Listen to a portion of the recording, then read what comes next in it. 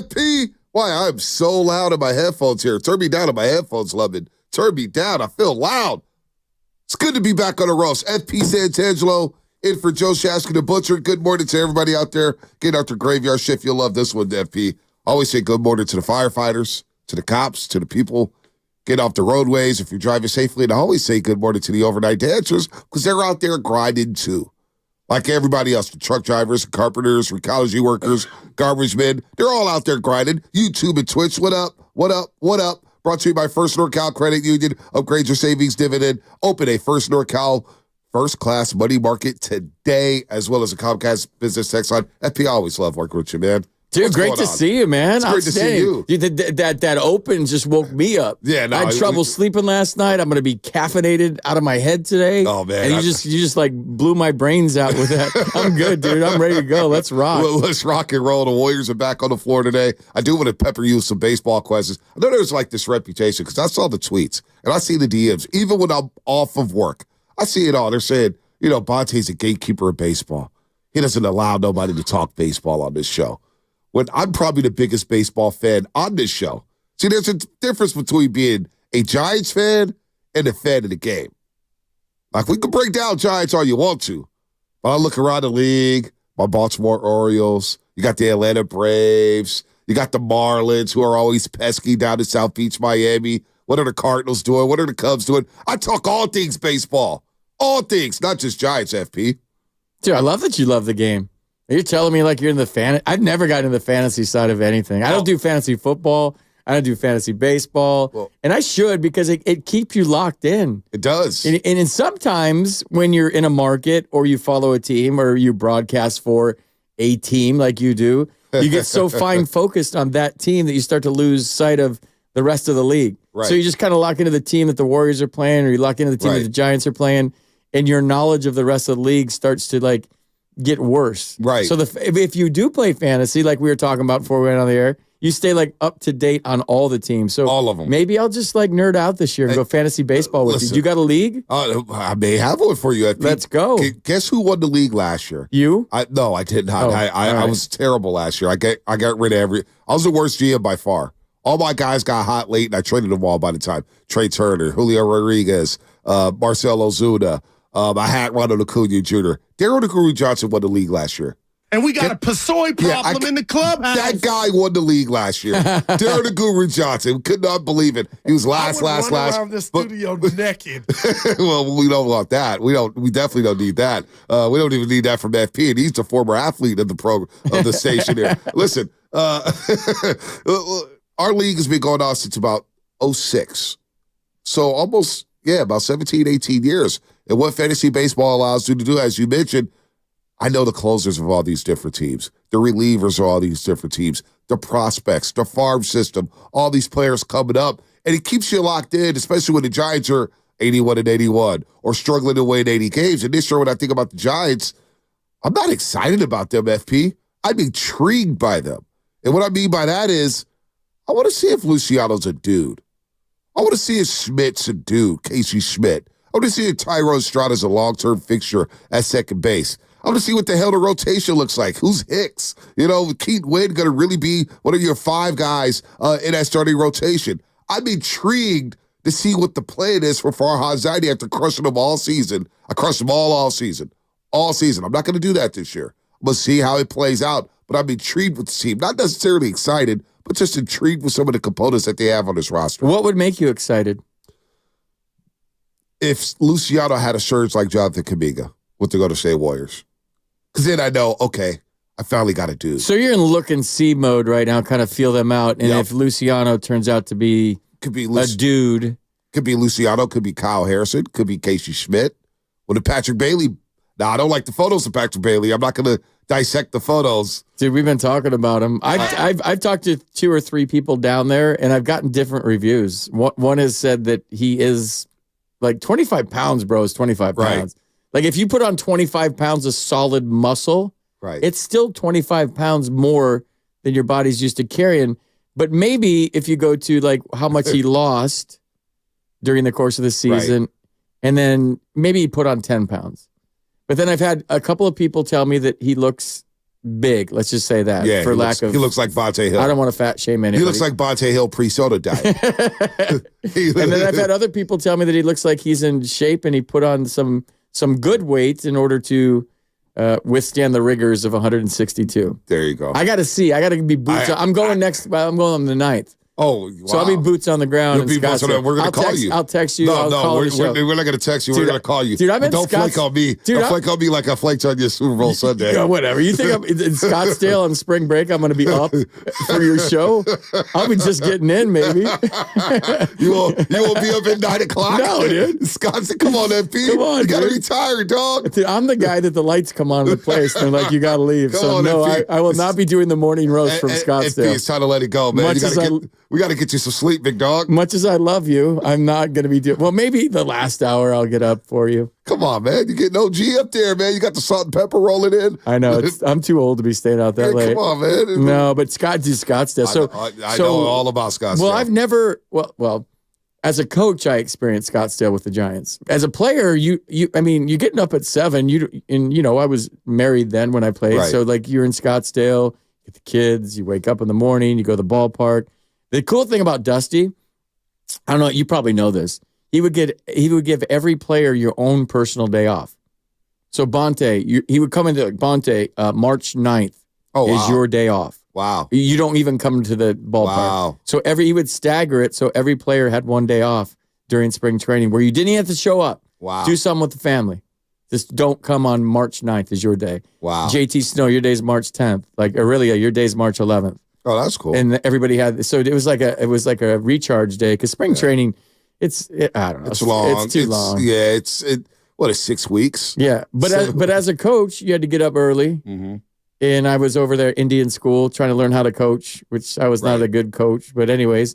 Which is why you're here. But as a and even as a broadcaster, last year was the first time I've been to Scottsdale since like 2005. So it has changed a lot. Well, I say for the single guy, so it's single girls too. Yeah, I'm not going to discriminate. But then I'm trying to learn play-by-play, so I couldn't stay out late either. Yeah. This year's I'm doing color, no more play-by-play. So you're going to be chilling. So that's my your wheelhouse. Sweet spot. That's your wheelhouse. So I might be. I could do. You might be out on a little bit, then analyze the swings. I can. I can analyze stuff hungover, so we're good. I might have some fun in Scottsdale this year. Oh man, I'm kind of jealous here. Love it. Aren't you kind of jealous? We shouldn't like it. Hey, Vanessa Pete's Coffee, why don't you sponsor us to get down to Scottsdale? I can use another vacation because Vegas wasn't good to us. Vegas was not good to us at all. Why? Oh, the Super Bowl loss. We hear about the stories that have come out since then. Yeah, the stories that's coming about our hotel, the bed bugs outbreak. Wait, what? No, there was a bed bug outbreak in 4 casinos in Vegas during like the Super Bowl weekend, and we were in the Excalibur, and the Excalibur was one of the 4 lucky hotels to have this outbreak. And you guys didn't have any bites or anything? I don't have anything itching. I don't even know what bed bugs I think we got away unscathed, but I always thought it was a myth. It's kind of a good excuse. No, honey, there was bed bugs. That's what that is. Yeah, bed bugs. See, you're saying some things. Look, it's right on the internet. And it's sleep right now. And you're asleep. That's FP talking, not me. All right, that's FP. Stop talking, FP. It's bed bugs, dear. FP, I want to go. Hey, listen, I want to go out and get a drink with you, FP. You're ruining it for me. You're not going to have my permission to sign, man, with the way you're talking right now. Google it. Look, it's on the intro web. Bed bugs, right? So you lose the Super Bowl, bed bugs, Las Vegas at the Excalibur. Somebody made that up just so they could have some. No, there's more articles. And it threw the media, on the media, the Excalibur. Listen.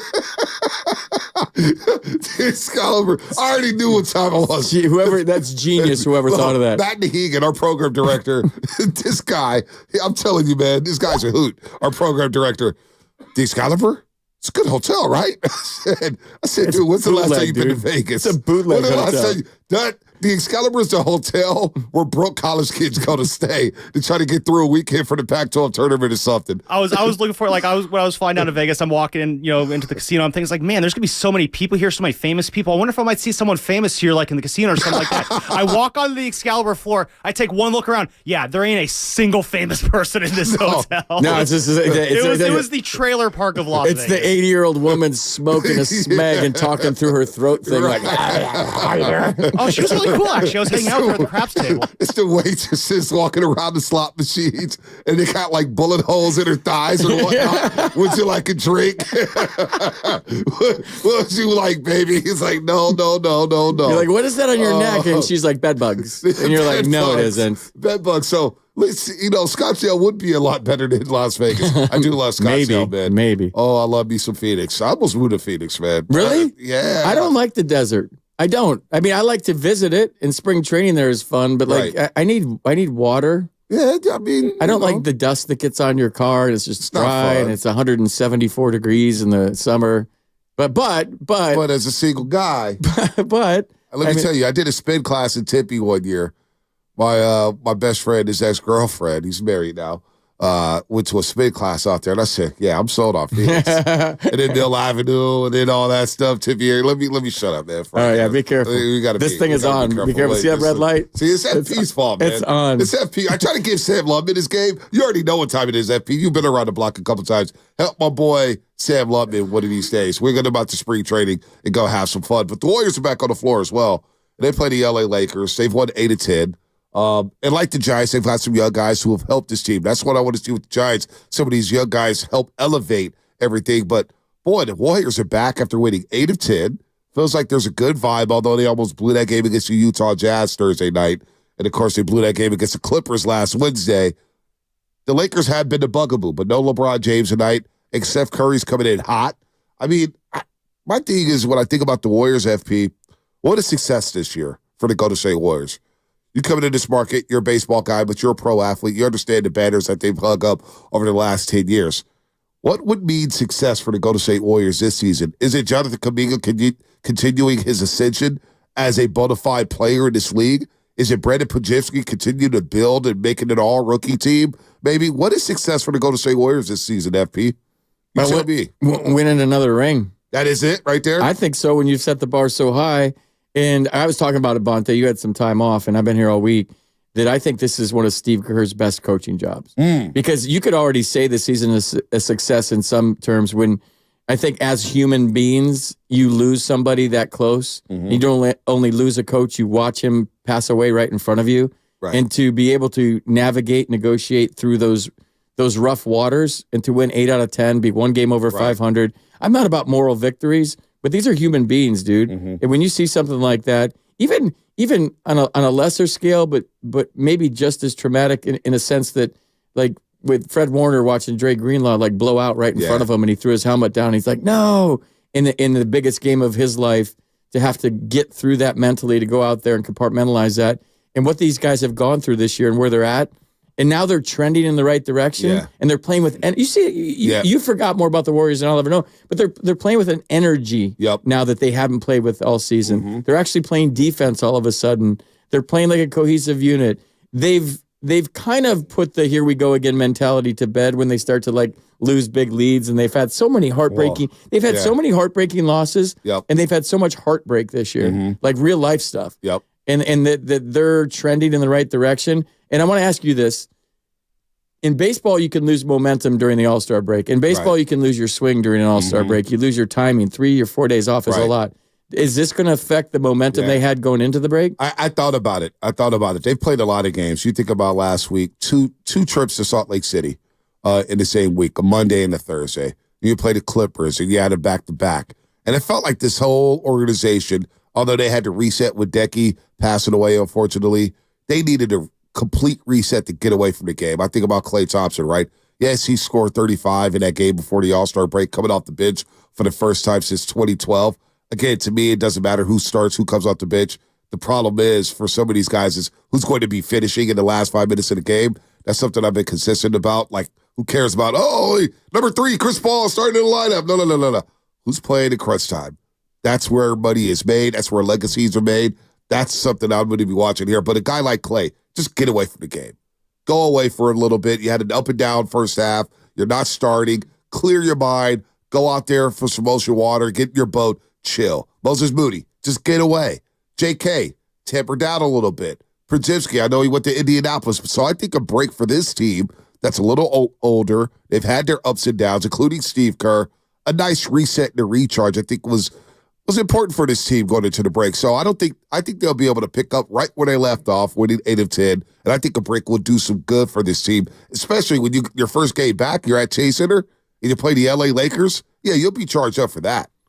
Is that what you guys are talking about tonight on the pregame show? Did you go over that during the day? Do you already know? About 10 o'clock. I'd watch. I looked at the rundown already. I would watch that segment, dude. Yeah. I want to see what you have to say about that. Well, you just said it, and the guys. Oh yeah, I want to know because the All-Star break, it can be used to recharge, but it also, I don't know, it's a long time off. It is a long time off, but they had the extra game on Thursday.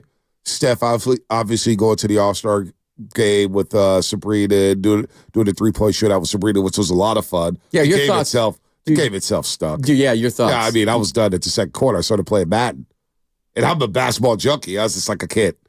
This is a little much. Why? I just can't do non-competitive sports for my pro athletes. Dude, especially growing up, the All-Star game meant something. Like baseball, I still think has the best All-Star game.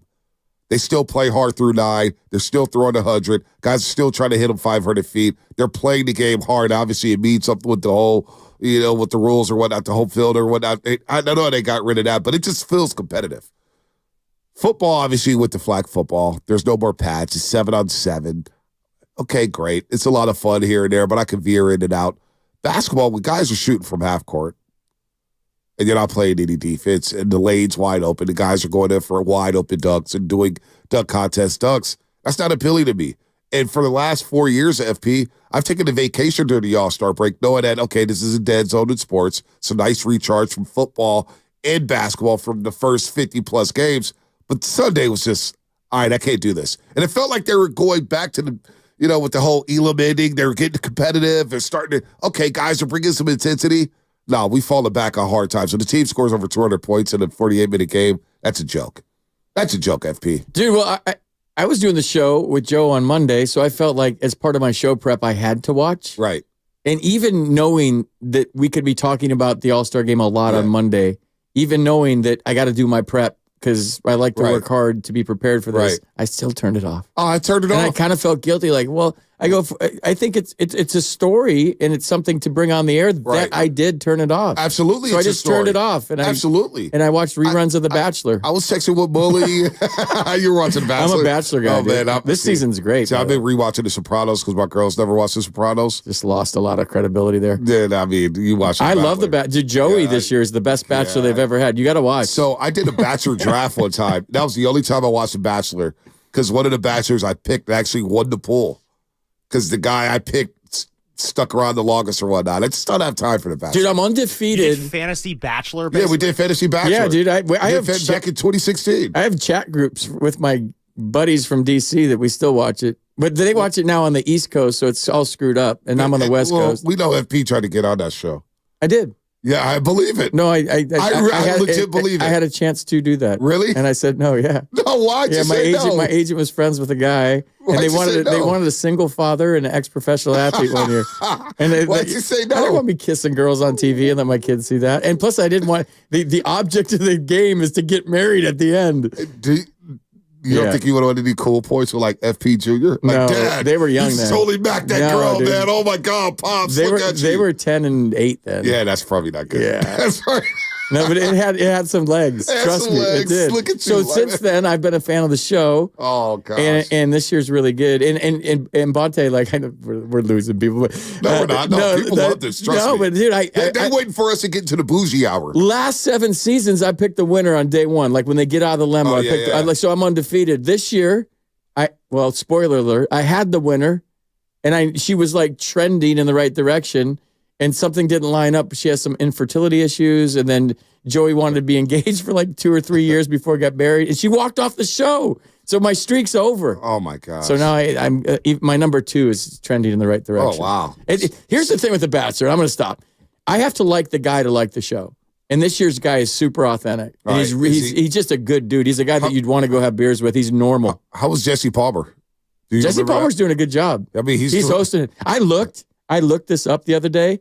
The host of The Bachelor, $2.6 million a year for coming out and saying, "There's one rose left." So that's Jesse Palmer. Good luck. And then he walks off. I'm like, $2.6 million. So Jesse Palmer's getting $2.6 million. $2.6 million. And he's doing the college football games. For another $2.6 million. Yeah, Jesse Palmer's raking in dough. I mean, same as you make, Ponte. Say you can relate. No, that's how much you make. 2.6. 2.6 over he's there. He's making 2.6 minus a 2.3 for me. Maybe even 2.5. I mean, come on, man. Come on, I don't even have a parking spot here at 95.7. He walks out and says, "The final rose. Good luck." And he walks away. 2.6. Come on, man. 2.6. Yeah. Anyways. Come on. Enough Bachelor talk. Yeah, let's not pocket watch it. Yeah. Let's not pocket watch it. We will get to the bougie hour because FP and I do have some similar tastes. And let me tell you, they got a Louis Vuitton hotel getting built out in Paris. Oh, man. Oh, man. That's 2.6 a night to stay there. 2.6 a night, yeah. I probably won't be staying there. All right, more coming up. We got Anthony Slater coming up at 8 o'clock. We'll get into some dubs here. 888-957-9570. What does success mean for the 2024 Golden State Warriors? Is it a first-round playoff exit? Is it a second-round playoff exit? Is it a conference finals berth?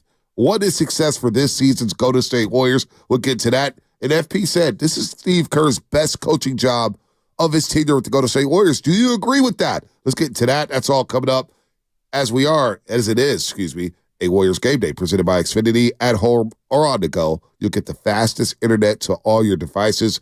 And what's coming up in the game brought to you by Fremont Bank, full service banking, no compromises. Your phone calls. Steve Kerr's best coaching job, 888-957-9570. We'll dive into it here on The Roast.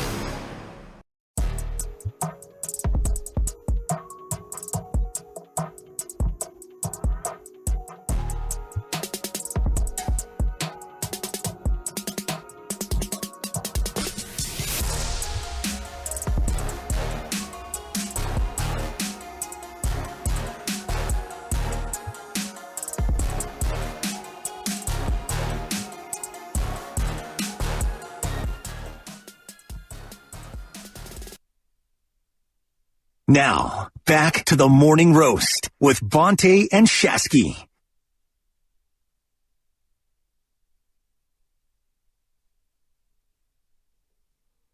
All right. I see I came back here and people were still complaining about the break music. Don't worry. I got people sending me instrumental beats.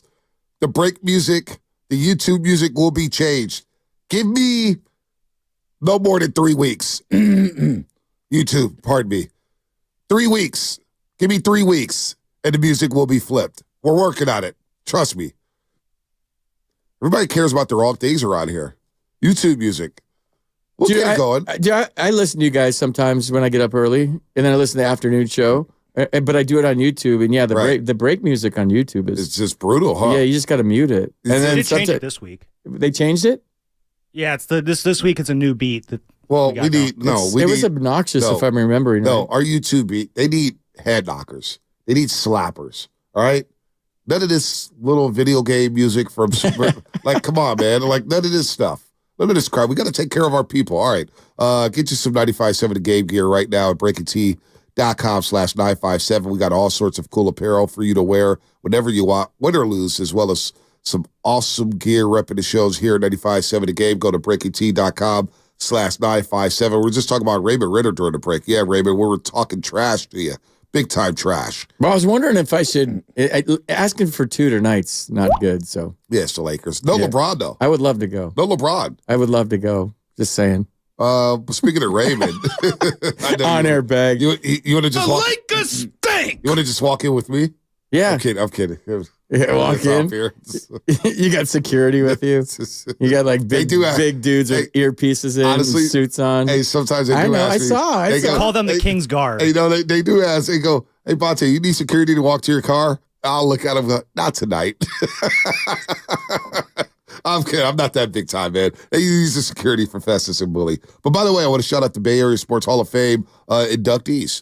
I'm part of the board at the Bay Area Sports Hall of Fame. And this year, Brian Sabian finally gets his due. Sabian is getting into the Bay Area Sports Hall of Fame. John Taylor as well. It's a really good class. Patrick Marlowe from the San Jose Sharks. Chris Wondolowski, and, of course, Ginny Thompson. Join us May 6th for the 2024 Bay Area Sports Hall of Fame Enshrinement Dinner. John Taylor, Brian Sabian, two of my favorites there. And Patty Marlowe as well. Well, I texted Sabes to come on the show, and he's on the East Coast, so he said he would get back to me, and that was yesterday. I still haven't heard. But he is my guy, dude. Yeah, I love Sabes. I owe Brian Sabian so much because as a free agent who had knee surgery with the Expos, right, he loved the way I played. So the story goes, and Ned Colletti will tell you this way better than I will, that he and Ned, that the Candlestick Park was city-owned, and it was a weekend, and it was the off-season. They were locked out. They hopped a fence to get in to call my parents' house. Back when you had a phone book and no cell phones. This was in 1998. Oh, that's pretty cool. And I was out working out or something or rehabbing my knee surgery, and I came home and my dad was like, Brian Sabian from the Giants called? I'm like, wait, what? So yeah, Sabes is awesome. Like, he's old school Godfather Mafia-like GM that you respected. And Bonta, I was hitting like 150 in April. We were in Montreal. I'll never forget this. It turned my whole season around. He walked up to me and he goes, "You okay?" I said, "Yes, Sabes, I'm fine." He goes, "We don't make mistakes." And he walked away. Meaning they know I'm good. Right. They don't sign people that suck. And he goes, "We don't make mistakes." Wow. And he turned around, walked away, and I just was like, that gave me all the confidence in the world that I'm hitting 150. Wow. And so I did Sabes, when I first got into broadcasting, I don't know if you remember, there was this like play ball luncheon. Yeah. Play ball luncheon. Something every like year. that, yeah. Yep. He stood up there as the keynote speaker, and he goes, "My boy FP Santangelo, he's just starting out in the business. Somebody hire this kid. He's a hard worker. Wow. And he's going to be great at broadcasting." Wow. In front of everybody. Wow. So like Sabes is my guy, dude. Yeah. And I will, yeah. I owe him so much for my career. It's funny, Sabes, I don't know him as well as you do, obviously, but one of my lowest points in radio, I remember I'll go to the gym afterwards. It's not today? It's not Working today. with me? No, sorry, right. Trust me. Wait till Shasky gets back. No, I'm kidding.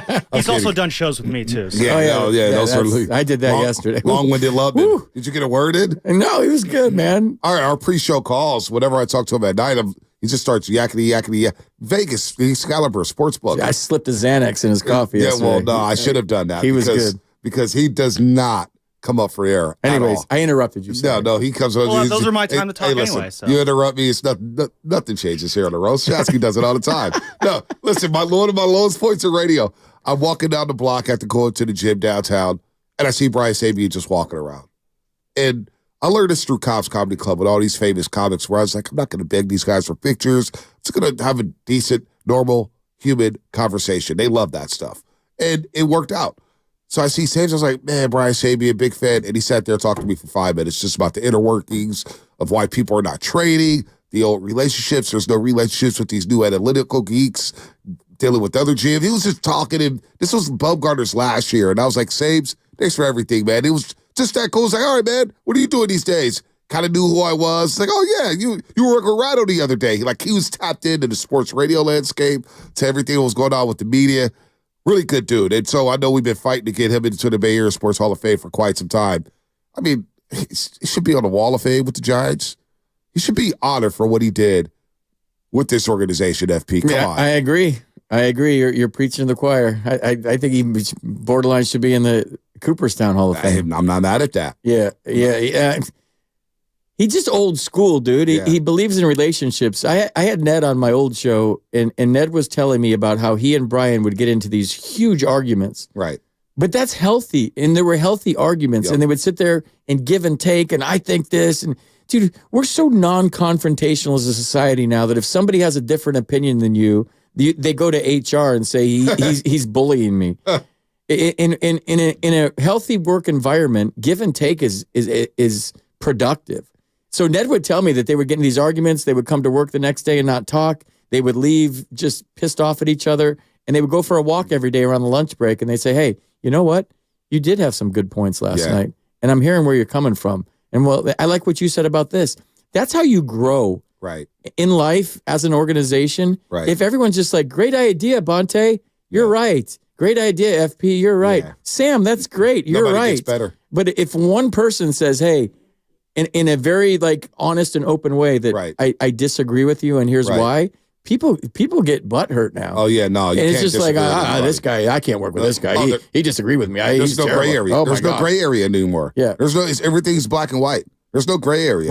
We're way overly sensitive as a society about anything that isn't absolutely, you're the greatest, you're the best, I love you. Or you're trash. Or you're trash. Well, if you say that, then you're gone. Right. You can't say that. I mean, it's just, I'm with you there. It is a little different into today's society with everything there. We got 2 minutes here. That's a short segment, dude. It is a very short segment. Let's just go. Lubman went ponytail on me.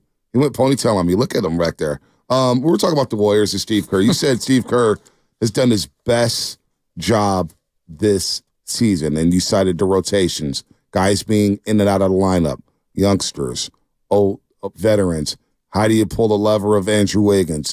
Do you bring Clay off the bench? Now they're 27 and 26, and it feels like they found something. But I would push back on this being Steve Kerr's best job because I do feel like he's kind of shot himself in the foot at times. Think about this. Jonathan Kuminga has been averaging over 20 basically the last 15 games. He's become a star, right? Draymond Green's out here chirping, saying he's the bona fide number 2 option on our basketball team. We need a bucket. We go to JK to get to the free throw line. He can play bully ball or whatnot. Why did it take Steve Kerr so long to discover Jonathan Kuminga? Think about that.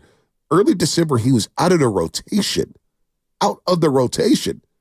Now fast forward to mid-February, we're like, wait, that kid was out of the rotation? What's going on there, Steve? Why weren't you playing him? So I understand where you're coming from with all the different variables and what he's had to deal with, but I also think Steve Kerr has done it to himself at times, not having to feel for a game like you put out the Sacramento game. Moses Moody's cooking 4 threes in the fourth quarter. You pull him with 4:26 left, and then later, a couple days later, you say, you know what? I made a mistake. Bonte, unless you're in the building, unless you're in the room, unless you know what's going on behind the scenes, which I'm sure you're privy to some things that most of us aren't, unless you're seeing how he acts in the locker room, what time he gets there, is he an early guy, is he a late guy, is he on the table all the time, is he bitching and moaning behind the scenes, is he a cancer behind, like you don't know what's going, there's so many variables other than what we see at 7 o'clock at game time. Is this guy a tremendous talent? Yeah, but Steve Kerr has been around. He has 9 rings. He knows what it takes to win. So I have faith in this guy that if he's not playing a guy, it's because of something I don't know about. Right. There's something going on behind the scenes that I don't know about. Right. It's not just the player we see at 7:00. Right. There's guy. I've been part of trades with GMs, and they're like, I know why you traded him, because he's soft. I'm not saying Kuminga. Yeah. But there's things you don't know about players. The teammates hate him. He's an energy vampire. He's sucking the life out of the clubhouse. He's talking trash about all of his team. No. Yeah. I'm just saying, for example, there's so many things as fans that we don't know about that goes on behind the scenes. No doubt. That has to do with why guys play, why guys don't play, why guys are traded, why guys are signed to long-term deals, why guys aren't. There's just a lot of things behind the scenes. It is interesting, though, when he called out Steve Kerr. That article was about a month ago. Yeah, we did a whole show on that. Yeah, we did a whole show. And next thing you know, he hasn't looked back here. We'll continue this conversation here. 888-957-9570 as the Warriors hit the floor again tonight. That's all coming up. Brought to you by Fremont Bank, full-service banking, no compromises.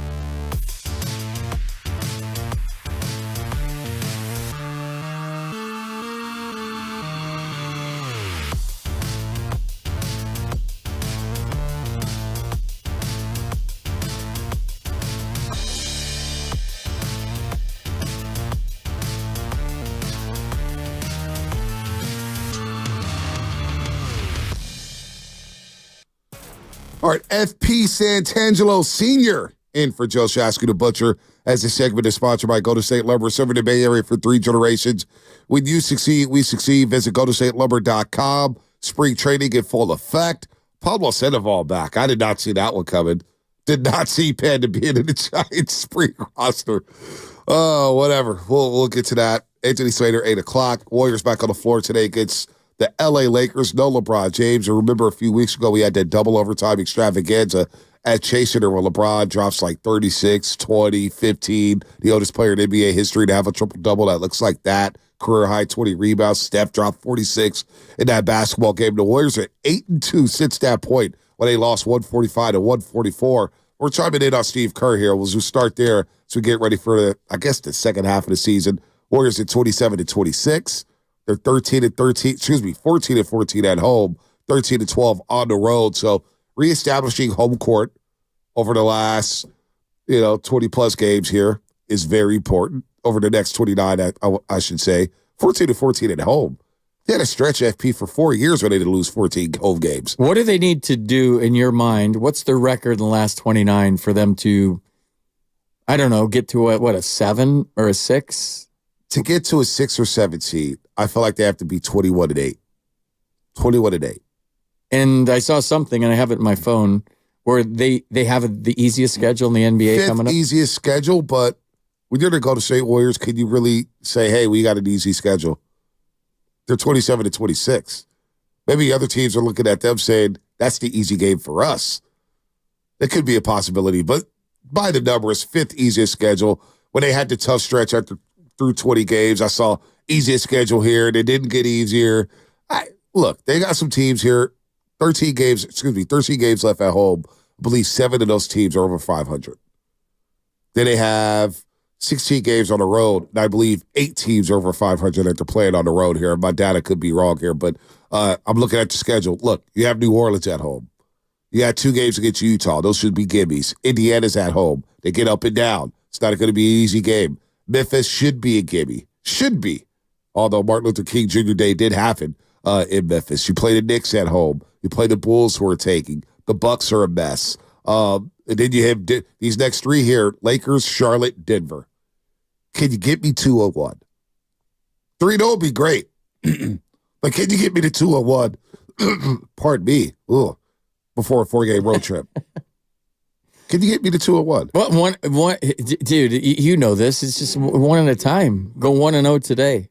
If you can focus as the Warriors probably are on just dude, there was times when I never knew the schedule. Right. I didn't know who we were playing next. I was on I'd be on a plane after a game. Day by day? And I would ask my teammates, where are we going? Really? Because I was so focused on, let's say, beating the Phillies. So you beat the Phillies. It's Sunday day game. Bus goes to the airport, tarmac. You get on the plane, and I'm sitting there just drained from, say, a doubleheader on a Sunday, right. And I'm just beat. And I'm like, where are we going? Where's this plane going? Right. Who are we playing next? And they're like, you serious? I'm like, yeah.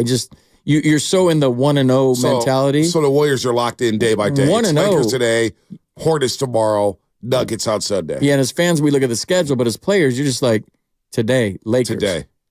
Right. And I don't even know who we're playing tomorrow. Right. And I don't know. For some reason, that worked for me. And I think if you are in the present, that's kind of how you think. If you're the kind of guy that goes, well, we got this here, and then we're there. Some guys do that. But if you're the Warriors at 27-26, you can't do that, right? It's Lakers. Game 7 tonight against the Lakers. And then who they playing after that? Charlotte. Game 7 Big against Marla Bread. Game 7 against Charlotte. You got 29 playoff games. And if they keep this momentum going in the right direction, and you're balling out like they are right now, the energy, the effort, the defense. Defense is all about effort. I'm sure. Right. I'm sure Festus and Mully say that all the time. It's an attitude, right? Yep, no doubt. So it's an attitude, it's an effort, and they keep doing this, and they give you that. And we see watching J.K. become an all-star right in front of our eyes. Pajemski doing his thing as a starter now with his swagger. I love this kid, by the way. Yeah, he's got swag. Yeah, and then Steph, and it all isn't on Steph, and Wiggins keeps trending in the right direction. Like, there's a chance here. There's a chance here that, okay, I don't know about Denver, but there's a chance here that they could do some damage in the playoffs. You see Steph, his last 12 games. I don't think this gets talked about enough. He's made 8 or more threes. Yeah.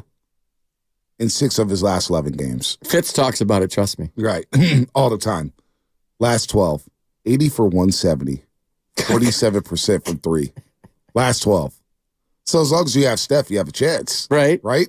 But I don't like when Steph's at the top of the key, dribbling around, they're setting picks, and he's coming off picks, and he's just like forcing them. I like when there's ball movement, and then he's working Get to the 30 away assists. from the ball, and he does the curl, and boom, and it's all in one motion like he's turning a double play. When I put Podziemski being in the starting lineup, having that extra ball handler, creating for others, Kuminga, I don't know where it came from, this narrative that he had a low IQ. Kuminga could pass.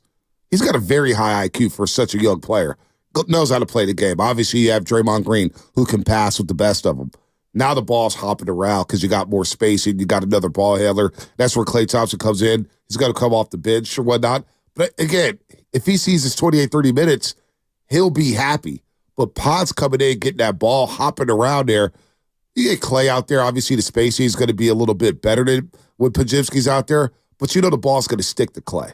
It's not going to move around as much as, say, with Podziemski, where he's coming around the court. And so now you got the ball movement. And Steph Curry, everybody who wants Steph Curry to play on the ball, his biggest skill, his most threatening skill is playing off the ball. Relocating off threes. Just watch the Clipper game. Yeah. He got like 4 relocation threes alone off of offensive rebounds. So that's where Pods comes in. And so when Curry's moving around like that, again, 80 for 170 in his last 12 games from three. So now when you have Steph, he's one of the most deadly players in this league. You think a team like Oklahoma City is really thrilled to potentially see the Warriors in a 7-game series? No. Or Minnesota. Or Minnesota with no playoff experience? Did you got 20-year-old legs in Pods and 21-year-old legs in JK? Yep. Like you needed that athleticism. Right. That's where the Giants come in. I look at the baseball team and said, can I get some athletic dudes, some guys who are explosive on the base pass, who have electricity? That's why I'm intrigued with Luciano. Can I finally see it? Now, I may be disappointed. He may not be nothing, but I at least want to see it. Do I want to be entertained? That's where JK comes in, right? It's the entertainment industry, whether it's the NBA, whether it's the NFL, whether it's Major League Baseball. And if I'm being honest, and I have to be honest because my credibility is at stake, the Giants the last 2 years were not entertaining. No, not even close. And it's not a knock on the guys in the uniform. It's a knock on the brand of baseball that they were trying to play because they won 107 games and thought they had the cheat codes. Now all of a sudden you think you got the cheat codes and what worked one year doesn't work the next year and you're forcing it maybe because of you don't have the personnel you thought you had, maybe because of injury. But like when I watch the Warriors win or lose, especially in the second half. The first half in the NBA, come on. Yeah. I mean, whatever. Yeah. Second half, like I'm entertained. Like I can't wait to see what Steph's going to do. Right. I'm like man crush on Pods. AirPods. Like I love him. AirPods. Like, AirPods, dude. Like that's what it is. AirPods. AirPods. Even though he doesn't get above the rim. That's his nickname, right? That's his nickname. AirPods. We go B-Pods, and AirPods. then watching Jonathan Kuminga develop in front. Like so, there's storylines and it's entertainment. Right. It's like, watching Real Housewives when they fight. Like, whatever. It's entertainment. And the Giants haven't had that the last 2 years. And everyone wants star power. I just want to see a brand of baseball. I'm backing you up here. I want to see these kids fly around with their hair on fire. Right. I want to see an effort. I want to see my players get 5 at-bats. I don't want to see them get 2 and get pinch hit. Oh, my gosh. That drives me crazy. It drives me nuts. It drives me insane. So, yeah, I mean, we have 2 very entertaining teams in the Bay Area. Yep. 2 teams that when I turn on the game, whether it's the Niners or the Warriors, I love it. I'm locked in. And I'm hoping that the team on the corner at 3rd and King with maybe a little bit of a new approach this year with Bob Melvin gets us to that where we can't wait to get to the ballpark. We can't wait to watch whomever. Well, think about what you just said about the Giants. You could say a lot of Warrior fans felt like that for the first 6 to 8 weeks of this season. Yeah. Because we didn't see a lot of Pods. No. We didn't see a lot of Trace Jackson Davis. We didn't see a lot of Jonathan Kuminga. Now, and Steph is always going to be entertaining. Steph is box office. But with some of the things happening outside the floor, Draymond Green, Klay Thompson going through his mini slumps, Andrew Wiggins couldn't find him on the milk carton the first 2 months of the season, maybe even 3 months. Now, all of a sudden, you insert Jonathan Kuminga. And he's on one of our highlights. We got this flying above the rim presented by Oakland International Airport on the postgame show. Kuminga's always in the highlight because he's always dunking on somebody. So we're like, wow, look at Kuminga. He's going to the rack. Athleticism, explosion. Haven't had that in a few years. Did you get AirPods doing what he's doing? Trace Jackson Davis doing what he's doing. If I could just get something like that from, like last year, Yankee Stadium. You opened up the season with the Giants. Yankee Stadium, the monuments, pinstripes, the cathedral in the Bronx, right? And Casey Schmidt is the best player in spring training, and you don't allow him to suit up day one at Yankee Stadium as a rookie, you take that moment away from him. Like, to me, that was just like, wow, you lost on the, okay, Logan Webb against Aaron Judge, great, that's good for a couple at-bats. But what else? What else? You robbed me of that moment. Now with the Warriors, you're not getting robbed of the moments and not seeing Jonathan Kuminga. Now, maybe the Draymond Green suspension was a blessing in disguise. We don't want to say that. But if that doesn't happen, we may not see JK. Now all of a sudden you got intrigue and entertainment. Can I get that with the Giants once? I got intrigue. I need entertainment. And as you just mentioned, you got that with the Niners, and you have that with the Golden State Warriors. When you talk about the first 6 or 8 weeks of the season for the Warriors, is there like a belief, maybe on air or off the air with Mully and Festus, that you can become too corporate and businesslike when you've won 4 rings, and maybe you get less than motivated for a Tuesday night game against New Orleans? Maybe not. And you're not going through the motions because you're a professional and you have a reputation and a competitive edge to you. But I feel like teams that have won rings and teams that have been to the top of the mountain, and Bonte, when you have all the money and you have a beautiful family and a beautiful house and you have 4 rings and you have the contract and you have generational wealth, like, where do you dig down deep for daily motivation? I guess it's professional pride, right? It's professional pride. With Steph.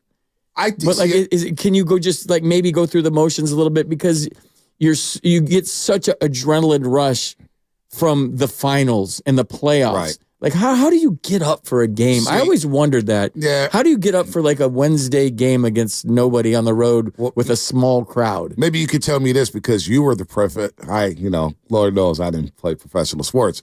I want to get to you about that in just a second, because I think the Warriors had built-in motivation. Getting smoked in 6 games by the LA Lakers last year. I think they did get up for games this year. They got off to a great start. What are they, 6-2? They're starting. They won 5 road games. You're thinking, oh boy, they fixed the road woes. They're going to win at home. They could get up for these games, but I think the lack of athleticism from your veterans, that was really on display with some of these teams early on. Even the Detroit Pistons, the Warriors are struggling with the Pistons at home and on the road. Why? Because of the athleticism advantage other teams have over the Warriors. Steph is not the same athlete he was, say, 5 years ago. Still a damn good one at 35, right? But he's not the same. He didn't lose a step, but there's that certain oomph to get by your defender at times. Steph Curry struggles with that. We know Klay Thompson has lost a step.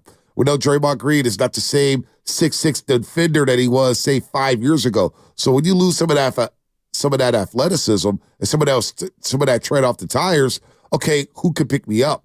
Well, that's where the youngsters come in with Kuminga, the Moody's, the Pods, the Trace Jackson Davises. Is for the first 2 months of the season, you didn't have that because they weren't playing much. So you were relying on the old guys in the regular season to try to get you over the hump. And I saw a team that played with a lot of effort and a lot of spirit.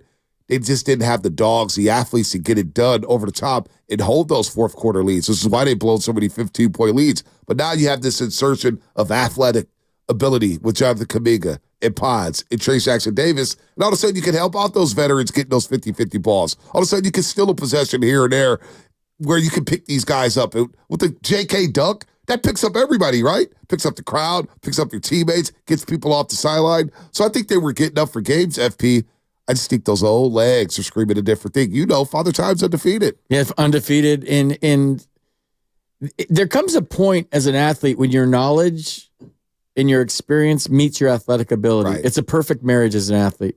Like when you're young and you're 20 years old, you don't know the league as well, but you have all the talent. Mm-hmm. And there comes a time, 25, 26, when all of a sudden you're peaking with your knowledge of the league and your athleticism come together. Right. And that's when you're at your peak, right? And then on the other side of that, you rely on your experience. Right. Because mentals. Dude, I stepped out of the batter's box a couple of times. I'm like, this guy's throwing cheese. Like, oh my God, I got to gear up. I look at the scoreboard, it's 93. And the game's speeding up. Right. When you get there as a kid, the game's going fast. Right. And it's just like, oh, the game sped up on me. You hear these quotes all the time. And you work so hard through breathing, experience, visualization, goal setting to where you can slow the game down. Slow it down. And then it starts to slow down and you slow the game down. Right. And now 98 looks like 91. Right. Because you have the experience. Then all of a sudden at the end, guess what? It goes back to when you were young as a kid. These 21-year-olds are flying right by me. Oh my God, that guy's fast. Look how high he jumped right there. He dunked all over me. I used to be that guy. And the game speeds up again. So how do you slow the game down again when it speeds up late in your career? Your knowledge. Your wisdom. Leverage, like whatever, your knowledge of the league, your knowledge of the coach, your knowledge of this player. You study more in the film because you can't rebound as fast as you could. Right. Like back-to-backs kill you. And travel kills you. Right. And like they travel like kings, right? Right. But it's still travel. It's still travel. It's still cabin pressure. Yep. It's still getting in at 2 a.m. Yep. It's still travel. So you find ways to combat this. And as soon as the R word gets in your head, as soon as the R word starts bouncing around in your brain. What's that R word? Retirement. Ooh. You're done, dude. Ooh. You're done. I knew when I came in the clubhouse and looked and my name was in the lineup and I was pissed. I used to be pissed when my name wasn't in the lineup. And I would pout in my locker for about 15 minutes and I'd go about my business. Like, I'm not playing today. I'm supposed to play today. What the hell's going on? Right. At the end with the A's, I would walk in. I'm like, oh, geez, I'm playing. And then to top that off, I would look at the clock during the game. Like, this game's taken forever. Right. I knew I was done. Wow. I started to think about retirement. I started thinking about retirement before I retired. So once those doubts start to creep in your head, you got to fight that, man. Well, see, I don't think that's happened with these Warriors teams. Not with Clay? Not you don't with think Clay? with Clay? He's so deep, dude. Nah, because I think Clay, there's a report that Orlando, which my roasters will know, when I brought up Orlando earlier in the year, as teams that will look for shooting in a league that values shooting at an all-time high, there will be suitors for Klay Thompson, especially if he does what he did last Thursday, which is drop 35 off the bench. I do think maybe at times he's like, look, I got a little left, but that come to Jesus moment to where you're not a starter no more, or where you're not the best two-guard in the league.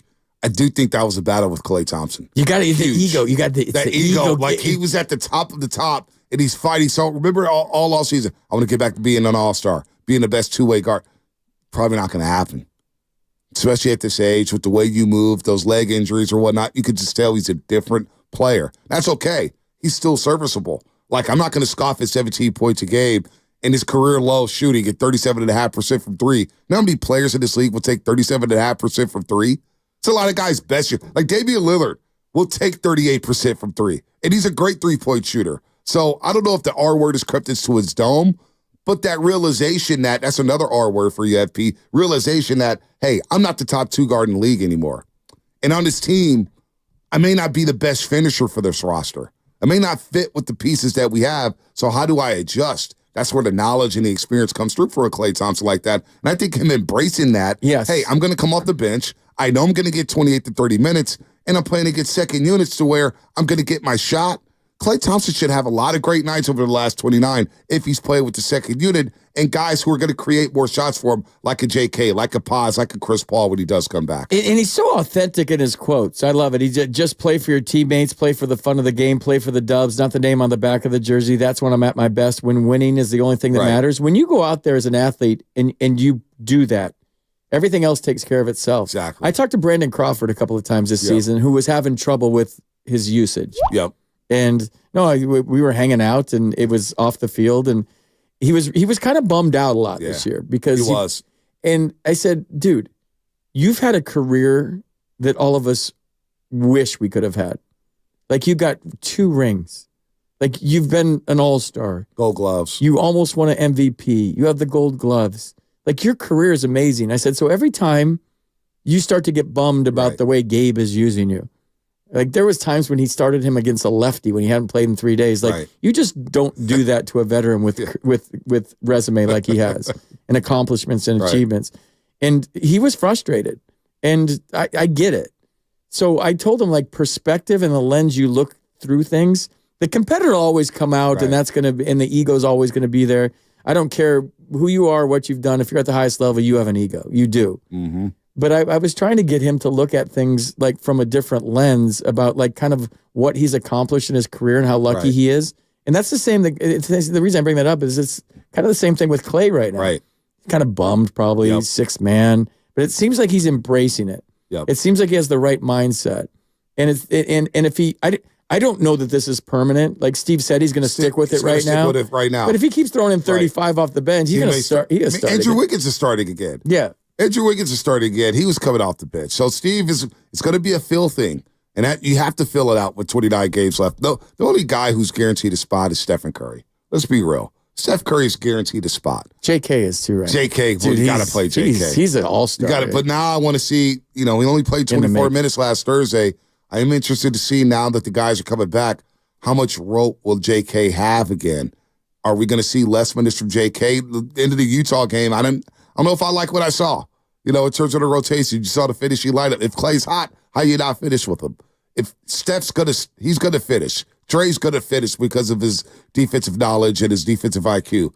Andrew Wiggins, it's going to be up in the air, right? It's going to be intriguing to see how this plays out. We're going to see it tonight against the LA Lakers. A lot about Klay Thompson. I know Bobby Marks, Joey Willard, or Dibs. We'll get to that. We got a lot going on, man. Who says slow? Sports is never slow, Lubman.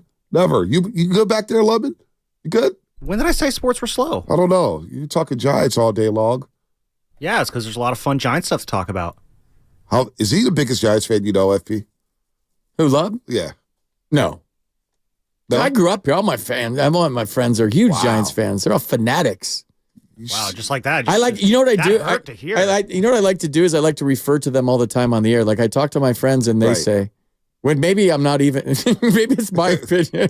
No, but all my friends are Giants fans. And everybody I talk to around town, everybody I talk to loves this team and they wanted to get back to the days when like they can fall in love with their players. Yeah, again. They want to wrap their arms around somebody, embrace somebody. Whether it's Casey Schmidt, whether it's Luciano.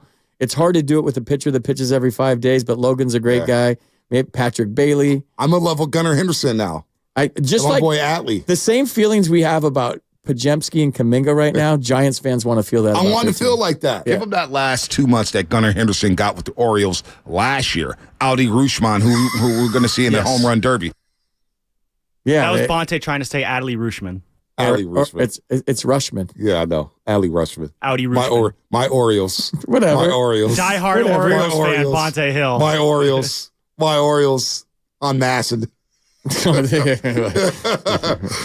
let me not go there. By the way, I don't even know if I read the legal, but you are listening to 95.7 The Game, KGMZ FM, and AZ1 San Francisco, always live on the free Odyssey app. Brought to you by First NorCal Credit Union. Upgrade your savings dividend. Open a First NorCal first class money market today. What's coming up in the game? Brought to you by Fremont Bank, full service banking, no compromises. Dub Nation, where you at? 888-957-9570. What do you want to see out the Dubs? The last 29 games of the season. We got some Joe Lacob sound. We got Bobby Marks sound. We got Anthony Slater coming up at 8 o'clock. We got the great FP in the building. I want to get some perspective on him, what he just said. Getting up for a Tuesday game as a veteran. How hard is that? How hard is it to be a pro, get up for a random Wednesday game, say in Sacramento? Oh, you're making $40 million a year. You can't get up for a game. What are you doing?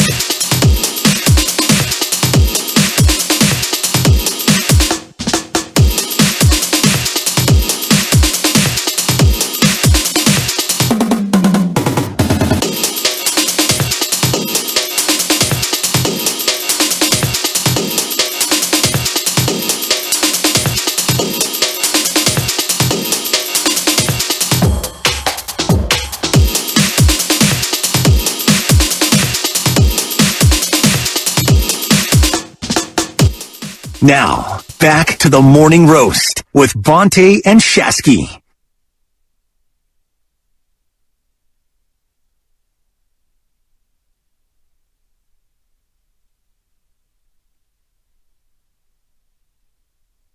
Yay! Here we go. All right, we're back. We're back. FP in for Shasky. It's good to have FP in. He's a pro. He's a pro's pro. Don't forget to download the free Odyssey app and listen to 95.7 The Game wherever you go. You can catch every Warriors game live on the app, along with all the music and news the Bay Area needs. Catch amazing interviews you missed, too, like Bobby Marks when he joined Willard and Dibs yesterday. We'll play some of the sound in just a second from Bobby Marks about the Warriors cap and what they're going to do in the future, Klay Thompson, all that good stuff. Plus Anthony Slater at 8 o'clock. We'll get to your calls in just a second. Sean in Oakley, hey, tight 888-957-9570 as we talk a little Dubs here. But FP, you mentioned how being a pro and how, as a fan, we sit back and some guys, $30 million a year. How can you not get up for a Wednesday night game against the Washington Wizards? Place you know very, very well. Now, we understand the Wizards are an organization that is, not buttoned up. We'll be nicer. Not a buttoned-up organization. But you mentioned how sometimes it may be tough for a player to maybe get up for a Tuesday night game. Take me through it. Well, I wouldn't know, Bonte, because I never won a championship. So my thing is if you've been to the top of the mountain, right, climbing back up there and getting motivated for a game that's not, say, the NBA Finals is hard. But nobody wants to hear that. Hey, this guy makes this. He should be able to. It's a thing called professional pride. Right. But sometimes you just get a little comfortable. So, sometimes you get comfortable where, you walk in the locker room, you've been doing it for so long, right. You're trying to find a place to go to get up for that game. Sometimes the 3 shots of espresso doesn't work, and you're just trying to figure out how do I mentally get myself fired up for this game. And then, if things aren't going your way and there's kind of a pall over the season, and I'm talking about before Coach Decky died. Right. I'm talking about here we go again mentality, another tough loss, and you can kind of see it happening again, and here we go again. And it's starting to be a self-fulfilling prophecy. Turning that momentum around and doing a 180 and what they're doing right now and all they've been through, sometimes you don't find moral victories at the highest level, but sometimes you admire athletes for being able to get through what these guys have gotten through. Right. So now that we're excited about a team, they could have folded up shop. They could have said, this just isn't our year. We've lost all these big leads. Mm-hmm. We've lost all these 1-point games. We've lost all these close ones. I said 1-point games. And you could just go the other way. And the fact that they've fought and scrapped and clawed and found a way to give that effort on a daily basis and get up for that game, that so-called game against the Wizards, and give us as fans an effort. I think when you talk about fans, what do you want from your team? We're really spoiled in this region that we have so many championships and so many parades. But if I'm a paying fan going to a game, I just want to see my team give it everything they have on a nightly basis. That guy's selling out. That guy's diving for a loose ball. That guy's taking a charge. That guy's playing with his hair on fire. That's what I want to see. I want to see you gave me my money's worth. Win or lose, you gave me my money's worth. And when I leave, I'm like, damn, they sure played hard tonight. Right. That team wants it. I wonder if Travis Irby and Sabo on YouTube feel like that. Because Sabo immediately, oh my God, dude, it's basketball. And Travis, I don't care about how you can get up for a game. People get up for work they don't feel like doing every day for way less money. I get all that, but we all have choices. We all have choices in life, right? Well, actually, some we don't. I get it. But think about it. You're playing a basketball game. You're a 10-year pro. And it's a random Wednesday night in Oklahoma City. And I don't care how much you're getting paid. The human element does come into play. It does. Man, I've won 3 rings already. I'm playing OKC. They've won 20 games. Now, this year, obviously, OKC is a lot better than they have been in years prior. But I get why a guy, you know what, man, maybe it's a stats game for me. Or maybe this game does nothing for me. Maybe I've already clinched an all-star berth. Maybe I've already clinched an all-NBA berth. Or maybe I can't play for those NBA berths or those all-individual teams or, accolades that I can get after the season. Okay, I'm not going to dog it, but maybe that 50-50 ball, I may not get to it. that would probably tick me off, but I understand why a guy who's deep into that's why it's special. That's why I say we got to embrace Stephen Curry. These guys don't come around too often. Think about Steph Curry. If he averages over 5 threes made per game, he'll break his record for most threes in a season. We watched him Saturday night against Sabrina. He still plays like he's that 10-year-old kid in the driveway.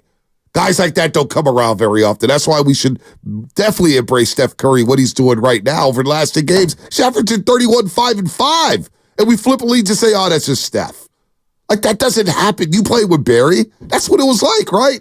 It's like, man, this guy's going to do something today that I didn't think was possible. That's what Steph Curry does every single night. Yeah, there's 2 things you can control, attitude and effort on a daily basis. There's so many things in sports or in life that you can't control, but you can control your attitude and effort every single day. And when you watch these guys play, like, yeah, you have a professional pride to get up. And you know what the best teams do, Bonte? They police themselves. Right. It's not Steve Kerr coming into the locker room and going like, you guys need to play harder.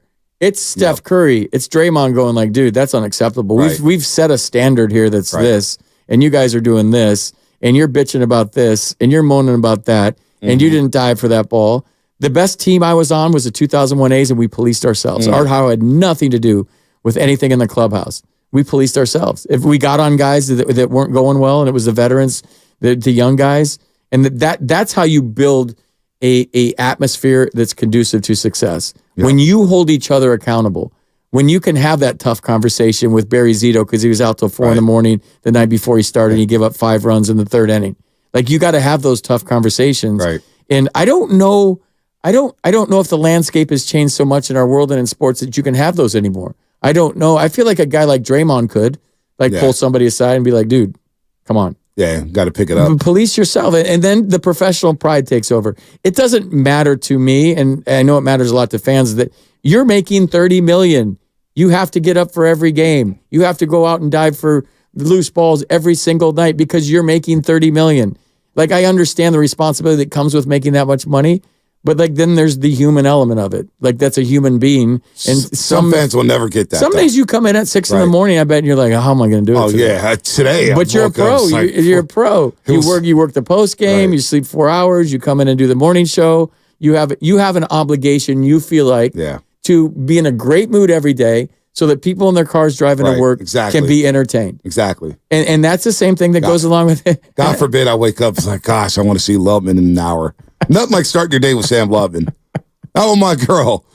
Oh, Sam Lubman. Waking up. Gosh, I got to go see Sam Lubman. Or when that phone rings at about 6:30 p.m. at night, gosh, Sam Lubman to talk about the show tomorrow. Right? We got a show tomorrow. But it's the high point of your day. Be real. Yeah. It's up there. You love talking to me. It's up there. You love listening to me talk. It's up there. But you march on. We march on. We just be a pro. We'll be a pro. You know why? We have to march on to get those Gucci's, FP. To wear those Gucci's. To wear those Dior's. Yeah, FP, come on, FP. You were. I wish you played in today's era when they're doing all the videos of players walking into the stadium with the outfits. And stuff do you know how much money I spent on suits for television when I first started?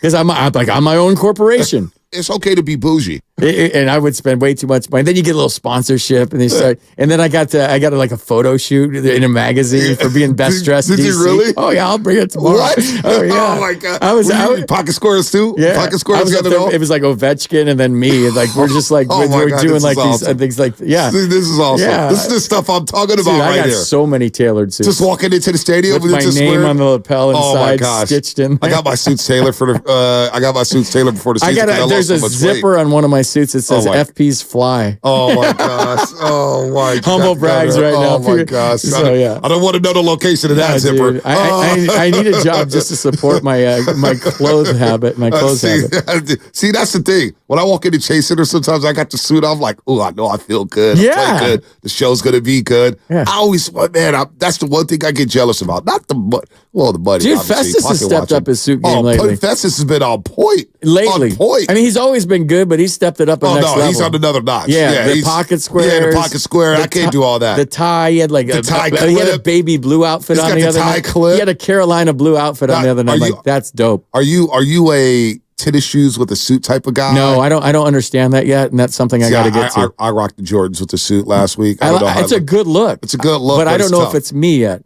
Yeah, I can see that. Yeah. I can see that. I like the nice shoes, the nice Italian shoes with the, I do with like the suit. I am looking for some. I am looking for some more Italian. suits. I'm not gonna lie, man. Look at this. To your point, to your point though, like we the last like 3 years in DC, we went to like golf shirts on air, and I just didn't feel as feel the same. big, dude. Like, Yeah. like when you come on and you got the makeup on, Right. and you got Now, the tie, and you got the knot just right, and you got the pocket square. See, I'm and not you're gonna just lie. feeling sexy about yourself on air. there is something And about there was wearing a a suit. swagger that I Yeah. lost when I started wearing golf shirts on TV. Fashionable. From a comfort level and the packing for a road trip, Yeah. that was great. You just fold up like 5 golf shirts instead of like doing the whole suit bag and the garment bag. Nah, see, when you get to bring out the pea coat and the suits, man, it's Yeah. like, I'm not gonna lie, you're not lying. When I put on that suit and that button up and I throw that tie on, I just feel different. You feel big. I feel different. Like you know, like when heart surgeons scrub up and they put in Right. and they walk through the door to do heart. They better walk through that door standing as tall. I want them driving a Porsche. See, I want them to come through the door. See, you're my type of guy. Like you FP. got to get big, dude. When you step in that batter's box, you got to Yeah. get big. When the camera, that red light goes on, you got to get You big. gotta get big. You got to get No, big. see, I dude. like this, You FP. see how I'm That's why doing I it like right talking here? to you, man. See, I like talking because you get it. You get it. You're cut from the same cloth as me. Yeah. You got to wear the right fits. When you don't wear that right fit, it's like taking a shower in the morning. I don't feel right if I don't take that shower in the morning. It throws me off. I didn't shower. It throws me off. You didn't? No. Well, that's not good. I can't get up at 5 o'clock. Come on, you can't take a quick shower, like 5 minutes, wake your game I up, took man. one last night. Oh, you must feel crappy And then I'm going right to work now. out after this, and then I'll take a shower. You must feel crappy. Nah, I feel all right. Feel all right? Yeah, you're my shower, Ponte. Oh, gosh. I don't know how that's. I don't know how I feel about that. I'm going to take a call. Let's go to Sean in Oakland. Save the show, please. Sean in Oakland, good morning, man. You're on the roast. What's happening, Sean? Where you at? Where you at? Good There we morning, go. fellas. Thanks for taking my call. Anytime, Sean. Okay, cool. Hey, so, overall, what I want to see is winning basketball. Now, there's some sub-chapters and some plots underneath that. Individually, I would say consistency. You never know what you're getting for this Dubs team from night to night. Yep. These guys got to come out and bring the same level of effort and energy every night. Mhm. 2, I'd say attention to detail. We've always had turnovers years after years, but the margin of error is a whole lot less. So Yep. with this veteran squad, folks have to make sure that they're buttoned up each and every night. And that comes with the veterans and that comes with the coaching staff. And then lastly, no more all these blown leads. I mean, they lead the league in 15 points or more with blown leads. And so to me, that's a subplot of coaching. That's a subplot of not being buttoned up. And so, if you got to team up by 15 in the fourth quarter, you got to close that No game doubt. out. And my bonus point, you talked about Steve Kerr earlier in the year. To me, he's had a subpar coaching year. I mean, anytime that you blow this many leads, you make decisions where, Moody's on a heater, you take him out, you lose that game. The 2 blown games at OKC, those are just travesties. You're up by 4, and then Draymond fouls with a 3-pointer with 2 seconds left. I mean, that's just ridiculous. And then lastly, I'll just say, when I called into this show about 3 months ago, the question was about what's untouchable, who's untouchable, and I said Steph and JK, and you guys said, JK's not untouchable. Hey, unless you get a top 5 pick player back, I think you'd agree now, JK's the real deal. You got to hold on to him. And for Steve Kerr to need a suspension to figure that out, that's on him. So that's all I got, fellas. All right, good call, Sean. A lot there to unpack there. All right, call Steve Kerr's job so far. I don't think it's Steve Kerr's best job. We disagree on that one, FP, because I do believe you got to have a feel for your team. It goes back to last year. You're playing Anthony Lamb and Ty Jerome. I want to see what Jonathan Kuminga has. He's my 7th overall pick, a lottery pick, who could be the bridge to the future. He could be here once Steph Curry rides off into the sunset, or Draymond Green or Klay Thompson, and you didn't get to see him last season. So that got taken away from him. Kind of like Casey Schmidt, Yankee Stadium, to start the season last year. You took that moment away from him, then he doesn't come up right away. JK, I thought, should have been playing in that Lakers series. Okay, he's making mistakes, and I get you want to win the series, but you got to let this kid play through the mistakes. That's how he learns. That's how he gets better, possession by possession, minute by minute. Now he's playing. And the fact that he wasn't playing and it was out of the rotation at one point this year, that's a knock on Steve Kerr. That's a knock on him. Now, he's figured it out, and he started him, and he hasn't looked back. Andrew Wiggins, I thought he dealt with him. Go ahead. What if I argue that Jonathan Kuminga has figured it out, and that's why he's playing? I do believe. What if I put it on? What if I put that on the player? I put it. He has figured it out. You know why? Patience. He's not settling for threes. He's not just jacking up threes. But that He's is making the right basketball play. Bonte, it's a chicken or egg thing. Chicken or egg. So that's why he's playing more. But also, he wasn't doing that early in the season. But then you could say, well, he wasn't given the opportunity. I don't think he was given the opportunity. But you earn your opportunity, you do, dude. But also nothing is given to you, and you can't develop and win at the same time. So when you have a franchise and an organization that's worth $7.7 billion, has won 4 rings, it's hard to let a kid play through mistakes, dude. I hear you. We're trying to win a championship. No, I hear it. This team got off to a rough start, though. And last year, they definitely were the championship team. And then you look at this year, I just thought J.K. played the first part of the season. I thought he played looking over his shoulder. Like, boy, if I make a mistake, Steve Kerr's going to pull me. Boy, if I make this pass, the wrong pass, he's going to pull me. And you can't play like that. Some of that's on the player, no doubt about that. Pajemski didn't play like that. He didn't play like that over early. His shoulder. He's like, I'm good enough. Right, I got this. I'm good enough. But then he was also out of the rotation for a minute. Now, he didn't sulk because it was his first year here. JK's been here for now 3 years, and he's thinking, boy, when am I going to get my shot? I watched Moses Moody get an opportunity. I watched James Wiseman get an opportunity. I'm watching Pajemski and TJD get opportunities. I'm in year number 3. When can I get my shine? When can I get my spot? And finally, I thought JK just stopped playing and thinking. He stopped thinking. I'm just going to play my game. I'm going to let it slow down. I'm going to be patient. But also, I think Steve Kerr is giving him that leniency to play and make mistakes, saying, I'm not going to pull you, JK. You're going to get your 30 minutes. Let's see what you do with those 30. I just thought at times Steve Kerr didn't allow him to make mistakes. No, and I understand what you're saying, but wouldn't you rather that from here on out that you have the formula that you feel comfortable in and confident in? No doubt. With this rotation, and no doubt. But it always felt like JK should have been part of the rotation. I'd rather them have it figured out now going down the stretch and keep playing like they are. No doubt. Than doing it now and still trying to be tinkering. Oh, no. Now that we figured it out, and it took a Draymond Green suspension. Let's not forget it took a suspension for JK to even start playing and start starting. And also, Steve Kerr, I think, on this team, and what you lack, athleticism, guys playing above the rim. Think about the free throw discrepancy. They're going to play the Lakers tonight. And the last time they played the Lakers were plus 27 on the free throw line in terms of made free throws. What does JK bring you? He brings you a guy who could get to the free throw line, who could at least slow the game down. Hey, I need a bucket. One of the big buckets in the game against Phoenix, midway through the third quarter, Phoenix is going on a run. They're looking to go ahead and blow past the Warriors. They're up 4. They're starting to streak. And JK just says, give me the ball. I'm going out to the rack. I'm getting this a bucket. I'm getting to the free throw line. They didn't have that. And so you get that element with JK, and it was like, it's right there for you, Steve. He gives you an element that you don't have because guys are in their mid-30s or getting a little older. They're less athletic. Even Chris Paul, as well as he played this year, he's still one of the slowest players in this league. JK gives you an opportunity, a player where you can get up and down the floor. Now you can run it. Now you can go above the rim. JK in the open court, FP, come on. He can't be stopped in the open court. No, I agree, and I've loved to watch his development over the last month and a half is like most people over 2 or 3 years, and it's happened quick. Why has it happened quick? You could make the argument that he's getting a chance to play, but I feel like there's things that have happened behind the scenes where they've had talks and discussions. No doubt. And like here, like you do you, like let's go. They've had to have talks with him, no doubt. Behind the scenes say, hey, JK, if you do this, you're going to play more, and this is your game. And I think that was more so the three-point line. JK, you don't need to shoot about 5 threes a game. One of the most impressive stats I've seen, FP, over the last 12 games is JK and Andrew Wiggins are combining to shoot just 6 threes a game. That's 6 threes between the both of them. What does that mean? They're both attacking the glass. They're both getting downhill. They're both getting easier buckets. And they're allowed the Splash Brothers and Pajemski to shoot the threes, but they're using that spacing that Steph, Clay, and Pajemski have provided.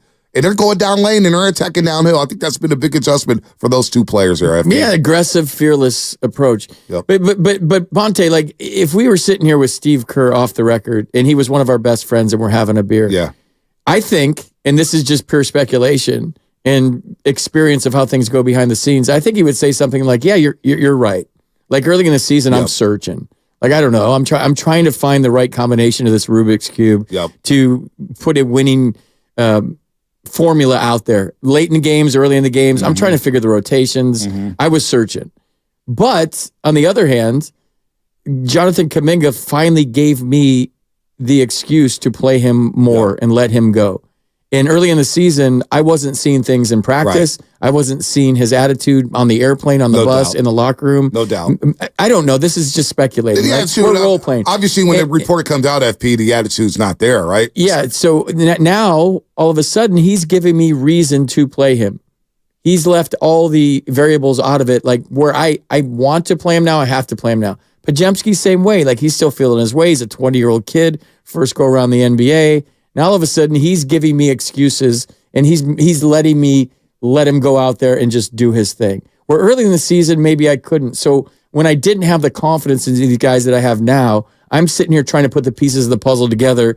And maybe I overthunk it a little bit. Maybe I was a little bit in my own head. And maybe I could have done better. Like any coach that's as good as Steve Kerr is accountable. Right. Maybe not publicly all the time, because if you keep wearing it publicly, fans will go, yeah, he doesn't even have confidence in himself. How much do you think him not having a contract has had to do with his decision? I don't think he gives a rat's ass about it. You don't think it's affected whatever? He could ride off in the sunset tomorrow, and if the Warriors don't sign him back, he'll be the first guy on everybody's list in the NBA. No doubt. If I'm Steve Kerr, I couldn't care less. So coaches, they don't think about that lame duck years, whatever, because I remember Dusty. Well, when you have the status that Steve Kerr has, no. Yeah. If you're just another coach. Dude, have you watched The Dynasty on Apple TV? I watched the first couple episodes. Dude, Bill Belichick was nobody when he had confidence in Tom Brady. Yep. He had been fired from Cleveland. Yep. Nobody even knew who he was really in New England Jets yet. job went awry. Bledsoe was like the best friend of the owner, Kraft. Yep. And he had the wherewithal and the guts, for lack of a better word on air, to see something in Tom Brady that maybe nobody else did. Yep. So the behind the scenes stuff does matter. Like where Patriot fans are going, Bledsoe's our guy. Like he's $100 million quarterback. But behind the scenes, Brady is like commanding the huddle. He's got confidence. He's got swagger. He told Robert Kraft, he said, when they met each other, he's like, this is the best decision you've ever made by drafting me in the 6th round. Like, so he had that confidence and that swagger to give Belichick, who has forgotten more about football than we'll ever know, the confidence to say he's my guy. Even when he threw the interceptions against the Rams and they lost to the Rams, he's still my guy. Still my guy. He's my starting quarterback. Yep. So there's things that go on behind the scenes that we don't know about that I wish we knew about. Right. There's reasons why everyone was pissed that Kuminga wasn't playing. There's reasons why Moody's playing well and he's not in the game. Right. Like I don't know those. Right. And I'm not going to pretend to know them. I've just never been a guy in my life that's ever blamed a coach. I feel like it's the players and those they're accountable. And I understand you're mad about the coin toss in overtime. I know you're mad about this. You're mad about this decision here. You're mad about the rotation late in the game. Right. But I feel like you're anti-coach blaming. Well, I don't like bashing coaches either. I'm the son of a coach, so it's sensitive. So it's tougher. Yeah. It's like Steiny and referees. I used to hear people in the stands yelling at my dad with his play calling. And I just feel like in our society today, we want to blame somebody. We always have to blame somebody. Like, why can't just things be how they are? Right. We got to blame Shanahan. We have one of the best coaches in the NFL. I do. People want to fire Shanahan. We have one of the best coaches in the NBA, and people want to fire Kerr. Who's better than those two guys? Well, they wanted to fire Kerr. Find me somebody better than those two coaches. I got nothing there. And I have nothing on firing Shanahan. But boy, I got critiques on Shanahan left and right. Look, Shanahan's a damn good coach. Oh, I don't even want to think about the Super Bowl. I watched the sounds of the game. One sideline felt like they were winning it, and one sideline felt like they were just surviving. It was actually, the sounds of the game made the Niners look embarrassing in that big game. And Shanahan has a lot. I don't want to get started. Let's go to Junior. I don't want to get started with Shanahan. We go back and forth. But it is interesting. You won't blame coaches. I want to get back to that in just a second. Players, Junior, dude. The coaches aren't out there playing. Now I hear you. Junior Pacifica, what's happening? Hey, good morning, gentlemen. This is fun. You can't always blame coaches, and most of us do it too much, but you can't never blame coaches either. We're all human, and we're all doing our best.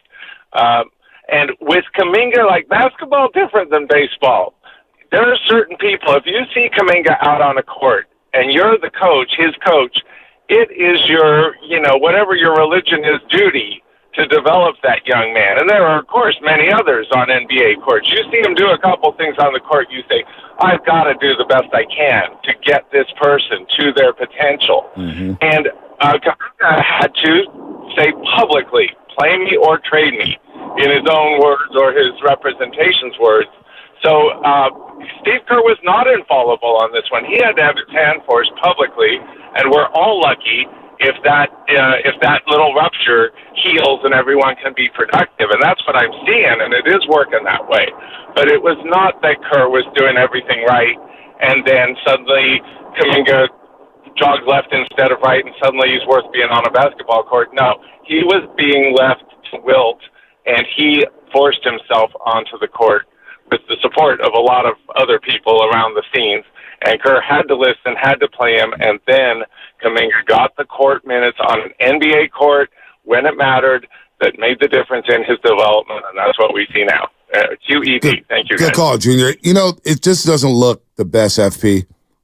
Because I'm with you there. Players got to play, coaches coach, players got to execute. At the end of the day, it's coming down to what they do on the field or the court or the diamond. I get all that. But sometimes coaches don't put their players in the best position to succeed. And I just thought the miss with Jonathan Kuminga early in the year, think about this. He had 23 straight games, scored in double figures. That's ballooned up. It's reached 33 games now in which J.K.'s scored in double figures. 33 straight games. Now think about this. If he does it again tonight, he would tie Chris Webber, Gilbert Arenas for the second longest run in Warriors history for a player 21 and under. Who's number one? The great Rick Barry. So now we're entering categories with all-time legends. Now, Chris Webber's Hall of Famer, Rick Barry, Hall of Famer. Gilbert, if he wasn't a cuckoo, if he wasn't a nut, he'd probably be in the Hall of Fame as well. JK's that special. Think about it, fourth quarter, 61% in the fourth quarters that he's had this year. That's third best in the league outside of Okongwu Sabonis. So he's putting up all the numbers here. The feel of a team, isn't that part of a coach's job, is to have a good feel of your team? And it just felt like the feel wasn't there for Kerr early on with his basketball team. Things had to happen. Draymond getting suspended, guys getting hurt. All of a sudden, JK takes advantage of his opportunity. It just felt like a lot of fans, and I kind of felt like this. See JK last year would have been so much better for him coming into this year. Instead, we're going into year 3, and he was still a big-time question mark. Still 21, though. Still 21. But you can kill a young guy's confidence if you don't play him. Or like Wiseman could be a lost cause because of an up-and-down nature. You see a lot of this. Harrison Barnes, his second year, all of a sudden he has a good rookie year, right? They lose to the Spurs in the second round. He's guarding Ginobili. All of a sudden, Iguodala comes on board, and Iguodala's starting, and Harrison Barnes is like, wait a minute. I've been starting my entire career. I'm a young guy. I don't know where I'm playing. I don't know when I'm playing. Now, I'm not saying Harrison Barnes is the best player out there, but his confidence took a big hit by not starting or by not playing and not knowing when you're going to play. That's where JK was at. That's where I put it on Kerr, saying you had to feel right there with JK. Now, again, behind the scenes, we don't know what's happening, FP. Well, he could be pouting, he could be doing this, but it just feels like a massive swing and a miss by Kerr there on the Jonathan Kuminga situation. Maybe you're not 27 and 26, but maybe you got 30 wins. Sometimes you can be loyal to a fault. Yeah. I've seen coaches do that, where you've done so much for me and we've had so many great times together, and I have 4 rings and parades, and I'm going to stick with you out of loyalty. And then you finally realize that, hey, I got to do what's best for everybody. And that's what Belichick said in those press conferences. I have to do what's best for the team. And right now, for the team, they're playing some kid named Tom Brady who has a sloppy body and was a 6th-round draft pick and nobody knew about from Michigan. I want to ask you this, Bonte. Like, when you're around a team as much as you are, you're connected. Like, have you heard, and you don't have to name anybody, like people in the know, people that know a lot about basketball, let's say the same things? Like, have you heard that sentiment? Like, why isn't Kuminga playing early in the season? I have. Okay. I've heard. You don't have to name names. Yeah. From day one, I'll just say that day one, Darrell Wright, who joins us on pre and post, he's living in L.A. now, but he comes up for various games. He came in on this show that day of the draft, said JK has to be the guy if he's there at 7. He has to be the guy. This guy has raw potential. Tim Roy, after his first ever game in the California Classic, Shask and I run up to Tim Roy. Tim Roy goes, this guy reminds me of a young Ron Artest. I'm like, what? Ron Artest is damn good. Damn good. People forget how good he was on both sides of the floor. Chris Mullin wanted to recruit him when he was coaching at St. John's, but knew JK was going straight to the league. So that's just those 3. Yeah, but no, were they complaining that he wasn't playing? Oh, yeah, absolutely. It's just kind of strange. Like, hey. Not those guys you said. Yeah, not those guys. But yeah, absolutely. People like, yo, how come this kid's not seeing at least 25 minutes? How come he's not playing? How come this kid's not on the floor with Steph. This guy can figure it out. And you've never heard behind the scenes why? I've heard. Not that you can say that on the air. Well, obviously the articles come out and it says, like Steph Curry's speech in Game 7 before the Kings game. Hey, if you're not all in on this team, don't get on the team. You got to give a speech before Game 7. That's not good. Your team's dysfunctional. Well, we know who he was bro. talking about. Yeah. He was talking about Jordan Poole and Jonathan Kuminga. It's obvious who he was talking about. J.K. wasn't happy because he wasn't playing. And Jordan Poole was, on a different planet after what happened last season. I get it. I get why, but, Jordan Poole's off in another world. And J.K. was just like, I'm not playing. Get me out of here. I want to play. I'm looking at all these young peers that I was in the high school classes with or these, recruiting cycles with. I'm watching Paulo Banchero play. I'm watching Franz Wagner play. I'm watching all these dudes get run, and I'm sitting on the bench. I know I can help my team. So there was some rumblings that, he's got a little attitude problem. But the young kid on a team like the Warriors is different than a young kid on a team with the Wizards. But I do you like that, though? A young kid said, I could play with these guys. Yeah. I like that confidence. I like that, too. He got knocked for that, though. J.K. got knocked for that, for having the same type of confidence Podziemski has now. It's strange for me. I had no problems when we did that show and Kuminga came out and said that I should be playing more publicly. No problem with that, other than that's got to be the conversation with Steve Kerr in the locker room, because once it gets out into the media, now it's a thing. And now you got to deal with another thing.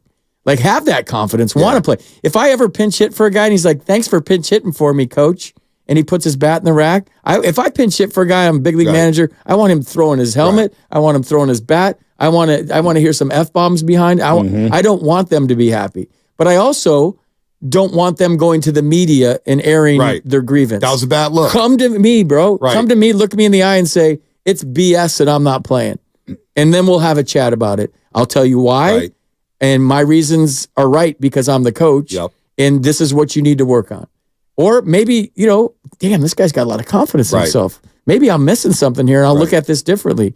But that conversation should never get out. It should have never got out. But I love Podziemski's confidence. Right. I love Kuminga's confidence. That was a bad look. And I think Wiggins' confidence is coming a long way, and he's finally working himself into shape, and he's getting his confidence back. There's a lot to like about this team right now, and hopefully they don't break our hearts. No, hey, listen, FP, you're right about that. I had a problem with J.K. going to the media during the playoff series. C.J. Holmes of the Chronicle had an issue with going to the Athletic. That was bad. And then they met. J.K. got the haircut. He hasn't looked back. It's young. It's a young mistake. It's a young mistake. It's a young mistake. And he learned from it. And you know what? He got the haircut. And now he's dropping 20 every single game. And Draymond Green's out here yelling, he's our bona fide number 2 option. Let's go. Let's go. Look at you put some pressure on Steve Kerr publicly, which is crazy. Think about everything it's been wild. It's been a wild ride for him. But you know what? We know Kuminga's a player. If I get that with Luciano and the Giants, I think I'm not going to speak for a lot of Warrior fans, but 888-957-9570.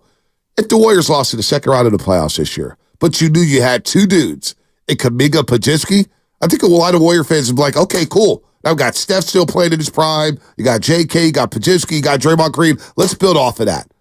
Can I get that with the San Francisco Giants? Can I get just one guy like Patrick Bailey? Fine. Okay, cool. Can I get a Luciano or Casey Schmidt? Jung-Hoo Lee. Like, there's an article right now at SF Gate. You don't need to play that. But I don't know how you feel about this, FP. MLB front offices, coaches think the Giants have 2 of the worst free agent signings in all of baseball. That's Jordan Hicks, who signed a 4-year, $44 million deal, and the Giants want to convert him to a starter, which is a little befuddling to me. Maybe you could shed some light on that. And then Jung-Hoo Lee, the KBO. And we always hear about the KBO. Hey, it's AAA. It's AA. I don't know how good Jung-Hoo Lee is. I don't know how good Jordan Hicks is going to be as a starter.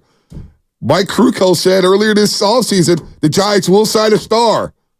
Well, we're still waiting on that star. And don't tell me it's Matt Chapman, because we can pull up his numbers with the Blue Jays last year and say, yeah, that's not a star. I don't think Chapman's a star. You know what the Giants need? What? I'm trying to think how to say this politically correct on the air. They need a jerk. And think of the other word I'm thinking of that begins with a D. They need a guy that's fiery, that's passionate, that's going to go out there and play a Hunter Pence style of baseball. They need a guy that when he hits a double, he's going to do the Will Clark thing and point at somebody and duck. Yep. They have a lot of guys that are very I would say not roller coaster, not high highs, low lows. They're even keel.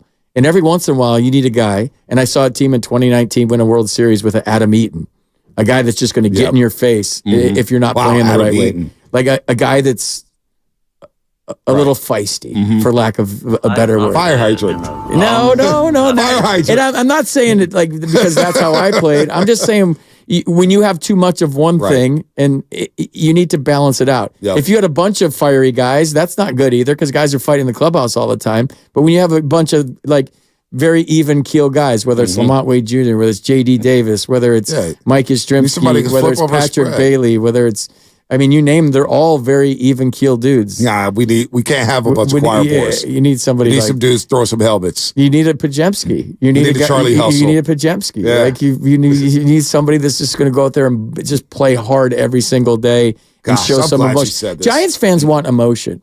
I don't know if these are bad picks yet. I don't know if these are bad signs yet. Time will tell. And if they are, it's not a try league. It's a do league. People will suffer with their jobs. Yeah. If you go out one already has. If you go out and sign these guys and they don't perform, there's a gamble and a risk that you take. You're taking a risk with both of these dudes. Like you better be sure that Jung-Hoo Lee is who you think he is. Oh my gosh! You better be sure that. What have you heard about Jung-Hoo Lee? Nothing. Nothing. I know nothing. Nothing. I really don't. I just know he doesn't strike out, and I kind of like that. Right. But if he's hitting like 17 hoppers to short all day and not beating them out, I don't like it.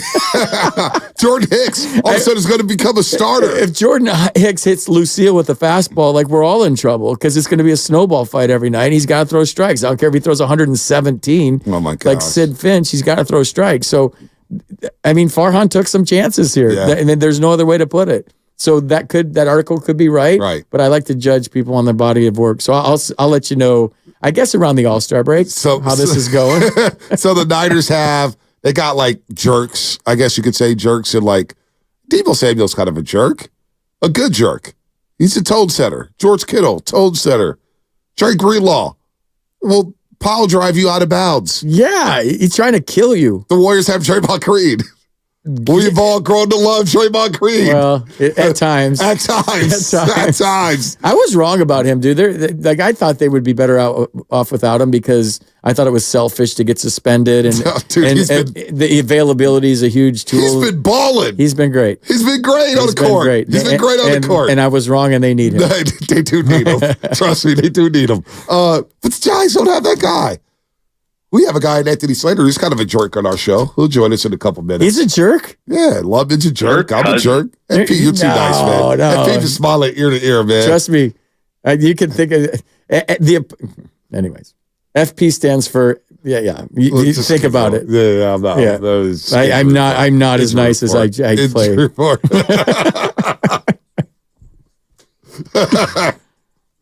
Ow!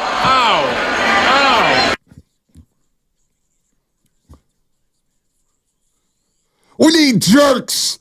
Jerks. Biggest thing that happened to me when I was struggling in terms of dating and relationship, my old roommate, Shelly Kim, told me, girls like jerks. They like a-holes.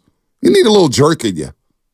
I was too nice. I was always opening the door, saying hello, and being all sweet. Girls don't like jerks, dude. They like confidence. No, they like confidence. They like jerks. No, they like jerks. Guys, too. they like men the that have is the most confident guys are usually also jerks, so they go hand in hand. Oh. Yeah, they like jerks. I guess I'm a jerk. Well, I became a jerk, FP. I haven't looked back. I haven't looked back. That's all I'm saying here.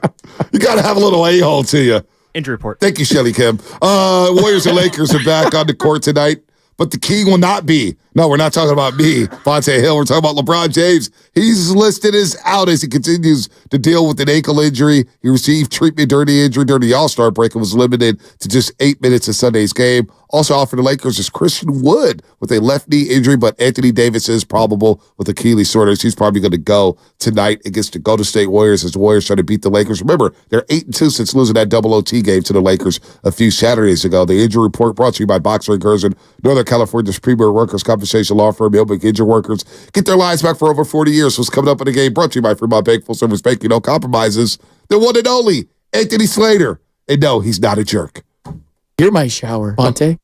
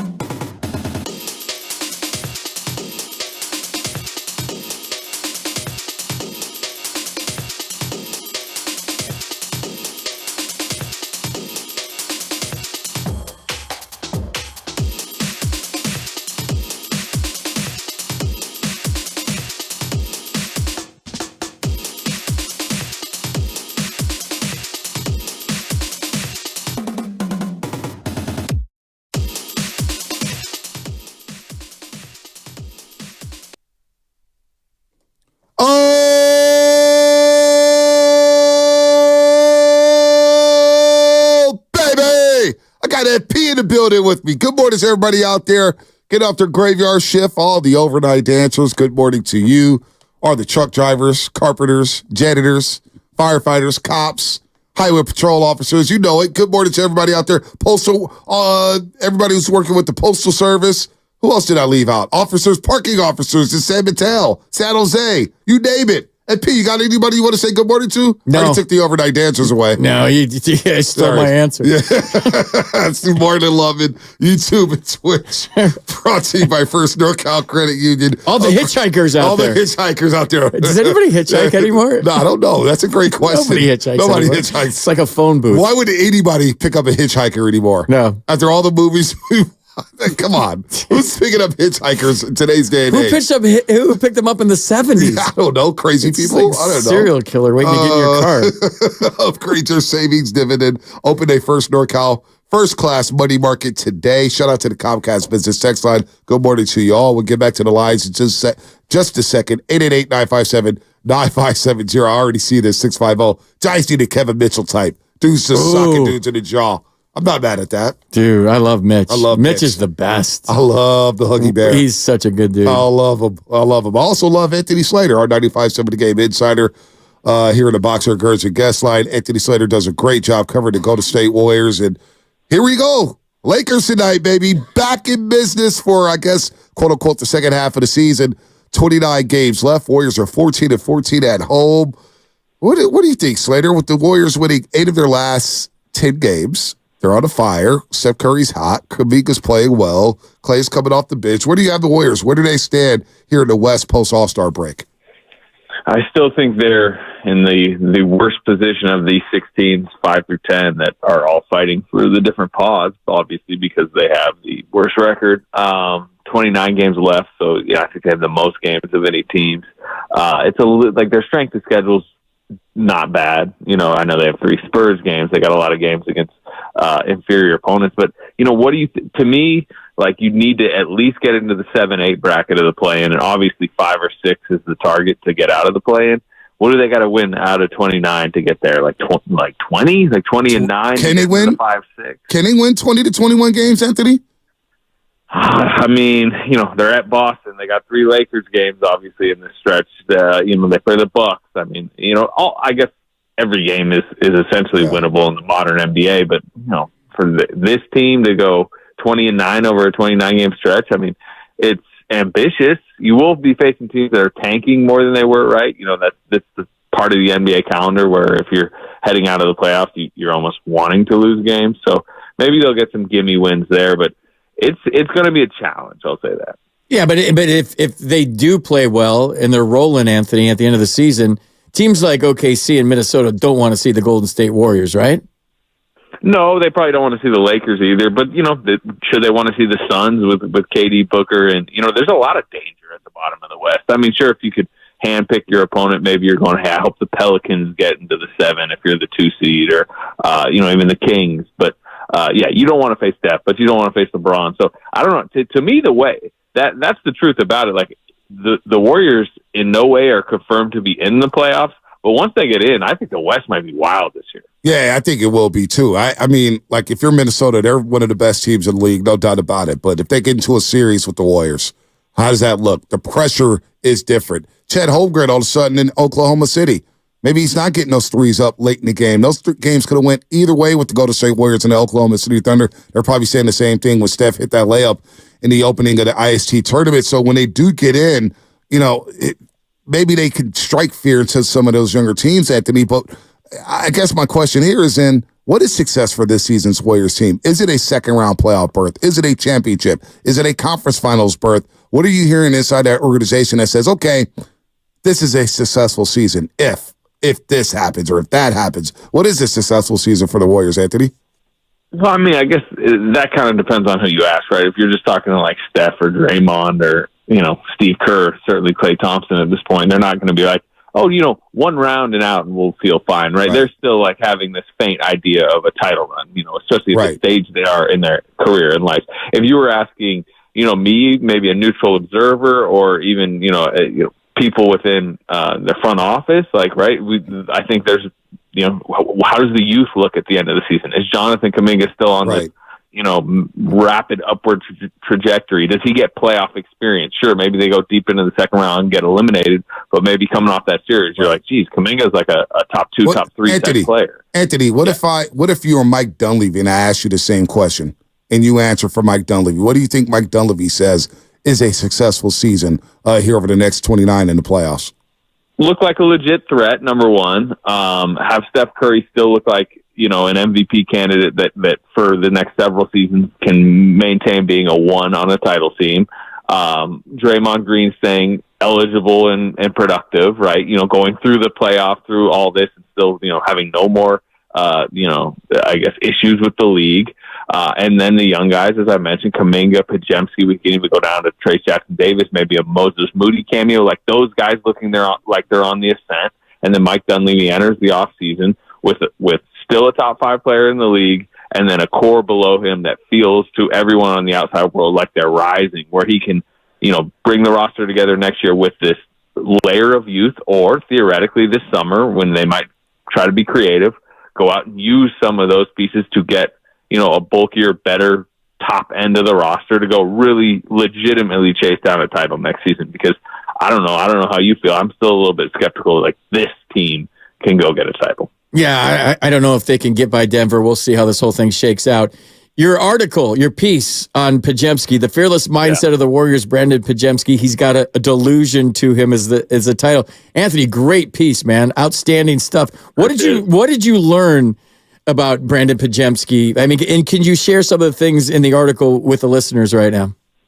Yeah, I mean, it's one of those, if anyone asks, like, oh, how long did it take you to report on it? It's one of those, like, when you're just around the team, you just kind of you're just gathering information and seeing, how this rookie that, I don't think looked to many people like he was going to step in and, gain the type of rotational role or respect that he has. Like, how did he do it, right? I mean, he's starting over Klay Thompson. Like, he just knocked Klay Thompson out of the starting and closing lineup in the last month. And so there's a little bit like, how is this being done? And, if anyone wants to read the article, to me, it's just like kind of a lot of behind the scenes stories about how he earned the trust of several members of the organization, really with, at times, like the annoying level of confidence that he has. Delusion was mentioned by Kevon Looney within it, but, Draymond told me a story that I know got a little bit of run, but it was just, he had sprained his ankle in preseason and he was coming back. They generated a scrimmage just for him that they were having the rookies playing because they need bodies. And Draymond commits a turnover and Podziemski just starts like yelling at him that he can't do that. Yeah. And, Draymond's just like stunned. I mean, they've had rookies in the past, not to, call anybody out, but like, Ryan Rollins, Patrick Baldwin recently, like they barely are talking. Right. And suddenly Draymond has a rookie kind of jumping down his throat for committing a turnover. And it was like, okay, and I think that's the first time he's like, all right, this guy's got a different type of mindset. And then, like, the truth is that what he has done, Podziemski, more than any other rookie they've had recently, is winning plays, right? Yep. Very high assist to turnover ratio. He leads the NBA in charges taken, 27 charges, 7 rebounds and 7 assists a game over the last month or so. He's playing 33 minutes. Steve Kerr is inserting him to be the inbounder in key moments, right? He has the inbound pass to Steph that set up that game winner against the Suns. They put him in as a defensive replacement late. I think when they drafted him, if you guys remember, I was like very skeptical. Like, can this guy defend? I'd say that's probably his better end of the floor right now, which is crazy. So it's a pretty remarkable story when you think about it, because you go back just a year, like he was considered like maybe like 50th overall pick on mock drafts. Like if you go back to this time last year. The quote that Steph has in your piece is amazing. It's easier to tame a lion than to get a sheep to show some oomph. The most annoying parts about him are the greatest parts about him. He's still coachable. That's a big part of it. You can say all that stuff, but if you can't accept coaching, that's where it turns into being counterproductive. That's a huge quote from Steph Curry about Brandon Podziemski. Steph likes him. The locker's right next door and right next to Steph's. And you can see, I remember even in preseason in LA, there was a post game where, Steph didn't play high minutes because it was preseason.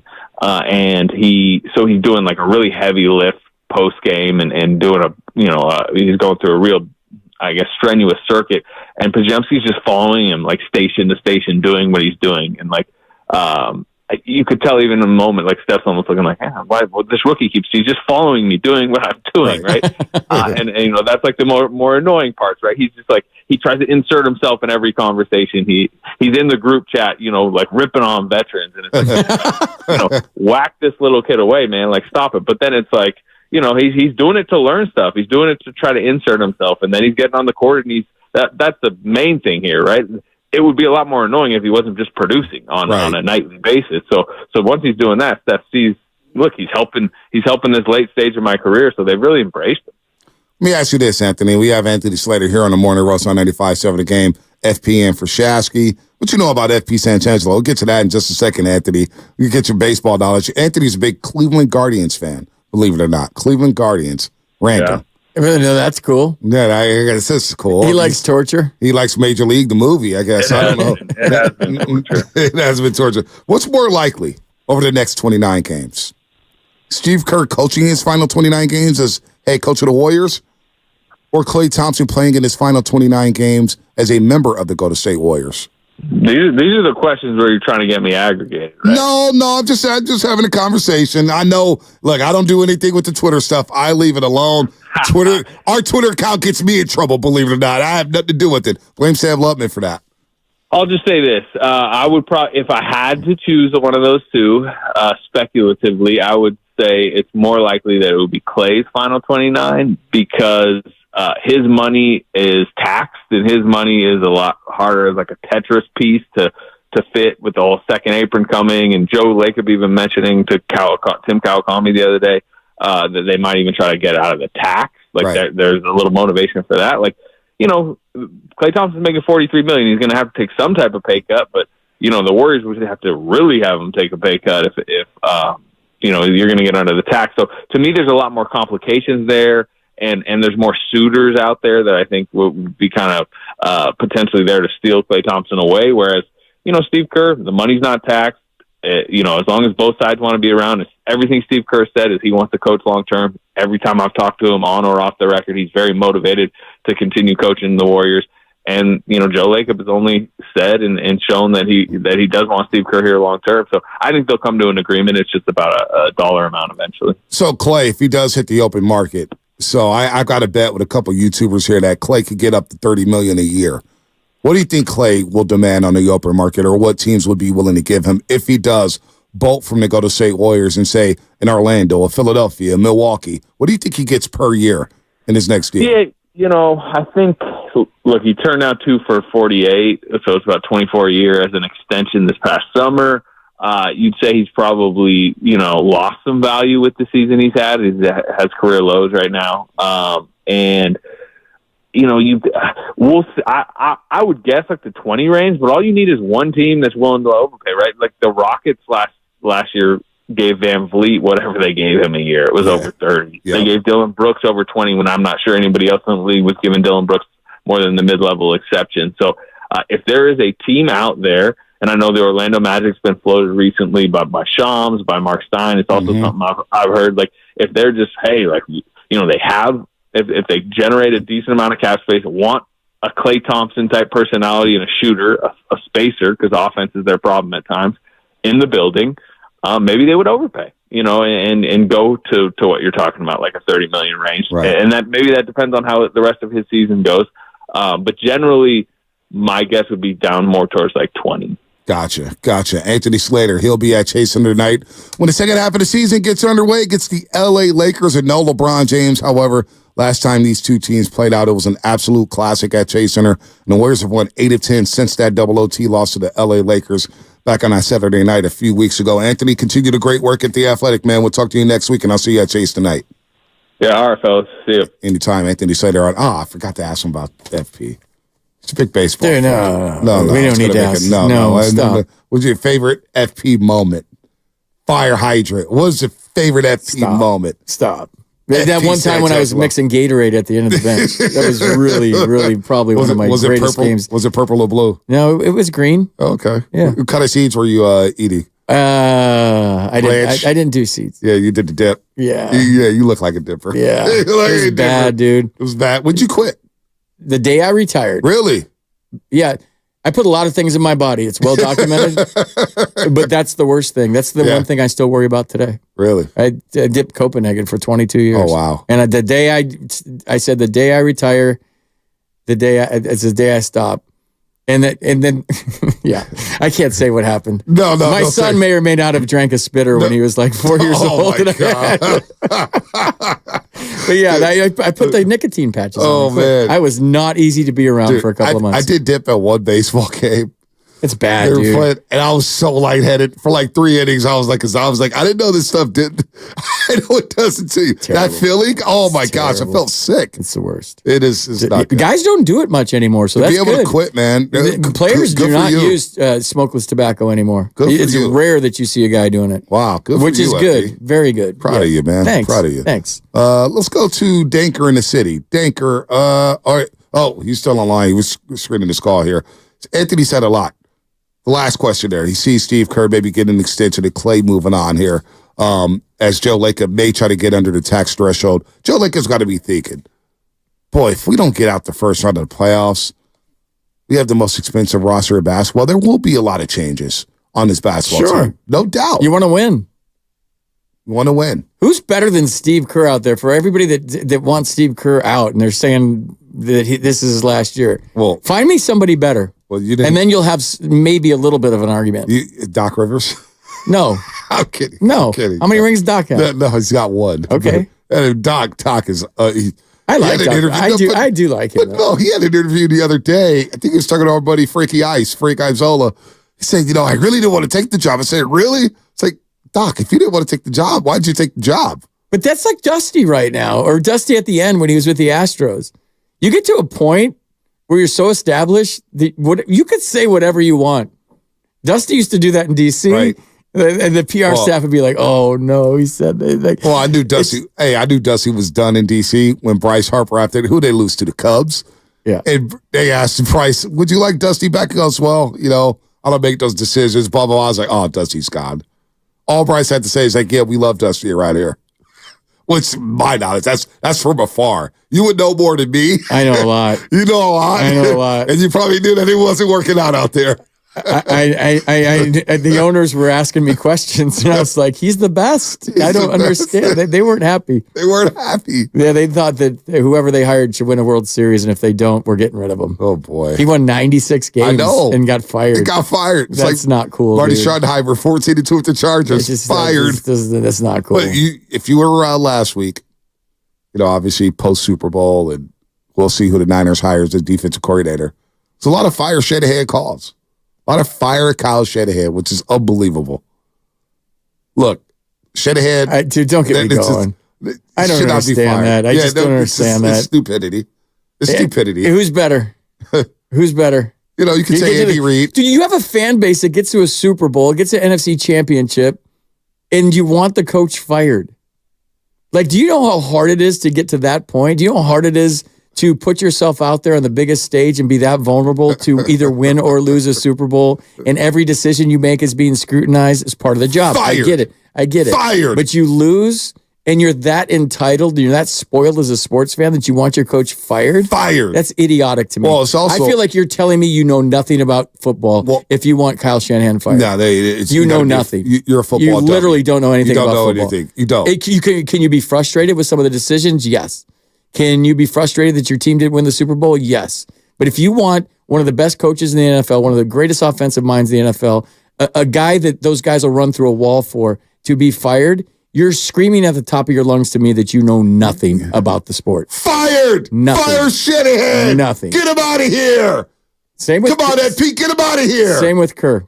You just want somebody to blame. Yeah. You're just That's what we frustrated do. about your own situation. You want somebody to blame. You see Twitter, right? Or X, whatever it's called? Yeah. Fire everybody. Those are the same people that come up to you. Right. They probably hate you on YouTube, Bonte. Oh. And they see you at the Warriors game like, Bonte, I love you on 95.7. You're the best, bro. I love you. You're the greatest. True story. One dude on Twitter. Fire Bonte. He sucks. I'll never forget this. Back in 2018, first started over here at 95.7 a game.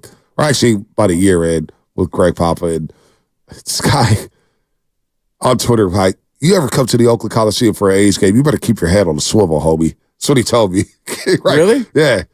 I saw the same kid. He took a selfie with me. Right? 3 months later. See, it's just keyboard courage. It's just like it's keyboard courage. Keyboard so courage. No doubt.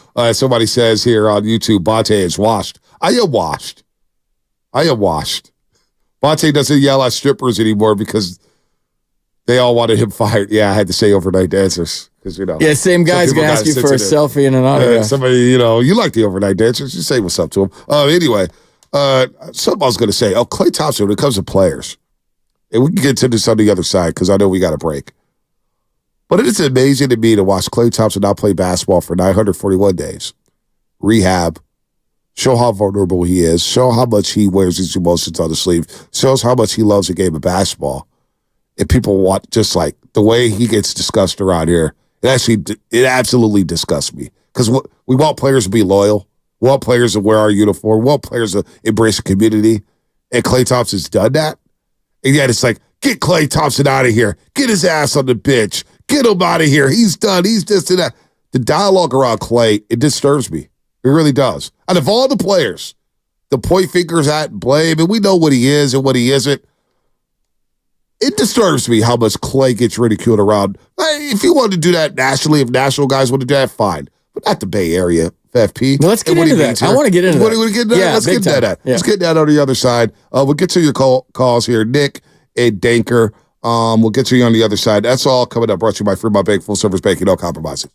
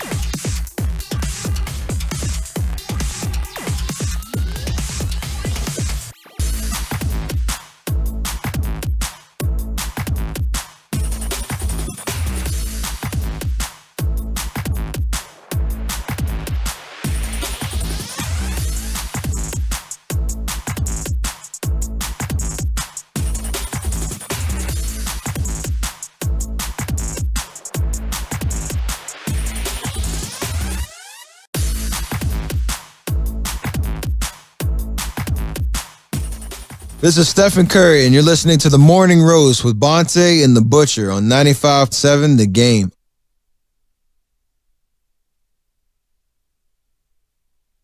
Oh, Dangerous Minds. Coolio. Rest in peace, Coolio.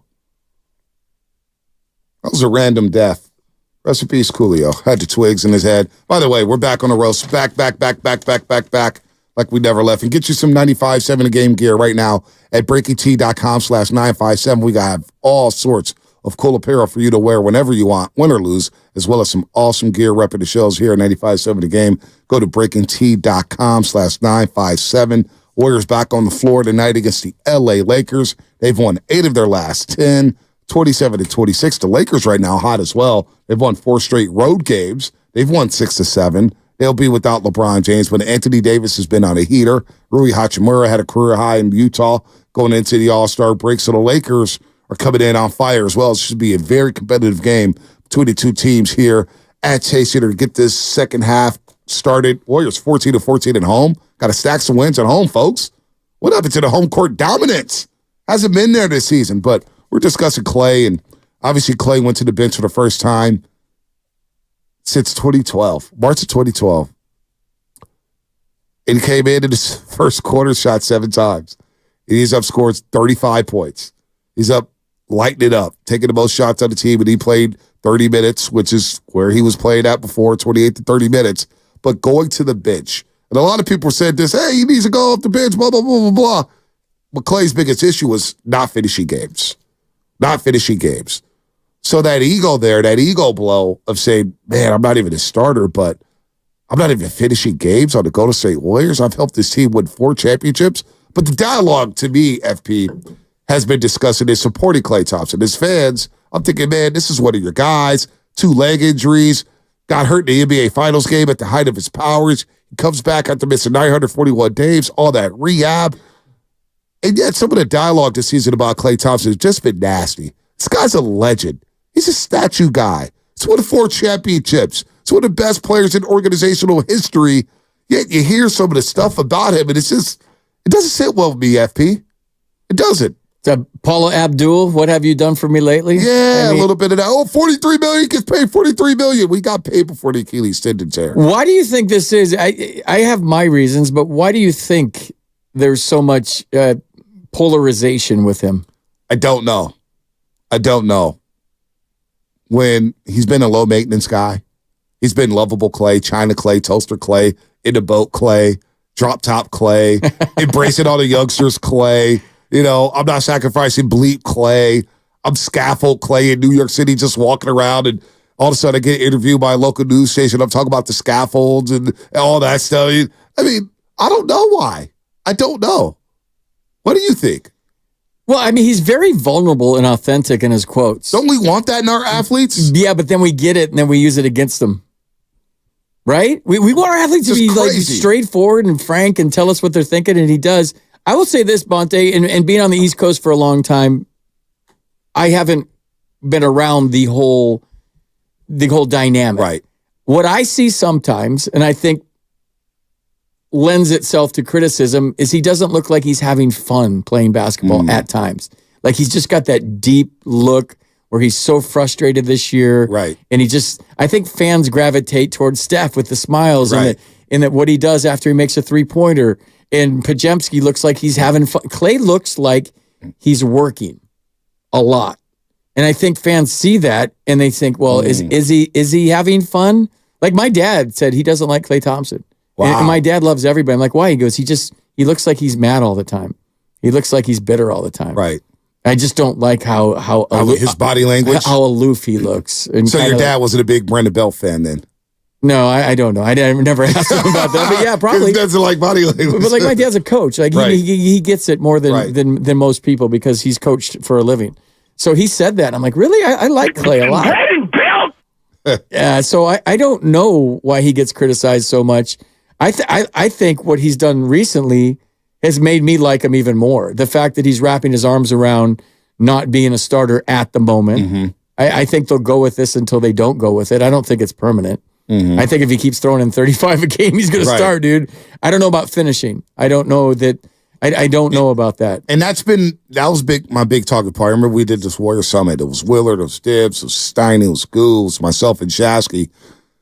And my biggest talking point, because everybody was focused, they're so focused on Chris Paul. Oh, is he going to like coming off the bench? He's never come off the bench in his career. So that's not going to be the problem with this team.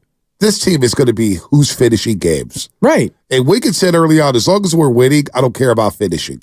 That's what he said. But, deep down inside, he was like, I should be finishing this game. Kuminga, obviously there was a problem with playing time and not finishing, especially that Denver Nuggets game in which the Nuggets run off a 25-4 run to come back and steal a game with a Jokic half-court heave off the backboard. I was at that one. That was a crazy game. Yeah. But Kuminga doesn't play the final 18 minutes, and he throws a stinker, and he goes to Shams Charania of The Athletic, or his agent does, and the story gets blown up. Klay Thompson, Chris Paul, same thing. I'm not finishing, or I better finish. And then you get to Klay Thompson. Hell, in the NBA Finals, Game 4, Draymond's on the bench in the fourth quarter, and he told us on the podcast, I'm still not happy about that. And if we would have lost, you would not have heard the end of it.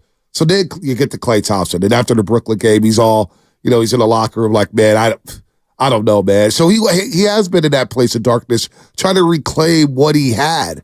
And maybe he doesn't get that back. But the body language was bad. And look, moving forward over the next 29, I think it's a game-by-game process here, FP. Watch who finishes these games and who doesn't finish.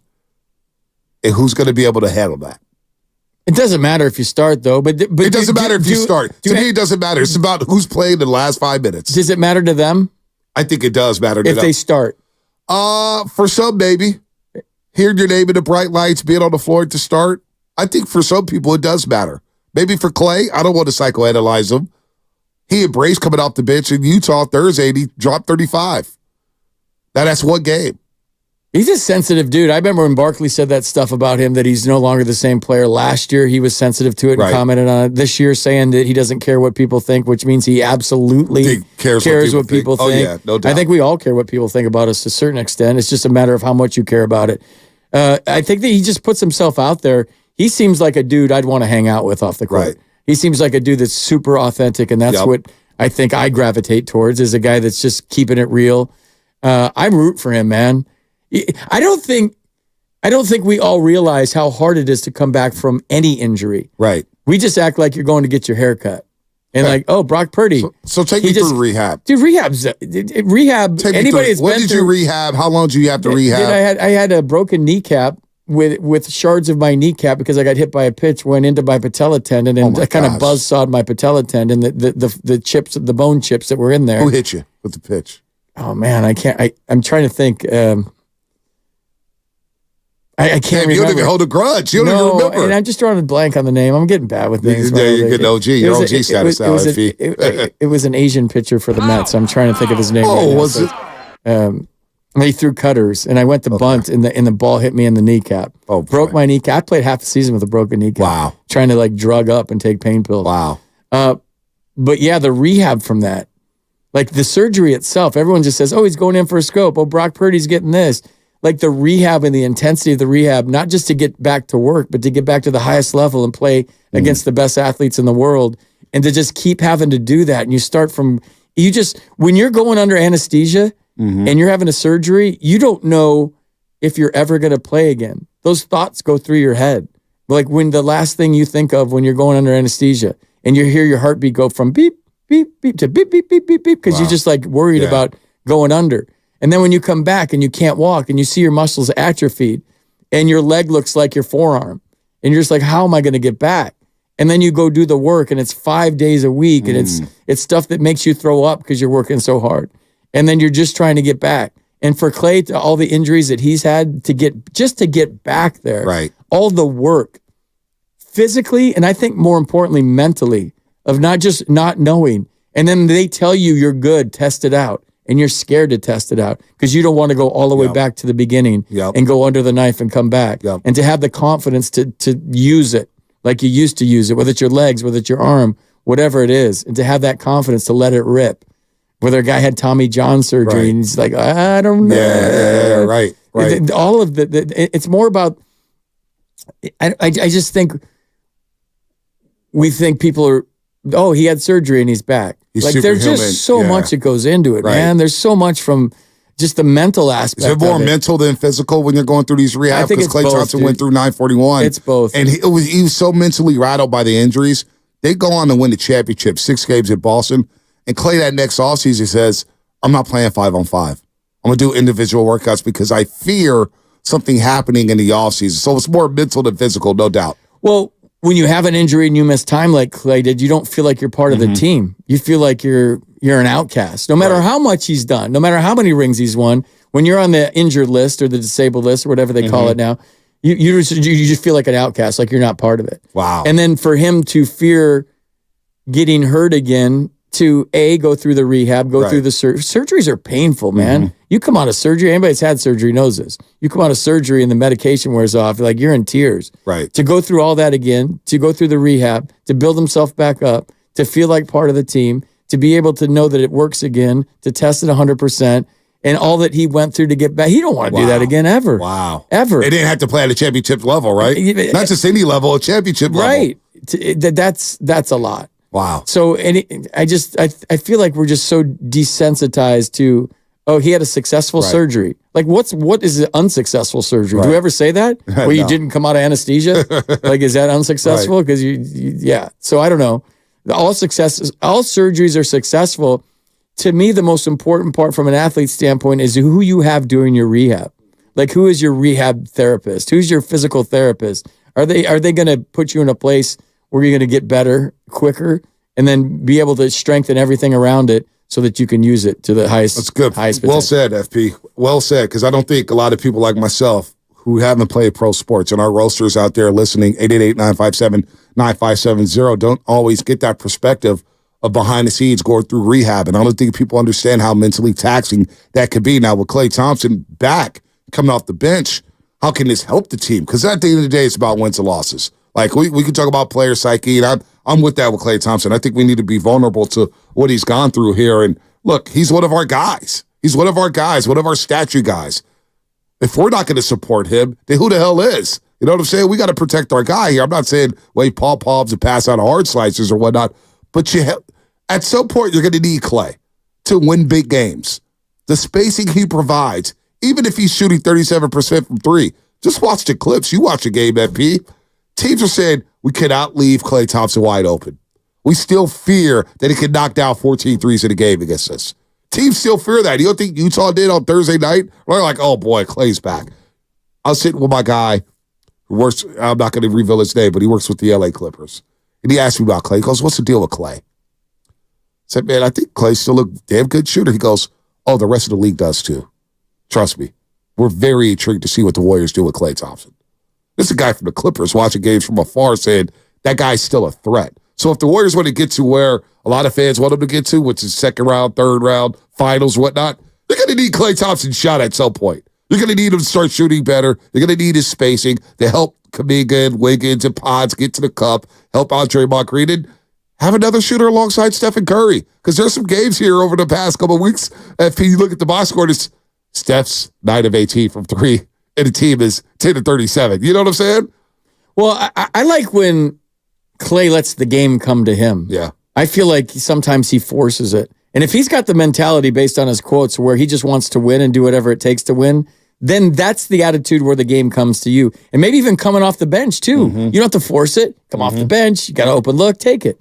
But sometimes it looks like he's forcing, like he wants to prove to himself, and maybe he's got to even. scale back on He wants to prove to himself that he's still got it. Right. And in proving to himself that he's still got it, he's forcing it. Yeah. But if he knows he's still got it, and you look at it from a I just want to win standpoint, I'm okay with coming off the bench. Now you're letting the game come to you, and I think I'm interested to see how it goes again tonight. Yeah, him coming off the bench. So that's a storyline. Why isn't LeBron playing again in the injury program? Oh, he's got an ankle or something. Did he hurt it in the like All-Star game? Tendinopathy. Yeah, He just got all these days off, and he played in the All-Star game, it's kind of and he's not playing tonight. Yeah, he's not playing. It's a little weird. Maybe hey, I'll take it. I'll take it. Would you have taken him as a Warrior? I mean, all that flirtation. He said he didn't know about it. Come on, dude. You run the Lakers, bro. You run the Lakers. You probably were texting Steph and tampering. As the kids say, big cap. Or at least Draymond. Big cap. You don't think Draymond knew what They're texting. LeBron James, Clutch Sports. Get your ass They knew up. exactly. Yeah. They knew exactly what was going on Show me here. the cell phone. Show me the text line. Right. No, They were texting each other like, dude, you need to be a Warrior. When I want LeBron, see, what people don't understand, LeBron on the court is still very, very good. And I'd warm up to LeBron on the court. I would too. But there's everything that comes off the court with LeBron James. So like what? You cover Bryce Harper. I did. You cover some of the greatest athletes in your profession. Barry Bonds, for example. Yeah. You'll take the greatness. But even then, with Barry, without social media, there was a lot going on with Barry outside of the baseball game. Right. LeBron James, there's a lot going on outside of the basketball game. Like there's what? the passive aggressiveness. There's the leaks. There's the tweets. There's the, hey, yeah, we just got to play better. Hey, we got the guys that are, like, he had a quote a month ago saying, oh, I know Bronny James could play on his team. I know that for a fact, and that's embarrassing for some of our, like, wait, what? Bronny can't play in the league right now. First of all, that's a lie until you're throwing your teammates under the bus. I see LeBron James throw his teammates under the bus, get guys traded left and right. Coaches get fired. Do we want to deal with that in Dub Nation? There's going to be a report from Clutch every single week. But don't you have to, like, become a new good teammate when you go to a team with resume and stars like the Warriors have? And for a short little burst here at the end? And how would that championship feel to Warriors fans if LeBron James came here and they won number 5? Oh, it'd be crazy. But would you feel dirty? Or would you feel like, oh no, it's a championship, it's a parade's a parade? I feel kind of dirty. I feel dirty, and I'm like, I want Steph to have more rings in him. I don't want him to have the same amount of rings with Steph. I don't want him joining Steph. Once you give in to LeBron James, it's no longer your organization. It's LeBron James's organization. He's selling your soul. You're selling your soul. I want to beat LeBron. I don't want to join forces with him. Well, you can't because he ain't playing tonight. He just played the All-Star game. He looked fine to me at the All-Star game. Well, until I turned it off. Yeah, until you turned it off. So I don't know what it looked like. I didn't watch his second in the second half. Let's go to Dacre in the city. Dacre, what's happening, man? You're on the roast. What's up, guys? FP, great job this week. B, great to hear you back. Yeah, and let's not forget, how long would Kerr stick around if LeBron was there? Like, I don't know if that'd work out too well either. So with Clay, B and I have that same mutual friend. He knows what Chris Paul does to teams. He knows what he's talking about. And when it comes to Clay, it's like, this is the way I see it. I see him as being potentially the next big shot Robert Horry. If we get the right pieces, we need a center to unlock Steph so he can do his John Stockton game. A center who's a true scoring threat. That's when you have the big shot Bob opportunity. Look at the teams he was on when he won. You know, Robinson, Shaq, he had centers that created enough interference, drew the defense away, so he was just by himself. I think that potentially could be a dynamic if we get the right pieces moved and, anyways, I think Clay still has a lot of miles ahead of him. He just has to be used correctly. And then it's just like when it comes real quick to the Giants, one question for you, FP. I think baseball needs to allow MLB draft picks. It helps the off-season marketing. They need something for their saturation again, Because if I'm a team, what if the Giants couldn't get Buster Posey? That was a huge centerpiece that really glued everything. If I'm a team and I know what I need, I kind of want to take that gamble. I think it's good for the sport. And this is crazy, and I've been saying it for a while. You saying trade lottery picks? You saying trade draft picks in baseball? Yeah. Oh, I didn't understand what you were saying. That would be. Oh, I'm sorry. I just think that'd be good for the game. So I'm doing a trade deadline deal, and I get somebody from the Brewers, for instance, and a second round pick in next year's draft. He's gone. Yeah, that's what he's saying, right? Yeah, basically. Right. Yeah. Cool. I don't know about that. Dude, it's weird. Like I don't get into the draft in baseball at all. Nobody does. But I don't care about it. I'll give MLB Network credit. The way they presented the MLB draft, I think is really cool. Who's the former GM who works on MLB Network? He was with the Colorado Rockies for a long time. Who? Dan O'Dowd? Dan O'Dowd. Dan O'Dowd, yeah. I think he provides analysis for these college picks. He's like your Mel Kiper Jr. I'm telling you, check out when the MLB draft happens this year. Just watch like 30 minutes of it. All right. The first 10 picks or whatnot. The presentation they've definitely stepped their game up when it comes to the MLB draft. I'll give them credit for that. Right. They've tried to make it a big-time event. They've had the kids there. Yeah, they've had the prospects there. It's tough, though, to keep up with these kids. Bonte, you ain't going to see them for 4 years. No, I know. And when you watch the NFL draft, that's going to impact your team next year. I hear you on that one. You watch the NBA draft, that's going to impact your team right next away. year. No doubt. You watch the MLB draft, this kid might not make it out of A-ball. Oh, I get it. So I'm going to invest time about some punk that ain't going to make it out of A-ball. No, I hear that. They signed for $2 million. I'll just talk about the presentation and getting drafted. You're right about that one. Hunter Bishop, I'm still waiting to see play. Yeah. I don't know. Let me know when they get to the big leagues. Yeah. And then I'll be super concerned about their careers. Let's go to Nick and Cupertino. Nick, what's happening, man? You're on the roast. Yeah, I wanted to ask about Kerr, but first, quickly, like the Bay Area Sports Hall of Fame about Brian Sabian. Stick to baseball. Keep Wilson's name out your fucking mouth. What? What? What the hell? Did we dump that? Did you dump that? What? That was weird. He wanted to talk about Steve Kerr and Klay Thompson on the phone, and then they come on and do stuff like that. I don't understand. Wait, we did dump that. Though, who are we supposed to keep out our names out of the mouth? Wilson? Who's Wilson? What? Sorry, Wilson. From Castaway, the volleyball? keep Wilson's name out your mouth, dude. What? Volleyball, he's still floating around out there somewhere. Do you have that? Can you find that, Sam? When he's screaming Wilson comments? I'm sorry. Oh man, I don't even know what. All right, let's go to Adam in the city, man. I don't know how we recover from that one. Adam in the city, what's happening? What's up, Adam? That was a little weird. But one thing that I wanted, like FP kind of touched on it, that's like still interesting about like Klay's, forcing of things. And we've been watching this ever since he came back, right? I mean, the championship year, we saw little glimpses of him of his old self, but the whole mental aspect that it's just like, and correct me if I'm wrong, but like, I don't remember Klay being this type of player pre-injury, like the forcing the shots, the just taking awful shots. Like he wasn't that player, and coming back from an injury, it's like, he's got to prove it to himself type of thing, what you guys were saying, but it's like, it's making you take some awful shots. So I'm just like, is that it? But the main question that I wanted to ask, and I'll get off the air, is are you a little bit worried about Chris Paul coming back into the rotation and what that's going to do to Podziemski's minutes? Yeah. Because I feel like that's the same thing with Wiggins last year and Kuminga, because Podziemski is balling. I do not want to see that man off. It's definitely a concern, Adam. He's not going to play in front of Podziemski. Come on, dude. You got to look toward the future. You got a young kid that's like blossoming right in front of your eyes in the Rising Stars game, and you got an aging superstar that's 72 years old. He's not going to play. The minute Podziemski makes a mistake in crunch time, what's Steve Kerr going to do? I don't know. Let him play. I think he's going to rely on the veteran.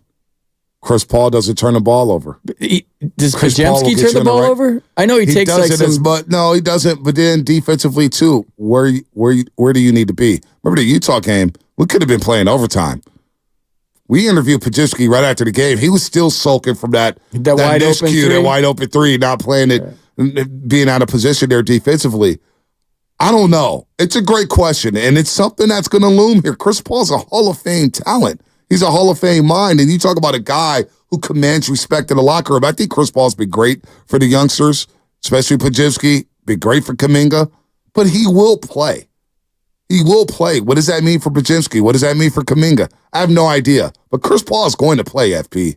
Come on, dude. Steve Kerr has been rewarding guys with minutes based on their performance, almost like a college coach at times, and if you're getting the job done and you have a formula that works, you ain't changing it, dude. I hear you that. won 8 out of 10. If they beat the Lakers tonight, they lose to the Lakers tonight, then I don't know. If you're rolling and you're heading in the right direction, if it ain't broke, don't fix it. Mm-hmm. No, I'm with you. No. I'm with you. It's Kuminga and Podziemski as long as they keep doing it. You would think that. Yes.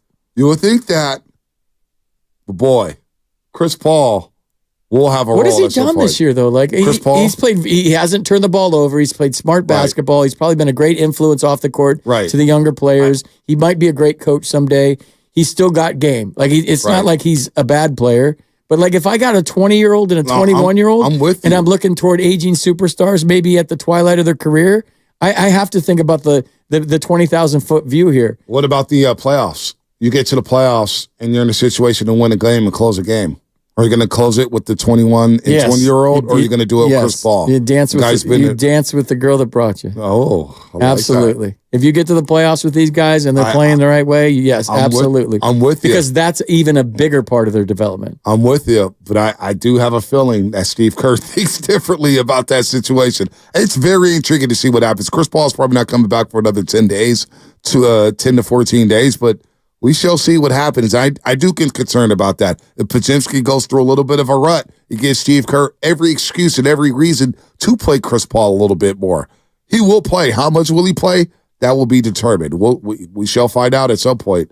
But I'm not going to lie to you, FP. I do get a little concerned with that. No, I know, and you should, and I understand why. Let's just put it that way. I understand why. Because sometimes I guess fans would say that guys aren't rewarded for good minutes. Now playing the right way. This is funny. Our boy Zucci Mane. We just saw him at our breakfast. Zucci Mane. He's a knockoff Gucci Mane. We love Zucci. But he says, does 95-70 game feel dirty for citing FP? Nope. We want greatness. So that is definitely a reference. I mean, I am probably James. I'm good at radio as LeBron is at basketball. I think you are. I think you are. You'll be a radio Hall of Famer. Are you in the Sacramento Sports Hall of Fame? No. I'm feeling champagne going down the crack of your ass. No, I got no Hall of Fames. You're not in the Sacramento Hall of Fame? I did get my number retired in AAA, though. Yeah, that's pretty cool. Did you go to the ceremony and everything? I did. Where was it at? In Ottawa, Canada. They don't have a team. Way. They don't have a team anymore, but my number's retired in case they do have a team again. You got a free trip to Canada, eh? No, I never met anybody at AAA number Hall of. You're pulling my leg here. Number 24. Number 24. It was on the fence. AAA Hall of Famer. It was on the fence. Oh, my God. I was in AAA for so long, I got my number retired. Is that something you could brag about? You go to a bar? Hey, no, man, not really. I'm in AAA Hall of Fame, babe. Dude. That's not something to brag about. I would brag. Awesome. AAA, I didn't make it to the bigs, but, they do have my number retired in AAA. Crash Davis. Hey, your number's in a rafter somewhere. That's still pretty cool. That is. Number 24. It's my favorite number. They don't have you in the Sacramento Sports Hall of Fame yet? No. Matt Barnes just got it. Why would you be up there? I don't know why. They just took Matt Barnes off the pre and post game show. I saw. Yeah, no. Yeah, I don't know. I think we won't get into that on the air. Yeah, we're not gonna touch that one. Yeah. That's an off-air subject. Yeah. I do love me some Matt Barnes, but he just got inducted to Sacramento Sports Hall of Fame. We need to get FP up there. Get FP in there. Stop. Because we got the Bay Area Sports Hall of Fame. Brian Sabian's finally getting in. John Taylor's finally getting in. I don't want to water down any Halls of Fames. Come on, FP. No, we're good. Come on, give yourself some credit here. No. Let's go to Coach Hall down to San Diego. What up, Coach Hall? Good morning. Hey, good morning, fellas. Bonte, long time no hear from, man.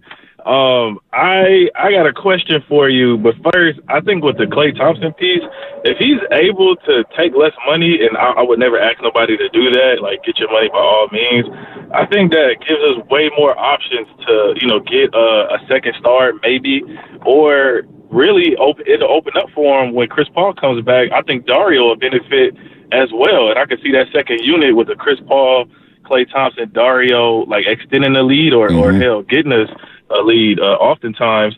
And then, like, my second question I wanted to ask, I was thinking last year, man, it would have been a good shot to repeat because the West wasn't as strong as it is now. And I think if we gotten past Denver, we probably would have swept the Heat. And I'm wondering, did we miss that window? Like, they were having a debate, is LeBron or Steph who has a better shot at winning, another ring before they bow out? And I wanted to get your take on that. Yeah, depends on the roster around them, right? Both the Lakers and the Warriors are 9-10 right now in the Western Conference. So both have their struggles. And the Lakers got swept by the Nuggets in the Western Conference Finals.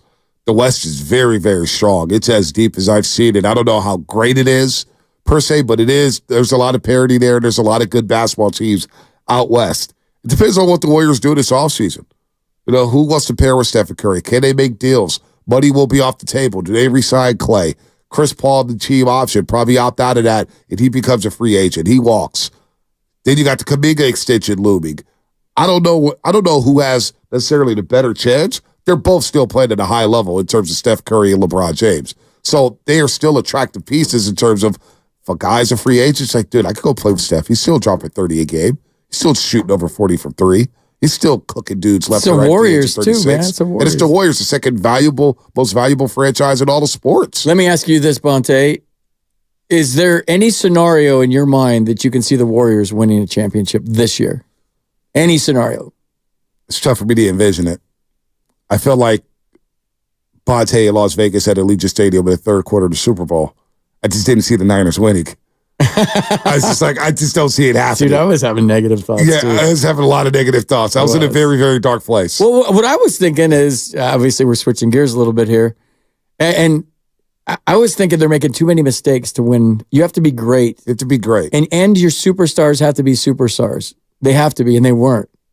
They played good. Yeah. They weren't great. The other guy's special. Yep. They played good. But Yep. they were making, and we shouldn't have that many, oh my God, no, like the punt off the foot. Yep. And the missed extra point was the one that really still gets me because I hate kickers. And it just still gets me. Even once from Michigan? Yeah, even once from Michigan.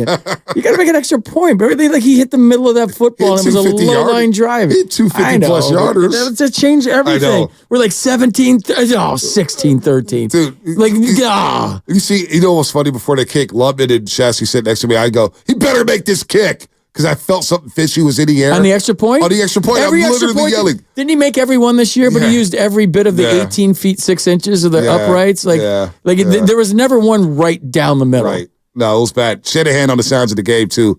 What happened there? What? He wasn't even looking. And he looks up, he's like, what?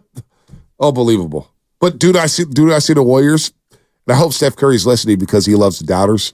Steph Curry, I don't see your boys winning it right now. Does he Not listen right to now. you? He didn't listen to you. Does he listen? He listens. Driving in? Oh, he listens. At 9 in the morning, He Steph's listens. listening? He's a golfer, too. He listens. Oh, that's true. Steph Curry, so one time this season, I saw Steph outside. I was talking to security guard Yusuf. He's a really good dude.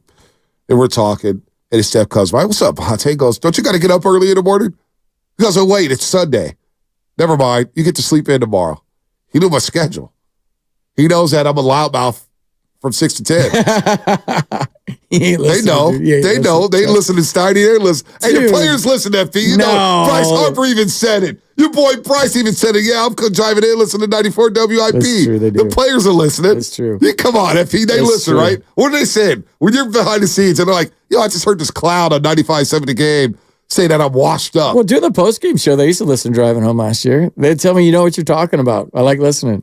Wow. Dude, the best compliment I get the drip thing ready. Willie Mays told me, listen to my show. No way, Willie. Yeah, dude. He's like, I listen to you. I love you. He's Oh, the best. man. I remember the first time I found out a player listened to a show. I was with the great Martin Lurie and Javi Lopez. I'm in the clubhouse. And we're talking about trades, right? Now I was doing this podcast, Triple Play podcast, my boy Cody Pasby. We do like 9 items or whatnot. So one week we were like, hey, it's trade deadline. So I'm going around the clubhouse. What's it like being in trade rumors or for your family and everything like that? Javi Lopez gives me some great answers. Turn the mic off. Say, hey, Javi, thanks so much. You know, I'm a young kid, wet behind the ear, looking to, get into the business. And Javi goes, hey, man, you sounded good last night, man. You sound really good. I told Marty that the other day. I was like, wait, you listened? I got to watch what I say. He goes, no. You can criticize this all if you want to, as long as you keep it professional. But you sound good, my man. And from then on, I was like, oh, wow, the players listen. So I tell Shasky all the time, I was like, you think they're listening? I was like, oh, yes, they're listening. They're not listening. They're listening. Call They us know if what you're time it is. listening. Steph, give us a call. No, Steph, don't give us a call. Yeah, Steph, give us a call. Don't give us a call. 888 You know, FP? 957-9570. Hey, Steph, if you call the show, your Q rating's going down, buddy. I'm advising you, do not call. Bonte, you know this better than anyone. You can be critical as long as you're not personal. Exactly.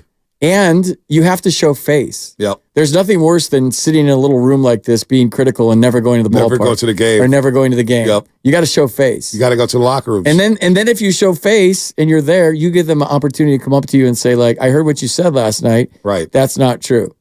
Yeah. So the reason I would, and Dwayne Kuiper taught me this at an early stage in my career, that you just go in the clubhouse every day and stand there. Yep. Just for about 10 minutes. Yep. And you give them the opportunity to say, hey, I heard what you said about me last night on air. Yep. And then that never happened to me once because I'm super positive. I try to keep it positive, but that lends to your credibility. Right. No, So I've you can traded criticize, Draymond. but be available. I mean, I've traded Draymond Green about 100 million times on this show. You know, we all have, right? We all love Draymond, and we hate Draymond for what he does sometimes, but that's our guy. Draymond's our guy. And on the court this year, and I've been consistent with this, on the court, he's been great. Great on the court. Except for that one time when he choked somebody and then punched somebody. And then that's the one time. So that wild swing. Other than that, other than those two things, he's been great on the court. Yeah, all that stuff. Yeah, I'm going to leave it alone. I'm going to leave it alone. Over here stirring the pot. Stirring the pot. I'll leave it alone. But there's times where I'm like, boy, I just traded Draymond Green this morning, and he's our post-game interview on television. I'm like, I just traded this guy at like 7:30 in the morning. What's going on here? He just dropped a triple-double. But Dre, no, and Dre's cool. The players are cool as long as you keep it professional and not, be all personal and calling dudes out and left. I've never, that's messiness. Those guys have families. They have lives too.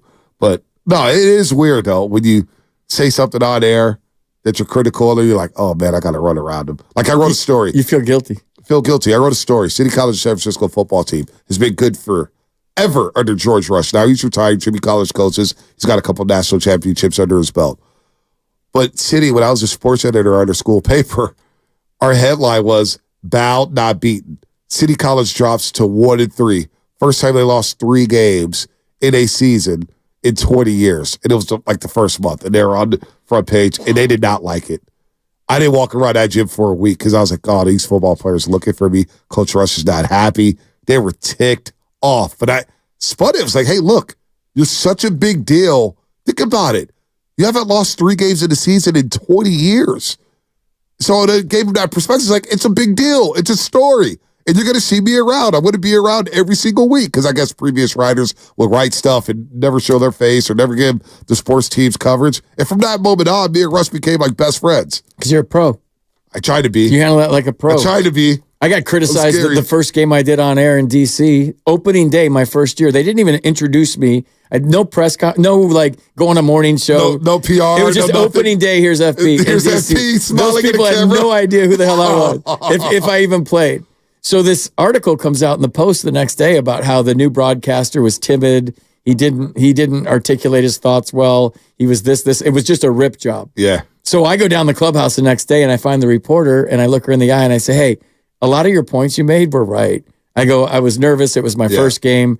For some reason, my partner had the windows closed of the booth, so I felt like I was doing it remotely. Right. Like I wasn't even at the game because it was cold. Yeah. And I probably wasn't great. I said, I just ask you this. If I do show some improvement throughout the year and I get better, will you write an article that I've improved? And just like have both sides of it. And she agreed, and then she did that. Wow. And she loved the fact that I went up to her face to face and was a professional and said, like, I kind of understand where you're coming from, but it was one game, and I'm doing 162 this year. And to just base my performance after one game, baseball's an everyday sport. Right. If I get better at this, will you chronicle that too? And she said she would, and she did. Wow. So FP, no PR release. No, like we're sitting down with the A's, Cold turkey. Mr. Carey, Jenny Kavnar, she's announced, they got all the tweets and everything like that. FP just goes out there on massing, and he says, hey, I'm FP Santangelo. They're like, did he even play? Didn't even play. No, you didn't play. You didn't play at all. So Chris Carey's a good kid. I'm friends with his dad. That's 4th generation broadcaster. Isn't he got a twin brother? Harry Carey. He's a twin brother, right? Yes, he has a twin brother. He's a twin. Right. So and I met them last year in spring training, the brothers, and they were just grinding in the minor leagues, and now he's a big league broadcaster. He's a big league broadcaster. Yeah. Although some people may say that he's started a big league team, but hey, we're not gonna.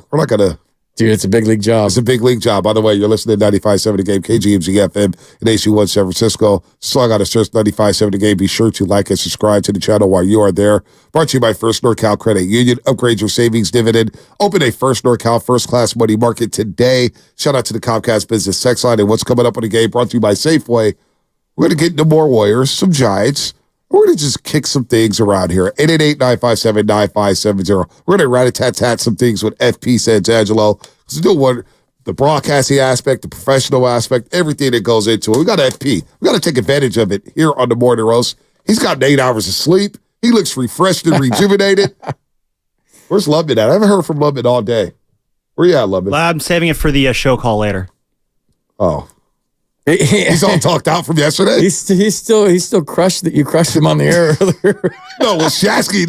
No, I did tap into Final Five with Shasky. Fast Five. Fast Five. Shasky goes on like a 2-minute monologue about God knows what, and Lubman comes in for 45 seconds, and Shasky just rips him. Wow, that was the longest Fast Five take ever. I'm like, Shasky, you just went 3 minutes with your final thought.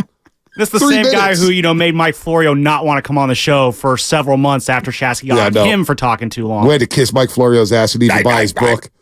A book came in this weekend, and it goes, did you buy a book? I was like, no, I haven't bought a book in years. Oh, you got the book too? I got the book too. Yeah, mine came yesterday too. Yeah. Dude, you talk for 4 hours every day and then you go do another 2 hours on TV. Have you ever met a guy in radio that doesn't talk too much? We all talk too much. I have to catch myself in public like I'm talking way too much. Isn't that why we're in radio? The job is literally talking. Yeah. Right. Yeah. Did you see my Twitter? It just says FP Santangelo, pro talker. Pro talker. That's what I put. I'm pro talker. Pro talker. Some people build stuff with their hands. We build stuff with our mouths, and the people who build stuff with their hands do more. Yeah, I'm going to leave that alone. Yeah. It's just a go break. I'm going to say pause on that one. You keep building stuff with your mouth, Sam. Yeah, I'm going to pause on that one. That's a bad visual. Yeah, I'm not even going there, buddy. Not even going there. Let's just break. New Doobie Award. Longest final thought of the year. Joe Shasky's the leader of the clubhouse. We're going to move off of whatever Lubman just said. Gosh, you've been in South Beach too long. You build it with your mouth, Sam. You go build things with your mouth, Sam. You got a pretty mouth, Sam. You go build things with it. Oh, boy. Not going to. Let's go to break.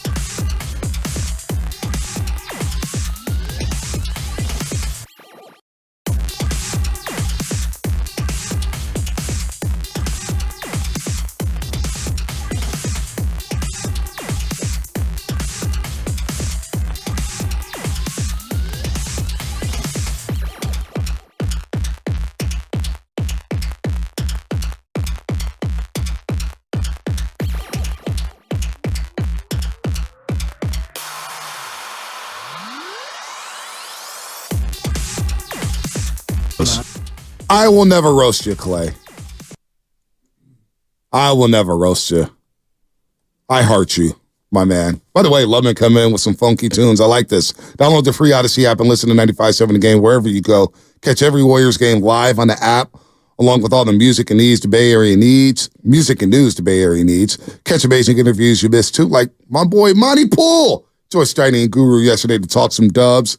He's high on the Dubs right now. Dubs playing some good ball. 8-2 in their last 10. Take on the LA Lakers tonight with no LeBron James. No LeBron James. So let's see if the Warriors can continue to stack some wins and start to reestablish their home court. 3-game homestand right out of the block. Lakers, Hornets, Nuggets before you hit the road for 4 games here at FP. I'm excited to have some basketball back. Do you lose your momentum? I don't think you do. On the All-Star break? Do you think so? I don't know. Being on the hot baseball team going into the Midsummer Classic. Yeah, you can. Guys, but baseball's an everyday sport. It is Basketball's every other day. Yes, no doubt. Some back-to-backs, whatever. So I think they'll be okay. I think they'll be all right. I think their effort and energy and what they've been accomplishing lately has got to give them confidence. Yeah. They got to keep it rolling, dude. They're exciting to watch all of a sudden. I couldn't say that earlier. They are. They're watchable again. Yes. JK makes them watchable. Pods makes them watchable. You know, with Curry's doing what he's doing. Curry's on such a heater. 80 for 170. He's made 83s in his last 170 attempts. That's all happened in the last 12 games. Were you there with the tunnel shot the other day? Yeah, with a full court shot. What is that, dude? I thought that was fake. I texted Raymond. He didn't get back to me because he was probably busy. But I was like, was that real? Did I just see that? You just can't. Come on, dude. You know, speaking of Raymond, he hasn't texted me recently. I almost wonder if I'm in some trouble here.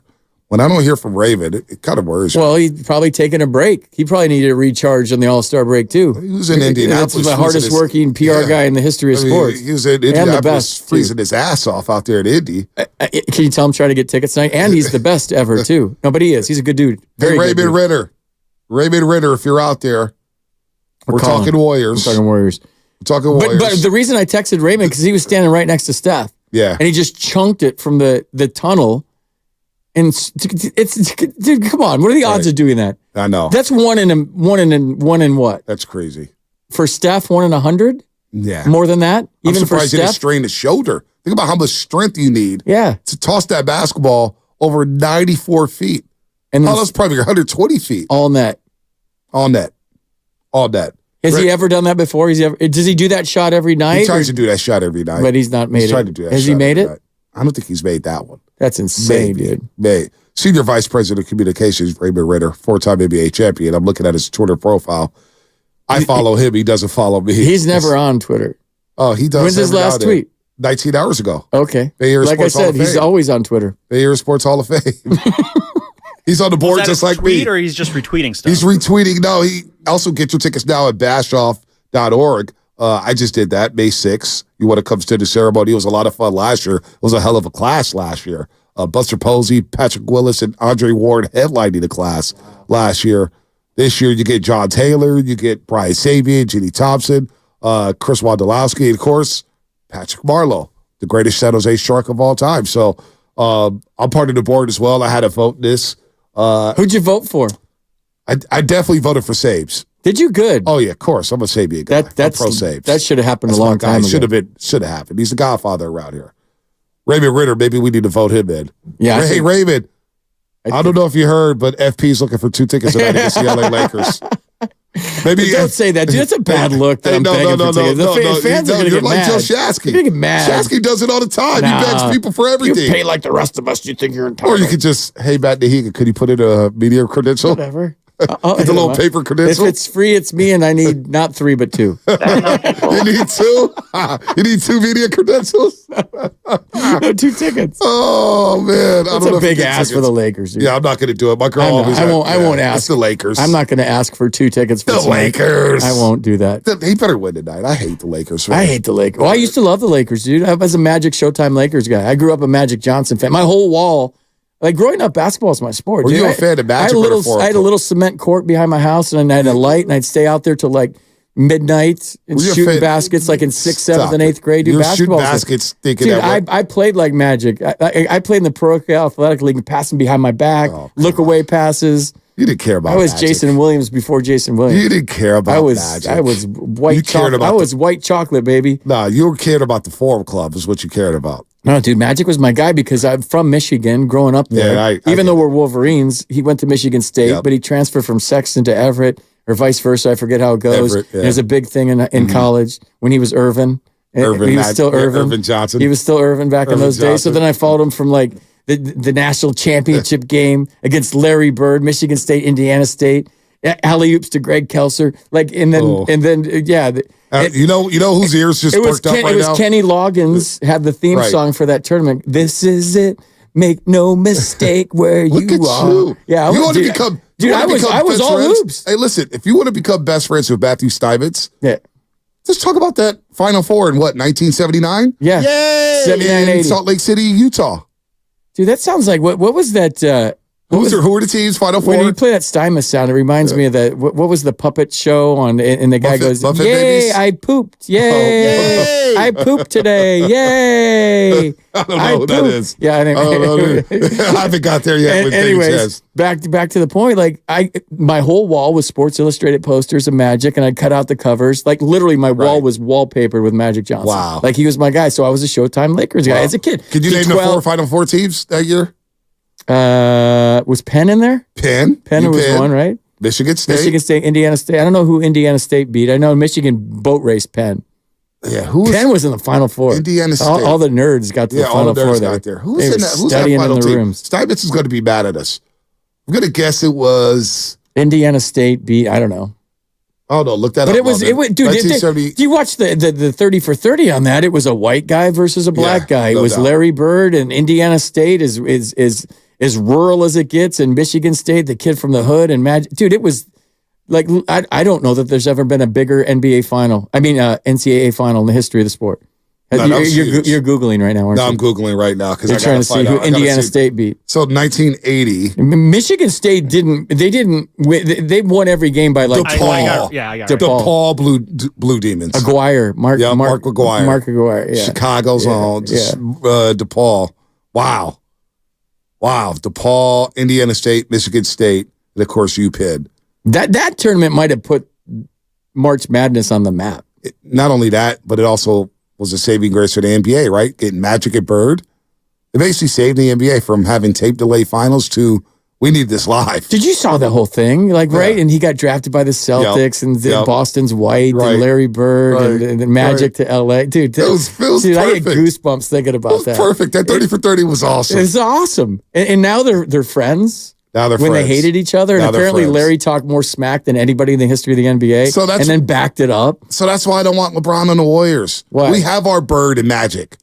There's no Bird and Magic. There's no now, Bird dude. and Magic, There's but we no have Bird something and similar. Magic. There's no Bird and Magic, but man, LeBron and Steph, 4 straight finals appearances against each other, rivals. Like, we could all say, oh man, the last 15 years of the LeBron era. What about the Steph era?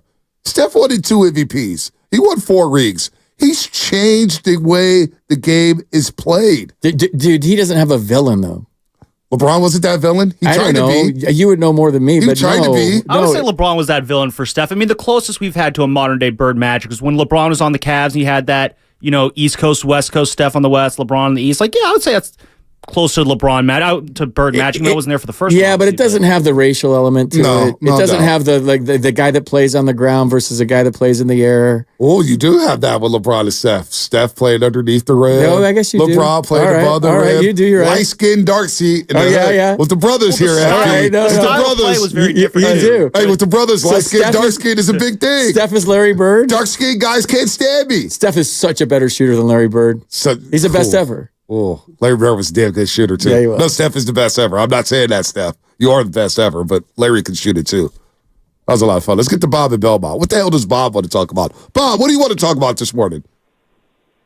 Hey guys, so I was in mourning last week over the Niners and didn't want to hear anything about it. So now I've sunk into acceptance now, and I'm ready to address their future. What is it that they need to do to get over the hump and be champions? Right? And I think it's really the number one thing is Kansas City exposed our number one weakness once again in the Super Bowl is our offensive line on the right side with Chris Jones blowing through with that blown blocking assignment and coming untouched right in Brock's face, and he couldn't make that pass to be to try to pull the game out. And Philly did the same thing last year in the NFC Championship with Hassan Reddick coming again from that right side and then putting a backup tight end to block him. That right side, we've got, of course, Trent Williams, the best tackle in the league, and then Aaron Banks is a good to very good player. The rest of the line has to be completely replaced and rebuilt. And last year, going into the draft, they did nothing to address it. So you think they need to retool the offensive line to get over the hump? Right. And the way you do that is we don't have the money to go out and get high-priced free agents. We've got to do it through the draft. And to be a champion, you've got to have a dominant offensive line so that your quarterback has time to get the ball to the playmakers, and that you can open up the running lanes and control the clock, control the flow of the game. That's how you beat Mahomes, is not with your defense, but with your offense dominating the line of scrimmage and controlling the game and wearing that defense out. You play keep away. I hear you, Bob. Hey, they tried to play keep away in the first quarter. They didn't score anything. But I do agree, the offensive line was subpar in that Super Bowl. No doubt. They were. Now, will they invest in that offensive line? We'll see it at the draft. But the biggest talking point, I think, is issue number one moving forward. That's Brandon Ayuk. What the hell do you do with Brandon Ayuk? Do you bring back up the Brinks truck like Jay York has done over the last 5 years and pay Brandon Ayuk? What is his market here? Here's Peter King on how the Niners should handle the Ayuk question into this offseason. Here's Peter King on Willard and Dibs. Lubman needs to play this out real quick. We'll get that back there on the board. Lubman's on the phone. He's doing double duty. Give me the sound button here so we can play the sound off the hotkeys. Peter King again. We got Lubman doing that. Anyway, what do you think about Ayuk? FP as we filibuster here. Dude, I think. Let me know when you got the hotkey sound up, Lubman. Let me know when you got that. Yeah. Which one did you want? Brandon Ayuk here. I'll play it on my end, and you can just put the sound up. Pot the sound up. Nope, not happening. Let me know when you get that done. It's all good. We would like to try to run this back this year, one time, and then make our major decisions about our roster at the end of next year. And I think you have to ask Brandon Ayuk very simply, how do you feel about that? If he's negative about it, if he doesn't want to do it, and clearly, because the quarterback is only going to make $985,000 next year, you probably could figure a way to bury some money in Brandon Ayuk and figure out where this leaves you for the future. But to me, there's a lot of questions about not only, the offensive, not only the skill players, but all over this roster. And so I think it's difficult. And look, if you're Brandon Ayuk, I don't blame you for wanting to get a deal now. And the reason, or at the absolute latest, next off season, I don't blame you. And here's the reason why. Because if you look at most great receivers, they get one payday. That's it. That's it. Should want to get paid. I think Ayuk will get paid. So if they extend him, they save $10 million. Right. If they trade him, they save $14 million in the cap. Right. $4 million difference. I say sign him. Like, this is a guy that's your best route runner. This is a guy that's going to be top 5, top 3 receivers in the league soon. He's on the rise. He's young. I think you run it back and keep this team intact one more time and give it one more push, because I think Juszczyk, McCaffrey, Kittle, all these guys are free agents in 2025. Yep. So you circle the wagons and do this one more time. You dig down deep mentally and you find a way to get to the top of the mountain again and get on the biggest stage. And it's such a daunting task as an athlete to go so far one season, to get that close, to have it right there within your reach, to go all the way back to training camp on the bottom of the mountain and climb Mount Everest again. Square zero and start all over again. And there's so many things in 17 games or 18 weeks that can go wrong with injuries and this and that. and there's so many question marks throughout the course of a season. They were right there. They had the health. Everybody basically was healthy until Dre blew out. And they were ready to plant the flag. And now you got to start all over again. How long? But that part's so daunting, dude. I don't even want to think about it. Even just us talking about it. Right. No, I'm emotionally worn out from just thinking about Bonte, going through the season. I thought about this on my run yesterday. So I go for runs and you get deep into your own head. And it just blows my mind that Niners fans are so upset with their team getting to the Super Bowl and losing. Like, how entitled and how spoiled are we as sports fans? We're spoiled. That we want the coach fired. We want this to happen. We want that to happen because we got to the Super Bowl and didn't win it. Is it frustrating? Well, is it disappointing? Has it still taken me 2.5 weeks to get over it? Yes.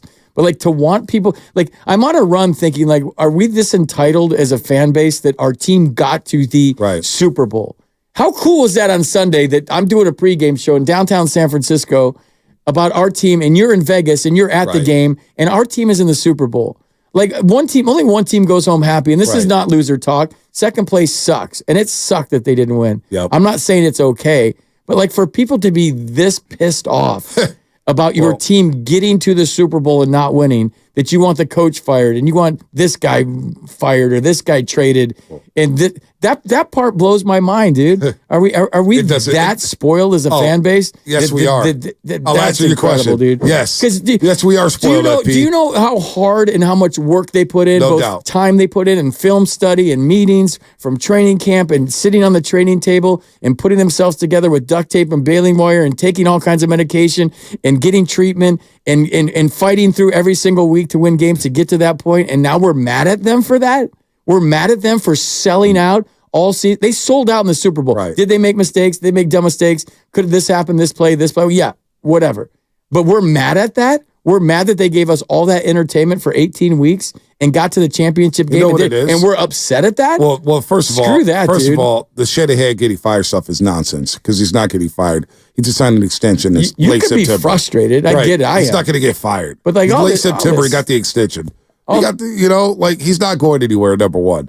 But I do think we're mad, and I'll throw myself in there. And I'm not even I'm disappointed, I'm deflated that it ended like that. But I think the totality of the playoffs, in which we didn't see their best football when it mattered.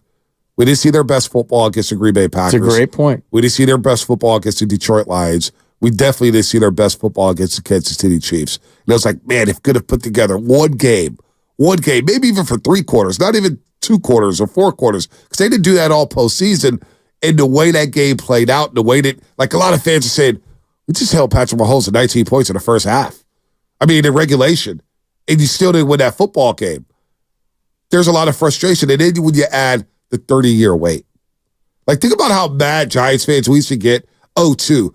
97 to 03 was probably the best stretch of Giants baseball outside of the World Series run. Up until that point, that stretch of baseball was dynamic with the Giants. You had Bodge, you had Jeff Kitt rolling, you had Darrell Hamilton playing center field.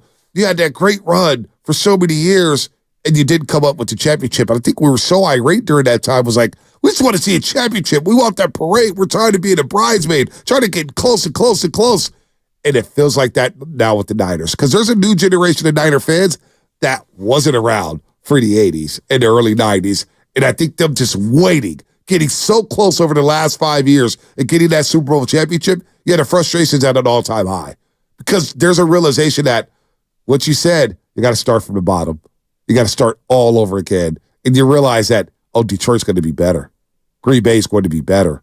Philadelphia is going to retool and get better. The Rams are going to get better. The Hawks are going to be better. So you think about all those things, that frustration goes up another level, FP. So there's going to be some anger. There's going to be some stupidity also in terms of firing Shanahan and this and that. That's nonsense. But I get why so many Niner fans are so frustrated because they're so close. They keep getting teased. Talk about the water, R-Bar, right? Or where do you go? Water bar? Water bar. R-Bar. The bus stop. You get teased by that girl at the bar. Stop, dude. You get teased and teased and teased and teased and teased. It's more like if you put a shot in front of me and take it away. That's a tease. And then you get that number, and she's not even replying, and you're like, I'm so close, yet so far. That's how Niner fans feel right now. So, to your point, and supporting your point, my son's 28, and he's never seen the Niners win a championship. Right. I've never seen him that upset after the game. He just stormed out of where we were watching. Had to text him, "Where'd you go, bro?" Like he was that frustrated. Yeah. I think we all were. And I told him I was 27 years old the last time the Niners won a Super Bowl. So see, I was 12. I always make the joke here. I hadn't even gone through puberty yet when the Niners won a Super Bowl. I don't know if that's appropriate, kids. Well, I'm just saying that, I guess when I think about the totality of it, and I know how much effort they put into this, and how much mental energy, physical energy, playing through adversity, playing through a 3-game losing streak. Your quarterback gets elbow surgery. And everything they gave us this year, even in the Super Bowl with all the dumb mistakes, they sold out, bro. They sold out.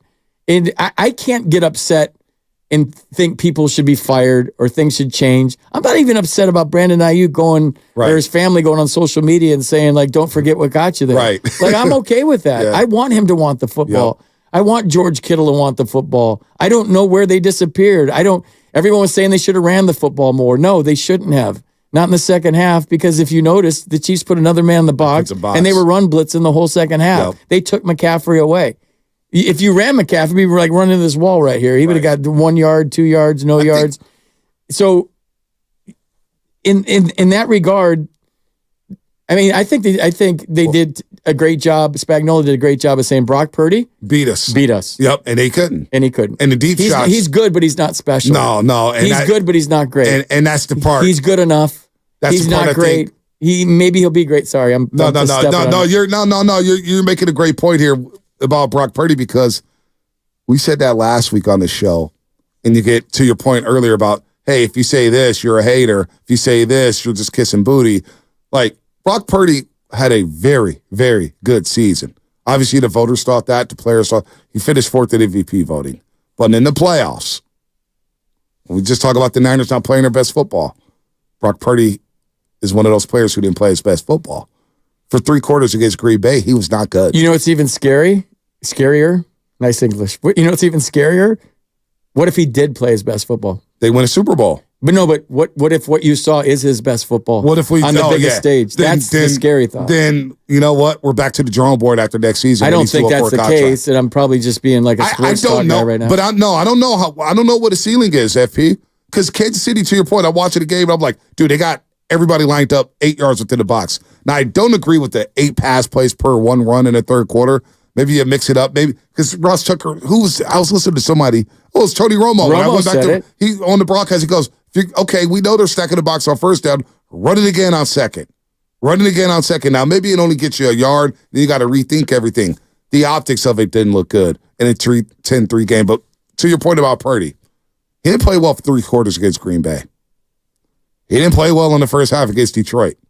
He reminded a lot of us about Jimmy Garoppolo during those stretches. And in the Super Bowl, there was throws he missed. And you talk about the deep shots, he missed a deep shot to Debo. Now they ended up scoring a touchdown on the same possession. But the IU communication in the first half, Kansas City said, beat us deep and outside the numbers. And the Niners couldn't. So to that caller's point, Bob and Belmont, one thing that needs to get retooled and to get over the hump, the vertical pass game.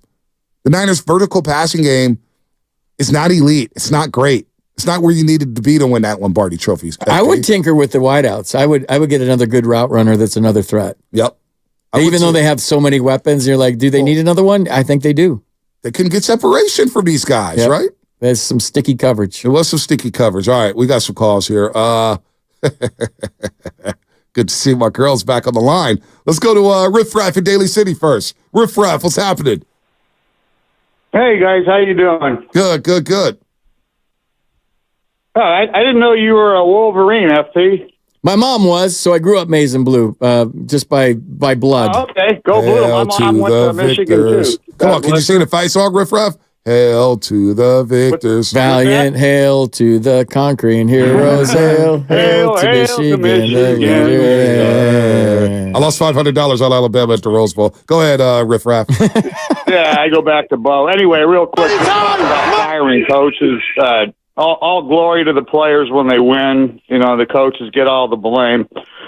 Steve Kerr took a team that went to 5 straight finals, which you'll probably never see again, and taking over a team that couldn't get out of the playoffs. And Kyle Shanahan didn't miss an extra point, fumble the football, blow blocking assignment. Yeah. You know, coaches are a part of the game. You win as a team, you lose as a team. But the fans, I called a couple of weeks ago and said fans that sit there and want coaches fired like little kids that yell at their parents, I hate you, but they don't really mean it because they're frustrated.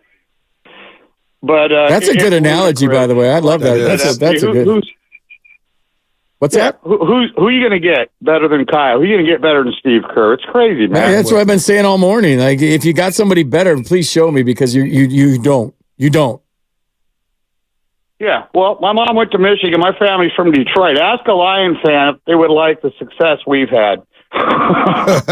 Dude, my dad's a diehard Lions fan. He grew up watching Lions games and going to maybe even Tiger Stadium to watch Lions games. So that NFC Championship game was awkward. It was awkward, and I felt bad for my dad after the game. I felt bad for Lion fans. Yeah, I gave them all a high five. Like, hey, you guys should be back. They did not deserve to lose that game. They really should have won that football game. Well, I did a show with Dibs, and we both agreed that Dan Campbell would make a decision either to win the Lions a game or to lose the Lions a game. Yeah. And that was our biggest key to the game. Well, Josh Reynolds, how much you catch the pass?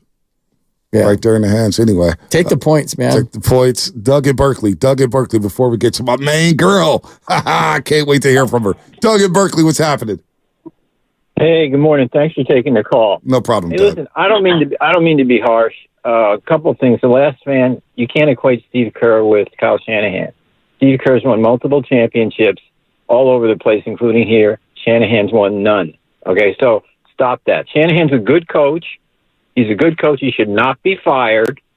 But every crucial situation in the Super Bowl, everyone, Spagnuolo outcoached him. He outcoached him. He does deserve some responsibility. He needs to get better. He needs to get a little bit better. He's very good, but he did not coach. He did not put Purdy in a situation where he could have time to see Ayuk. Okay, and it happened over and over again. So no, don't fire him. Don't fire him. But don't just let him off the hook and say, oh, he's great, and blame the players. That's not right. Shanahan needs to get a little better. Thanks for taking the call. No, he got a little tight. I thought he got a little tight in the Super Bowl. The decision in overtime, that's going to haunt them forever. See, I don't have any problem with that. They were planning on scoring. And then if Kansas City scores, they got the third possession. You're not going to convince anybody otherwise. It doesn't see it that way. Right. No, you're not. It's just, I can't. It's one of those COVID vaccine conversations. Yeah, we want to stay away from that. Let's not get canceled. I'm just saying. You're not going to convince anybody on either side to change your mind. So you're not. Yeah, you're not. No, you're not. Don't talk about that. We're not going to talk about that. Super Bowl. See? Super Bowl. In real time, I thought, okay, taking the ball, defense is a little gassed. Then I went home, and I was in a very dark place in my hotel room getting ready for the show after that Monday morning, day after, of course, the Super Bowl loss, and watching it back and then kind of playing it out. And I was like, you know what?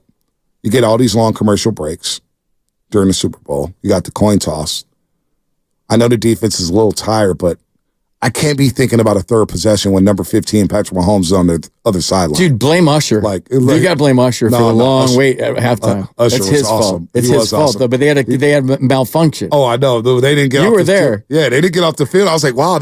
Teams are only going to have like 2 minutes and 30 seconds to warm up before the third quarter. Well, I was yelling at Lutman and Shasky. Niners aren't going to touch the ball for an hour. An hour in real time. Don't blame Kyle. Blame Usher. Blame Usher? Yeah. You're going to roll with that one? No. Go ahead. Sorry. No, I'm blaming Kyle for the decision. So you were thinking about the third possession. I just can't see. To me, the championship mindset in that situation was Kansas City's mindset. We're going to kick anyway. We're going to get a stop, and we're going to take the ball, and we're going to score and win the game. Like Shanahan and the Niners' philosophy was like, one, we don't know the overtime rules. So what happens if we score a touchdown and we dump a Gatorade on Shanahan at the first possession? Wait, hold on. We got another possession to get in Kansas City. New overtime rules in the playoffs. Remember Josh Allen a couple years ago, Arrowhead, didn't get a shot anyway. I just thought, boy, you didn't score. If you knew you had to score and you had to score 6, so you knew Mahomes was getting the ball back, then I got to go for it on 4th and 5, 4th and 4.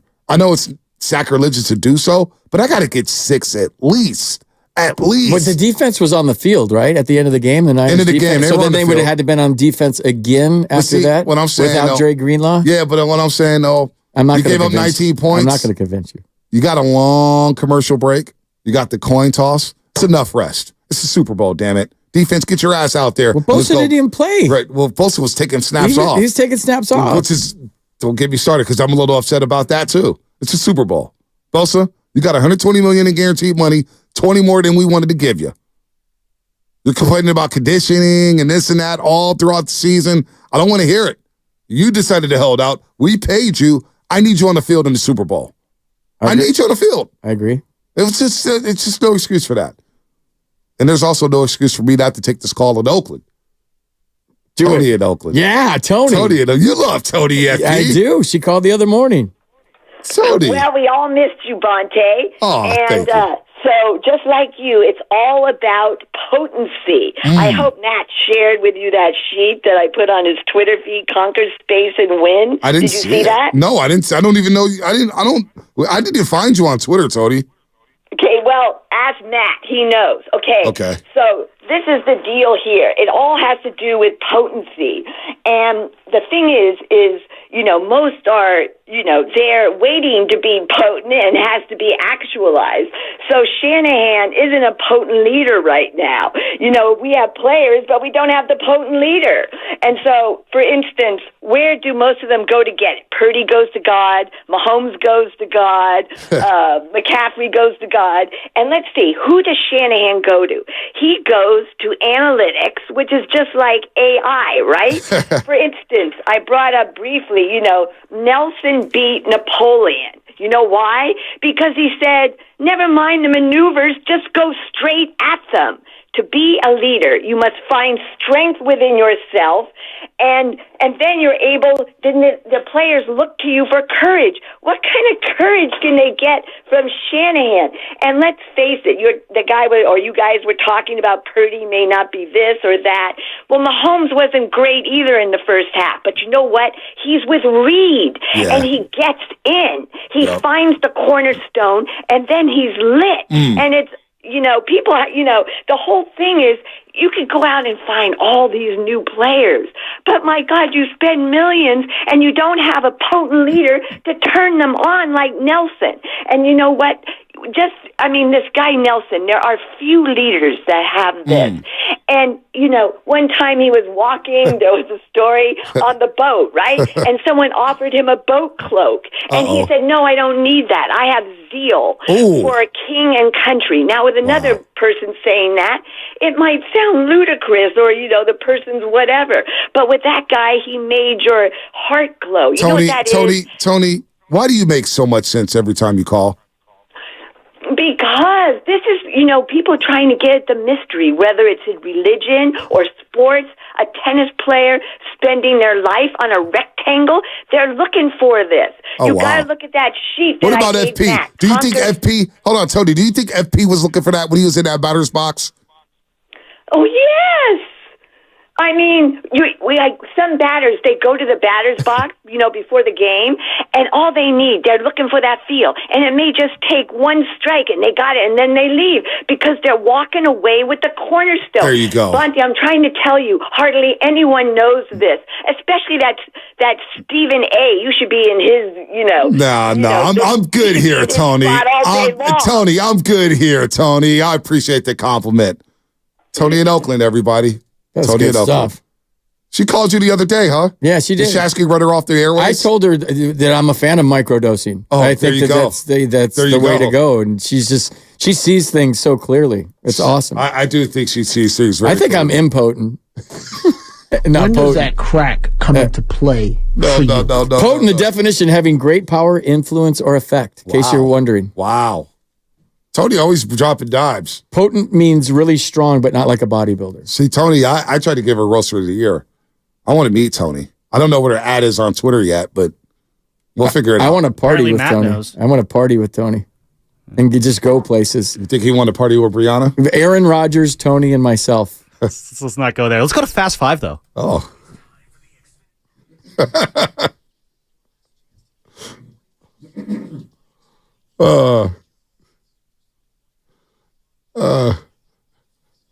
FP, you're the guest of honor. What is your final thought today? Warriors are going to keep rolling. They're going to boat race the Lakers tonight, and they're going to cruise right into the playoffs.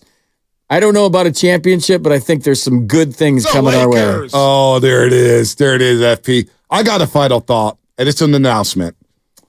Here on the Morning Roast, we had a joke that who's going to get a ring first? My better half, Anna? Or would the 49ers get a ring? Well, the 49ers lost the Super Bowl, and there's no telling when they're going to get a ring. And I don't think Anna's going to be waiting around a long time. So last Friday, I finally popped the question, Roasters. I got on a knee, and I gave the lovely Anna Novikov a ring saying, will you be mine forever and ever and ever? And we have become engaged. We've gotten engaged, I guess I should say. Still trying to get used to this. So I'm going to need a marriage counselor to get through this over the next 50, 60, 70 years. FP, would you like to volunteer to do that? No. I'm 0 for 2, dude. You're the last guy. I'm the last guy you want to do that. That's why I want to know what you did wrong. I want to know what you did wrong. Seriously, FP. Though, congratulations, yeah, man. no That's doubt. very cool. So Anna outlasted the 49ers, and she got a ring before the Niners. Go figure. She spent 7 years in the minor leagues, and now you called her up. No, congratulations. She was really smart to defer there, you know. Didn't have to give a long speech either on the knee. It was like, yes, yes, yes. I was like, yes. Anyway, go ahead. Love it. Wow, I get to follow that up. Well, I guess my final thought is congratulations to you, Bonte. Very happy for you and Anna. Can't wait for the wedding invite to definitely come my way because I know I'm definitely going to be on that list. Yeah. I just want to go to the bachelor party. I don't care about the wedding. Hey, the bachelor. I'm in. Hey, Pete, I'm inviting myself. Pete, let me tell you, she's probably listening right now. No. I want you to be at the bachelor party, but you have to tell me no, okay? Because I kind of want you to be there. Those off-record conversations. You're not going to be one of the best in, but FP, I want you there. Trust me. I want you there. I would love for you to be there. I'm crashing it. I'm bachelor party crashing. I can't wait to go get a drink with you one of these nights. Let's go. Maybe I get a permission slip tomorrow night after the Hornets game. FP, what you doing? Anyway, that was Fast Five brought to you by Xfinity. At home or on the go, you'll get the fastest internet to all your devices. All right, that's it for us. FP will be back tomorrow. Always fun to work with you, FP. Those 4 hours flew by. Next is Steiny and Guru. You know what they're talking about. Baseball, spring training. Steiny can't wait to see Luciano in that batter's box. Guru can't wait for Hicks to throw strikes down the pipe at 96 miles per hour. He can't wait. Steiny, the biggest Casey Smith fan here at the station. You're my shower, Bonte.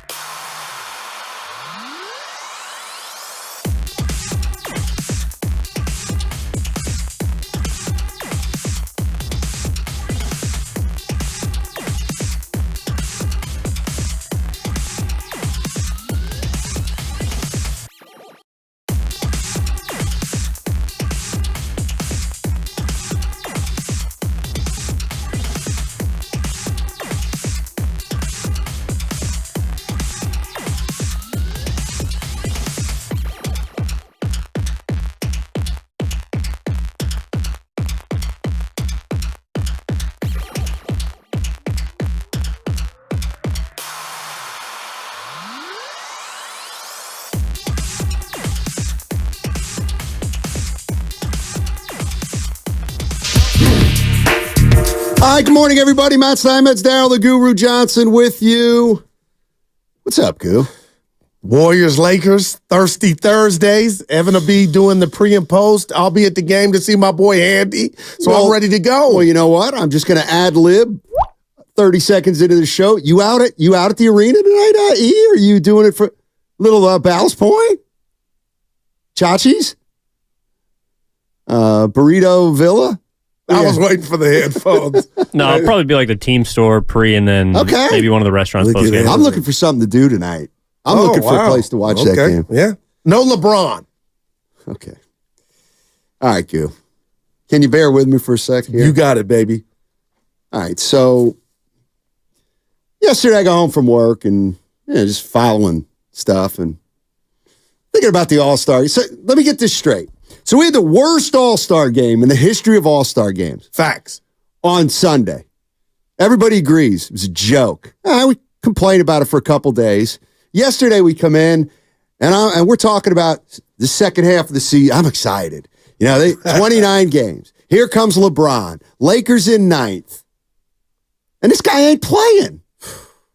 LeBron James hasn't played...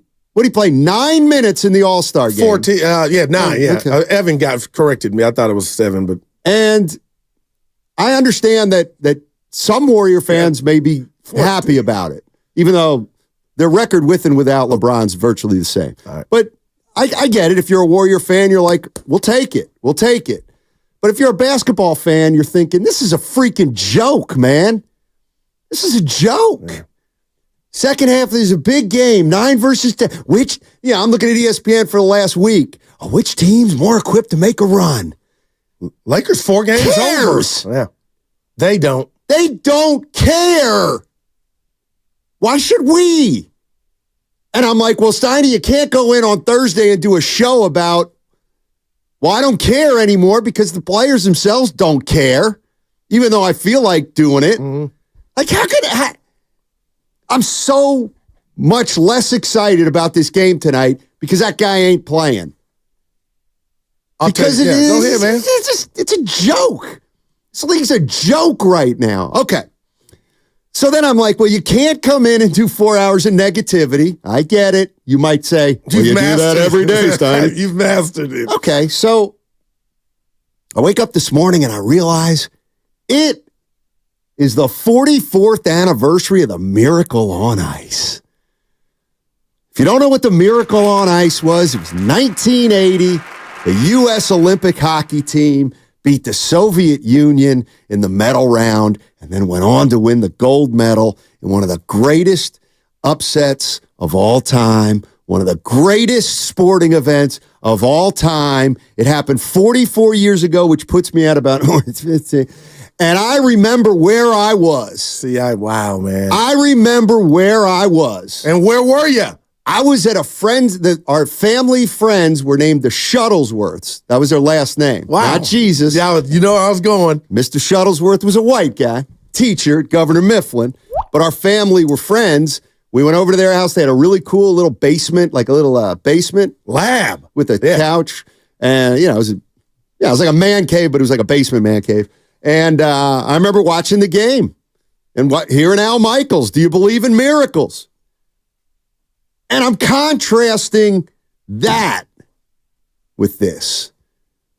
Is it just because I was 15 then and now I'm older and I'm... No, that was a moment. Okay. Yeah, I wasn't in real time. I was riding tricycle. Do? You got it?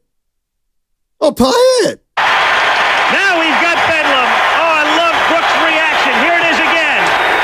11 seconds. You've got 10 seconds. The countdown going on right now. Morrow up to Schultz. 5 seconds left in the game. You believe in miracles? Woo! Unbelievable. Yay! It was unbelievable. I still get goosebumps. Yeah, you should. Thanks, Evan. I needed that. Mm-hmm. Go ahead, Gil. No, I was just saying I was about 6 years old, so I can be honest with you and tell you I got it later. You know what I mean? I wasn't in the real time watching it 49er Frankie's house or with Norm. I was probably on a tricycle or a bike somewhere, but that is one of the most iconic calls. I did not wake up this morning knowing it was the anniversary, but the fact that you guys treated it like a Super Bowl, Steiny. Oh, man, it was, well, you know what? At the time, we didn't know it was a Super Bowl. We knew it was an Olympic hockey game between the United States, all amateurs, and the Soviet Union, all professionals, and nobody gave the United States a chance. But it was a Winter Olympics. Yeah. And it was hockey, so we watched it. And then it turned into maybe the greatest sporting event in the history of sporting events. And how did Al Michaels' career turn out? I mean, pretty good. Giddings on line one. Pretty good. Yeah. So, I said, Steiny, you have a show with Daryl the Guru Johnson. It's as much your show as his. We don't have to talk about the sorry NBA right now in its state. I want to know, give me some of the greatest sporting events that you remember watching, where you remember where you were. This is great. Give me a sporting event here we go. Can I tell where you remember where you were. Like, how about this? I'm a little older than Goo, but that little difference is the difference between me being old enough to remember that Olympic hockey game. He was a little, I'm going to help you out here. You were younger, all right, so you don't quite remember it. But 888-957-9570. I don't think we're going to spend all day on this, but I'll be damned. We got Bobby if I'm going to let LeBron James and the NBA ruin it for me. Don't do it. And you know what? I might have to defend the King. This just came like a lightning. I just got struck.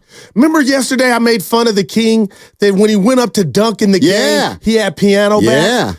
Yeah, maybe he had a foot. I was in the lab like Evan, because that may have been because his foot was gimpy. I'm just throwing that out there. They're in the 9th seed, Steiny, 4 games over. They don't want any part of the plan. So I got to believe what you're saying is right. And we'll talk to Fitz at 11 just about everything NBA and Warriors. But I'm Size matters. They need this game. The Warriors. So that excites me. And they don't need, we apologize for doing this or that. The Lakers stole one last time in double OT in that Saturday thriller. So I'm going to give LeBron the benefit of the doubt. That dunk showed me something was up because he was up, but he wasn't up, and I'm going to leave it there. But he's not the problem with the All-Star game. Let me be clear. I'm not saying LeBron James is not He might hurt. be listening now. Bron! Suck it up. 4 seasons probably. Let me tell you, I bet he ain't in town. What do you mean? You know what? 49 Frankie said he might be flying solo dolo and get here before the game. He also might not come because flying's bad for your foot. Yeah. Who knows? He can do whatever he wants. He may be here. He may not be here. But I'm not dwelling on the negative today. You know what? And I'm not saying he probably's hurt. It doesn't mean that it doesn't make it any less disappointing. It's disappointing. I want to see Curry. I want to see LeBron. I want to see Anthony Davis. I want to see Draymond and Clay. Pods. Everybody.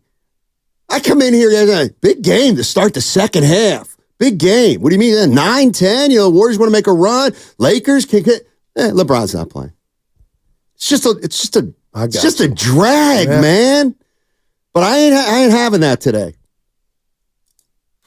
Give me a sporting event or an upset where it was so great you remember where you were. Probably going to be a memory because you were a kid. But go ahead, Goo. All you, buddy. I was at Queen Anne Drive in Union City, California, where we lived, and I was 10 years old, and it was the 1981 NFC Championship game. It was only a year after the hockey game. Yeah. So, So, at that point, I told you Norm used to throw Super Bowl parties, him and Daisy Mae Johnson. God rest her soul. So, I went into that game, even though the Cowboys were on the road, being a new fan per se. I've experienced a couple Super Bowls. So I assumed they were going to beat this little cute new story in the Bay, which was Joe Montana and the Bill Walsh 49ers. So Dallas had a lead, Steiny, and my mother asked me, son, what do you want? And my favorite dish to this day is lasagna. Nice. It was in the oven cooking. So I assumed I didn't know about jinxes. So I just knew they were going to beat the Niners. And to watch Dwight Clark that play, that drive into that game, even though it broke my heart, I cried. Like, I clinically cried like Super Bowls. So I assumed. Oh, yeah. So Norm was like, all right, son, shake it off, Mariah Carey or what's her name? Swift. But that was my first heartbreak as a sport fan. So when the Cowboys... I cried to headache cry. The funny thing is I was a kid in Reading, Pennsylvania at that point, and I remember where I was for the Cowboys-Niners game for the catch. Where were you? I was at a restaurant with my parents. It was a bar restaurant, and I didn't know anything about the Niners. So you weren't there for the game. You were just happened to be at the restaurant. Okay. Yeah, and think about it. The game was back east, so it was probably at night on the East Coast. So we were eating dinner, but they had one of those TVs above the bar, and I kept looking, and I grew up an Eagles fan, obviously, so I hated the Cowboys, but I didn't know anything about the Niners because they were up and coming. Nobody really knew who the Niners were at that point. No doubt. And I'm watching this game, and the Niners are hanging in, and I'm like, they're not going to win. I want the Niners to win bad because I hate the Cowboys. They're not going to win. They're not going to win.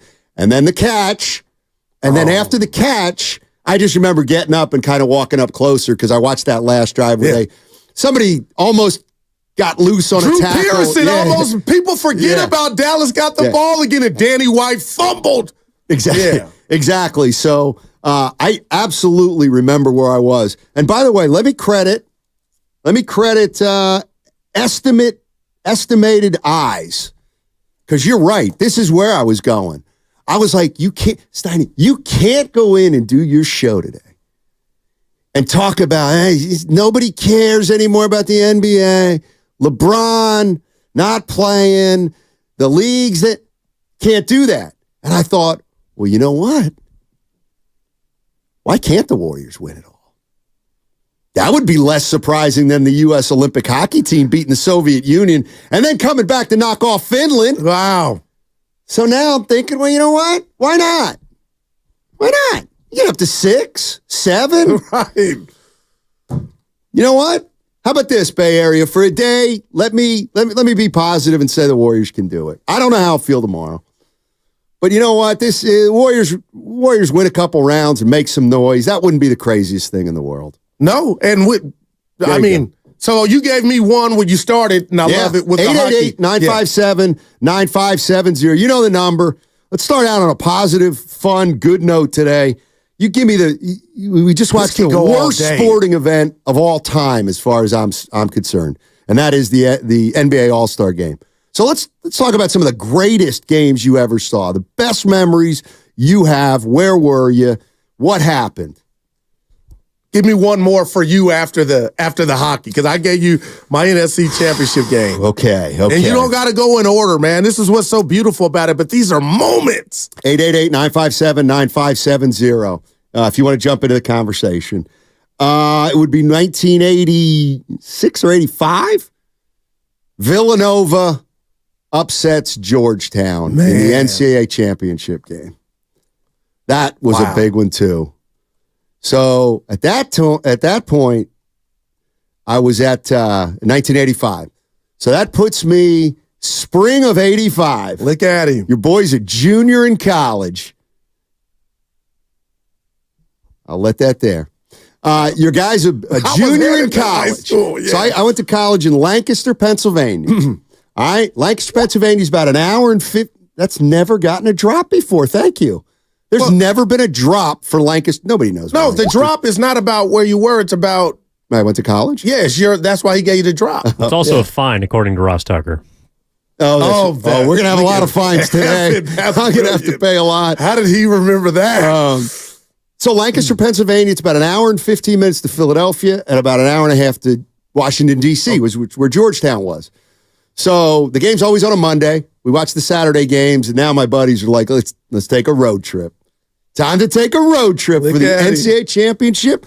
Let's go to Georgetown, and let's watch the national championship at a bar in Georgetown. Get loose. They're going to win. And I don't know why I did this. I swear to God, I don't know why I did this. But I said to my buddies, Dave Yannick, and Carrington Clark III was there. Yeah, he came from Money. Carrington Clark III, and a couple other guys. And I said, let's go to Philly. Wow. I said, let's go to Villanova and watch it there instead. And they were like, how come? I'm like, let's just, we had gone to Georgetown a few times. I said, let's go down the main line. Let's go down to Philly. All right. So we drove down to Philly. We watched the game in Philly, and then we went to the campus afterwards, and it was unbelievable. Like it was just a party from like 11 p.m. to 3 or 4 in the morning. Yeah, boy. In fact, back in those days without cell phones, I just remember waking up the next morning on the campus somewhere. That's amazing. And my buddies were gone. Oh. Yeah, we were supposed to meet at the car at 8 o'clock to get back to Lancaster. I wasn't there. How'd you get back? I can't remember how I got back, but oh boy, in a funny way, it wasn't as crazy. Like I had some buddies at Villanova who were driving back to Reading, and once I got back to Reading, I figured it out. Yeah, it's amazing how much more resourceful. That era. But Villanova, if you look at some of the numbers from that game, Villanova-Georgetown, Villanova shot 76% from the field. That's just incredible. Georgetown was the powerhouse. They were a monster. Boy, you destroyer. They were an absolute monster. And Villanova played the game of their lives. And their coach was Raleigh. What was last name? Raleigh Massimino. There you go. Italian Stallion. Who I would later interview for the Reading Times. He came and ran a basketball camp. Cool dude. Yeah, he was cool. He told me something that I always disagreed with. Oh, boy. He said, like, I'd been out of college for a couple years. He found out I played Division III. He knew where I played, and he goes, "Well, Oh no." He said, "You're probably a pretty good player for Division III. When you wore that Franklin and Marshall uniform, you're probably a good little Division III player." I said, "Yeah." He goes, if you would have worn a Villanova jersey, just because you wore that jersey, you would have been a better player." And I was like, "What are you talking about?" And he goes, "Well, you just would have been a better player." And I was like, "Well, I couldn't get into Villanova." And he's like, "That's not what I'm saying." He's like, "What I'm saying is the better the jersey you put on, the better you're going to be as a player, regardless of..." Damn. I don't know. It was convoluted, but... like the jersey had life. Yes. It gave you superpowers. Exactly. So, Villanova-Georgetown, that was another memorable one for me. All right, before you take these 957-9570 is the number you want to jump in. You know what? We had too much negativity this week about the NBA All-Star Game, which was a joke. I'm looking to uplift. All right, go. No, I'm jumping on you, man, because I'm trying to just... I haven't shut up yet. No. I got to tell you something, Stoney. I told you about the California Casanovas, a group I belonged to in junior high, Alvarado Middle, and then on my way to James Logan. We used to, for 10 cents, catch the Flea, AC Transit, from Union City to Southland Mall, Hayward, California. And the Warriors were playing the Lakers in the playoffs, Stoney. We get to Southland Mall. It's me, Reg B, Ron T, and Sleepy Floyd goes for 51 points. Now, mind you, I was introduced to the NBA downtown Freddie Brown, Wes Unseld, where the NBA Finals came on at 11:30 at night, tape delay, and Pops would let me stay up with him and my Uncle Billy. So I've never seen anybody go for 40 or 50. So we're at the mall. I should be focused, but I'm a youngster at the mall getting ready for high school, Steiny. And to watch Sleepy Floyd go for 29 in the fourth, and they had the sound up of a certain broadcaster here in the Bay, it was one of the most incredible performances I've seen on the hardwood at that age. And unfortunately, the Warriors didn't win the whole thing. But to watch a ball player go for 51 and go for 29 in the fourth quarter at home in the white unis on a Sunday, I'll never forget it. Sleepy's, he's going crazy, Superman. That's what was said on the broadcast. I don't remember it as vividly as you, because what year was that? Off the top of your head? 87, I believe. So that puts me in, you know what I always wondered, and 87 offs. Okay, with Warrior fans on that particular one is, it was unbelievable, no doubt. But they were down 3-0. Like I've always wondered. Great game. Yeah. Now, I'm not taking anything away from anybody, but you were down 3-0. Everybody probably thought it was going to be a sweep then if he had Sports Center. True. I think this was pre-Sports Center. See, vintage me, instead of savoring the victory, is thinking, well, you knew you weren't going to win force. No. So yeah, that's the Sleepy Floyd game is certainly one that pops up here in the Bay Area. All for not, it didn't manifest into a chip, Stoney, but still it's a moment. But I've been thinking about this too. moments don't have to manifest in championships for them to be monumental. They just don't. 90% of the greatest plays, the greatest games, they're not championship games. The NFC, when the Niners beat the Cowboys, that was not the Super Bowl. No, I got you. I'm not saying it wasn't an important game. It was the start of a dynasty, though. Exactly. But what I'm getting at is you never know. There can be, and that's why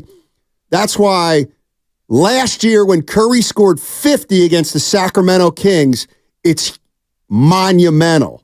It's huge. I get it. They didn't win a title. But, when Bird and Dominique went on their mono, that wasn't for the championship. It was a first-round series, maybe second. But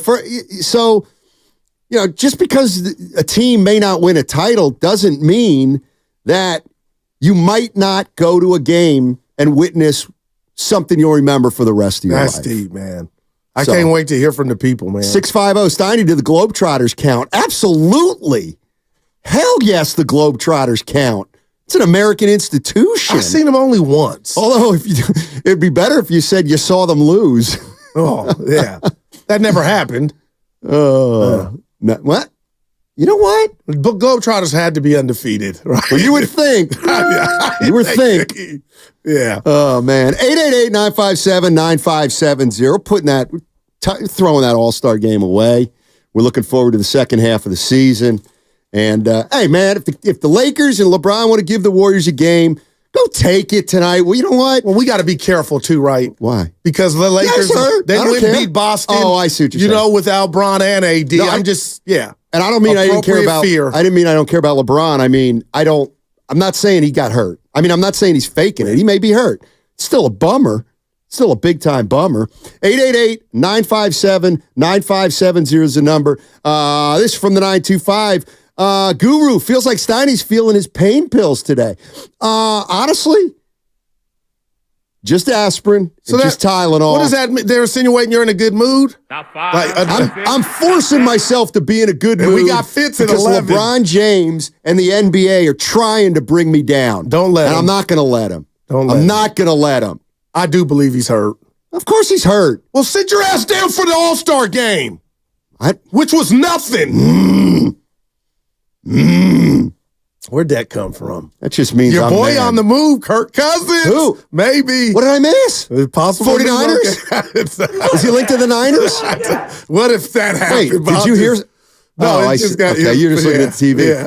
Well, if we want to say who's been linked to whom, I saw a story that linked Klay Thompson to the Orlando Magic. Yikes.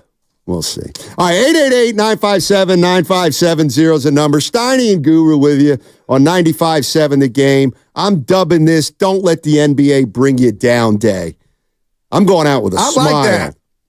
888-957-9570. Let's get into it on 95.7 The Game. Find cars like these on AutoTrader, like that car right in your tail.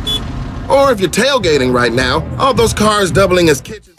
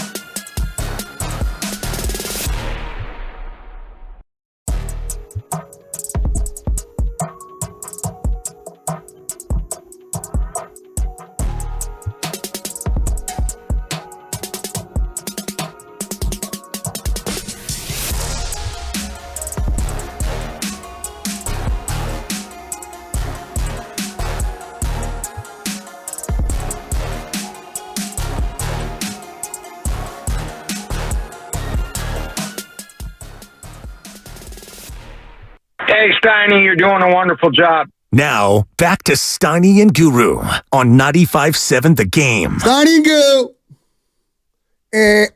Steiny and Goo. Keeping it positive on 95.7 The Game. Warriors second half starts tonight. 27-26, they play the Los Angeles Lakers. You can hear it all on 95.7 The Game starting at 7 o'clock. But before then, tune in at 6. My main man, Evan Giddings, on Warriors Live, 6 o'clock tonight. He'll get you going for that ball game. No LeBron James. Okay, so you just go out and beat him then. No doubt. He don't want to play. Okay, he's banged up. You just go out and beat him tonight. Leapfrog him. Leapfrog him in about 3 games. There you go. Well, 2 games. If you win this tonight, you're a half game back. That's true. Here's what we're talking about. We're talking about uplifting sporting events. We're talking about games in your lifetime that you'll never forget. We're talking about games in your lifetime where you remember where you were when the ish happened. That you can tell, hey, Sonny, I was at this guy. I was at this guy's. I was at this, but I love it. We're focusing on the positive. And Guru, I brought up obviously the miracle on the miracle on ice. 44 years ago today, I said to the boss, "Man, I bet half our audience doesn't even know what we're talking about." But you don't have to Google it. In 1980, the U.S. Olympic hockey team, with a team of amateurs, went into the Olympics and they beat the Soviet Union in the medal round game. And that was a team of professionals. That Soviet Union hockey team had won 4 straight gold medals and 5 of 6 gold medals in the previous 6 Olympics. And the United States came in with Mike Eruzione, etc.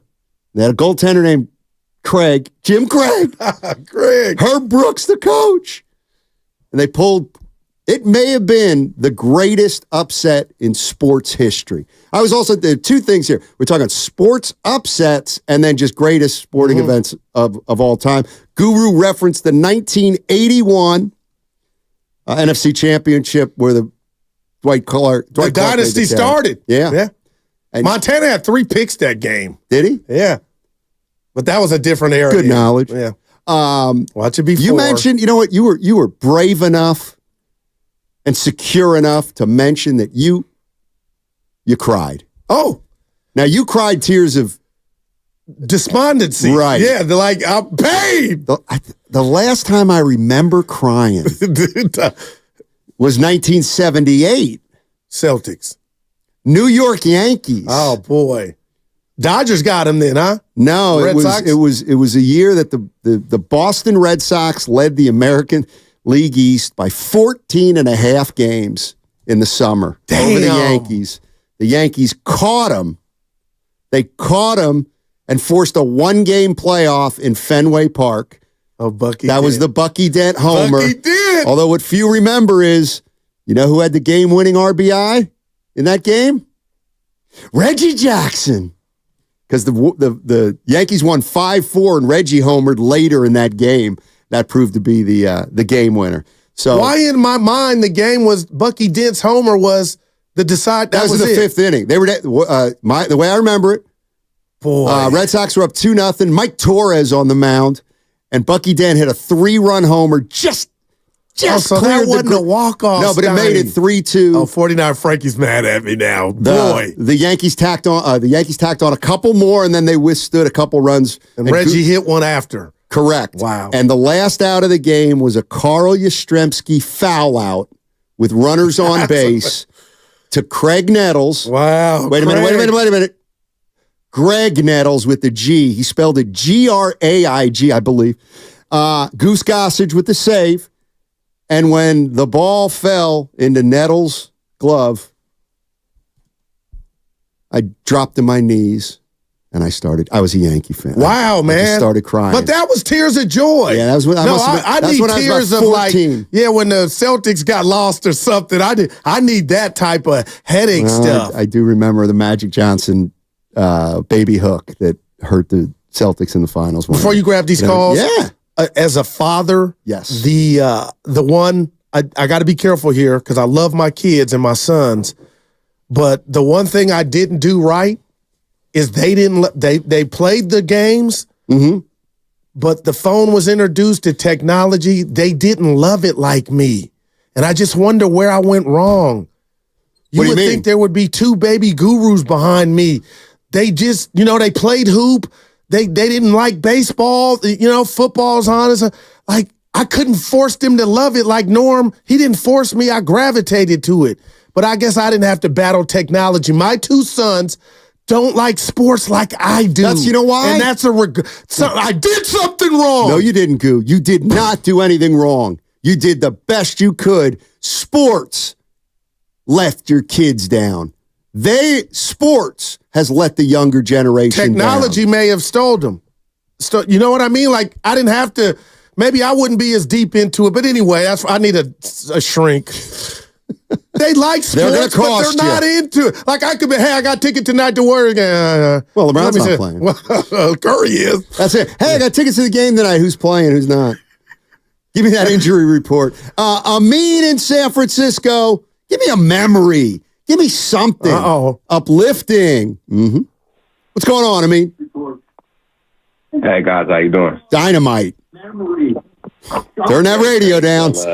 Most people can only afford to hear me once. It's all good. Well, best memory, I'd say my 21st birthday, 2012 Divisional Niners Saints. Just to see that team ascend, and Harbaugh, what he was able to do, and watch them come back and have that catch three. That was a great experience. And Vernon Davis from Alex Smith. Yeah. Is that the game where Alex Smith had an unbelievable run? Or am I getting it mixed up with something? He had that 40-yard boot to the left. Yeah. Boom, lead block. And yeah, that was awesome. And so that game, they won. That got him to the NFC Championship? Help me out with some of the details, if you remember. Yeah, we ended up playing the Giants the next week in the championship. We got to host the NFC Championship because they knocked off the number 1 seed Packers. That's right. Wow. That's right. That's a good 21st birthday, Amin. Thank you so much for calling. Appreciate it, man. That was a big game, Steiny. They kept Vernon Davis. That was the first. That was Harbaugh. That was Harbaugh's 20. Early in Harbaugh's tenure, for sure. Let's see what else we got here. 88. Well, let's go to Skinny Bob. Skinny Bob. I haven't heard from Skinny Bob in a little while. He's going to go back into the time machine, which I have no problem with. Hey, Bobby. Skinny Bob, how you doing, buddy? Hi, guys. Hey, my memory that you spurred, and this is Guru. You and I are going to be opposite on this, but my best memory and fondness was Green Bay Packers playing the Dallas Cowboys, which was a good rivalry, and teams didn't trade players, but it was a goal line stand. The ice ball. In the final minutes, and Don Meredith ended up on TV crying and bawling in the interview afterwards. And I tell you, there was no love between the Packers and the Dallas Cowboys in those days. It was as big as rivalry as Chicago and Green Bay.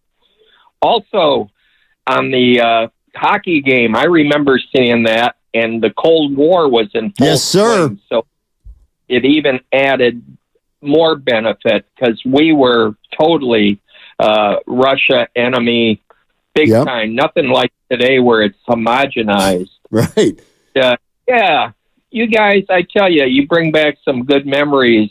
And Guru, the Dwight Clark catch was my goal line stand for the Cowboys. And what state other than Dallas doesn't like beating the Cowboys? I can't see them as America's team. Yeah, they're not. And everybody's beating them, Bob. But back to the Green Bay goal line stance. They dubbed that the Ice Bowl game, right? In Lambeau Field, right? I don't remember. I'm 79. I just had a birthday. That was the Ice Bowl where they stopped them at the goal line. They got in on the last play. Was that the Super Bowl or NFC championship? That was the NFC championship game to go to the Super Bowl. It was a good one, and thanks for taking me back to that era. No. And Steiny, your cheerfulness today. It's a sunny day. I think you react to the sunshine. Well, thank you, Skinny Bob. Then I should really move to Palm Springs and enjoy my life like 349 days a year. Thanks, Skinny Bob. You're the man. Take it easy. We'll fact check both of you. Evan will fact check both of you. It was a championship game. Here's one. 1967. Here's one. I wasn't here. See, and in order to keep anybody under 40, this one's a legit one for me. Because I got one for you too. Because this came about 15, 20 years ago, when not jaded, but you feel like you'd seen it all. I felt like I'd seen it all, and I'd kind of lost that childlike enthusiasm for sports. And then along came We Believe. We Believe was one of the greatest month-long runs. It was probably 6 weeks. We Believe is on my Mount Rushmore of greatest sporting experiences of my lifetime. Damn. The Golden State, people forget now, the Golden State Warriors hadn't made the postseason in 12 years. They'd missed the playoffs 12 straight years. Think how hard that is to do in the NBA. 12 straight years they missed the playoffs. They snuck in on the last day of the season. They had a win. They won, God, I remember these numbers. Like, they went 16-5 in their last 21 games, and they won 9 of their last 10. And they ended up playing the Dallas Mavericks, who'd won 67 games that year. And the Warriors knocked them off in 6. And it was that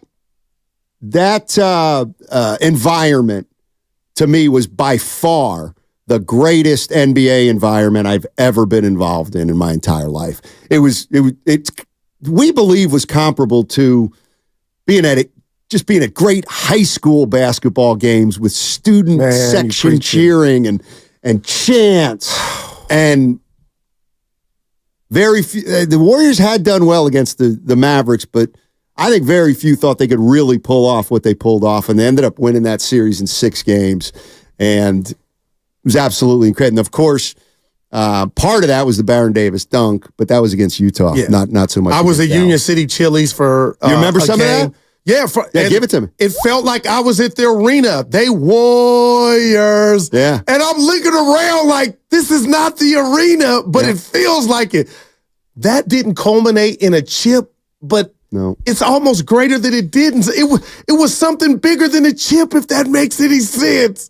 Whoa, everybody's saying, I'm like, I'm not at the game, but it felt like it. It was amazing. It really was amazing. What happened, Matt Barnes, to the well, he's in a little hot water. Yeah. What happened to the thing they were going to do on We Believe, the doc?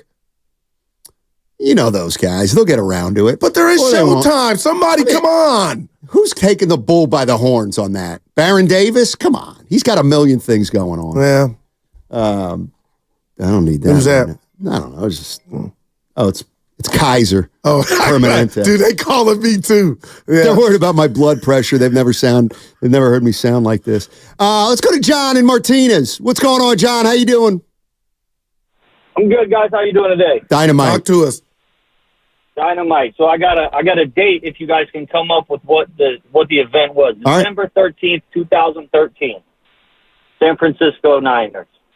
December 13th. 2013. All right, that's a regular season game. No doubt about it. Let's try to whittle this down. It's Harbaugh. Evan, Evan and Lubman could be on this one. They're not that young. It's only 12 years ago, 12 years ago. Give us one more little nugget. Give us a nugget. You know what? Navarro Bowman. Navarro Bowman. Oh, the pick at the stick? Pick 6.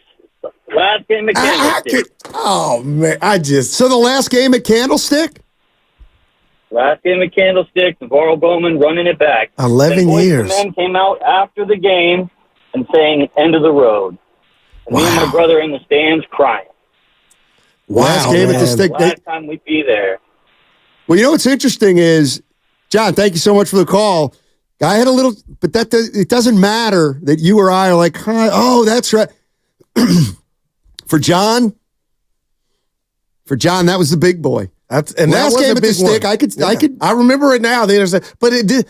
God, Levi's has been here for a minute. I'm just saying. You know what? We're getting old, man. Time's flying. You're right. Stop it. Slow it down. That's why you drink. It's like, whoa. No, I'm saying to pause time. You good? Yeah. No, I'm just saying when people have vices, it's to kind of pause time. I never thought of it that way. That's what I do. It's a little bit. To pause time. Yeah. And just, look at Love me like, boy. I usually just do it to get away from the mundane of the world. Don't talk about it. Jimmy, let's go to Billy. Billy's in Oakland. What's up, Billy? How you doing, man? Pretty good. How you guys doing today? Hey. Dynamite, man. Dynamite. So I'm going back a few years to January 22nd, 1989, the John Candy game, the Super Bowl, Niners versus Bengals. Now, I grew up in New York, moved to California right out of high school. So I'm back east, and I'm up at my brother's. He has one of the first big screen TVs. My dad's there. We're watching the Super Bowl. And it gets down to the end where the Niners are down. It's under 4 minutes, and they're on their, I think, their own 8-yard line. And I turn to my dad. I go, "That's it, game over." And he turns to me and goes, "What are you? You're a fan? You're giving up this easy?" Sounds like giving up? What do you mean? Joe Montana's got the ball. We only have to go 92 yards, and there's almost 4 minutes left. Game's over. We win. And my dad looked at me and said, "You know what the odds of that are against?" I looked at him. I said, "Dad, just watch." And we know it was history. That was when Montana went into the huddle and said, "Look, there's John Candy." Yep. And calmed everybody down, and the rest was history. Yep, that's a big boy. Thank you, Billy. Appreciate you sharing. You got to love that, Montana. Like, there's John Candy. Awesome. You know, I used to. Never mind. Oh, you didn't want to dispute that. We watched that. It was funny because when I went back east this past weekend, we had time on Sunday morning real quick to watch my 9-year-old nephew in a little swim meet. Oh, wow. Yeah, and it was nice little affair, swim meet. And so we got there, and the meet had just started, and my nephew's name is Dalton. Okay. And I said to my sister, we sat down, and Dalton looked up, and he realized there was about 12 of his family members there, 6 or 7 of us from the West Coast, and the people there. And I said to my sister, I said, like, he looked up, and he waved. I'm like, hey, Gretch, we're going to make him nervous. And she goes, oh, my God, no, he loves it. He's a ham. I love it. He loves that everybody's here. No doubt. So I just thought of, my nephew Dalton's a guy who, when he's playing or when he's swimming, he looks up into the stands. Guru, did you? Like when you were playing in high school, James I was Logan, on the bench. Did you know? I had a good look at the stand, but still, were you, when you got on the court, did you know kind of, mom's there, dad's there, they're not here? Yeah. Everybody. I was that girl I think's cute's here. Yeah, I was frightened, Stoney. It got to me. Really? And I'm telling you, I'm being real here. My boy Byron Carter was president of James Logan High School. He played baseball, basketball. He was the man. He was Mr. Personality. This one, Guru, was dead. I was a nerd. Listen, he would come to the games while I'm on the bench and get the whole student body in the pavilion, 3,500. Daryl. And I couldn't take that. And I would tell him before the game, don't do that. And it was like I was a sideshow. But had I smoked pot in high school, I would have played to that and been like, let's go, get it started. And that's my only regret during high school, Steiny, that had I messed with the hippie lettuce, that would have enhanced me. You did and the I right let thing. it scare me, man. You did the right thing. I was afraid of the crowd, man. Yeah. Man. 888-957-9570 is the number. 44 years ago today. Do you believe in miracles? United States hockey team knocked Play it off. again. You got time to play it again? Sure. Hit it, Evan. We got it. Now we've got Bedlam. Oh, I love Brooks' reaction. Here it is again. 11 seconds. You've got 10 seconds. The countdown going on right now. Morrow up to Schultz. 5 seconds left in the game. Do you believe in miracles? Yes!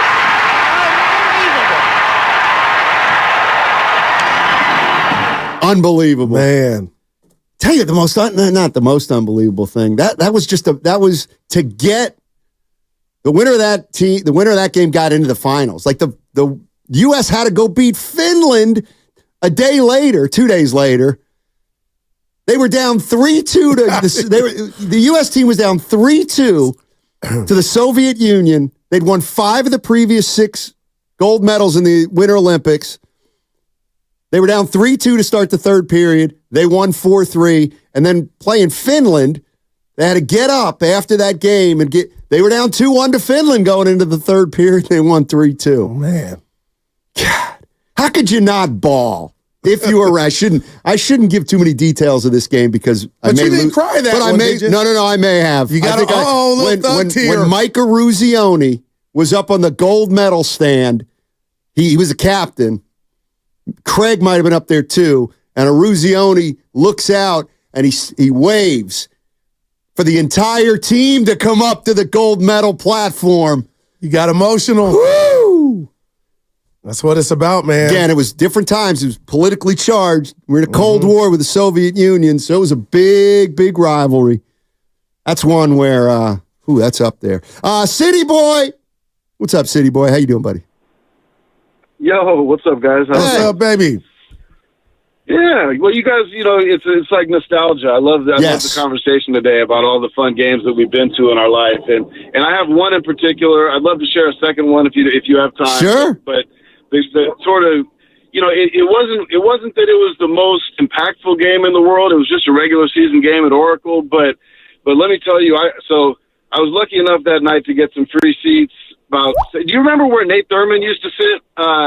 I do, about half court, 10 rows up. Yeah. Exactly. So we were in the one row in front of Nate and about 6 seats over, and that was my buddy's seat. So we used to go from time to time in those seats, and man, good memories there. But I went to the game where Anton Jameson went for 51, Kobe went for 51, and hapless Warriors beat the Lakers, which we never used to do. And that was one of the most memorable Warriors games I've ever been to. It was just such a magical night. Yep. And so much fun. And it was really amazing because, seeing those two guys, like every time they touched the ball, it was just money. And that was awesome. And then to take home the win as well, that was a really fun night. Hey, City Boy, I want to say, and I might be wrong, but I want to say there was a play in that game where a Laker had a foul shot late in the game, and Kobe was not even lined up in the key. He was above the arc to the foul line. But he tipped in the miss to send the game into overtime or something like that. Okay, well, help me. I was at it too. I just can't remember the details. That's what happened. Yeah. And Antoine Jameson, they were going back and forth. Yeah. Well, incredible, Go ahead, City, give us that other. There? Yeah, I was at the game. I love that. That was the greatest. What a game. And my second one, it was the Niners and Vikings. And once again, just a regular season game, but it was a night game. And the night games were an event, and it was Niners-Vikings. It was Randall Cunningham, Chris Carter. It was before Randy Moss. And it was Jerry Rice, Steve Young. And Jerry Rice went for, I think it was like 290 yards. And he must have had 3 touchdowns. And, Randall was going nuts and Chris Carter. And, the Niners, I don't remember the score at all, but it was, it had to be like 43-35 or something. It was one of those games where, we were a little lubricated, so the specifics might elude me a little. But I remember Jerry just going bananas, and it was probably the most fun game I've ever been to. It was definitely the highest yards game of Jerry's career, and yeah, that was just a fun night, and I'll never forget that. That's dope, man. Thanks, Julian. Appreciate it. It's a City Boy, the man. 888-9. Well, you know what? We got Bob Fitzgerald on the other side. Something tells me Fitz is gonna. He better play into this theme, or we're gonna run him. You got to hit him from the outset. Oh, I will. Right off the bat. I'll hit him right off the bat. It's going to be something. Hey, a reminder that you can catch all 4 hours of Steiny and Guru on the free Odyssey app. Plus, watch us on YouTube and Twitch, brought to you by First NorCal Credit Union. Upgrade your savings dividend. Open a First NorCal first-class money market today. Bob Fitzgerald on the other side, and we're taking your greatest sports memories that you've ever witnessed or watched. Where were you? That's the kind of stuff we want to know today because 44 years ago today, maybe the biggest upset in sports history took place. The U.S. hockey team beating the Soviet Union. That segment was also brought to you by Safeway. Safeway, proud to be local, has great deals this week.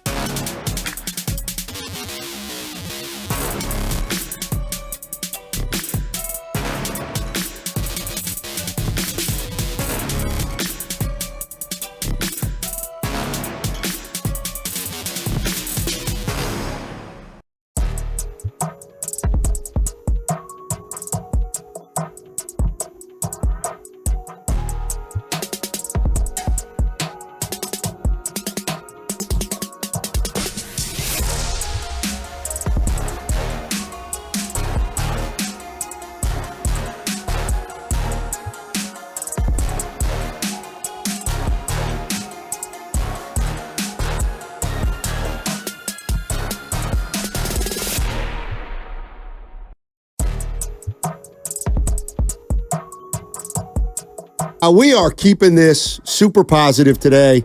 And I know our next guest, Bob Fitzgerald, the voice of the Golden State Warriors, will kind of be into this one a little bit. Hey, Fitz, it's 44 years since the Miracle on Ice. I'm not trying to date you. I don't want to ask how old you were. But, there's been some negativity after this All-Star game on Sunday. And I was thinking, you got an event or two in your life, whether you were a kid or an announcer, where it's just one of the most memorable sporting events you watched. It's so memorable. You remember where you were. You know details about it. Let's start there.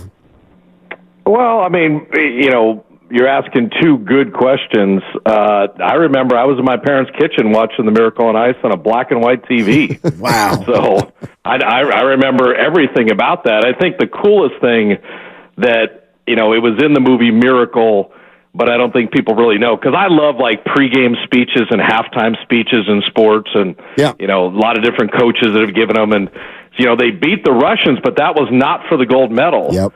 So they go to play Finland for the gold medal, and Herb Brooks had already done the famous Russia speech. Like, if we played them 10 times, they would beat us 9, but not tonight. Tonight we're the best team in the world. Tonight we do this. Tonight. So he had that incredible speech, and they go beat the Russians. For Finland, he had no idea what he was going to say for the gold medal game. And so he basically said, and, obviously it's a family show, so I will not swear, but he said, "Hey, guys, if you lose this game, you'll take it to your effing graves." Yep. And that's all he said.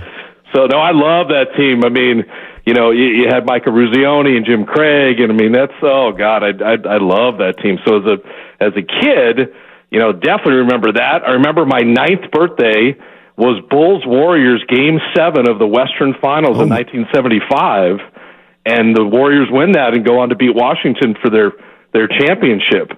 And so that was a cool Game 7. I still remember everything about Chet Walker and Bob Love and Sloan and Van Leer and Boerwinkle, and and then you had Rick Barry. That's right. They were in the West. They were in the West then, right? Oh God, I love that whole series and Bill King calling it and everything. So, as a kid, I remember all those kind of things. As a broadcaster, I got 31 years in the NBA and 20-something NFL and the whole bit. But I would say Kobe and Antoine's 51 points each in an overtime win in 2000 for the, Clay's 37-point quarter, Clay's 60 points in 3 quarters. Well, we can't go through. We can't go through all the Warriors.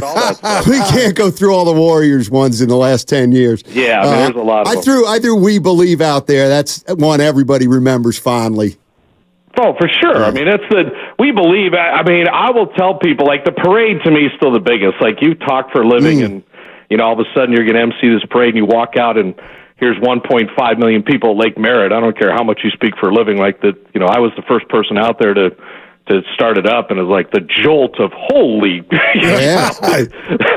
That even for me, I never write anything down, so it's like, whoa, I better be tap dancing, on the script here pretty well. So, no, all that stuff is great, but I think that's why we love sports, is that it's unscripted, and anytime you go to a building, you never know what's going to happen, and so I think those are the super fun things. I like all the little things, like, Steph had all those streaks where he was making a 3 in so many consecutive games, and, he went 0 for 10 in L.A., and that ended a streak of 200 and something and the whole bit. And, I said with Jim going off the air, you went 0 for 10 tonight. Wouldn't surprise me tomorrow night if he broke the NBA record.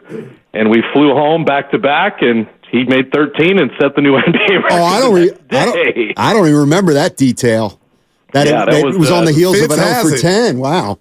Yeah, he went 0 for 10, and then the very next night made 13. Fitz, I don't want to tell you about my whole life, but my son, younger Daryl Johnson, is a team manager at Santa Clara. So last year I got to see them play about 10 games, and I got to see pods. But Fitz, I never once said he couldn't play in the league. I just never thought he'd be down Highway 101 helping the Warriors. Can you walk us through just where you're at and how shocked are you? And the fact that I watch other players try to go at them or think, you know what, I can take them and they can't. And we got a chance to talk to him, Fitz. And I said, like I asked every athlete, who was your guy growing up? And Fitz, he said Ginobili. And I see that. It is just a pleasure to watch, man. Yeah, I think the thing is, Guru, you know, what I love about Podziemski and really Chase Jackson Davis is that when you had drafts in the past, like Larry Riley had clued me in that he really loved Steph Curry all during the year before they drafted him. And so Larry's like, hey, you know, if we get number 1, we'll take Blake Griffin. But if we get number 2 or anything else, we're taking Steph Curry. And I'm like, what? So I started watching Steph Curry a lot. So when we got him, I was like, yeah, this is kind of fun. So it's the same thing with Trace and Podziemski. As I had talked to Mike Dunleavy and Kent and a lot of people in our scouts, kind of like, hey, you know, who's the best, like, true, just old school big guy that's in college hoops? And I said, oh, watch the Indiana kid. So I watched a bunch of Trace Jackson Davis, and when they got him, you know, 57th, I'm, oh my God, I love this guy. Like, this is great. But with Podziemski, it was, you know, Mike and Kent, I think they've talked about it, where they went down to Santa Clara to watch another guy, and Podziemski kind of jumped off, you know, the building. And so then you start watching him. They're like, hey, you know, watch that Santa Clara kid. You know, keep an eye on it. So I probably watched him maybe 8, 9 times. And the one thing that stuck out to me was guards don't rebound like that in college. And if you rebound in college, you will always rebound in the pros. It's the one translatable skill that always works no matter what position you play. So I was like, oh, this guy can rebound. And then it was like, you know what? He's craftier than you think, and he'll make a shot, and he's got a big set of onions as far as stepping in front of people and the contact and the physicality. So he's just gotten better and better and better, and his confidence is just, you know, beyond any rookie should have. But I think he's going to be on the all-rookie team. So if you're taking 19th and you're one of the top 5 rookies, I mean, that says a lot about you. Bob Fitzgerald joining us on 95.7 The Game. He's the voice of the Golden State Warriors. Let me ask you this, Bob, because I'm looking at the Warriors now. They're 27-26. They're in 10th. They're playing better. There's no doubt about it. But when you win 4 titles in however many years they've won, you just tend to think of the team as, well, it's about titles or nothing. Hey, win a title, it's successful, anything. But I'm looking at this team, and I'm like, well, they're not, you know, is there something in between that's acceptable for this team? Now, I don't want to say acceptable in terms. You bring up an age-old thing. You guys could do a whole, you know, show on it.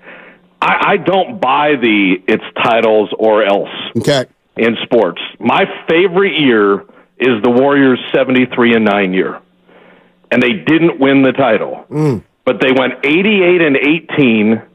They were unreal for over 6 months, and the level of enjoyment to win 24 in a row, to have only 2 losses at home, to go to the final minute of Game 7. That was some of the most excellent basketball I saw, and still no Warrior team has ever gone 88-18. Right. Ever. So to me, yeah, it wasn't a championship. I grant that. But my counter to that is always, remember the Seahawks team that won the division with a losing record? With Marshawn Lynch and all them, and then they played New Orleans, and Marshawn had the big famous run and all that.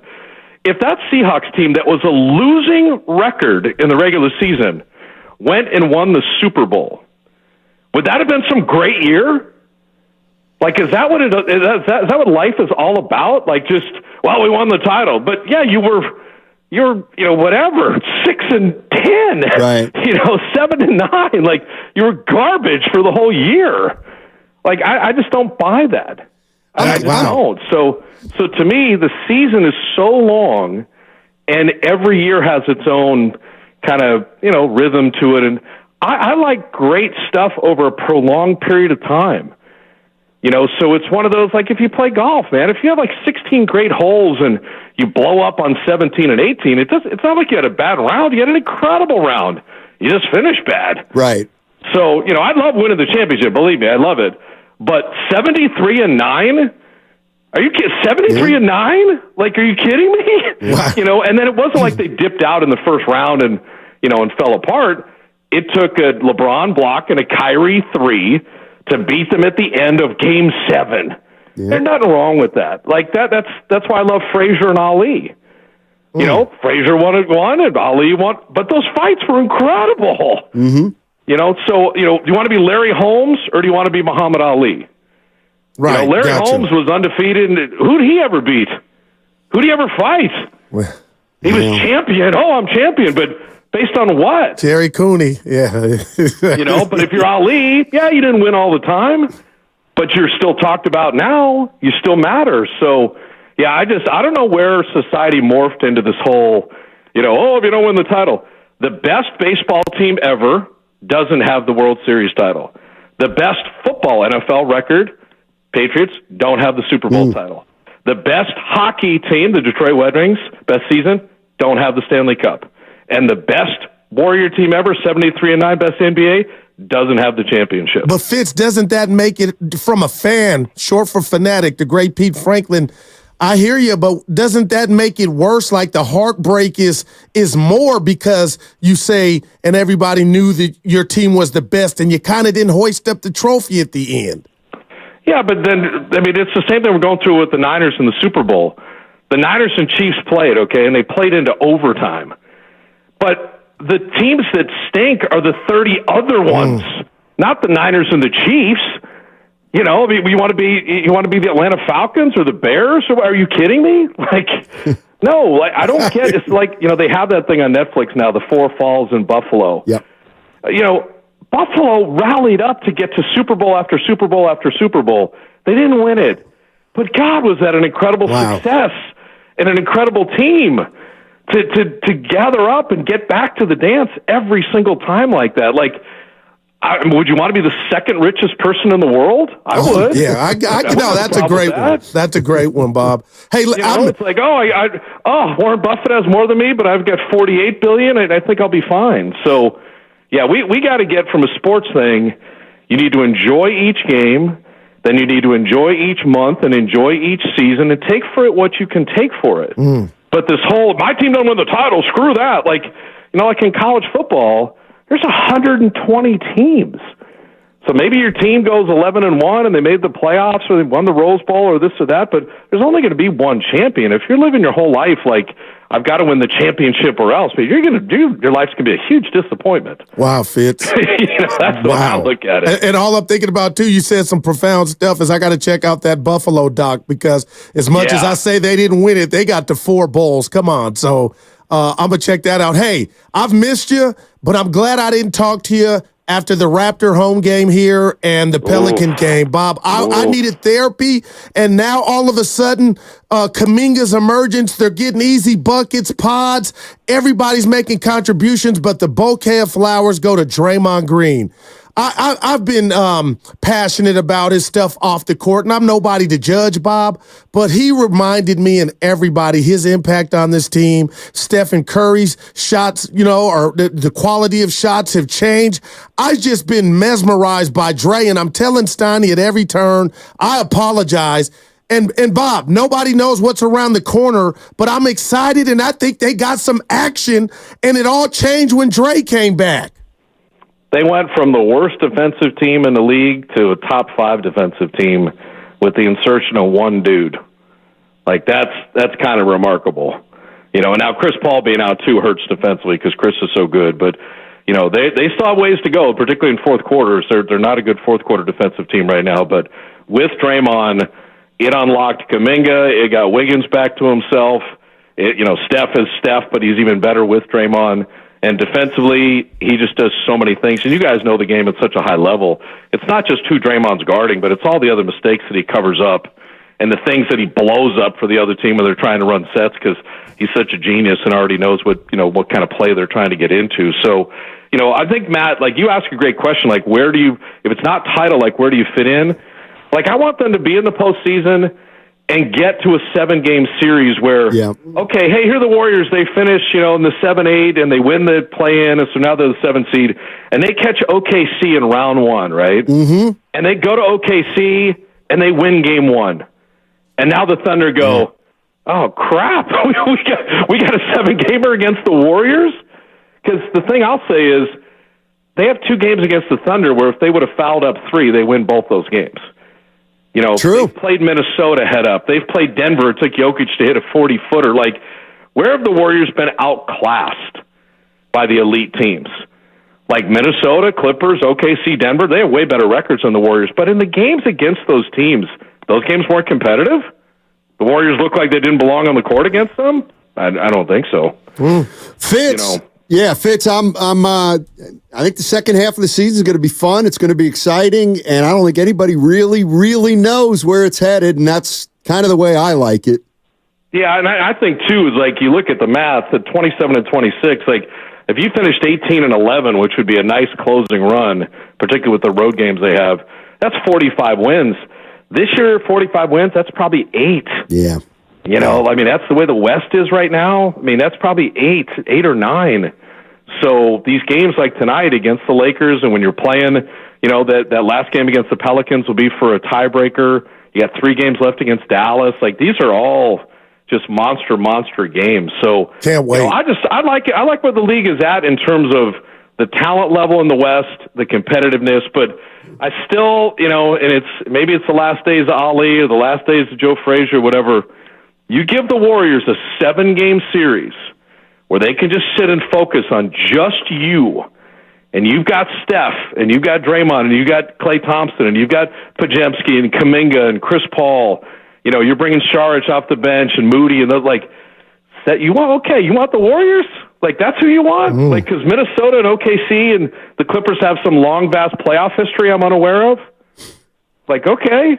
You know, like, bring it on. I'm no part of the Clippers or Lakers, by the way, because I don't like playing every game where you shoot 25 fewer free throws than the other team. That's a damn it stat. Hey, Fitz, you know what? You got me, just everything you said, you got me thinking, and I'll get you out of here on this one because you brought up the Super Bowl. Hey, I love Patrick Mahomes just as much as the next guy. But, Fitz, I'm telling Niner fans, and I've watched the game 3 or 4 times, get a life, goo, but I have.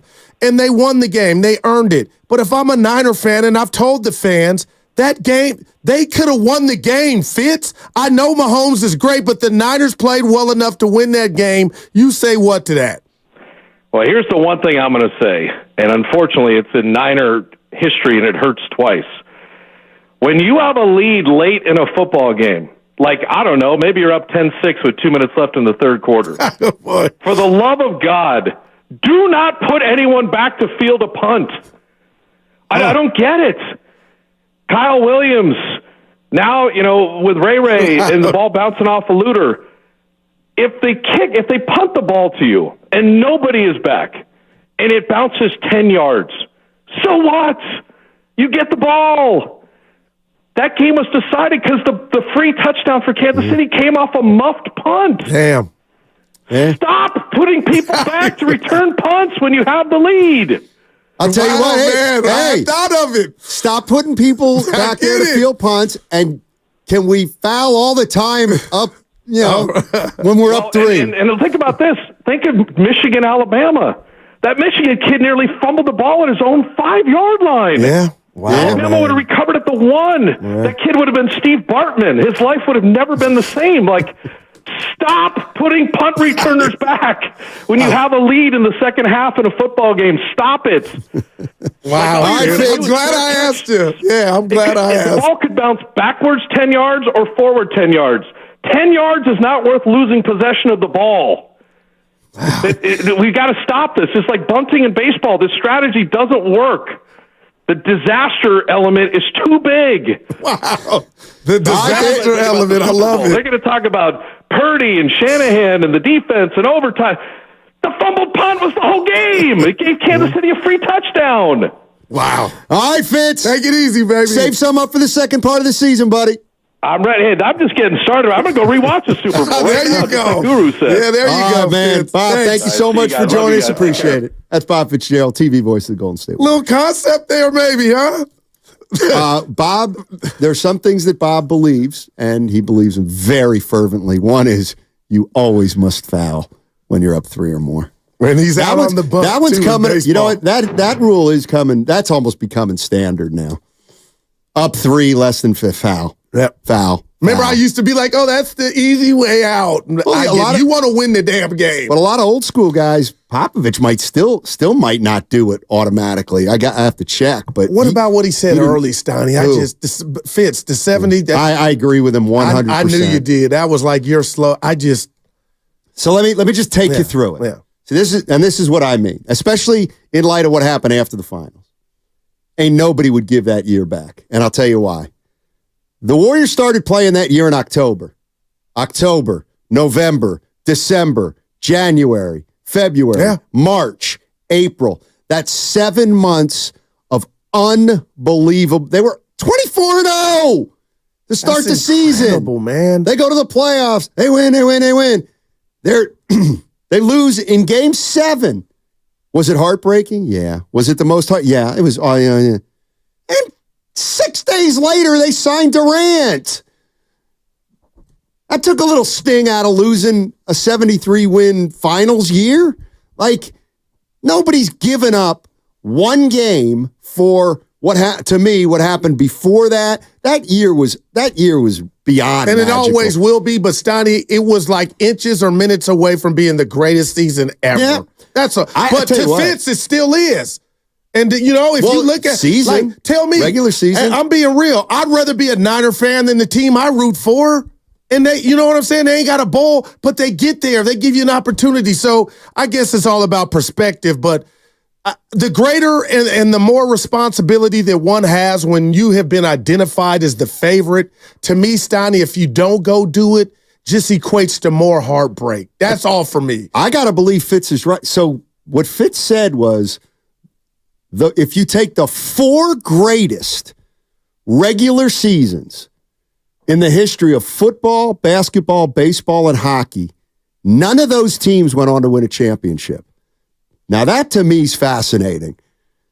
Obviously, the Warriors did, and they won 73. Tom Brady. He's obviously talking about, I mean, I guess you could say the Dolphins, but the Patriots won more games during the regular season. Yeah. All right, 888-957-9570 is the number. It's Steiny and Guru with you. Warriors play the Lakers to start the second half of the NBA season. It all starts at 6 o'clock right here on 95.7 The Game with Evan Giddings. Warriors live. Tip-off at 7 o'clock. Warriors a game and a half behind the LA Lakers right now. The question is, can they make a run?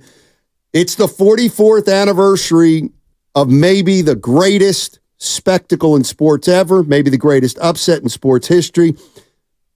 The U.S. Olympic men's hockey team knocking off the Soviet Union, then going on to win the gold medal. If you weren't around, we can tell you all about it.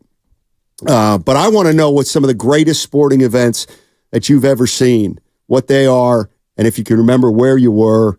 That tells me it's something special. Also, 1 o'clock. I'm really we talk to this gentleman about once a year, and he's got it going on right now. Randy Bennett, head coach, St. Mary's men's basketball, 23 years at St. Mary's.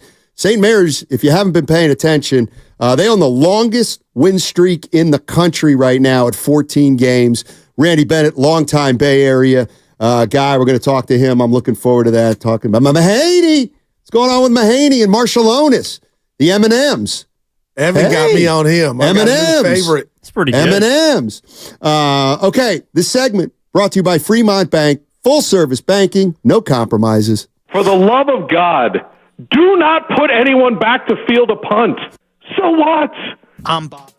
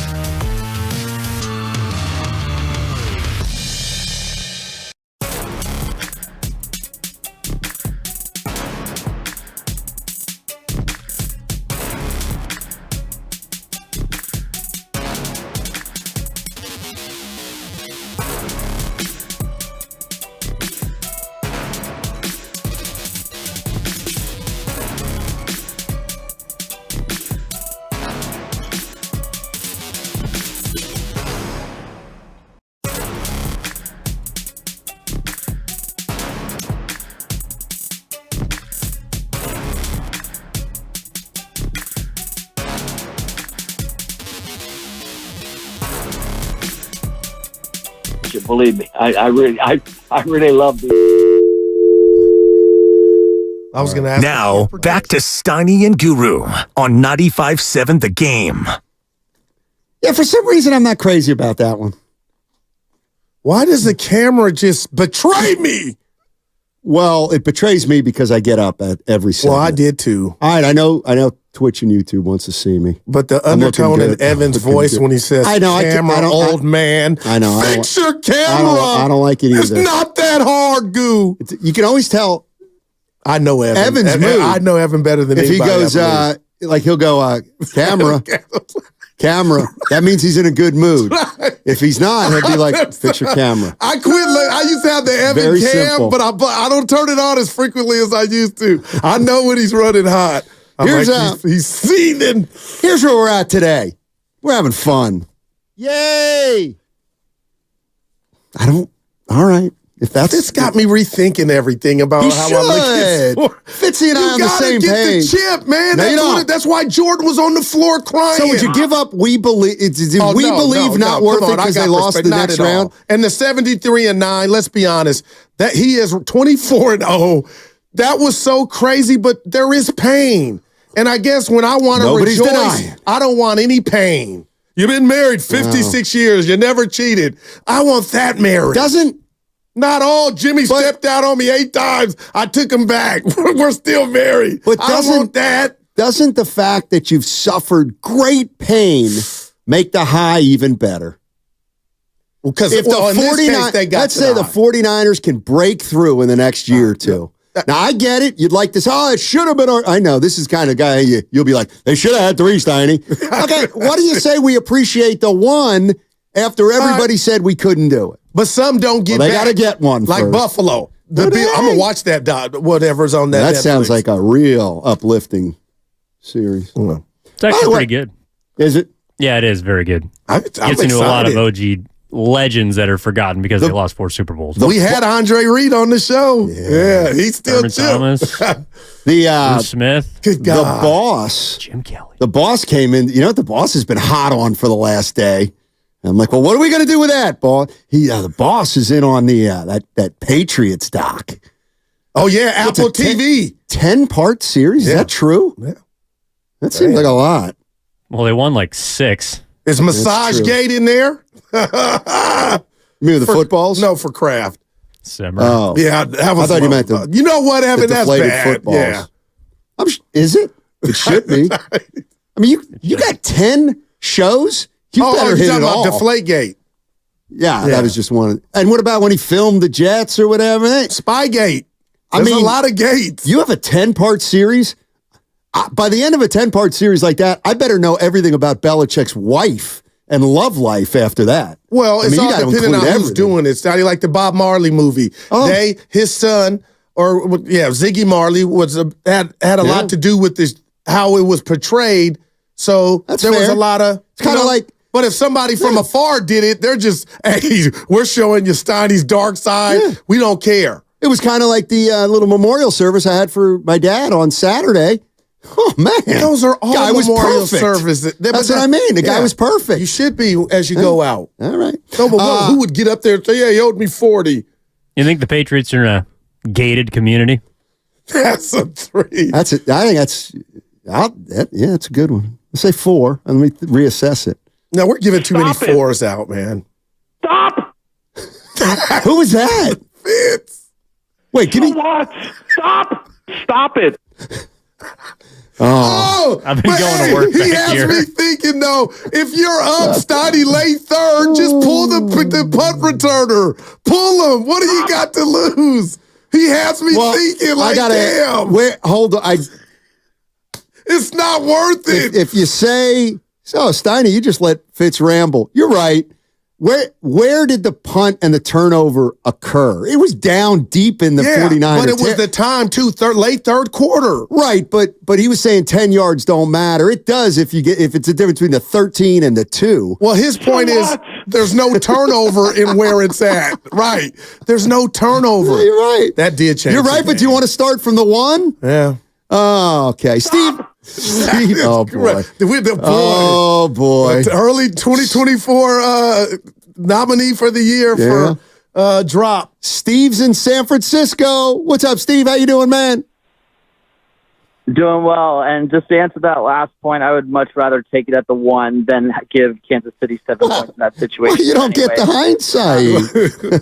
But me too. But I wanted to call in about my point that the greatest sports moment you've ever witnessed. In 2006, my dad was lucky enough to get Warriors season tickets, and that's the We Believe year.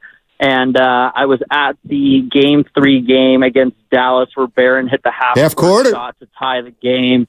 And that was the most incredible thing. And then fast forward, let's say 11 years, I actually got to meet Baron Davis at a conference and couldn't be one of the most cooler guys that I've ever met. But Game 3, Dallas, We Believe year, Barron's half-court shot, most incredible thing I've ever seen in person. Wow. Yeah, that was at that game. How old are you, if you don't mind me asking?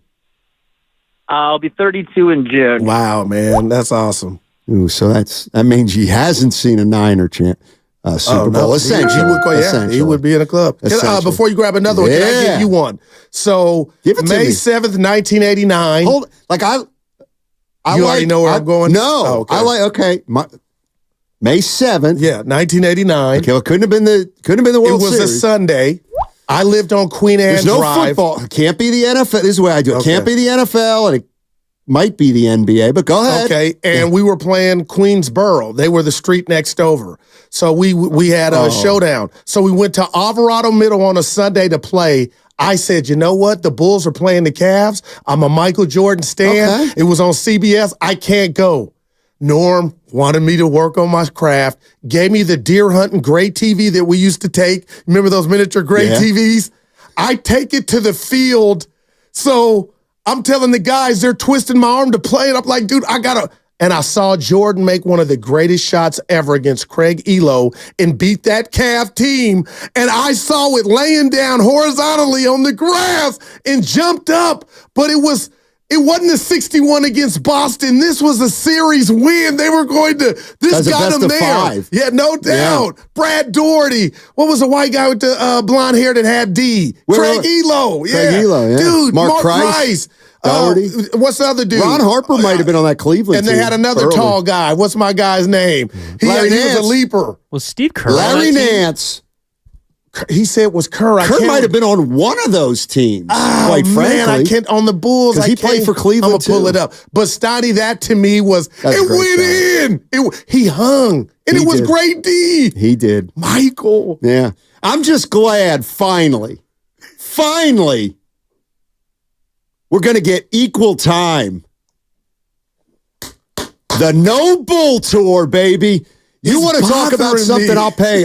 Hey, we're talking about how much would you pay for, in case you haven't heard. Oh, this bothers me. The farce that was the Last Dance on the Chicago Bulls dynasty and the propaganda show about Michael Jordan in the Last Dance is now being rebutted by teammates. Scottie Pippen, Horace Grant, and Luke Longley. This hurts. Oh, I love it. They're going on a tour. It's called the No Bull Tour. Stop! And it's a way of not settling the score, but presenting an alternative to what you watched in The Last Dance. Because Jordan threw everybody under the bus, except, of course, Michael Jordan, because that's what Jordan does. This is a financial thing, No, it's about you're probably right, but it's about doing the right thing. What are they going to say? They're going to set the record straight, is what they're going to do. Oh, Scotty, you didn't get a migraine? God love him. Game 7 against Detroit? You can't fix that, buddy. That wasn't Michael's fault. That wasn't part of The Last Dance. We don't have to address that. Horace Grant, they're all jealous. Of course they are. I thought him and Mike were still good. Jordan's a liar. We're going to find out what allegedly part he lied about in that doc. Please. Because it don't change him on the court. No. Great player. Most self-serving player maybe in the history of the game. The greatest. I don't know. I think Len Bias would have been better. I really stand on that. I was a Len. Oh, my. Well, I told you, there are videos and clips of Mike and Len, him hanging longer. He was taller than Mike Steiny. When he died, that broke your boy, man. I was a Len Bias fan. I was a Celtics fan. It killed me. Man. Well, no pun intended. Well, I mean, it devastated me. Sorry. 650, best moments I was at the catch game, Dwight Clark. Wow. But it wasn't the catch. It was Lawrence Pillar sacking Danny White. Oh, and they Jim fumbled. Stuckey recovered to win the game. I met Jim Stuckey a few times in South Carolina, just by happenstance. He's friends with a buddy of mine. He's been down there forever. And Dan Marino, too. Come on, Give me another one. You met Dan? I met Dan Marino. What was that like? I said, what's up, Dan? How you doing? I let my buddy talk to him because he knew him, and I didn't butt in, and I didn't make myself the center of attention. Tell me when David Hasselhoff and Dan Marino are the same. They look just like each other, man. Marino's he's got some hip issues. That's why I like him. But he still got the hair. I see him. No, he's looking good. Still looks good, yeah. Who don't have issues?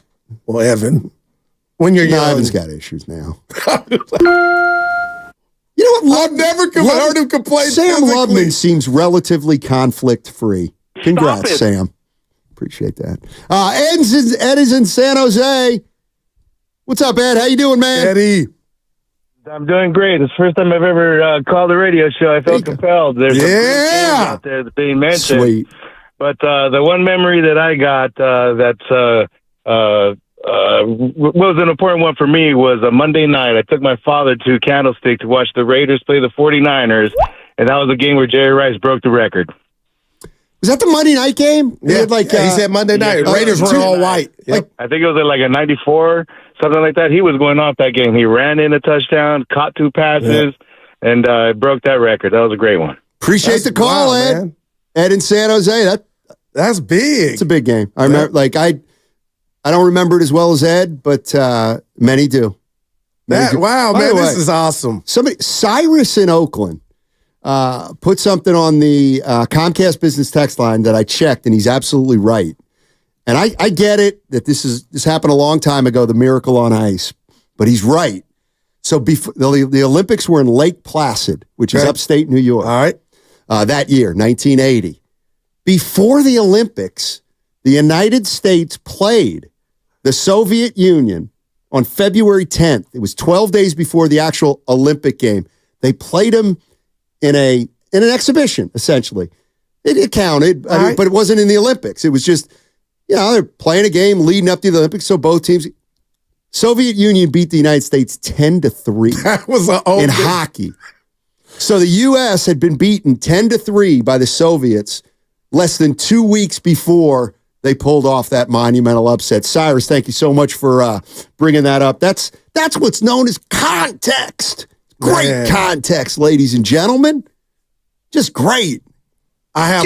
Go ahead. Yeah, you do whatever you want, man. So I shed a tear here, guys. 2002, we went to Johnson's, back to Bullard, Texas, and I was at the game where Emmitt Smith broke Walter Payton's all-time rushing record against the Seattle Seahawks, and I had a little drip in my eye. Nice. And the one thing I hate about that record, and I love Emmitt Smith, he's not the best running back, but that's fine. He handled his business. He has that record, Steiny, but I was there for that game, and I got emotional. They lost. Seattle. Yeah. By the way, that's Nick Friedel. I heard him on the other With day. who? He's our Odyssey NBA insider. We can use Nick now. I'm going to text him. He's the man. Well, not today. No, I'm just saying. I'm going to say hello. How you doing? Well, if you haven't done it by now, I mean. Me and 49er Frankie Evan going to Evan, see Handy tonight. Chopping up with him before a game. Nice. You going to tell him? What? Get your boy on the court. Who? LeBron. Oh, he ain't a trainer or doctor. Yeah. Kevin's in San Francisco. Hey, Kevin, how you doing, man? Good. How you guys doing, man? First time caller too, man. Sweet, man. Call in. That's big. Thank you. I'd say, favorite game I went to has to be Clay's 60 and like 12 dribbles or less. It was wild. But what made it more special was my brothers and I took my dad for his 60th birthday that night. That's awesome, man. I need some tissue. Well. And who was he torching that game? Everybody. Monte Ellis. Oh, you're right. Indiana. Wait, you know that was Indiana, right? I forgot about that. Good call, Kevin. I forgot Monte was on that team. Wow. Thanks, Kevin. And Paul George. Boy, Clay has some 37 and a quarter. His sack. See, to me, that was that. That's incredible. I don't want to rank them, but the 37 in one quarter was unbelievable. He was 11 for 11, right? In the quarter. 4 threes, I believe. Of course, no foul shots, but that's fine. Or one. I want to say he hit like 7 threes or something. So he had 37. Yeah. We could figure it out. 7 threes. I don't think he missed a shot, though, in the quarter, but yeah, we can get exact. We can get that exact. Hey, you know what? How about this? That's a heater. I forgot I was at this game. Whoop. I was covering the Warriors back in 1996. There's no way. Okay, I'll do it the way you do it. You ready? January 29th, 1996.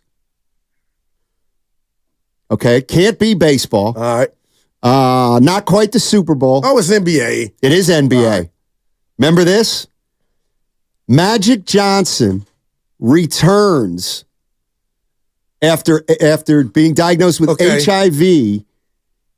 He'd been gone for a couple years, and he made his return against the Golden State Warriors at the Forum. Man. January 29th, 1996 was the first game back after he returned from getting diagnosed with HIV. Which at that time, the world thought was a death sentence. Yeah. And Karl Malone and others came out concerned about... Right. Concerned. Well... Concerned. Well worried.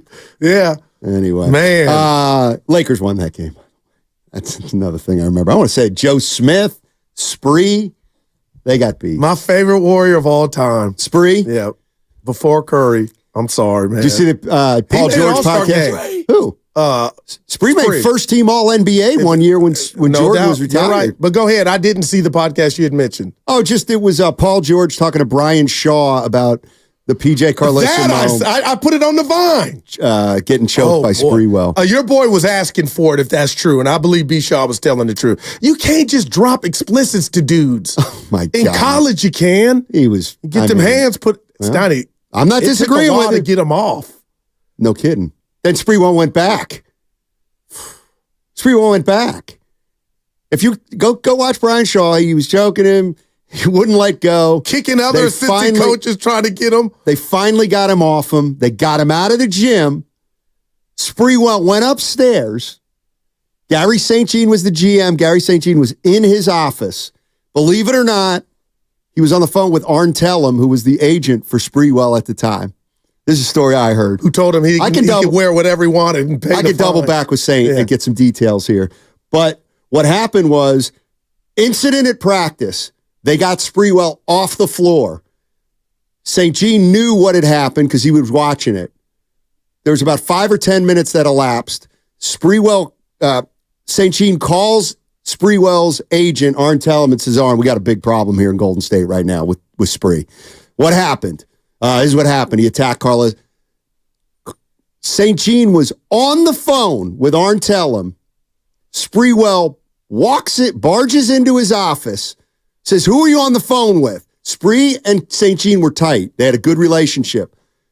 St. Jean's like, I'm on the phone with your agent, Arn Tellem. Spree took the phone out of St. Jean's hand and said, Arn, get me out of here. Get me the F out of here. Wow. Man. There was a lot of weird stuff. Yeah, and it happened. Then Spreewell went back on the court and tried to get to Carlesimo again. But he couldn't get there because the team convened. But that's where he tried to throw another punch or two. Yeah. One that grazed. I'll tell you what, just real quick. Good times in Golden State if back I'm then. Carlesimo and I hear that audio, what hurts me or pains me is the fact truth? That B. Shaw said the way that he talked to other players, they were slow on the draw in regard to getting Spree off of them.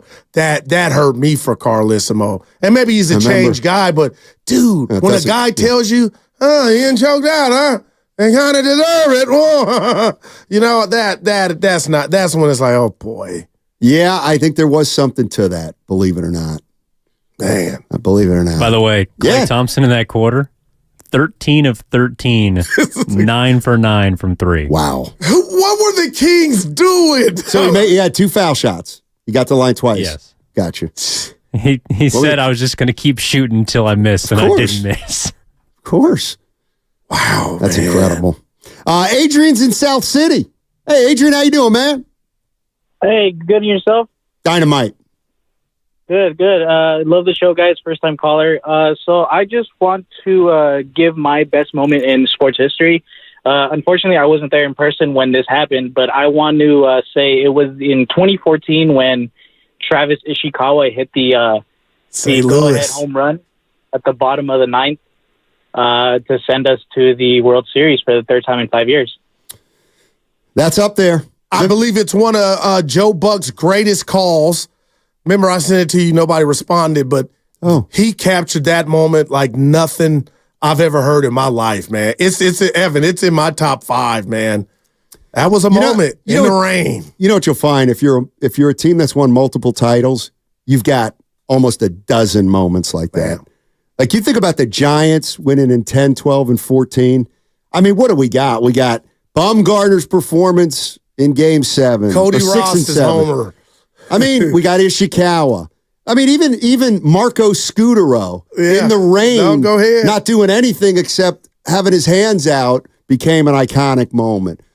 Who else did something? Everybody did something. You said that. Belton, the 18th in Washington. Yep. Man, beat Bryce. And then you get to the Warriors, and they got about 15 or 20 moments. Did you hear this new audio about Curry after the in the 2022 finals? No. After they were down 2-1, he told Boston that's the last game you guys are going to win. Oh, that's lore. No, I got it here. I put it on the Vine too. Nobody responded. You guys, who said going on? Who said that? Who did he say that? That same podcast that you had with B. Shaw. Those guys had the guys. I'll get the name during the break. All right. But it wasn't Curry saying it. He said Curry told them that, and they didn't win another game. Let's go to, here's one. Brian in Walnut Creek. What's up, Brian? How you doing, man? Good, guys. Thanks for taking the call. Yes, sir. Quick anecdote on the Miracle on Ice. I told this one other time when I called it. We're sitting there. I grew up in Wisconsin. There's an hour delay. We had our popcorn or sodas. My dad had a beer. We're ready to watch the game. And the local announcer comes on and he says, "Stay tuned for the exciting upset win. USA beats Russia." We're like, "Are you kidding me?" So we lost all that drama, all the build-up. There's huge Wisconsin connections. It kind of sucked. That's true. But on another note, my greatest sports memory, and you'll appreciate this especially, is with my dad. Most of them are. I was living in Cali. I flew to Wisconsin and took him to a Packers Cowboys game. All I told him is I had tickets, but they were VIP press passes. So he threw the window stick parking thing, and we parked almost close enough we could hit the side of the building at Lambeau.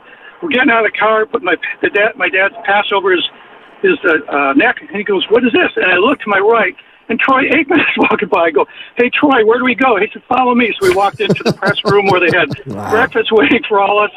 And then I tend to talk a little much. I apologize. But the other thing is we had the complete room. We were roaming down beneath Lambeau, which is immaculate. There's a visitor's locker room, couple guys laying outside, linemen stretching. I peeked in the door, and Purcell saw me. And I cannot repeat on the radio what he said, but it was hilarious. Anyway, thanks for taking the call, guys. Yeah, absolutely. Memories to Parcells. Memories like the corners of my mind. Who sings it? Barbara Streisand. Wow. We would talk about a dude dating himself right now. Woo! We're talking 1970s sports. Boy. 888-957-9570 is the number. Steiny and Guru. Don't forget, second half of the NBA season starts tonight. I know it's not the literal second half. They have 29 games left, but it's not the literal second half in baseball either. So let's not play that semantic game. Let's keep it positive. Warriors, Lakers, tonight, 7 o'clock, but you're going to want to tune in on 95.7, The Game with Evan Giddings at 6 o'clock. That's when Warriors Live starts. Scott in Concord, Thomas in Mill Valley, Jason and Greg, you will be on the other side. Don't forget, a reminder, you can catch all 4 hours of Steiny and Goo on the free Odyssey app. Plus, watch us on YouTube and Twitch. Brought to you by First NorCal Credit Union. Upgrade your savings dividend. Open a First NorCal first-class money market today. So what? Stop it. At Fisher &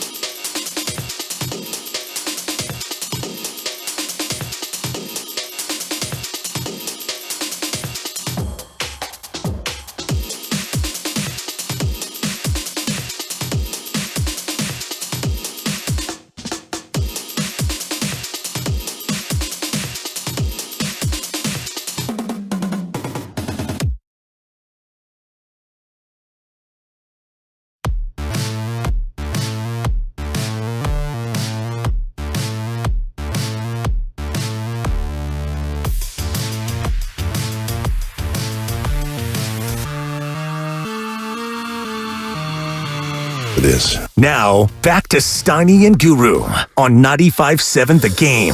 Or so you thought. Steiny Guru, 95.7. Yeah, it was. Cheap, real cheap. Totally cheap. Stop! Fitz. Oh, man. Thanks to Bob Fitzgerald. Joined us about an hour ago. The gift that keeps on giving. About 7 drops out of his... So what? All right, here I'm going to. This is what's called a radio reset, ladies and gentlemen, at noon, 12:03 in the Bay. I was just thinking to myself that there's been a lot of negativity surrounding that NBA All-Star game. Now you find out LeBron James isn't playing tonight because he's got a foot problem, and that's just kind of a bummer. And I said, no, I don't want to do bummer radio today. It's the 44th anniversary of what was known as the Miracle on Ice. If you know, you know. If you don't, I'll just tell you it was maybe the greatest upset in sports history. A team of United States amateur hockey players defeated the Soviet Union, which had won 5 of the 6 previous gold medals in the Winter Olympics, and the United States Olympic hockey team. This is the time you can use the phrase, shocked the world. Now we've got Bedlam. Oh, I love Brooks' reaction. Here it is again. 11 seconds. You've got 10 seconds. The countdown going on right now. Morrow up to Schultz. 5 seconds left in the game. Do you believe in miracles? Yes! Unbelievable. I mean, if you were old enough to remember, you'll never forget. You'll never forget. Now, what people may not remember is the United States hockey team had to win another game. They had to beat Finland. And they did, 3-2. They were down a goal going into the game against the Soviet Union in the medal round. They came back and won, and they were down a goal going into the third period of the gold medal game against Finland. They came back and won that game.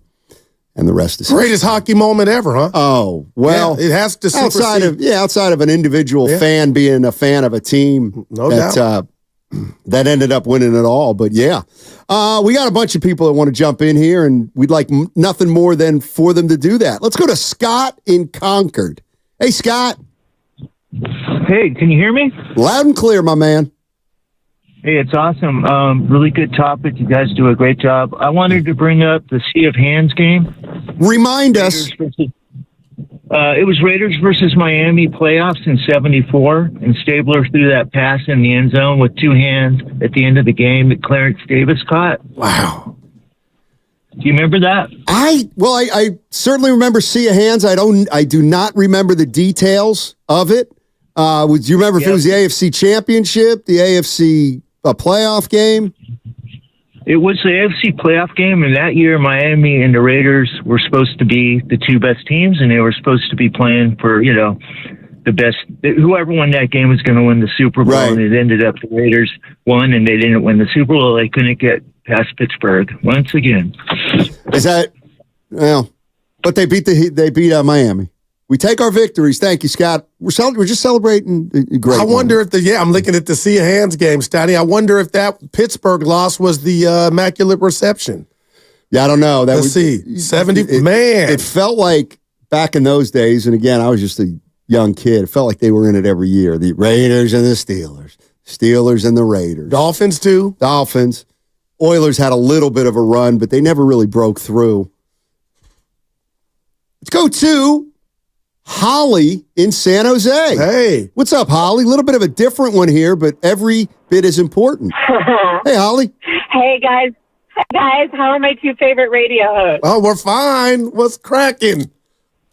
Well, okay, so mine's not your typical one. Mine is more about the fact that I'm a mom, and it's the love that my kids have developed, and this is a big part of it. So my husband works for Fitness SF in San Francisco, and they got us courtside tickets. You don't really say tickets, but they got us courtside for warm-ups during a Warriors game. And so it was my husband, myself, my sister, and our 2 kids who were little at the time. They're only like 9 and 7, I think. And so my daughter got to stand in the tunnel and do high fives with all the players when they came out. And Steph Curry high-fived her. Oh, we lost her. We lost Holly. Holly, call back. Yeah. Call back. So, of course, it was... Oh, no. Oh, no, Okay, you're back. Can you hear me? Oh, yeah, now you're back. I'm back. Steph high-fived your daughter. Steph high-fived your daughter. Steph high-fived my daughter. We go back to, courtside to our seats to watch warm-ups. My baby boy is, in awe, just looking at Klay Thompson, watching Steph. I look over. I'm watching my husband, just be in the moment with his kids and just how excited they all were. And I just it's one of those moments in my life. Those guys will never know how important that moment was, just watching them warm up to my two little kids. And, and my husband being the hero dad that, got them courtside to watch these guys. I will forever be grateful to the Warriors just for that moment, right? It was incredible. You know what? Absolutely incredible. You know what, Holly? Thank you so much for sharing it. And I wonder, I got to believe there are literally thousands of Bay Area fans who've had a brief encounter with a Curry, a Clay, or a Draymond, and they'll never forget it. I have. It's an incredible burden. It's incredible. Seriously. I mean, one kid, 11 years old, catches Curry at the wrong moment, and Curry goes, you know what, I'm tired. I'm not signing the autograph today. Curry has a sense of how devastating that would be to one kid, so he'll sign it. But also, too, Stoney, just, the impact on the kids watching their heroes, No doubt. Cliff and Vallejo. Cliff, this one. Hey, guys. Give it to me, baby. Rick James. Thanks for taking my call. Sure. I want to say I really believe the Miracle on Ice is not just one of the greatest hockey upset. It's arguably the greatest sports upset, and I don't think the sea of hands, I heard the caller before me mention the sea of hands with the Raiders and the Dolphins. I don't think that qualifies. Those two teams were two titans. For me, the greatest upsets are David versus Goliath. Okay. When a team pretty much has no shot, and the other three that compare with the greatest with the Miracle on Ice is Muhammad Ali beating Sonny Liston. At the time, people forget Sonny Liston was this menace that, for most of America, felt like he was unbeatable. The same thing when Buster Douglas beat Mike Tyson. People that lived through the 80s remember, if you didn't get to a Mike Tyson fight on time, when you got there, the fight might be over. And for Buster Douglas to be not even heard of, to do what he did to Mike Tyson, and then the other one that qualifies for me is the Villanova Wildcats in the championship game beating the Georgetown Hoyas that were a menace in college basketball at the time. Yep. And to take that team down, those are upsets, not fantastic finishes. The Sea of Hands was a fantastic finish and a memorable moment. No, I can't take anything from it. But the greatest upsets of all time, when David beats Goliath, and you get to witness it as a sports fan and know it was no fix involved or nothing like that. It wasn't a bad call, but a team that had no chance of supposedly being on the same field with another team and beat them, it's nothing like it. I thank you guys for taking my call. Yeah, Cliff, appreciate it. I was about we can do ahead. both. Yeah. I mean, because I was going to give you February 11th, 1990.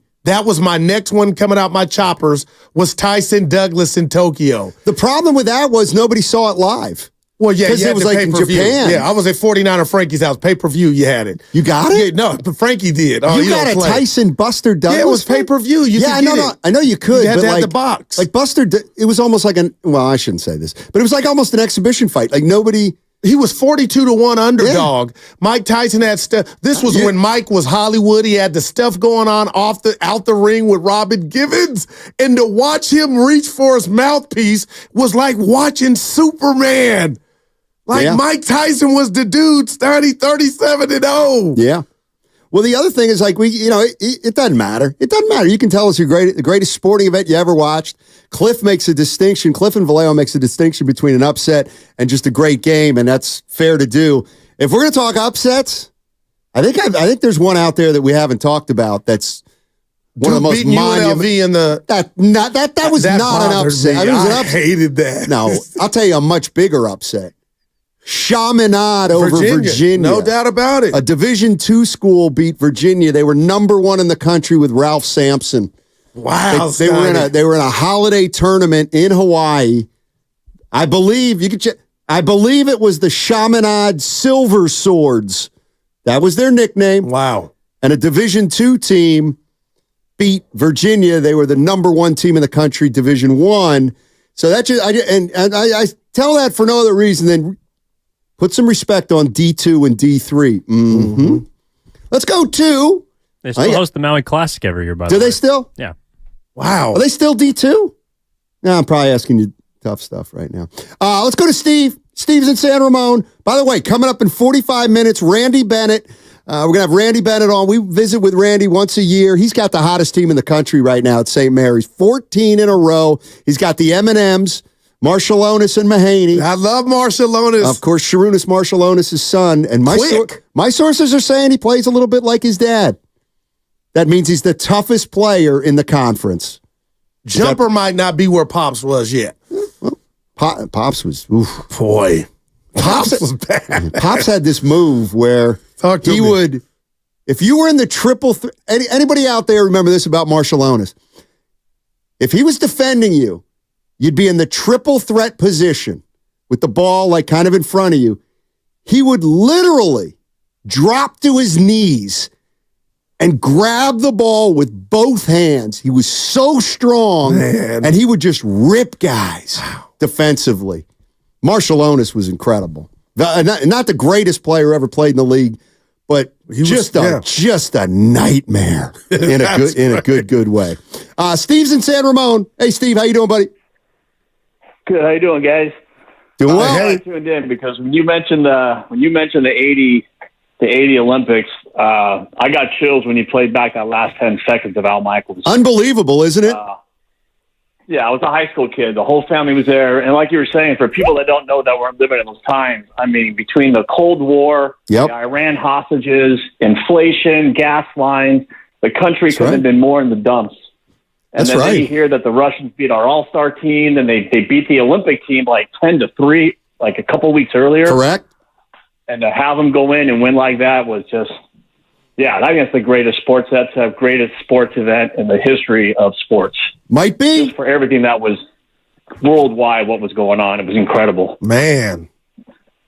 And then greatest memories, the things that I got to attend, I was lucky enough to be a teenager and get to go with my parents for the Dwight Clark catch game.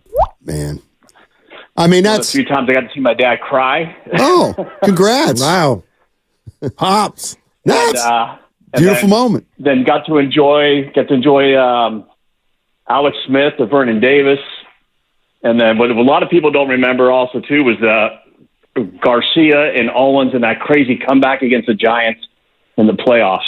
Yeah, I asked him about that not too long ago when I saw him. Oh, thanks, Steve. You remember that? Well, I remember Owens' catch against the Packers where he absolutely got that was Steve Young. This was Jeff Garcia. You're right. That was Young. And Fossil was the coach of the Giants. They had a lead. Man, so many memories. That one I don't remember as precisely. Let me throw one at you before you grab the next one. Speaking of crying, when Terrell Owens caught that ball from Young, remember he laid in the end zone forever and he was just crying. He had crying. He had stole my girl and I wanted him to turn her ankle. Wonderful moment. Not that, the catch. Go ahead. I hated that. And the girl had a party and all her family was there and they didn't know what I knew. Did T.O. step in it? No, he didn't. Depending on what's it. That was an unbelievable catch. And I wanted him to drop it. Like as far as Is the catch the greatest moment in San Francisco 49er history? Well, you could say John Taylor's in the Super Bowl. I would say the catch started that. Yeah, no doubt. I think it's got. Well, the catch wasn't in the Super Bowl. And they knocked off America's team. I'm not arguing. I'm just trying. Where were you? 1988. Game 1 of the World Series. The Oakland Athletics at Dodger Stadium. Oh, I thought you were Dodgers have the lead. Eckersley, who looked like Steiny, his stuff was so filthy. Guys couldn't even foul tip it to me. And Kirk Gibson, injured, comes walking out there like Roy Hobbs. And to hear, I just knew it was strike one, strike two, third strike looking. Did you think it was over? No doubt I did. And for him to hit a home run, Evan, I will never forget that. And who was our guy? The God. Vin Scully. Vin Scully on the call. And here comes Gibson. That's terrible, but that was a moment I'll never forget. I don't remember that. I was back east then. I just just starting to think about moving out here. 89, obviously, the earthquake. I was back east because I moved out here about 6 months after the earthquake, so I was starting to get tapped into the Bay because I knew I was getting out of Pennsylvania. And I remember I used to run a lot back then, and I'd go on for a long run, came back. I used to go for these really long runs. Look at my guy. I used to be a lot thinner. In a year that's been so improbable, the impossible has happened. Yeah, that's an 8. I mean, Evan, wow. That was him. Absolutely. Let's go to Jason in the Central Valley. What's up, Jace? How you doing, man? Hey, boys. Good afternoon. Thanks for taking my call today. Sure. Looking at one of the best games I've been to is, especially in my lifetime, 2010 Game 1 NLDS against the Braves. Giants. Lincecum threw 14 Ks. Wow. I was sat in the bleachers. I've never heard that stadium that loud ever, even up to this day after as many games I've been to after that moment. As the fan base, you knew at that moment, even though it was just, first game of the playoffs, you knew you had that feeling that the Giants were going to go all the way in that moment. And fun fact about Al Michaels in that call, Al Michaels is actually a client of my uncle's. My uncle is actually his tax man. He was actually at his wedding when he got remarried, and we actually had steaks with him. It was one of the best moments ever. That was about 2006, 2007. So Al Michaels is actually a really big John Madden and Raider fan, too. That's a fun fact. Yeah, you're right about that. I love that. Thanks, Jace. Appreciate the call. Little steak dinner. 888-957-9570 is the number. You want to jump into the conversation? What is the conversation you're asking if you just joined us? 44 years ago. Give me one more for you. Give it to me, Evan. Give me one more call of maybe the greatest sporting upset game of all time. Now we've got Bedlam. Oh, I love Brooks' reaction. Here it is again. 11 seconds. You've got 10 seconds. The countdown going on right now. Morrow up to Schultz. 5 seconds left in the game. Do you believe in miracles? Yes! Unbelievable. I may make that my ringtone. Do you believe in miracles? He said he didn't script that. I believe him. He didn't call hockey before that. Really? Yeah, like that was the first time not that game, but that Olympics. Yeah. Where's he from? You guys know originally? I think he's a Bay Area guy. Al Michaels? Guy, right? Where? Peninsula, I thought? South Bay? I think he's a Bay Area guy. I may be wrong. I have been wrong before. People want to know how long did you go, like your runs, how long would you go, a mile or two? Nah, I was longest. I never ran a marathon. I ran 22 miles once. Okay. No, but when you went on your local runs, how long would you? Well, I remember that was a long one that day. Okay. Because when I would ever go on a real long run, which would be more than 10, because I was young back then. I'm sure people really want to hear this. Yeah, he's from L.A., Michaels. Okay, we're wrong. I would run like 10, 12 miles. Damn, Stein. And then I'd go to Burger King and get 2 double beef. Well, yeah, you earned that. 2 double beef cheeseburgers, ketchup only. Chocolate milkshake and fries. Look at it. You earned that. And I brought that into the house. I think it was about 5:00 p.m. No, it was 5:00 out here. That puts it at 8:00 at night in the East Coast, I believe. So when you were playing as an adult pickup, you were the guy not humped over tired. If you did those runs, you had stamina. Well, on the court. I'm reminded of something I've seen on social media recently. Gino Auriemma, the coach of the UConn women's basketball team. They have all these sound bites from him now. These guys are talking, where he says, difference between great players and good players. Great players don't get tired. And that is real. They just don't. He said they just don't. Steph. I don't know what it is. Jordan. Westbrook. But the great players, Kobe, the greats don't get tired. That's amazing, man. So, LeBron. No, kind of. Yeah, I'm trying to make a correlation there. Let's go to Armando in San Leandro. What's up, Armando? How you doing? Hey, good, gentlemen. How we doing out there? Pretty good? Dynamite. All righty. So my memory, I was 12 back in 1980 at the Oakland Coliseum with my Oakland A's. And I never forget Davy Lopes Davey Lopes hit a 2-run shot in the bottom of the ninth, and another home to tie the game, and another home run in the bottom of the 12th to win it for the Oakland A's, man. That was awesome. Wow, Davey Lopes. Davey is Lopes, an A. of course, the second baseman for the Dodgers on those championship teams. Man, Davey Lopes. I forgot he played for the Oakland A's. Let's go to you know what? Let's go to Chucky in Oakland, the town. Hey, Chucky, how you doing, man? Hey, I'm doing fine. Hey, this is my first time calling since you've been back, Scotty, man. So I just want to say welcome back and glad your recovery is going well, man. Thank you, man. Appreciate it. Yeah, before I give my take, man, I want to say I'm with you guys on watching the sorriest All-Star game ever, man. I can't believe that game. And also, you know, Dame won MVP, but he took that from Halliburton, man, because Dame took 20 more shots than the hometown hero. Wow. How are you supposed to do that? That's unbelievable when I saw it in the box score.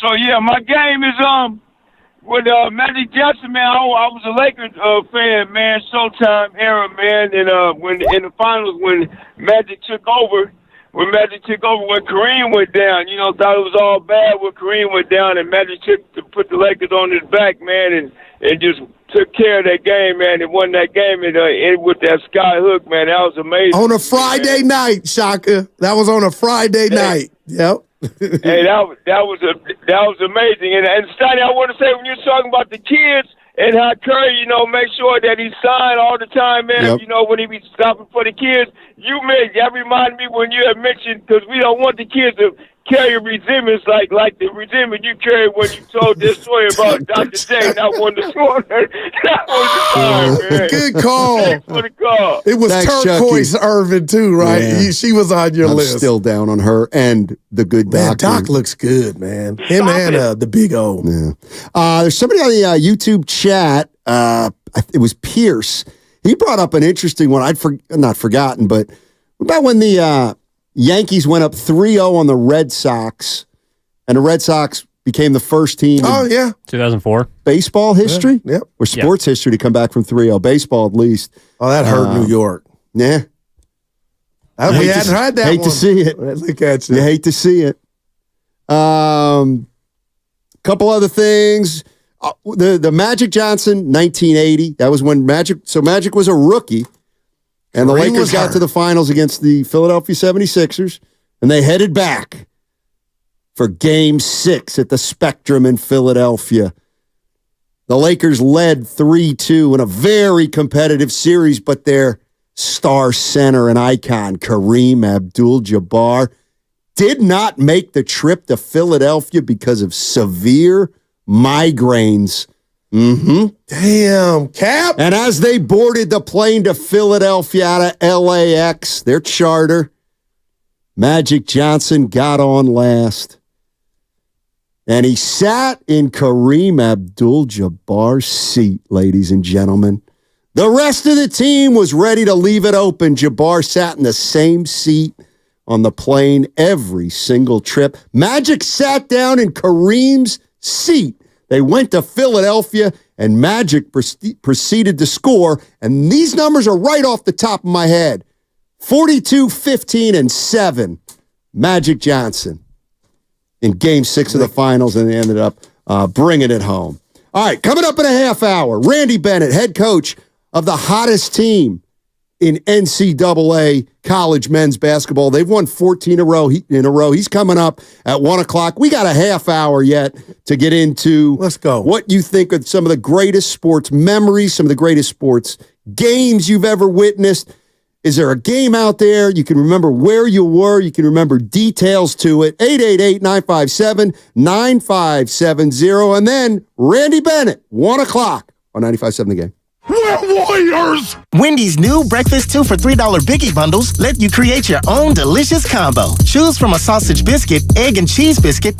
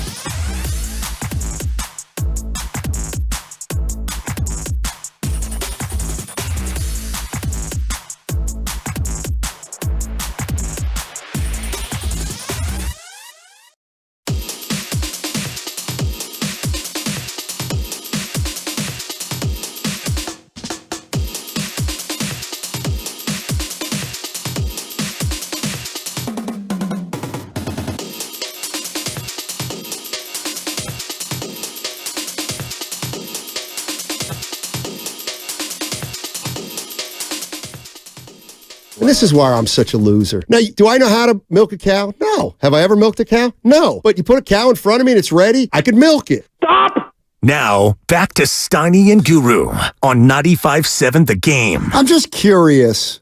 Trying to spin everything positive today. NBA starts its second half. Got the Warriors, Lakers.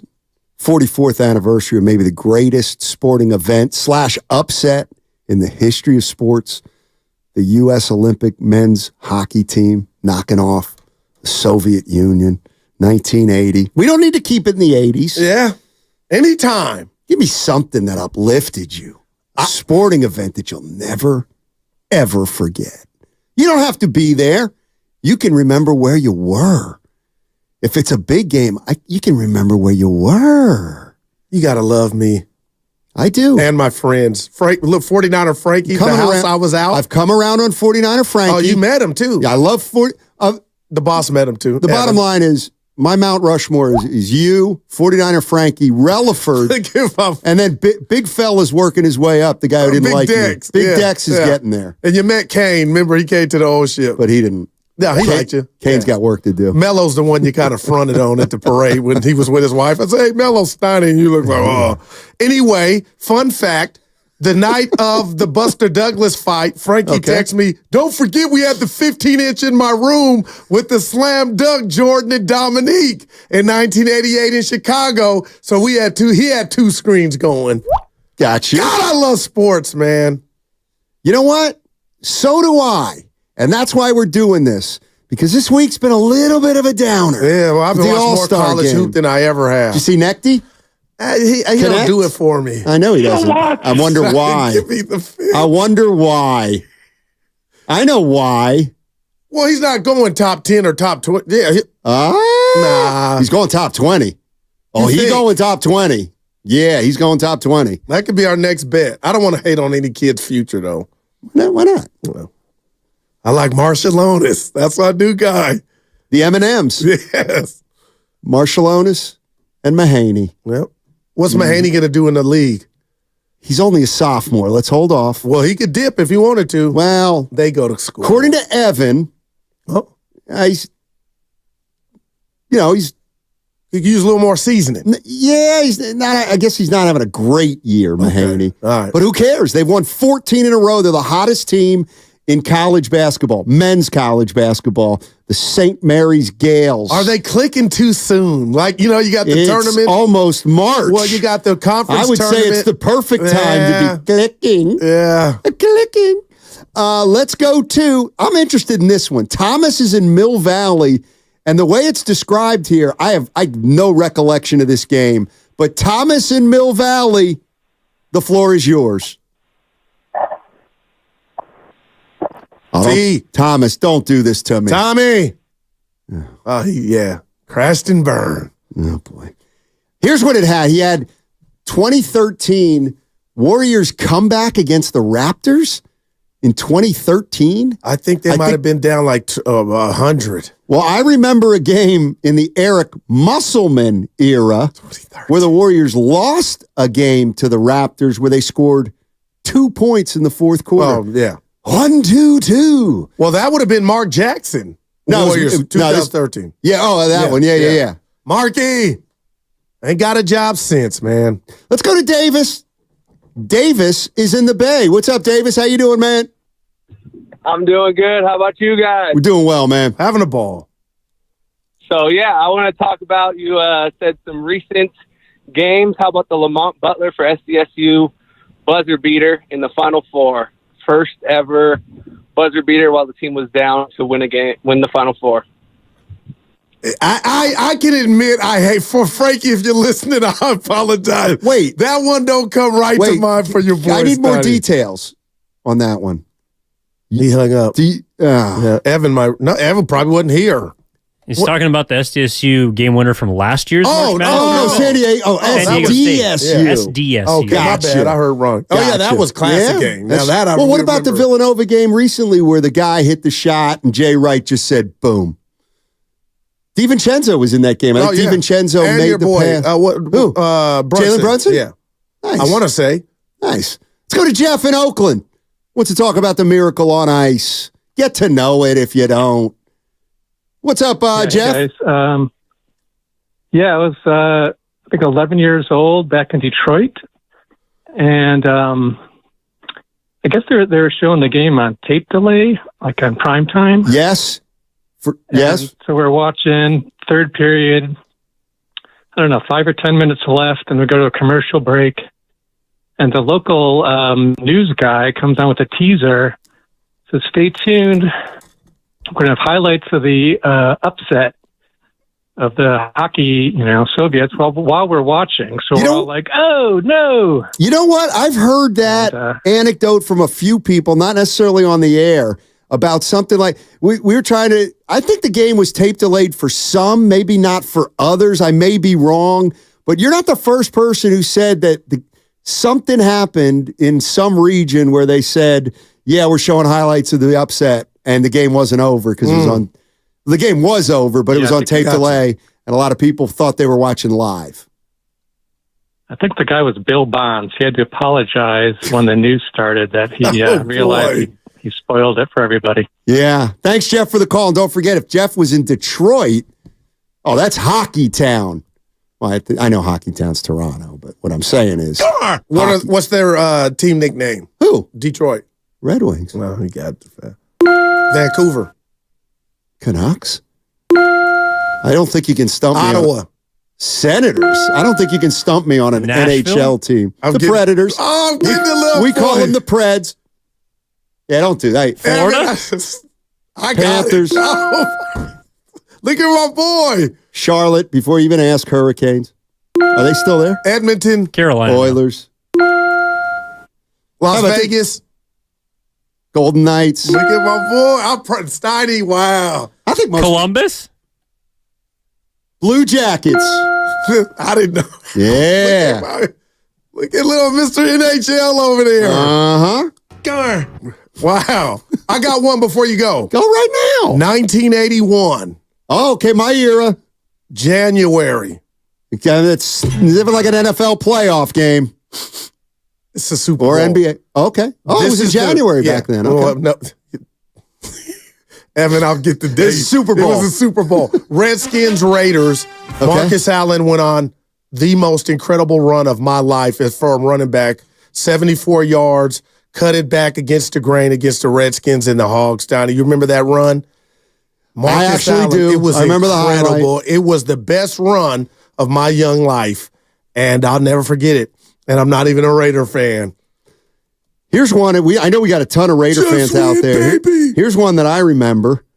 I'll get to it. Hey, let's go to one of these. I'll go to Roy in San Leandro. This is our guy. What's up, Roy? How you doing? I like guys who turn back the clock a little further than others, but that's all right. What's up, Roy? Hey, how's it going? I just wanted to chime in.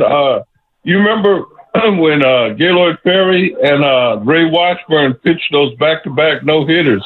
Wow. And I believe it was in '68 or something. I was 11 years old, and boy, they were throwing the ball. I mean, Gaylord Perry. I mean, and then the next day the Giants couldn't get a hit off of Ray Washburn.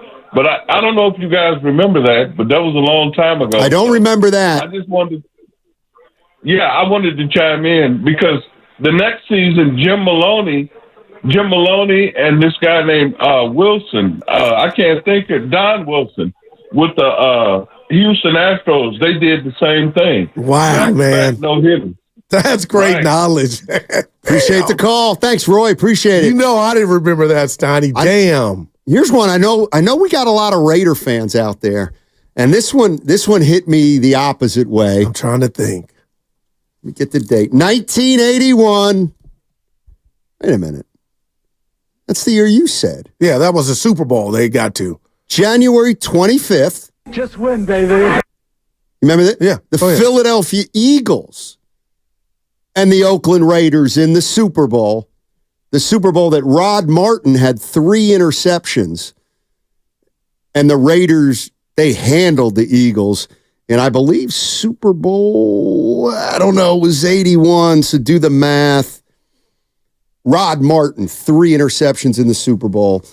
of the Philadelphia Eagles. He may have won the MVP and been one of the only defensive players to ever win it. Now I'm going off script. No, I'm going off script. But I remember that. I was in the Superdome, New Orleans. Correct. Yeah.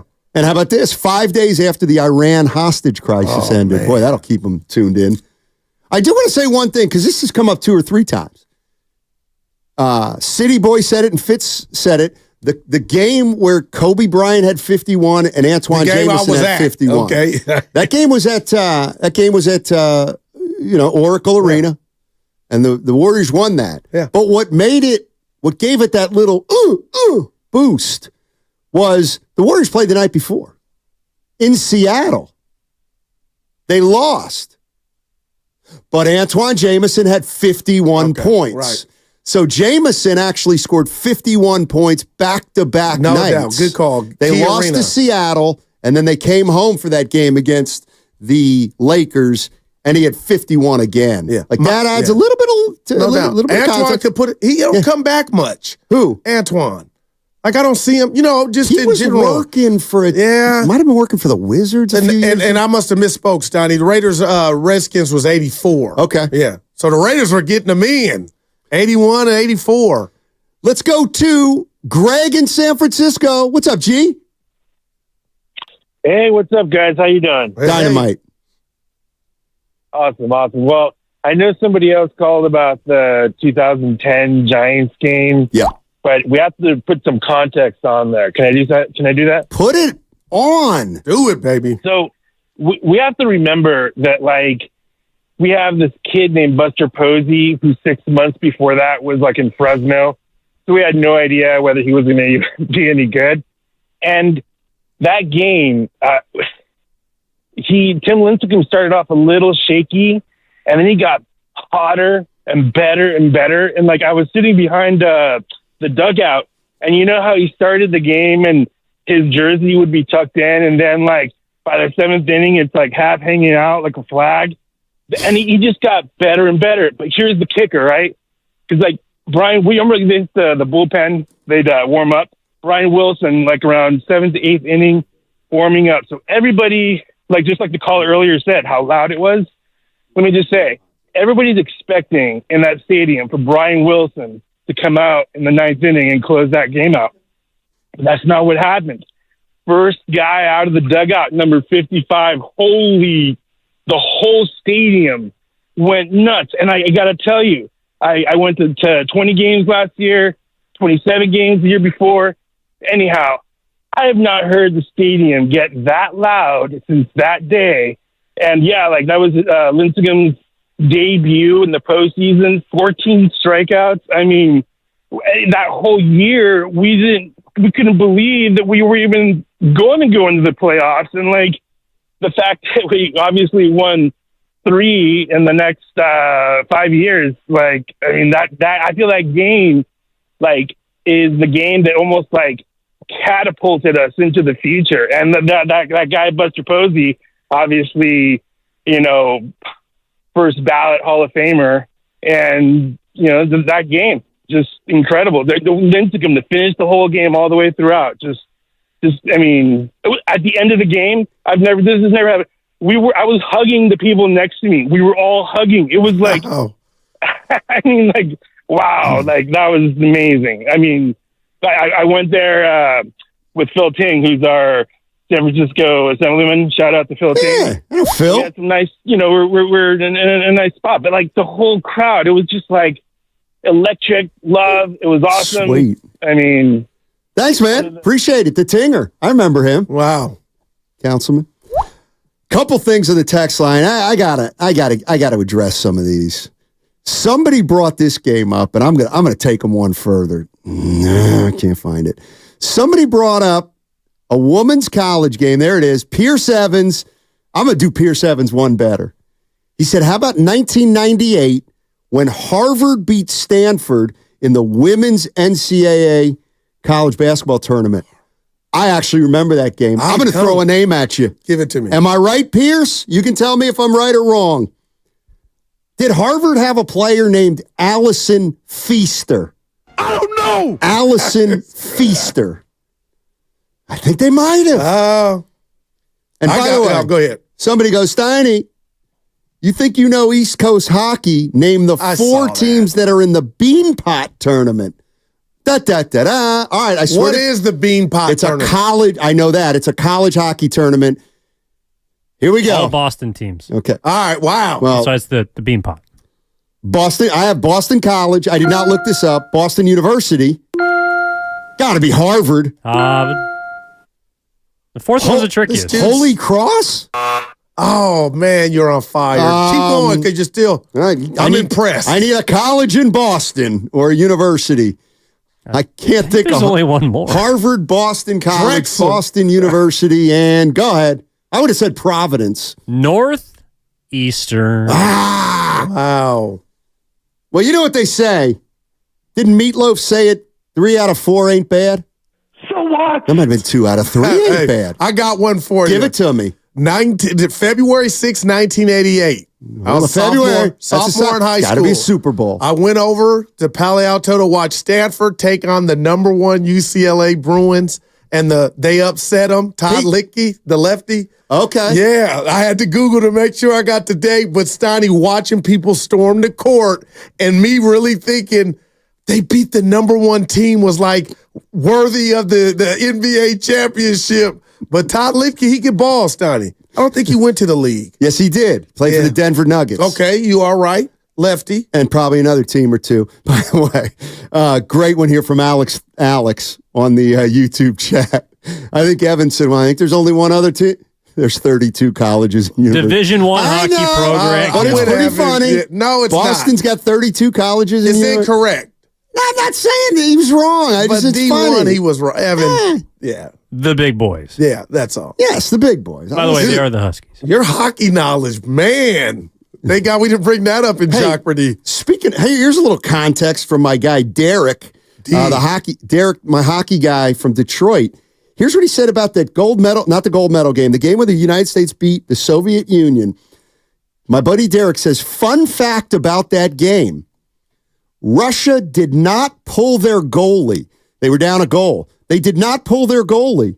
They never had to, and the coach didn't think about it.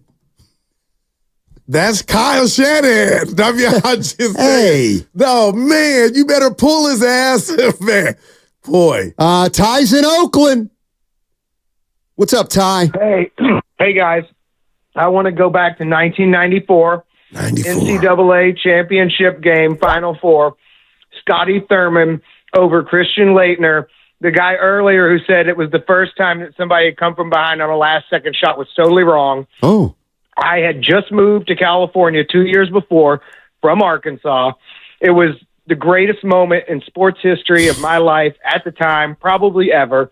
And for a little context, that was the next year when we went back to the NCAA championship. We got beat by the O'Bannon brothers and UCLA.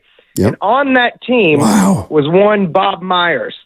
Yes, he was. And just to throw out another quick he's the 11th man. Basketball fact, maybe not. I met up with Bob Myers one day on a walk in Pacific Heights. And I said to him, I was like, the best move that you've made since you've been here was bringing Andre Iguodala in. And I want to tell you a fact about Andre Iguodala, and I stumped him. Andre Iguodala was committed to the University of Arkansas to play for Nolan Richardson. And 40 minutes of hell. Him in a very sketchy, racist move. And Andre said, you know what? I'm not going to play here. I'm going to go play for Lute Olson in Arizona, and the rest is history. I want Iguodala. That's my big game. I'm glad you took my call. Thank you so much. And whatever you guys want to say, appreciate it. I always think of it. Heights. I always think of it. I'll pull a goo. I'm hashtag random. The name Ty. He was Ty in Oakland. Ty. Yeah. Good name. I got nothing against. I got a friend named Ty. Ty Sean. My college basketball coach, Glenn Robinson, had a son. You know what he named him? Win. Ain't no Ty. You name him Ty Robinson. Well, he wants a tie. But what if his name like my buddy Ty Sean? We call him Ty. You can't name him Loss. Of course you can't. But my college coach is the only guy I've ever known to call his son Win. There's nobody named Loss. And I Loss Johnson. I don't think he spells it W-Y-N-N-E either. I think he's going W-I-N. Thomas is in Mill Valley. Nice area. Hey, how's it going, guys? Can you hear me? Yes, sir. How's it going? Good. Just wanted to touch base on my my sports memory that I remember going to. I was there at the game. It was the 2013 game against the Raptors for the Warriors. A 27-point comeback win. Wow, 27. That was a home game. You're he all was there. scattering the basketball reference. I'm gonna get some details there. Rorkel Arena. That's amazing. Man, I got to tell you. They came back. I vaguely remember that one. Thanks, Thomas. Hey, man, your memories can be... Chalk one up for Mark Jackson. Hey, I'll peel it off from the great Gary Radich. Hey, your memories are your memories. That's your number one. That's your our number second one about that game, coming back from Toronto. Down 27. The same caller. He called back. Remember, I said, I want to hear about this one, and then he didn't. I'm in timeout. No, you're not. Hey, you got to abbreviate it because you got some stuff to do. But before you leave, Steiny, really, because this is great. People want to hear your Warrior takes just about the rest of the season before you get out of here. Is that coming straight from the boss? No, wants us to get off from this? the fans. No, this is great. Well, I'll tell you. No, this is I'm great. I know you're you. going to be gone, so I want to kind of just about tonight's game. They just wanted to. They said not me, Steiny. So I just relayed that message. Well, I'm going to tell you where I'm at with the Golden State Warriors. And that's how I set the show up. The All-Star game really has me in a tizzy, a bad tizzy. The NBA I'm down on right now, man. Well, yeah, I was looking forward to this game that I know LeBron. And I get it. If you're a Warrior fan, that may be good news to you because maybe it'll make him easier, although the record with and without LeBron doesn't necessarily suggest that. But I was like, I'm not coming in being negative today. And then I found out it was the 44th anniversary of the Miracle on Ice, the greatest upset perhaps in sports history. And I said to myself, hey, Steiny, well, you don't think the Warriors could make a run and win it all? That would be less unlikely than the U.S. men's Olympic hockey team running the table and beating the Soviet Union and then Finland. Yeah. I'll tell you what. So I was thinking today, you know what? No, this is why great. can't the Warriors run the table? But I do want to say they will, but why not? That's where I'm at with the Warriors. Stop it. See, no, you stop it, Fitz. That was great. It's a 29-game season. The past is the past. It's all about the next 29 games. And I'm wiping the slate clean. Give us a prediction for the 29. I went 19-10. I think I said 17-12. Well, you did. Now, look, as much as I love OKC and Minnesota, there is something to if the Warriors could get one of those two teams. Yeah. And again, be careful with what you wish for. But, Steiny, I do want to see how OKC, even if it's not the Warriors, how they react in the playoffs. Do they play the same way? The Warriors have that pedigree on their side. It's just about, can you get to the juncture to use the antidote that you've mastered over the years? And Minnesota's one of those teams. So I'm eager to see if the Warriors could get one of these young upstart and upcoming teams. It's time to go, Steiny. Could experience come into play? It could. Experience come into play. Could youth and athleticism come into play? I sure would. Listen, I sure would. I'm in a good mood, but look, the problem with the Oklahoma City Thunder is they have a player. I don't want them at all. They have a player capable of being the best player on the floor besides Steph Curry. There's no doubt about it. And that's Shai Gilgeous-Alexander. All right, on the other side, I'm looking forward to this. We do it once a year, essentially. He's the head coach of St. Mary's men's basketball. It's his 23rd season. And right now, the St. Mary's Gales own the longest winning streak in the country, 14 games. We'll talk to Randy Bennett on the other side on 95.7 The Game. Also, don't forget to download that Odyssey app. You can catch all 4 hours of Steiny and Goo on the free Odyssey app. And you can always watch us on YouTube and Twitch, brought to you by First NorCal Credit Union. Upgrade your savings dividend. Open a First NorCal first-class money market today. Stop! It's Truck Month at your local Ram dealer. With great deals on trucks that work hard,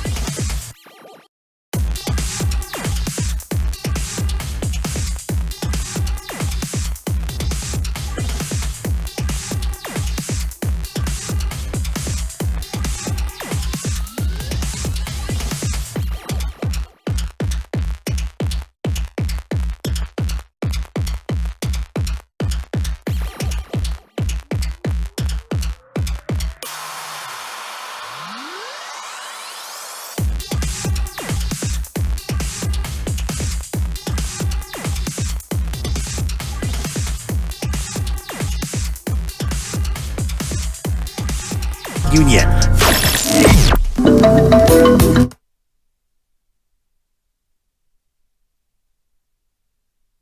Now, back to Steiny and Guru on 95.7 The Game. All right, Matt Steinmetz, Darryl the Guru Johnson with you on 95.7 The Game. And we check in with Randy Bennett once or so a year. He's the head coach of the St. Mary's men's basketball squad. It's his 23rd season. St. Mary's right now with the longest winning streak in the country at 14 games. They're 20-6. Randy, thank you so much for joining us. As always, appreciate it. It's great to be on. Thanks for having me. All right, here's how we started the show. So I'll usher you in this way. 44 years ago, you know probably, I don't want to date you, the U.S. men's Olympic hockey team beat the Soviet Union. Miracle on Ice, maybe the greatest sporting event of all time. Do you have a memory, maybe growing up as a kid or even as a young adult or even as an adult, just a game you remember where you were, not necessarily one you coached, but just a game that impacted you?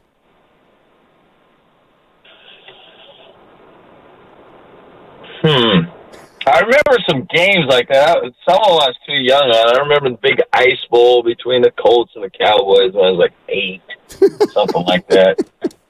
And I remember all those Lakers-Celtics in the 80s games. Like, yeah, those were incredible. And then Jordan when he did his thing. I remember where I was watching the games at. I remember those series each year. They were just, no matter what you were doing, back then they didn't have as much as easy access to stuff. So right, whatever you're doing, you were going to find a way to get in front of that TV to watch that game. For Jordan down the stretch when he got his 4, 5, and 6 championships, it didn't matter. You were going to get in front of that TV to see him play because you knew you weren't going to see one quite like this for a long time. Yeah, appointment TV. Hey, let me ask you this, and we're joined by Randy Bennett, head coach of St. Mary's men's basketball. What's been the difference between you guys at 6-6 and you guys now at 20-6?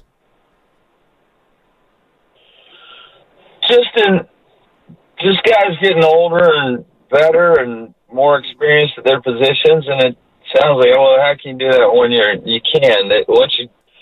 To get good, you have to get steady reps. Like, you got to get minutes every night. And we didn't have that with a couple of our starters. And so I would say Augustus Marcelonis wasn't there yet. Joshua Jefferson wasn't there yet. And honestly, Alex Dukas, our captain, was still coming back from his back deal from last year in the tournament. So as those guys improved, our team improved, and probably the most important thing besides that was we didn't splinter. Our guys had good leadership and they stuck together and they kind of believed what we were telling them. Like, we're gonna be all right. You just gotta keep getting better and weather the storm. And you say that like that's easy to do. That's not easy to do when you're 3-5. So right. Anyhow, they've been great there. Hey, Randy, the other day we were talking about Warriors head coach Steve Kerr and his future, and obviously, fans want him back. And I'm watching you on the TV the other night, and I said he's got to be a pretty damn good dude. And let me tell you why. How does one guy coach for a quarter century and stay at the same location? I thought to myself, doing the math and all the relationships and all the stuff that go with it, different personalities, what's your secret, man? Get good players. Don't ever get confused. You better have good players, good staff. But I think we're pretty good at keeping the selfishness out of it, which, man, everybody thinks it's a bad word, but it's not a bad word. It's just reality. That's what happens. And I think over the years we've had the right guys, good talent, but the right guys as far as these guys wanting to be part of a bigger thing than themselves, and I think that's the trick right there. You get guys who want to be part of something bigger than themselves, and so we work at it, we recruit them, and then I would say we once they're here, we're pretty good at getting them right between the years as far as that. And I think that's how you win. And you may not get the most points, or you may not get the this or that. Now it could be NIL. I don't know, but your team's the best it can be if that's how you approach it. Randy Bennett joining us on 95.7 The Game, head coach, St. Mary's men's basketball, 23rd season, another 20-win season under his belt, 20-6. Let me ask you about a kid out of Santa Clara, Brandon Pajemski, who you've seen. You saw him play last year. I'm curious, when you see a lot of guys in your conference who can play at the next level. When you saw Pajemski, did you say, that kid can play at the next level? Or do you just say, that's a pretty good kid who, if he keeps working at it, you never know? He was, so I didn't really pay attention to him until we played him in league. So then you're going to watch him 6 or 7 different games. And by the time we played him, I was like, this guy's good enough to be in the NBA. In time. I didn't know it'd be that quick, but he was, and then when I saw him in person, we did a good job on him, but he was big enough, he was quick enough, he could really rebound for his position, and I thought he could play the point. So I've seen enough of him, you just start checking the boxes, and he's too small, you say, nah, they won't give him a shot. Can't guard, but he could do all those things. So I thought he was a pro before we played him, and I knew nothing about him until I started watching those games. And then after we played him twice, I was like, this guy. We had just seen Jalen Williams from there, and I said the same thing about him his third year. So anyhow, he stuck out to me. He's pretty obvious. He was up for Player of the Year, and then they didn't win the league, but he was good.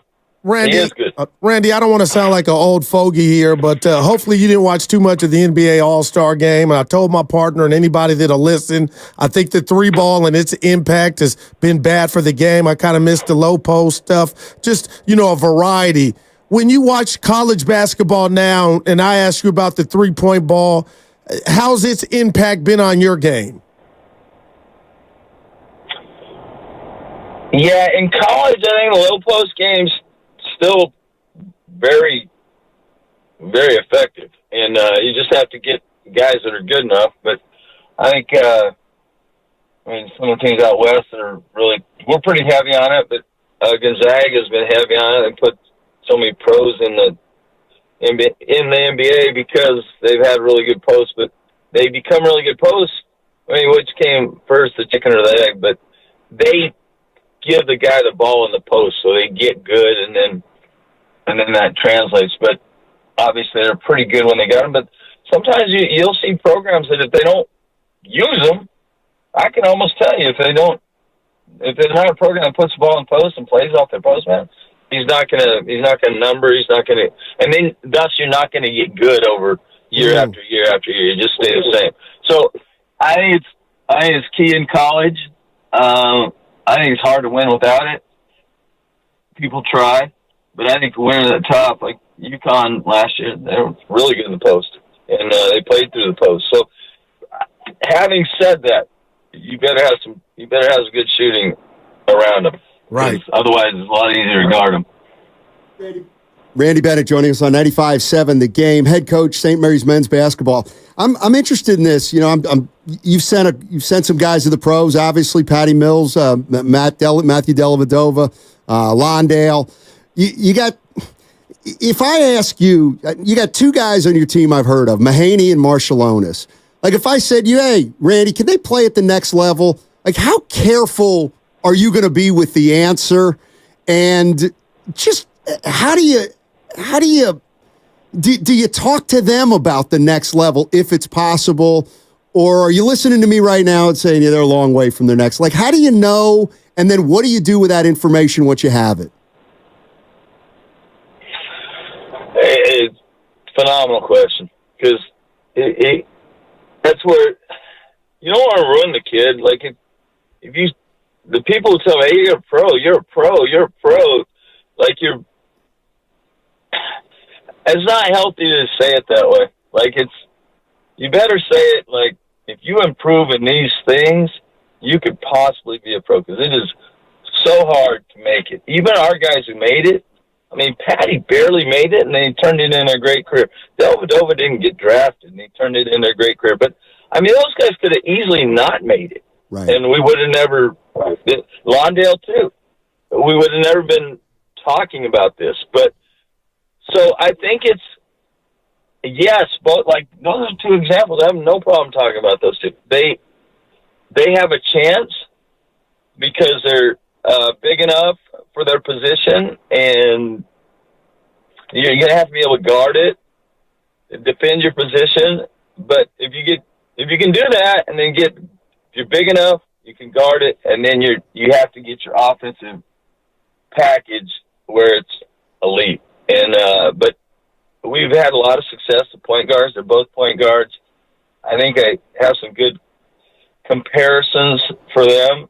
So we talked to him about that. Like, we talked to Aiden before he came here about that. We talked to Augustus, and that's probably one of the reasons they both came here. Is we thought they were like some of the guys we've had, and could become that. And I still think that for both of them. But they're not there yet. They have work to do. Like Podziemski, I thought he was there. I didn't know if he'd come out that first year or the second year, but there was no. He needed. He would have benefited from staying in college, getting better and better. But he could. If somebody believed in him and could go with him, then it's probably what he needed. He needed to go get those reps and play against the top level, and hopefully that's Aiden and Augustus in a year or so. Wow. Hey, Randy, you brought up Lakers Celtics. I had a question for you about getting ready for the tournament, because I know you're focused on your program, but that got me to thinking, what are your thoughts on this explosion in regard to offense in the NBA?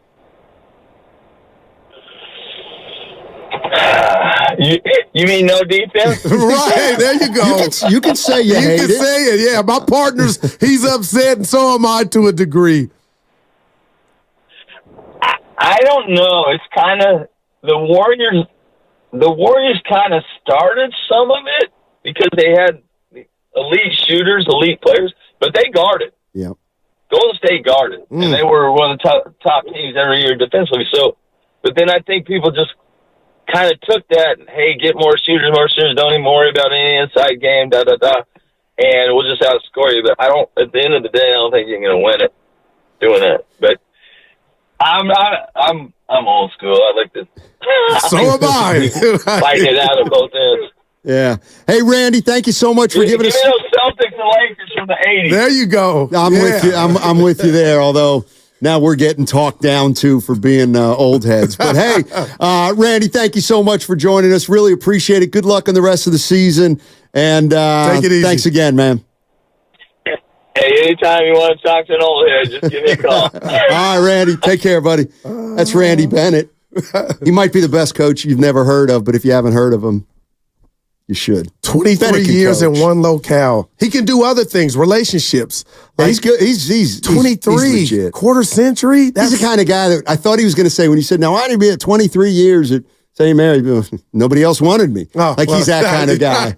He's not Guru. I don't. Who's the guy? Who's the guy who said? Oh, it's recently. Randy Bennett's not the kind of guy who'll be like, "That's what I do. I win." Oh, okay. Who's the guy who said Rick Pitino? Who's the coach? He might have been at Division II level, just got a job at Division I football school, and he said something. He goes, "You need to Google me. I win." Deion Sanders? No, it wasn't. It was somebody even more. It was somebody with more humility than that. I'll tell you what, he's got a natural pause to where, are you really asking me that? I got to tell you, that first pause might have been the longest. Oh, boy. Might have been the longest one in my 8-year radio tenure. We love you, Coach. All right. We didn't know. Yeah, we didn't know if we'd lost one, him. though. He said that was a great one. You remember that part. Well, no. I wasn't even going to bring. The only reason I'm going to bring that up is because sometimes you do need to set up a question. Oh, no doubt. Sometimes you got. As I'm setting up the question, I look over at Evan and he's shaking his head. Like, what are you doing?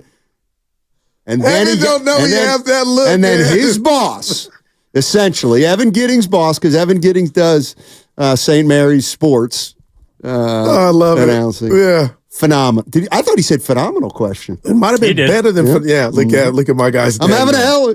But you're not an old head as we embark on the second half of just wanting a variety. Like the Detroit Pistons, all these dump truck teams try to mimic the teams that can shoot, and that's the problem is Brick City. That's what the NBA should be. NBA brought to you by Brick City. Do you know that Oklahoma City, the city, Oklahoma City, not the team. Okay. Do you know they have a neighborhood in their city called Bricktown? Wow. No, seriously. No, I didn't know that. Yeah, good bar, restaurant area. Uncle Billy. At least it was around 15 years ago. I've only been to Oklahoma City one time. No, in and out for one day. My Uncle Billy lived there. GM closed in Fremont, and they moved him out there. It ain't for me. And one night. Maybe two, if it's a Friday, Saturday. Yes. By the way, how old do you think Randy Bennett is? I'll go first. I'm going to say... He's younger than I thought. I'm going to say 43, Evan. He's a little older than that, I would say. Well, obviously, I'd say he's like 49. Come on, good. 49 years old? Yeah. Oh, no. He's been there for 23 years. Right. That would make 26. 61. Yeah, no, come on. I'm mad at myself, my guess. I thought what he was saying, what Evan meant was that he's actually much younger than you think. Oh, I thought based on, like, the first time I heard him speak, I thought he was older than, well, at the time when I learned about him, he was like in his early 50s. You better be careful. Hey, they're he's rolling a young right 61. now. They're rolling. Very much so. Lee's in Fairfield. What's up, Lee? How you doing, man? What do you got? Hey, two things. I remember I was at one of my good buddies' barbershops in Richmond, Mark's Barbershop, watching the Buster Douglas Mike Tyson fight. Well, that was closed circuit. Guru said he watched it too. I definitely was not watching it live. I was watching it. Go ahead, man. Yeah, that was so funny you say that, Guru, because my buddy had a fight party at the barbershop. That's the reason why I was there. Wow. Because it was like, okay, cool. We're going to have a fight party. Everybody come to the barbershop. And then the other thing, Steiner, you mentioned this, man, was I was in the Army in 1985, the Villanova-Georgetown upset. Yes, sir. That was incredible. Those two things stand out for me. Yeah, man. Hey, thank you guys, man. You guys continue to do a good job. Steiner, it's nice to hear you back, man. Thanks, Lee. I appreciate it. Who was high that game? Was it Villanova? Gary McLean. Man, dude. The Villanova Wildcats had two McLeans. They weren't related. Gary McLean, he was the point guard. He was the one who said he was doing drugs and stuff that season. But they also had, this guy was a great college player. Dwayne McLean, a lefty. I remember. Who else was on that team? Harold Jensen. He went 7 for 7 in the NCAA championship game against Georgetown. I'm trying to think that up. What else they have? We're forgetting maybe their best. Ed Pickney. Oh, gosh, Ed Pickney. Yep. Didn't do much in the pros, but he had a job. A 12-year career, probably. No, Ed pension. Let me tell you something that I've been infatuated with lately. Pensions. Boy, did we blow it not taking a job without a pension. I used to have one. Did you? Oh, you messed up. Did you get fired? Pour me a double. Like, I don't like, we're getting to that spot where you check it out. The wife brought it up and down. Oh, boy. Ain't no company giving out pensions anymore. Stop. You know what? That is sound of the year thus far. You keep saying, I bet you, Fitz has been around. I bet you that son of a gun's got some kind of pension. Stop it. Remember, he told you his fortune he's going to leave to his kids. Remember, he told us that I forget that one. Yeah. Fitz is doing well. I just know he's had the privilege of doing 4 championship parades, and he does it unscripted. Money does not equate to happiness, Donnie. But I do think if I was Steph Curry and had his bank account, the dude's getting... It's incredible, our world. Sure. Dave in Oakland. What's up, Dave? How you doing, my man? Thanks for listening. Hey, I'm pretty good. Hey, can I mess with you real quick, Steiny? Mess. Okay, hey, just wanted to remind you that Steph Curry's fouled more than any other player in the NBA. There you go. To move on, I got a quiz for you. May 1st, 1991, local Bay Area legend. Okay. May's got to be baseball or hoop. Baseball or hoop. Yep. Well, the NCAA tournament's over. Go ahead. His nickname was the Man of Steel. Oh, Ricky Henderson. I was thinking of S-T-E-E-L. Yeah. Is that what he got the stolen base? When he stole the game. Yep. I was at the game when he stole last base. Yep. Wow. That's all I got. That's my greatest moment in time. And that was, Have a good one, boys. Thanks, Dave. Appreciate it. Now, I think that was the day that he said, I am the greatest of all time. I always thought that was on the road. And I believe, wasn't it on the same day that Nolan Ryan pitched like his 7th no-hitter? I think it might have been on the same day. I've never heard that one. I dare somebody to tell me I'm wrong. I was at the A's game where Dave Steve was the pitcher in the ALCS against the A's, and Ricky stole 2nd and 3rd before there was it was incredible. Probably mad at himself he didn't steal home. Ricky was incredible. No juice, no roids. I remember. Ricky! So I graduated in 86. In 87 or 88, I was working for the Reading Times newspaper, like 88, and I got a credential to Yankee Stadium. I had a buddy who lived in New York, and I'm like, well, I'm going to go up and see my buddy, and then I'm going to go watch a Yankee game. Billy Martin was the manager, and they played a game. I can't remember who they played, but first inning, Ricky Henderson, walk, steal, ground ball to the right side. He gets to third, sack fly. Yankees up 1-0, and they won 1-0. Dude, he was I hated he was in New York. And afterwards, I was so scared around Billy Martin in the scrum. But he said, well, that's Ricky. That's Ricky. A walk is a run with Ricky Henderson. He would flip over us. He would flip you over. Ricky and Reggie used to get into it. Billy Martin led the league in demons, I would say. Billy Martin. Billy Martin was. Right. He wasn't going to bite his tongue either. He was a first-class lunatic. Yeah. If he thought you were soft, you would know. In a lovable way at times. He used to go kick the dirt on the umps. That was the first time I ever seen that. Billy. He did a lot of stuff. He did a lot. Probably a misdemeanor for Billy. Right. Oh, man. 888-957-9570 is the number. Steiny and Guru with you. We're having a great time today, having a lot of fun, talking about some of the greatest sporting events of all time. 44 years ago, Miracle on Ice. Boy, it doesn't get much better than that. I'll tell you what else is going on. The Golden State Warriors, they start their second half of the season tonight against the LA Lakers at Chase. 7 o'clock tip-off right here on 95.7 The Game, but be here at 6. In fact, don't go anywhere between now and 6. 6 is when Evan Giddings comes up with Warriors Live, and Willard and Dibbs are coming up in a half hour. The Golden State Warriors, they're 27-26. They're playing their best basketball of the season. Bottom line is, can they keep it up? Can they keep it up? What's coming up next is brought to you by Fremont Bank, full-service banking, no compromises, 888-957-9570. Also, a reminder, you can catch all 4 hours of Steiny and Goo on the free Odyssey app, plus watch us on YouTube and Twitch, brought to you by First NorCal Credit Union.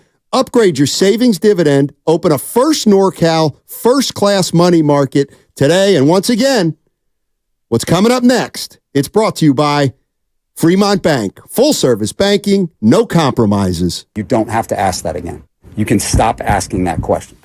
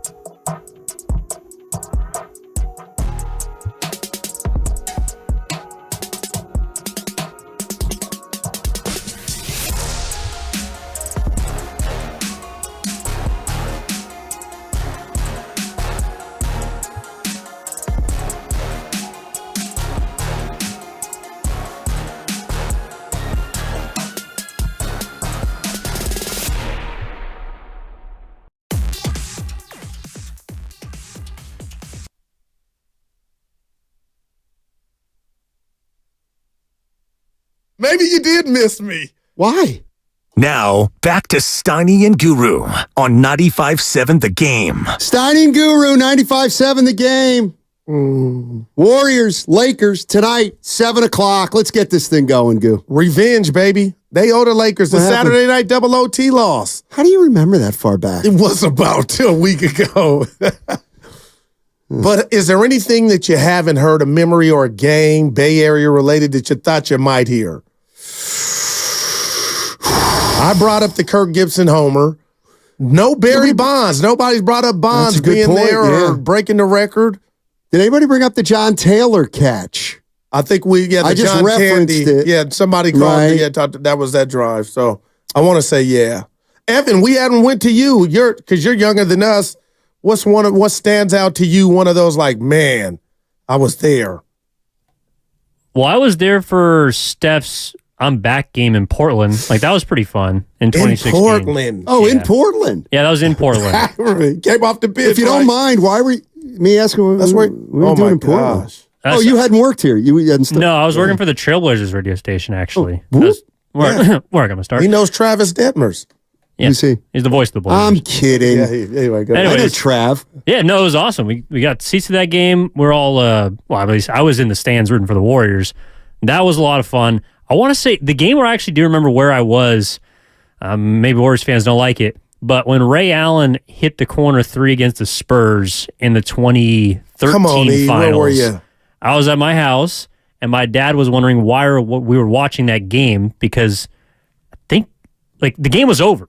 Like they were up. The trophy was on 30 the court. seconds left. Yes. Yeah, and then all the stuff unfolds. Allen hits the shot. They clear the locker rooms. Yeah, I remember where I was for that. Wow. I will always ask Popovich, why did you take Duncan out while who was at the free throw? The 7-footer for why did Duncan? He could have got that rebound. Now, when you say you will always ask Popovich, it means you'll never. No, if I ever see him. No, you won't. No, you won't. No, you won't. Man. That's a bet I'll make. I could just see Goo. I could just Spurs lose by 8. And there's Guru just happens to be in the corridor with Greg Popovich. But if I'm emotional, he's about 6'3". Yeah, no doubt, big guy. But if I'm emotional, the butterflies go away. You won't be though. I would have been then. Let me tell you something about Greg Popovich. I'd have got fired. He would intimidate you into the fetal position. Steiny, I'm from the U. That stuff ain't working. I coach Biggs. I worked under him, man. He coached me. Oh, here's one. Johnson put the damn ball in the hoop.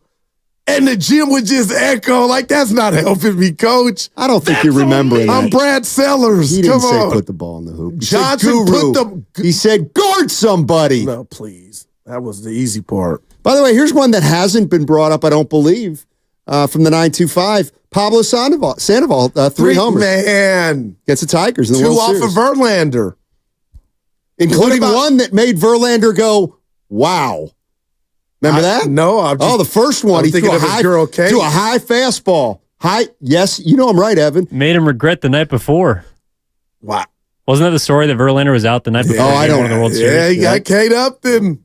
You took it a step further with knowledge. Now, we heard the sea of hands. You know, the Raiders against the Chargers, the rule was implemented. The holy roly. Dave Casper, where he kind of act like he fumbled and the ball just kept going down the field to Oakley Coliseum. So you had to be an old person to remember that game too. I'll tell you what, let's get T-Bone and Berkeley on here. And the reason I'm getting T-Bone and Berkeley on here is because Guru just said, anything we've forgotten, and there is. T-Bone. There's one we've forgotten. Okay. Go ahead, T-Bone. Great one here.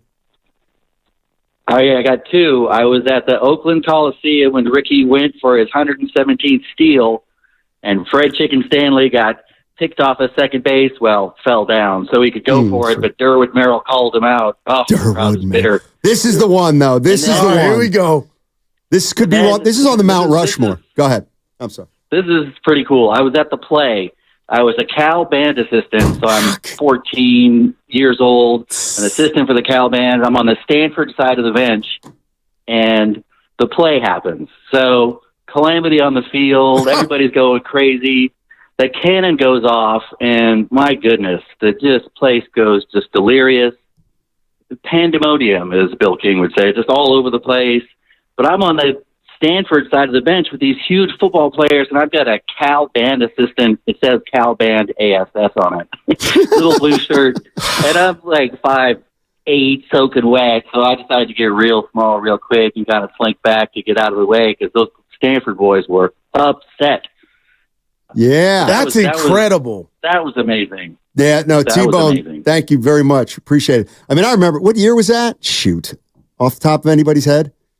The play, I was 85. I wasn't even out here yet. It must, but I remember 82. So if there was replay, puts that me wouldn't have stood, right? I'm sure that would have came. I mean, what do you call on replay? Right. But, man, illegal forward pass. Kick it over. I don't know. That was one that made it all the way back to the East Coast, and it was like, this is unbelievable. The Stanford band member got hit while the dude was running down the field. Like Clay at the remember Clay ran into the young lady at the parade. Remember that was a little different. Yeah, but I do remember that actually. I do we were remember right that. there. We were right. That happened right in front of us. Yeah, right? yes, it did. Yeah.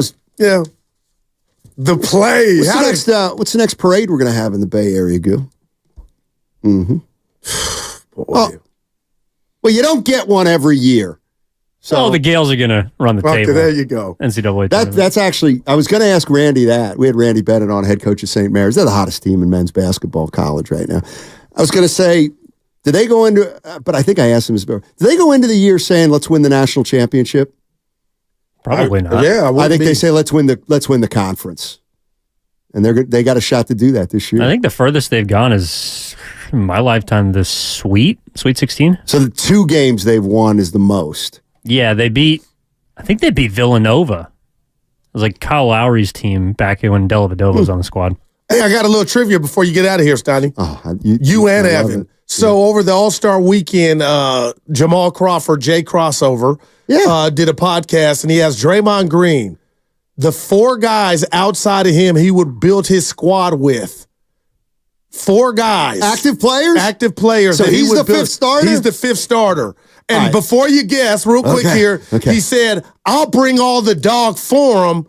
So now it's just about I need talent. So there's 4 guys. The one shocked me. Well, there's one that's easy because he's the golden boy, Steph Curry. Not on the list. What? Jamal Crawford dissing Steph? No, this is Draymond Green. He's the 5th. He's adding 4 to his team of guys that if he had to win a game for his life. Well, so what does this have Draymond's to do with the 5th. Jamal Crawford? He did the podcast. So Okay, now tell me he said Patrick Beverly. Well, hold on. Hold on. So he didn't pick Steph. So he picked non-Warriors? Yeah, non-Warriors. Okay, Jokic. Dude, that shot, yeah. Why would that shock? He's the best player on the planet. And Jamal said to Draymond, that shocked me. That's the shot. Why? He goes, no, Jokic is that dude. He's a beast. Is that news? I guess Jamal didn't think Jokic would have made Draymond's list. 3 more. Give me 3 more. Draymond would want Giannis, Doncic, LeBron. Yeah, 2 more now. We got 2 more guys. I must play with LeBron. A guy you mentioned earlier. Bronny. No, Bronny. Anthony Davis? No, you mentioned him earlier. Trae Young? Nope. Embiid? Nope. I give up. He's in Memphis. Ja? Yeah, Ja. And there's one more. Who were you about to say? Shai Gilgeous-Alexander. That to me, we all know Mason he's great. Plumlee took his lunch. Yeah. SGA. Remember this year when Mason Plumlee stripped Draymond at half court? I don't. He just undressed him. I thought Plumlee was a bum. Remember, he took that victory. I said, I don't like his hands. I'm getting tired. But that's why I used to run run marathons. Oh, please. I got to be ready for it. But SGA is that dude, man. What did Doc Rivers say yesterday about watching him play? No idea. It was pretty. It was pretty to watch him play the game of basketball. Shai Gilgeous has a great step back. And he put Steph Curry on his IG earlier this year. It came out. But it was good, right? He had scored 40. Remember, he had some highlights of him giving Curry the business. Yeah, nice. He's good. Where'd he go to college? Who? SGA. He played 1 year. Don't tell him. Tennessee? Evan, my bad. Auburn? Who is the quintessential one-and-done school? Kentucky. God. You know what? I knew it was in the South. All right. Coming up next, the crossover. on 95.7 The Game. By the way, don't forget to download that Odyssey app. You can catch all 4 hours of Steiny and Goo on the free Odyssey app, plus watch us on YouTube and Twitch. Brought to you by First NorCal Credit Union. Upgrade your savings dividend. Open a First NorCal first-class money market today. I don't think Kentucky's in the South. Hypertrophic cardiomyopathy is a serious heart condition.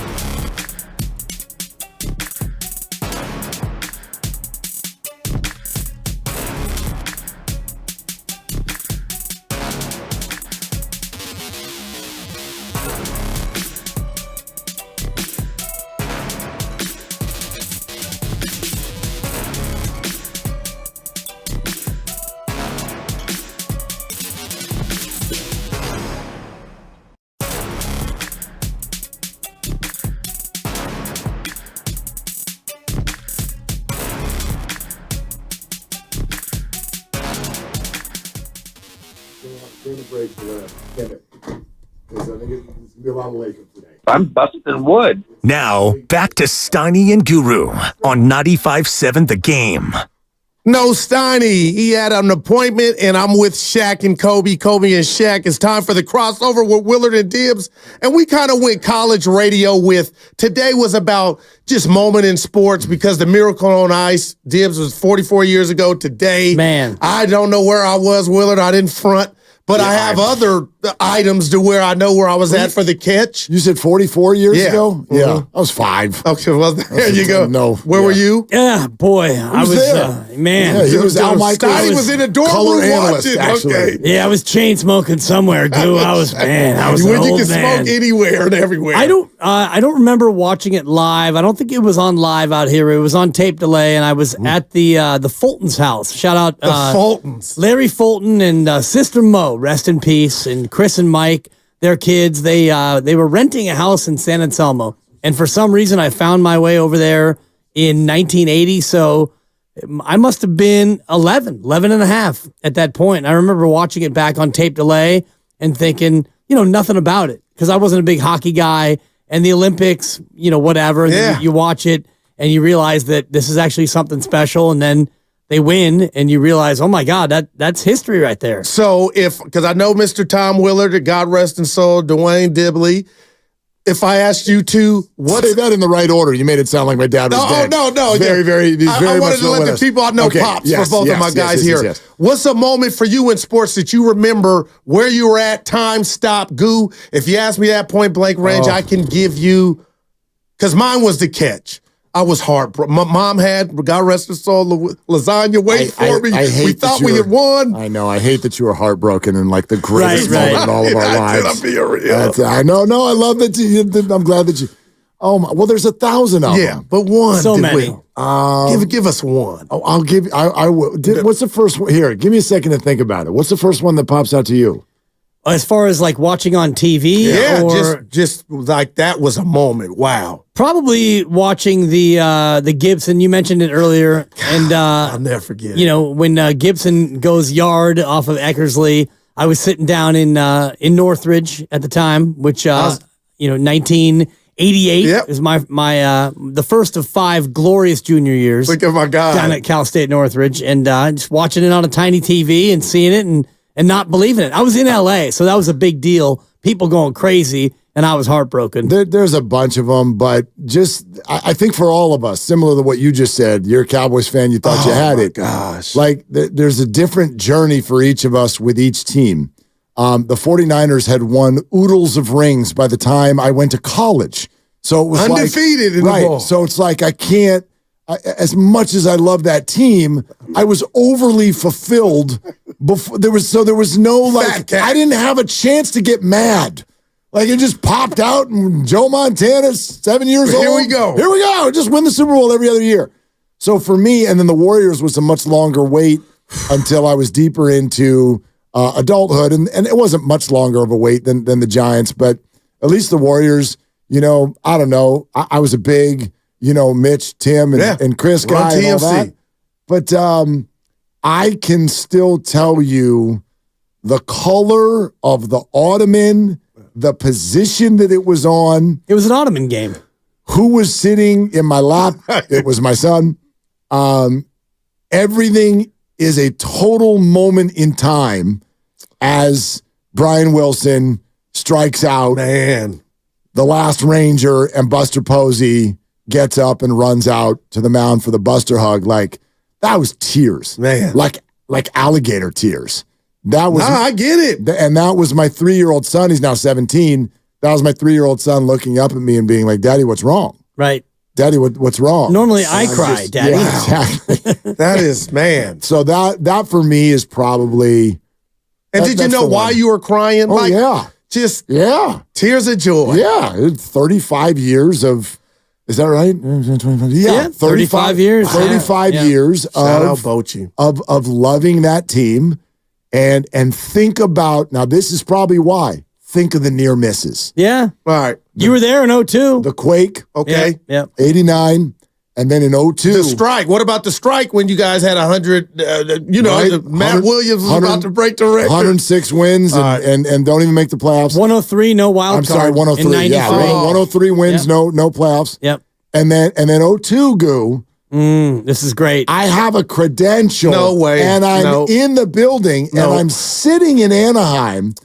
Imagine the thoughts, and they're selfish, no doubt, but the thoughts that go through my head. It's not just they're going to win a World Series for the first time in my life. I'm going to be here. I'm going to be in the clubhouse. But he's going to be in there. No, Goo, not I'm here. I'm going to get champagne on my face. I'm going to go be in it. Oh, boy. And I'm like, this is absurd. Too good to be true. What a happening. Nobody gets to do this. I'm going to get to have an experience that nobody gets. And then to watch that thing fall apart. Scott Spezio was the slowest burn that I've ever emotionally felt, sports emotion, in my life. That's wow. It felt like 5 And Barry would have hours. they would have had it, but Barry would have just. Why did he give Russ Ortiz Dusty the ball? Wow, that is the most. Go. I'm listening. That to me is the most overrated part of it because it was symbolic, though. It was Dusty saying, "We got this. Fine. Here you go." When he could, I'll get it to you the fact later. that he had the baseball in his hand did nothing to the bullpen who couldn't get somebody out. And they knew what we have now learned now because he has discussed it openly. They saw that. Rob Nen's arm was barely attached to his body. That thing was hanging there, but that was their process, and it had worked all year long. And so I do think there's something to be said sometimes for you get to the end, you go with what, right? You dance with the date you brought. Yep. So what did you do? What was plan B? Did you go to the visiting locker room? My dude. Well, what first did of all, you do? that was game 6. Oh, So it didn't end the series. They shouldn't even So showed up for game I 7. tell you what I did. I won't even bring up who was there when I got home. And the person I was living with at the time, tries to do they did a bummer. I'm sorry. I was like, don't talk to me. I threw something off of the wall. Look at my guy. And this guy's Angry mild-mannered, dude. Look at Angry Willer. They lived up with it. They could get it tomorrow. I'm like, they're not going to get it tomorrow. There is no They're tomorrow. going to get their asses kicked tomorrow. And Thank they you, did. Apollo Creed. And they did. I knew they would. It was over. It was over. And I felt like it had gotten taken from us. Man. Yeah. It had gotten taken from Yeah. us. Yeah. I love the topic today. Yeah. And as I was driving in, I was listening to a bunch of it. And the one that hit me on a game that I was actually at. Give it to me. And it's a game that will not live in infamy, but it was special to me. And I had looked up the date to make sure, October 3rd, 2012. One thing I did with my kids, my first two, and I'll do it with my baby girl, is when you get to a certain age, you get one get out of school free card. Love it. A year. So 1 year, Quest decided he wanted to go to Santa Cruz with his uncle. It's like, hey, Dad, I want to go to Santa Cruz Beach Boardwalk with Uncle Devin. Sure, use your pass. And so my younger son, Keon, I said, hey, the A's are playing the Rangers. It's game 162, winner take all. Do you want to go? And he said, yeah, Dad, let's go. And it was an inordinately hot day, and we got seats underneath the overhang on the first base line. We were in like the 37th row. And, being in our business, you don't often pay for tickets, but this time I went out of pocket. I got my son and I a couple of seats, and the A's are down 5-0. And you're thinking, oh boy, this is kind of a bummer. And lazy fly ball to center. Josh Hamilton saunters in, and it's off the glove. And the collie, you know how the collie can get or used to get. It jumped. I was listening to it on radio. Incredible, man. Right here on 95.7 The Game. No doubt. In Going fact. to do the night. Exactly. Shout out Zachariah. Or don't. And so, I mean, that's one of those moments where, and it turned out to not, portend a World Series or anything else, but just that moment with my son. Yeah. And, we talk about That's sports life, and man. moments. Yeah. And, your son on your lap and, being with my kids at the 2010 World Series for the Giants and all the rest of it, the things that we're able to experience and share with our kids and our loved ones. It's incredible. Willard, I do got to double back to you. You said who you were living with then. Yeah. I hope that you barking didn't end it. I don't even know where that person is anymore. I don't even know where that person is. No, it ended after Game 7. Right, is when it ended. Yeah. No, that was the end of it right there. Yeah, we broke up an hour later. Yeah, no. He actually handed her the baseball on her way to the door. I'm going to go Usher because I got a confession, guys, and it's on TV. Your boy's getting excited about baseball. Good. I'm looking at the Giant Don't projected apologize lineup, for that. But their rotation. No, we did a whole thing on that yesterday. I missed it. About because Mark and I talked about it. And I'm a 2 on the scale of 1 to 10 in terms that's of low. excitement. It's Okay. February, and I told Mark we get closer to April. I'm gonna ramp it up. But Mark felt like, and I don't want to speak for you, but I thought it was interesting what you said about like feeling like you have to apologize for your own excitement. Now, I heard that part with Grandy. Yeah, not just about baseball, but there is, and I hope everybody understand this. I'm not saying that you shouldn't feel this way, but the Giants fan base right now is toxic. It just is. Yeah. Shout out Britney Spears. That's not the fans' fault. Okay. That's the Giants' fault. No doubt about that. But the fan base is toxic. And so if you are excited about baseball right now, or if you're even sort of intrigued by some of the signings or whatever, because I'm with you. The starting rotation right now is not. The lineup, though. The lineup is interesting. I'd love to see one more. You know what I mean? I'd love to see one more, but I'm not like I'm not. They're not going to lose 100 games. I'm not nauseous about the lineup. The starting rotation's not ready. Okay, it's just not. You can't. Wow. You've got 2 viable, like really good starting pitchers who won't pitch for a while in Alex Cobb and Robbie Ray. So what are you doing until then? And if you're throwing at me like Logan Webb and 4 22-year-olds, hey, that's what it is. That's not okay. Oh, by the way, no, we got Jordan Hicks, who's never really been a starter. So there's just too many question marks there. And it can get late early in baseball. And I don't buy that they're done. I think they're waiting for the prices to go down. Man. Scott Boras versus... What's going on? Well, right, the teams right now, you're hearing them all. Isn't it interesting, the comments that are coming out? Not just Farhan, we're done. The Blue Jays came out and they were like, yeah, we could sign other people. Who you want us to cut? And then you're actually seeing players, Devers with the Red Sox, Judge did it with the Yankees, are openly like, yeah, roster's not ready, not good enough. What's underneath all of this is yet another chapter in owners versus players.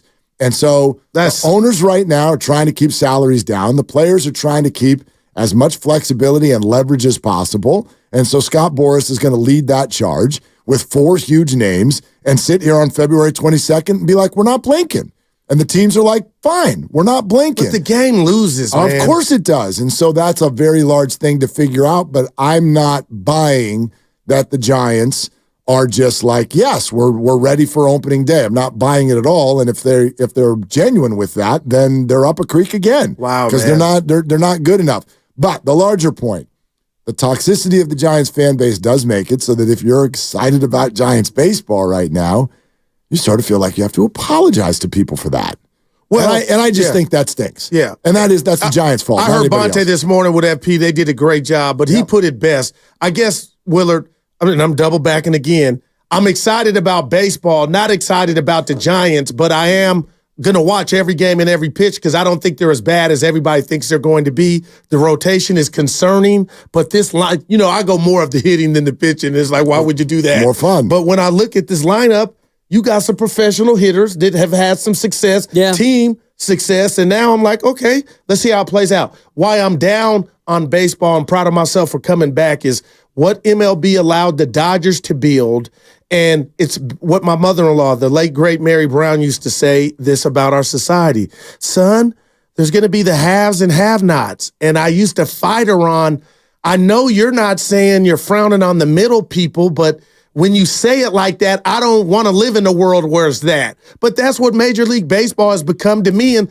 who's going to watch a Dodger game and, okay, you win 8-4, like, almost, guys, where's the fun in that? Because you're in it. And I know the Padres are spending, the Yankees, but come on, Willard, this ain't. Well, the spring training start was pretty funny. That happened an hour ago. Ain't nothing. Before they got 2 outs, the Dodgers' 9th hitter hit a home run to make it 8-0. And there was one out. We were here laughing. And it's not anybody you've heard of. Oh, it's just like they're not even playing their guy. Shohei's not in the lineup. Freeman's not in the lineup. And you're just like, good God. Good God. But, you know, listen. I ain't going to focus on the negative. And they got this uniform fiasco going. Will, I know I'm a nerd. You're going to see something with your blue eyes this year with baseball where the uniforms look cheap. I'm telling, like, Fanatics is taking over them, and they can't even get some uniforms to what the hell? If you were a Niner fan, I'm all over. You couldn't get that beautiful white jersey that they wore in the Super Bowl with the patch. There was never a problem before. For whatever reason, Fanatics couldn't deliver or were out of the white, that material. So, Dibs, you can laugh and say, oh, Goo, come on, get a life. But we're about to watch cheap stitching on Major League Baseball. The players are mad. Let me get this real quick. You're listening to 95.7 The Game, KGMZ FM and HC1 San Francisco, always live on the free Odyssey app, Twitch, and YouTube, powered by First NorCal Credit Union. You'll see it when you see it, and you'll be like, whoa, Dibley on the back of that. You don't care, I don't Dibs. care. No, you do. When you see honestly, it, you will. I don't care. All I care about is when I look up at the TV, do I know who's playing without having to really work hard at it? That's as far as he goes. And that's where... That's stitching, though, Dibs.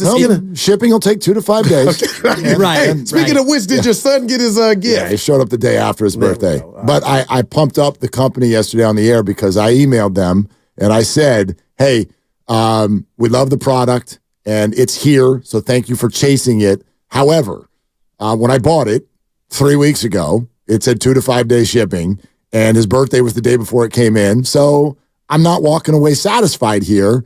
What are you going to do about it? And they gave me about a third of the money back. Oh, wow. So I was like, that's all. I wasn't asking for a refund. Yep, customer service. Asking to be acknowledged.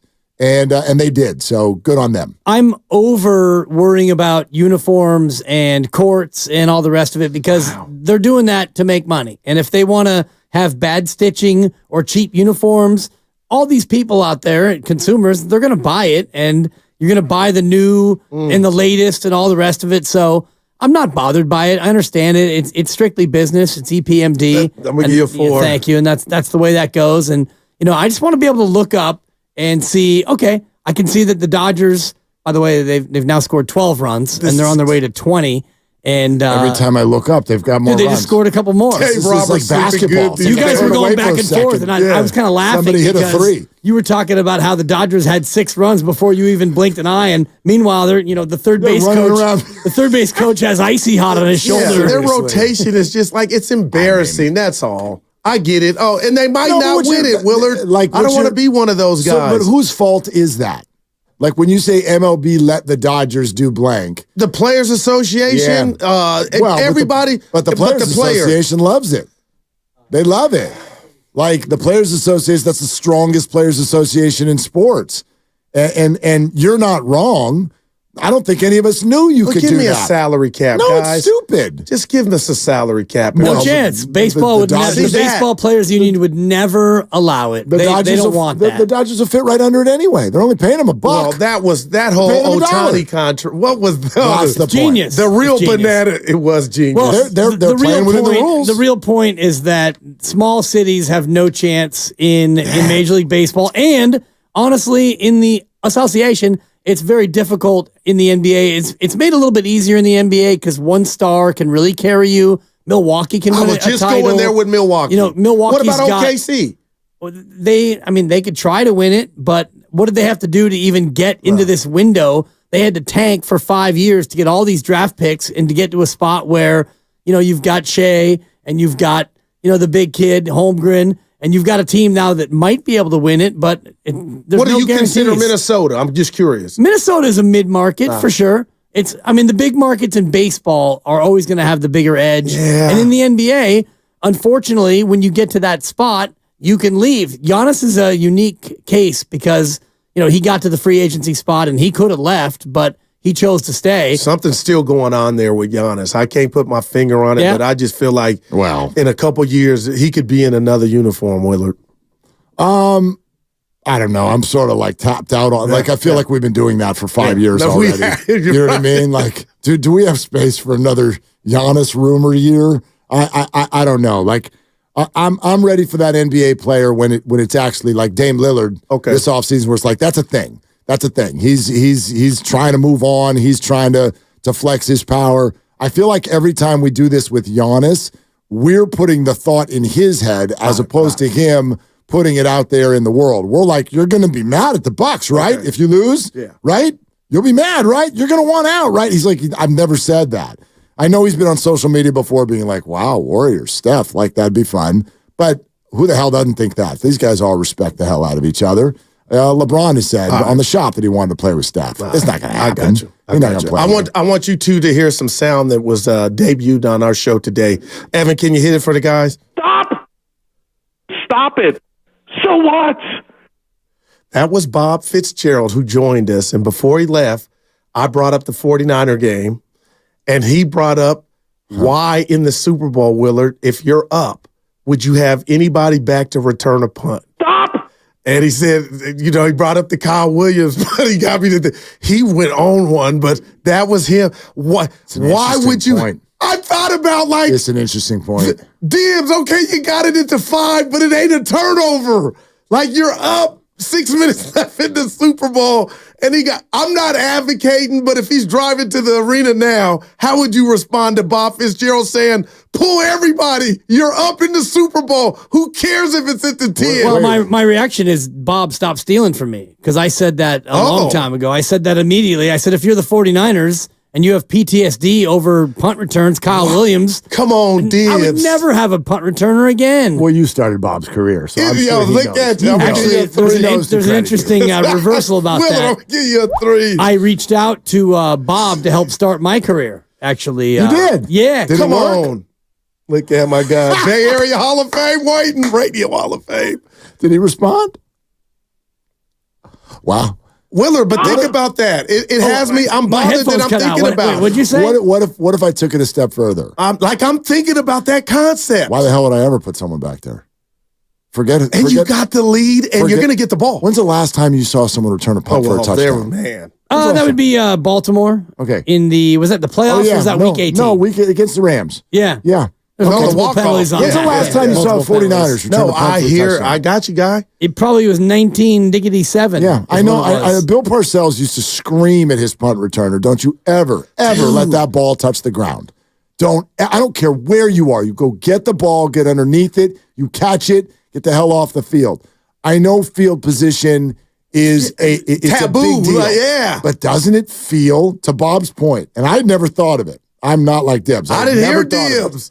But it feels like a poor risk-reward play. 100%. Like, every time Ray McLeod's back there, don't you hold your breath? I know what I do when I watch football. Raise your hand if every time someone punts to the Niners, the only thing you yell at the TV is, hold on to the ball! Don't drop the ball. It's the whole thing. And you eliminate that. I don't care if you return it 10 yards or fair catch it. And half these dudes are fair catching it when they ain't supposed, so you got it at the 5. Hey, Johnny, why didn't you let it go in the end zone? Interesting point. That is, Dibs. If you had that one, salute. I hadn't heard it, and I'm thinking like, and they had the lead, Willard. I'll tell you what wasn't going to happen if you employed that. There would be no turnover. It would be a touchback. Right. Yeah. There would be no turnover. And I'm not saying Fitz was right. There were so many plays in that game, but to him, he said that game was decided by that play. That's him. Well, but I can't argue anybody. That was the turning point. That was no doubt. That was the turning point of the ball game. The only touchdown they scored until overtime. It's the only time they went in the end zone. So if you don't have a returner back, you're going to be looking at starting drives from your own 1 and your own 2 a lot more. Right. If there's nobody back there. So I mean that is the downside is you don't have the ability to fair catch it at the 10 or the 12, and starting at your own 1 or 2 or inside your own 5. It's very rare that you go down and actually get points. But better than the turnover. For sure. Yeah. And the ball could bounce the other way. And somebody called in and said that. It could land at the 20 and end up at the 30. I just hadn't heard that. And here's an idea. Coach your player to when the ball is, live. Poison. Just dive on it. Oh. Instead of bending over to try to So Ray's gonna run after it. like. He's gonna bend over and pick it up and do what with it? Yeah, right. What But are you they're gonna such do with studs from where they come from and where they play. I get it. They think they can pick it up that and do also, You're talking about something that happens lickety split.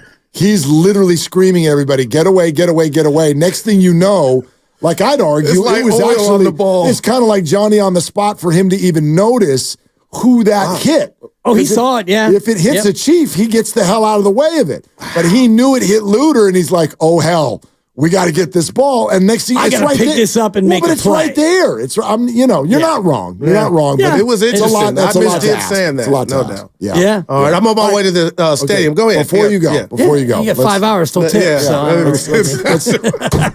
Thirsty? I think this posted while you were on the air. Oh, So boy. you probably haven't had a chance to read it yet. Oh, wow. And I don't like doing radio that asks for all of our good people driving around the Bay today to be. So did you read? I'm thinking no. I know you're Love at work. it. You got stuff going on, but ESPN has a cover story today on the Warriors and the teetering end of the dynasty, but it's focused on Joe Lacob. That's what the article is really. Evan was just telling me. It's basically the only person that Baxter Holmes talked to, it seems. He actually talked to a bunch of people, but no one else is named. A lot of unnamed rival execs and all that stuff. And he didn't talk to Steph or Steve or Draymond. I'm excited, right. He spoke to Joe Lacob and got a lot of quotes. And here's the question I want to ask you, because the points you need to know are the idea of two timelines. That was Joe's idea. And reportedly, the coaches at the time were like, that's not possible. Okay. That's not possible. Gotcha. You cannot ask us to win a championship and develop Jonathan Kuminga at the same. How do we do that? When has that ever happened in the history of ever? Right? So there was pushback there. And now you hear Joe going, we're never going to be in the lottery. And there's another quote in there from an unnamed rival. And I'll get the exact quote, but to paraphrase, he's like, these billionaires buy teams and they come in, they've never lost anything in their life, and they swagger in and they're like, I'm going to be great at this too. And usually that billionaire gets his butt handed to him within the first 2 years. But Joe walked in. Incredible. Went on a dynasty. So this person insinuates that means Joe actually thinks that he can do no wrong and that he walks on water and he literally has the power to, as he said yesterday, never, ever be in the lottery. Okay. All right. Is Joe Lacob realistic? What do you think? Well, I'll just go off of that. Yeah. Right now, as it sits and you're sitting with Steph Curry, I don't see lottery is nowhere on it's not even on the chessboard at all. It's not even on the He's not bingo talking about card. this year. He's talking about every year. Yeah, well, that's what I'm thinking. Curry will be in a Warrior uniform. As long as he is, in my estimation, in my math, they'll never be a lottery team. So on that front, that quote's going to buy him at least 48 months to me, that as long as you have Steph Curry in a Warrior uniform, the lottery you'll never be a part of. Now, life after Steph, if we want to be honest, they did what Kyle did with Trey Lance, but they didn't have the buffer of Brock Purdy because you struck out on Wiseman. You struck out, it looks like, and Moody, if you're listening, I love you. It looks like that's not going to happen. Well, I've heard you say that twice this week. But so and they're I'm like, 1 for 3, batting 333. I'm not as down on Moody as you are. Okay. Well, no, I love the kid. I'm just saying here in Golden State. It feels like it's they're crowded. down on Moody. No doubt about it. Well, that's what I'm saying. Willard, Sure. I love Okay. Moody, yeah. Yeah, but that goes week But go to ahead. week, So right? that's my answer. Yeah. I don't see them dipping that low to where you got to hit the reset. What's the current streak in terms of NBA teams' longest run of not being in the lottery? How many years do you think that that's is? wild. And what do you think that team is? Oh, gosh. The longest run of not Because being he says in the we're not lottery going to be in the lottery ever. ever Well, is the goal. You Is the just goal. were when you got Wow, Kuminga and Moody for one. So, Right. but going forward, I would imagine that it can't be much more than 12 or 15 years current Well, streak. can I ask a weird question? Is that even a sound business strategy? That sounds like ego to me. We will never be in the lottery. Well, no doubt that's okay. a lot of that. business. So, but It's business. Well, but no, it's not good business. It's business because if you're good, then people show up, and if people show up, then they spend money to watch you. But that's the business he's talking about. But if I'm the 7 or the 8 seed, and I am not ending up in the lottery, but I am also not contending, how am I going to get better if I'm never in the lottery? Free agents. Okay. And that's his mentioned, approach. there's no doubt, Dibbs. And he mentioned big moves if this thing goes south. And he also said he believes, and this is totally free from Steph, he said, we have a secret sauce. We are the Golden State Warriors. We are a destination, which I found funny because on the other side of the parking lot, you've got a team that's like, can't get free agents. Because San Francisco. Right. And Joe's like, we are a key destination. Well, are they? Like, take Steph away in a couple of years. Are the Warriors just on their own a free agent destination? So at a certain point, you boil this question down to this. Is Joe Lacob a great owner? Sure. Is Steph Curry a great player? Sure. But what's at the core of what the Warriors have done for the last 15 years? It's Joe Lacob's greatness as an owner, or has he just been the owner while Steph's here? That would be the answer. It's also you hired great people below you who have gone on to do great things, including Jerry West, who helped bring in Kevin Durant and the draft picks that you've made and the moves that you've made. It's more than just Steph and the owner. And I got a question for you, Willard, because I don't know if you're going down this road, but it's like the Phil Jackson thing. Everywhere you went, you were great, but you had studs.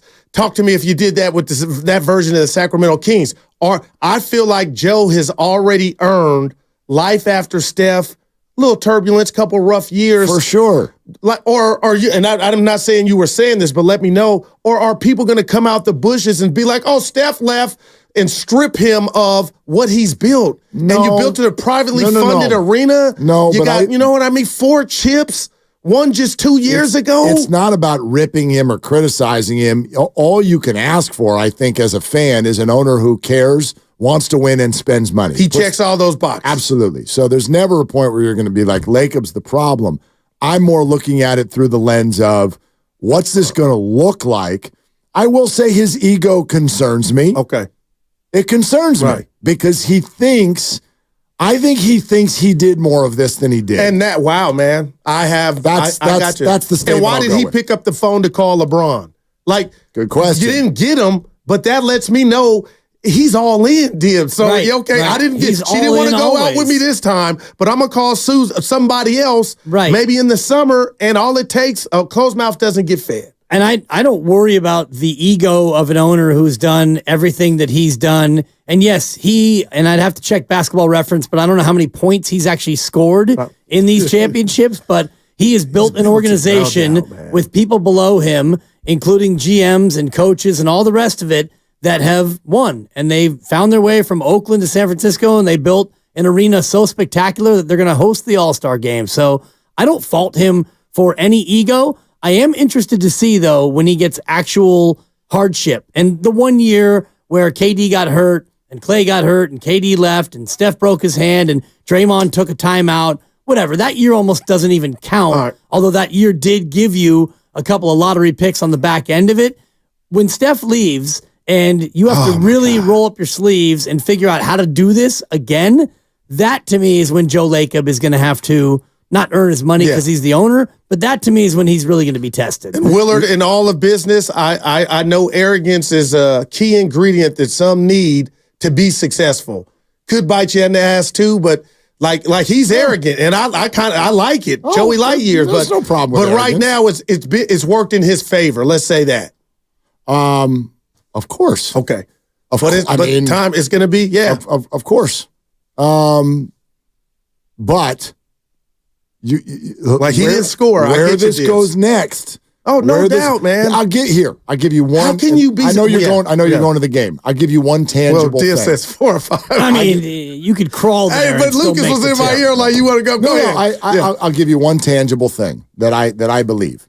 I believe the core of people's frustration with Steve Kerr right now is the idea that he doesn't develop young players, and I think that is an absolutely absurd point that people have made that was based on something that's not possible. And it was based on, and this came from Lacob, 2 timelines, which is not possible. It's not possible. Plus, the guys weren't that talented. And they won a championship 2 years ago, and people are holding them accountable for not developing young players in the middle of winning a championship, which you factually cannot do. And now Steve Kerr's got this reputation that he failed, which is founded on nothing because James Wiseman stunk. Pajemski's going to make the all-rookie team. And what about Kuminga? Kerr, we talked about it yesterday. He gets credit for that. And he made some mistakes there, but evolved out of them and recovered a relationship in very short order. And that's on Joe because Joe set an expectation that was not doable. You can't do it. No team has ever done it. History of the league. And if you do get time to go read that article, I will. I'm reading it right now. You'll understand. You'll understand how many people around the league looked at that idea and went, "Okay." Well, what about this? It would have worked if you would have picked somebody other than James Wiseman. The 2 timelines idea would have had more life, and if Draymond didn't knock out Jordan Poole, 2 timelines might have been something that was more viable. Well, maybe. Who knows? There were circumstances along the way. But who knows who that person would have been? And they did. The point is Tyrese Halliburton is the person. But they drafted, but who is Tyrese if he's behind Steph, Clay, and Dre? Like, I don't know how it would have played out. They philosophically went after people who were more projects than game ready. Right. And I once blamed Kerr for Wiseman's, but it wasn't. We found out it was. It's almost like you're blaming Steve Kerr for winning a title. Right. It's like, how many people have been like, oh, that title was the worst thing for him? What? And let me give you a bad baseball analogy about Joe Lacob. MLB. He's batting like 480 right now. I would say as his tenure as the owner of the Golden State Warriors. I know that's a little heavy. 480, almost 500. That's how I feel with the 4 titles. So he's due for a 1 for 22. But Willard, if you're telling me that's not going to come until Steph might be gone, like that's a long, you know what I mean? 48 months possibly, if not longer. So we don't know how aggressive and what he can do to bring somebody in here and shock the world. But had LeBron came, he would have shocked the world in the middle of the night. So I guess he's built up so much to where if he goes through that 1 for 22 slump, who really could condemn him? No one. I know you're not saying that, but he's playing with so much house money, man. And quite frankly, again, all I would ever ask for from an owner, Joe does. And what he actually even says in this article repeatedly is, we are never going to accept mediocrity. And I go, that's great. That's great. I love the drive. But it might not be reality. The problem is if you get to that moment, is your ego going to say, I'd rather mediocrity or I'd rather be like then reset. Kind of good as opposed to coming up with a plan to get great. No, that stubbornness, some would argue, has already bit them a couple of times. And that's all. Real quick here, I'm just blown away that he called to check on LeBron because that could have meant Jonathan Kuminga's future. It could have meant anybody's name but Steph. Right. But that lets me know that's Joe. Like that shocked me. And he go, oh, it was nothing. But there were going to be some things you had to part ways to get LeBron that we might have thought would never leave. So that is Joey Lightyear's the experience of just making that call to see if Beyonce wanted to go out. It's Joe being ultra competitive and looking at his team and thinking, how do I fix this as soon as possible? Wow. And you get LeBron James and your team gets better. And now maybe not in 5 years, but right now you get better. And that's what he's thinking about, winning now. He's thinking about always winning. No doubt about winning it. Year in and year out. So even if, when Steph is gone, he's going to find a way to make this team competitive. He's not going to take like the San Antonio route or the Oklahoma City route and take 3 or 4 years and just eat it and hope that these picks turn into players down the road. Don't you always want to not be in the middle? They say that's the worst. Yeah. All right. I'm just saying. Bonte made a good point this morning about the whole LeBron thing. Like, LeBron has held every team he's ever played for hostage. You want him to come do that to the Warriors? No, I didn't want him. Well, he's running out of bullets in his gun. And then there we go, there. That's the fact of the matter. He'll be 40 next year, so you're the whole hostage thing. You run out of time. Have fun at the game tonight, buddy. They get win. Yeah. Have fun at the game tonight. All right, we're sponsored by the Farmers Dog. Willard and Dibs is next. From better poops to more.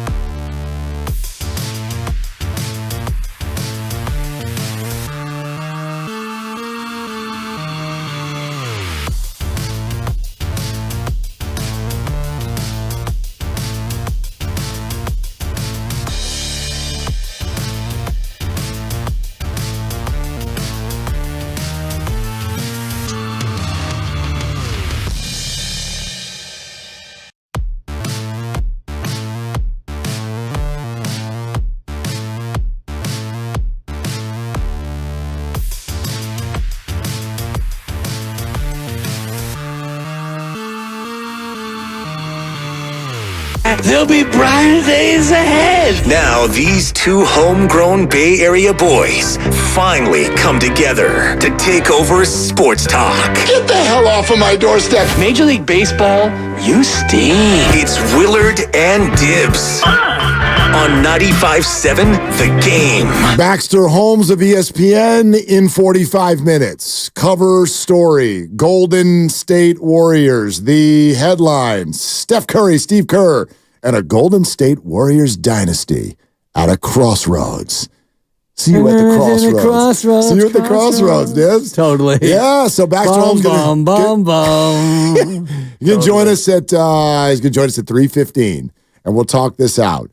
Can I read just one quote to start? There's so many. I've been thumbing through this thing, and it's incredible. And it's sports radio, so I know I'm not going to change any of your minds. Yep. I have nothing bad to say about Joe Lacob, and I'm not bothered by arrogance. It doesn't bother me. I don't know how would you be Joe Lacob and not be arrogant? How's that even possible? You're a billionaire. Right, self-made, by the way. You changed the entire structure of the city of San Francisco.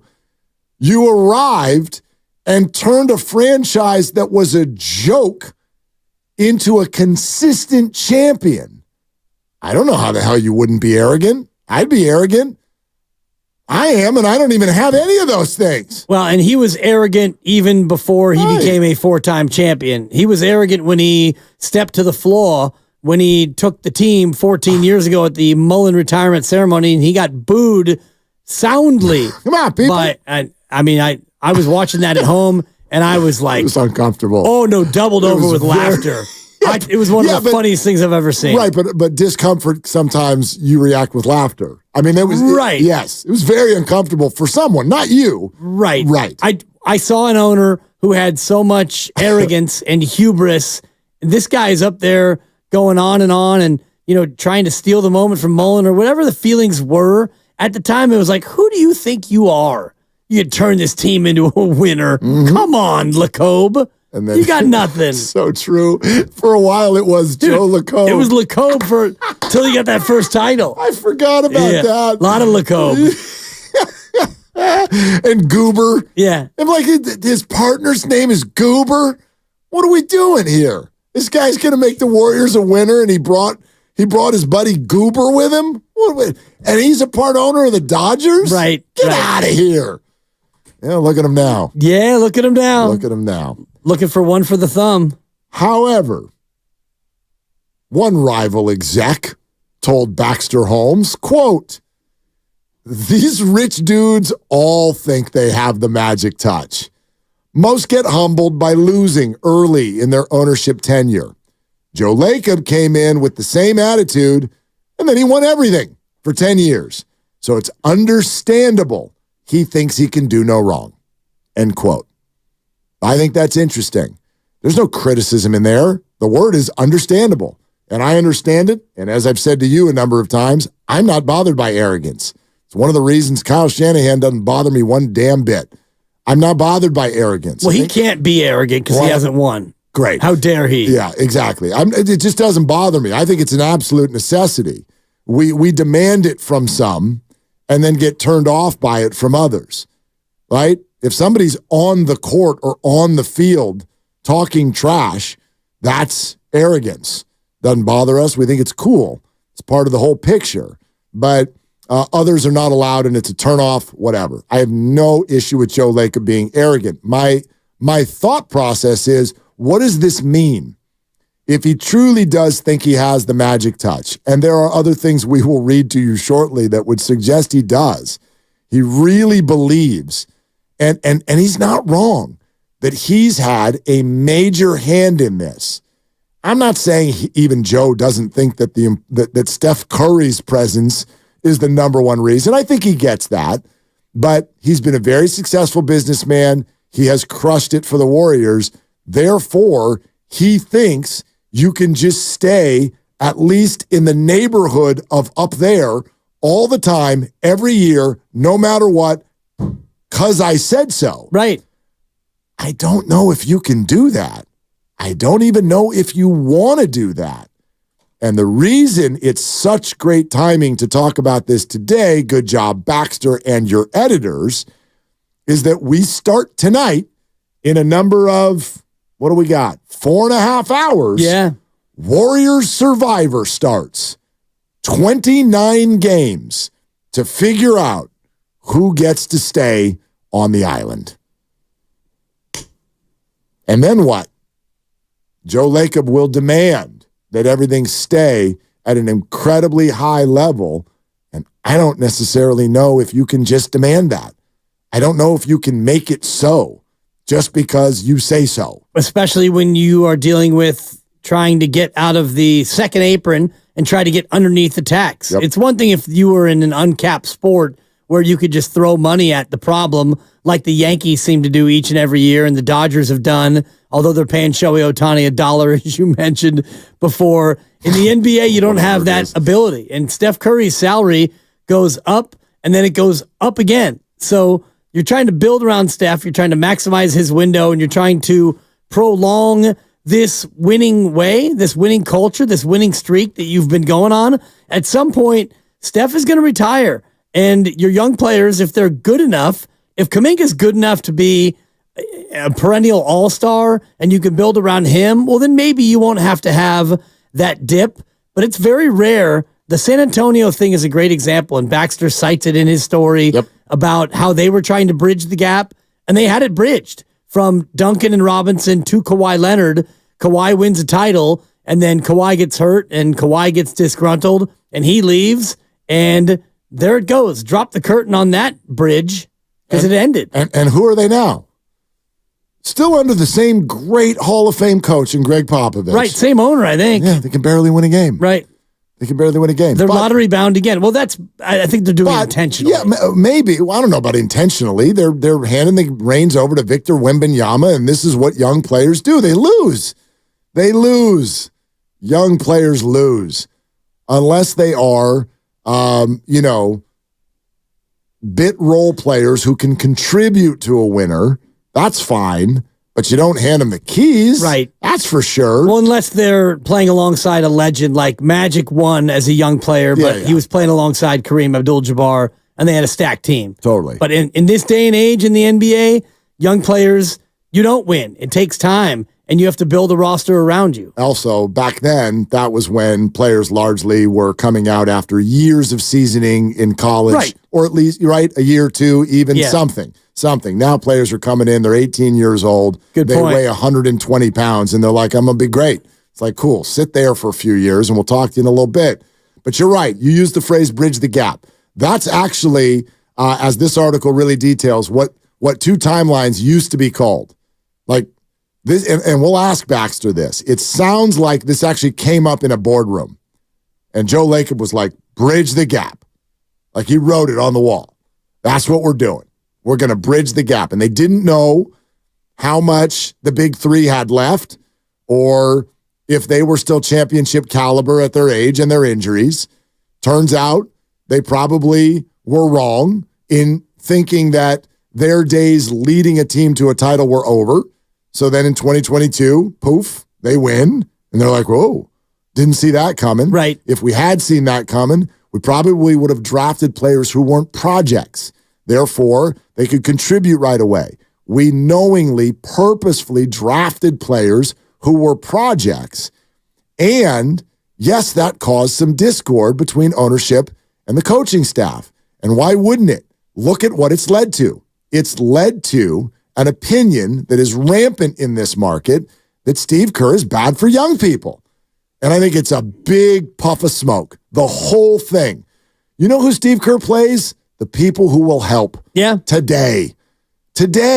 He's not perfect. Should he have left Kuminga in against the Nuggets? Yes. Moody. Yes. The Moody one. Yes, yep. But now we're barreling it down to a half of basketball.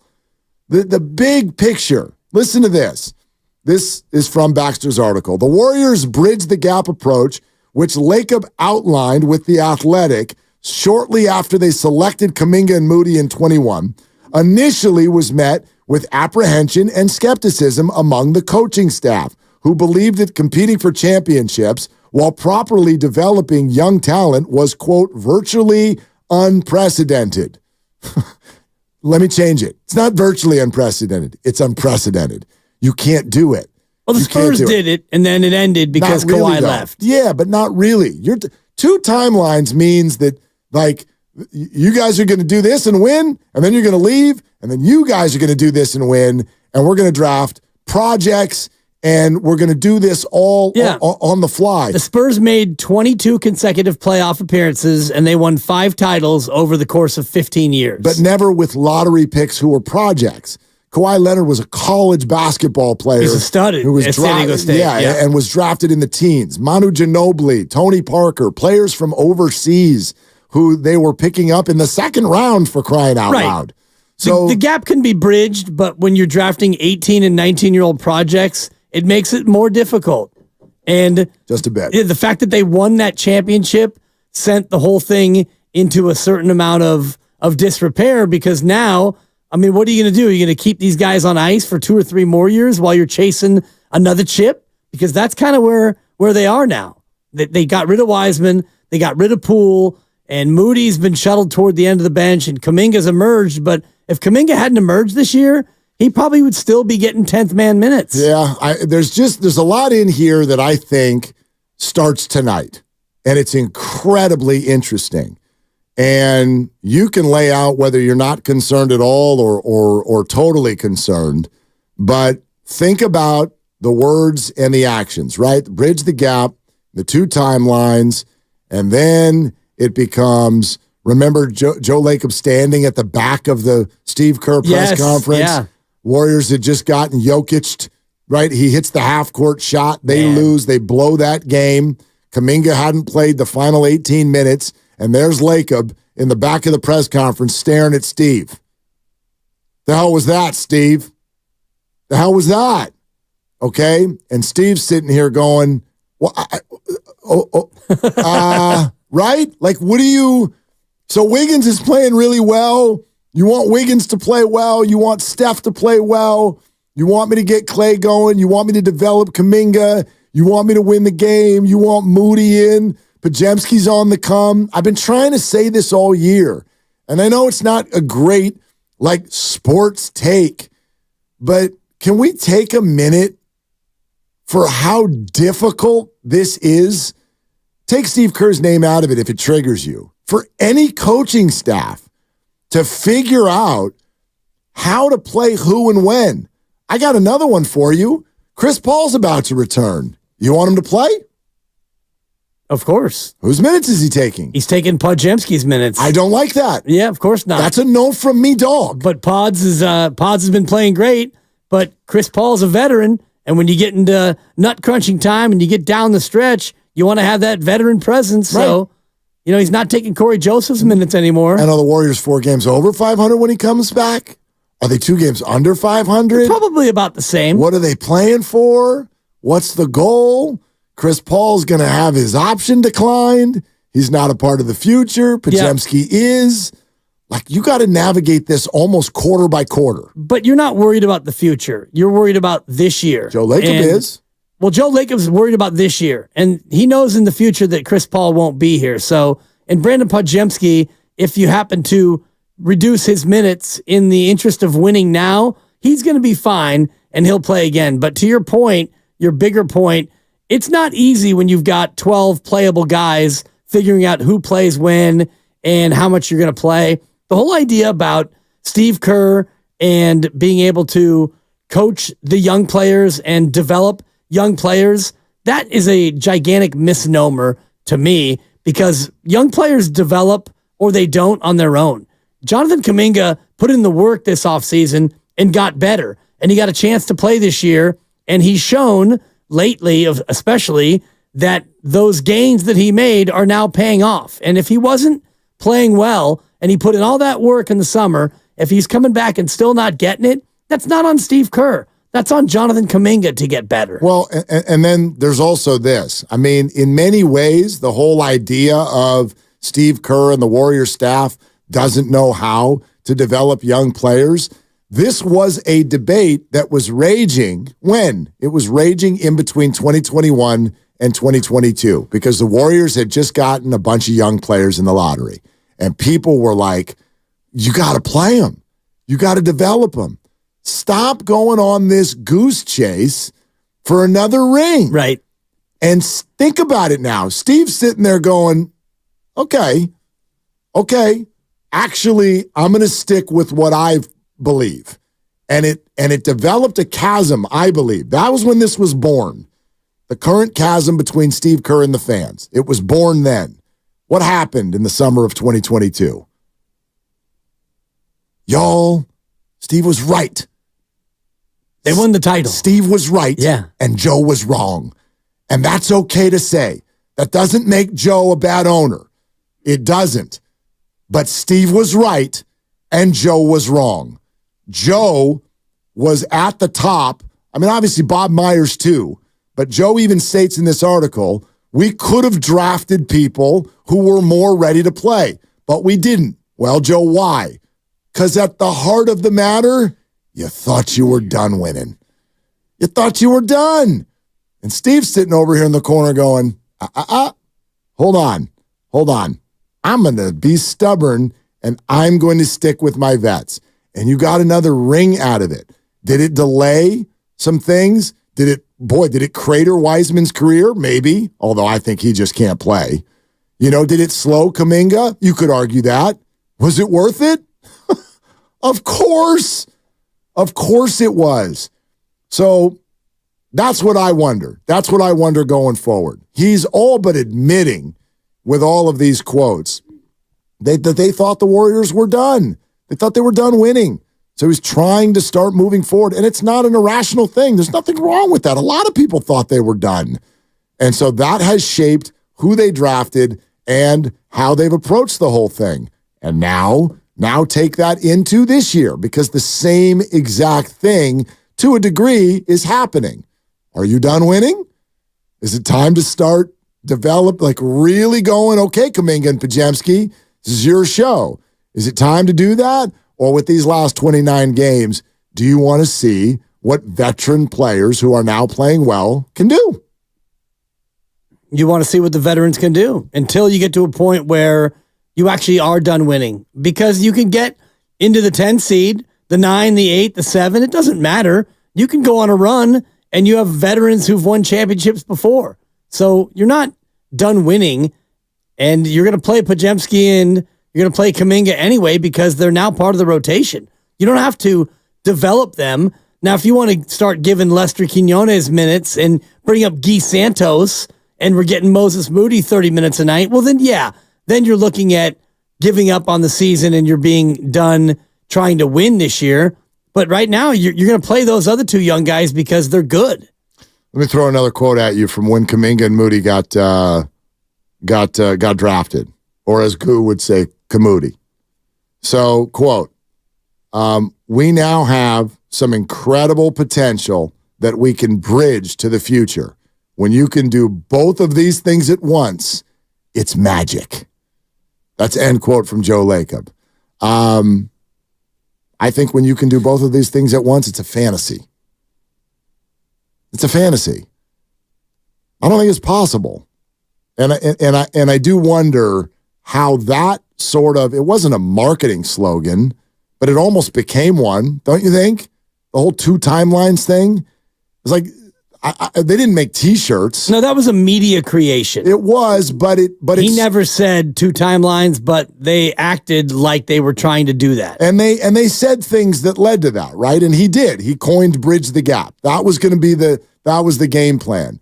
And I think that has shaded what a lot of people think about the Golden State Warriors right now and what they think about Steve Kerr, who's sitting here right now on February 22nd, unsigned for the future. I hope Steve Kerr is still the coach of this team. And I really wonder what it is that has him currently not the head coach of this team beyond this year. What is it? Well, he said to us that it's just, a question of working out the details. He wants to still be the coach, and I would imagine Joe Lacob still wants him to be the coach, and maybe that's something that we can ask Baxter when he comes on here at 3:15 about, Joe Lacob and Steve Kerr, but I can't imagine that Joe Lacob, the owner, is ready to move off of Steve Kerr Now, maybe the price tag that Steve wants is too high for what Joe's willing to pay going forward. That is yet to be determined. I'm more interested in the Klay Thompson part of this as we get into the offseason, and I do think that's determined by how this last 29 games goes. Charles in Redwood City here on Willard and Dibs. Hey, Charles, what's going on? What's up, Mark? What's up, Dibs? Yo, Charles. I'm chilling. I just wanted to say that I think sometimes when the two timeline thing comes up, I think people look. First of all, let me say I love Steve Kerr. I don't think the Warriors should get rid of him. I don't think he should have ever been fired. I was never anybody who said anything like that. But the one thing that did frustrate a lot of fans about him about the two timeline thing, I'll just use that for lack of better words, is that last year, you're right about 2022, Mark, wholeheartedly. They won the championship, period. But they also did have a young ascending player in Jordan Poole that absolutely helped them win that championship. There's really no denying that. True. And when I'm sorry. I said true. Yeah, I'm agreeing with you.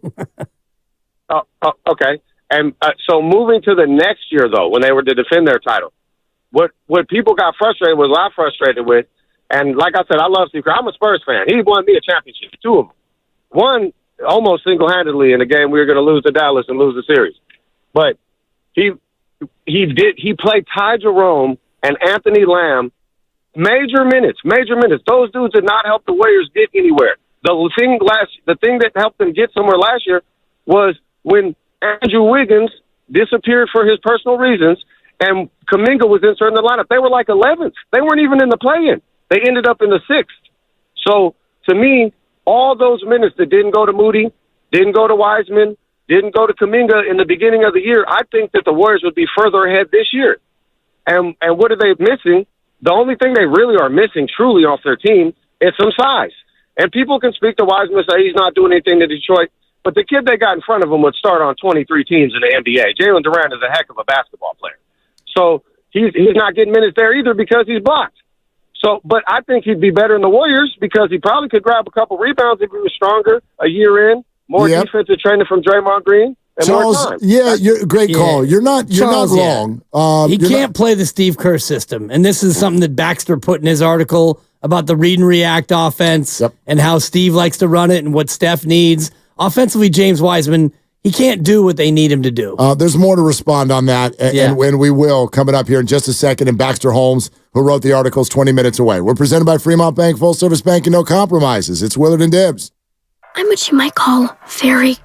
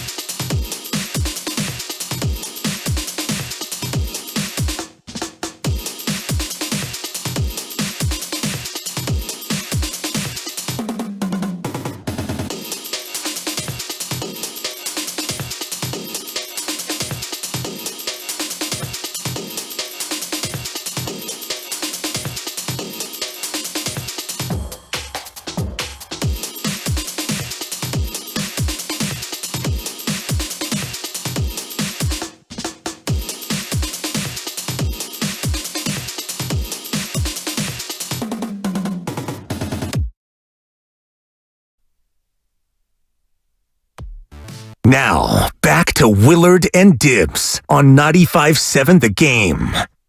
Baxter Holmes in 15 minutes. Do you agree with this, Dibs? Again, I'm just sitting here rolling through this article. Yeah. And I'm like scribbling down notes and circling quotes. Notes and quotes. Look at yeah, you. notes and quotes. Fantasy team name next year. Actually, that's boring. Anyway, check it out. And we'll take your calls. We'd love to connect with y'all on this. 888-957-9570.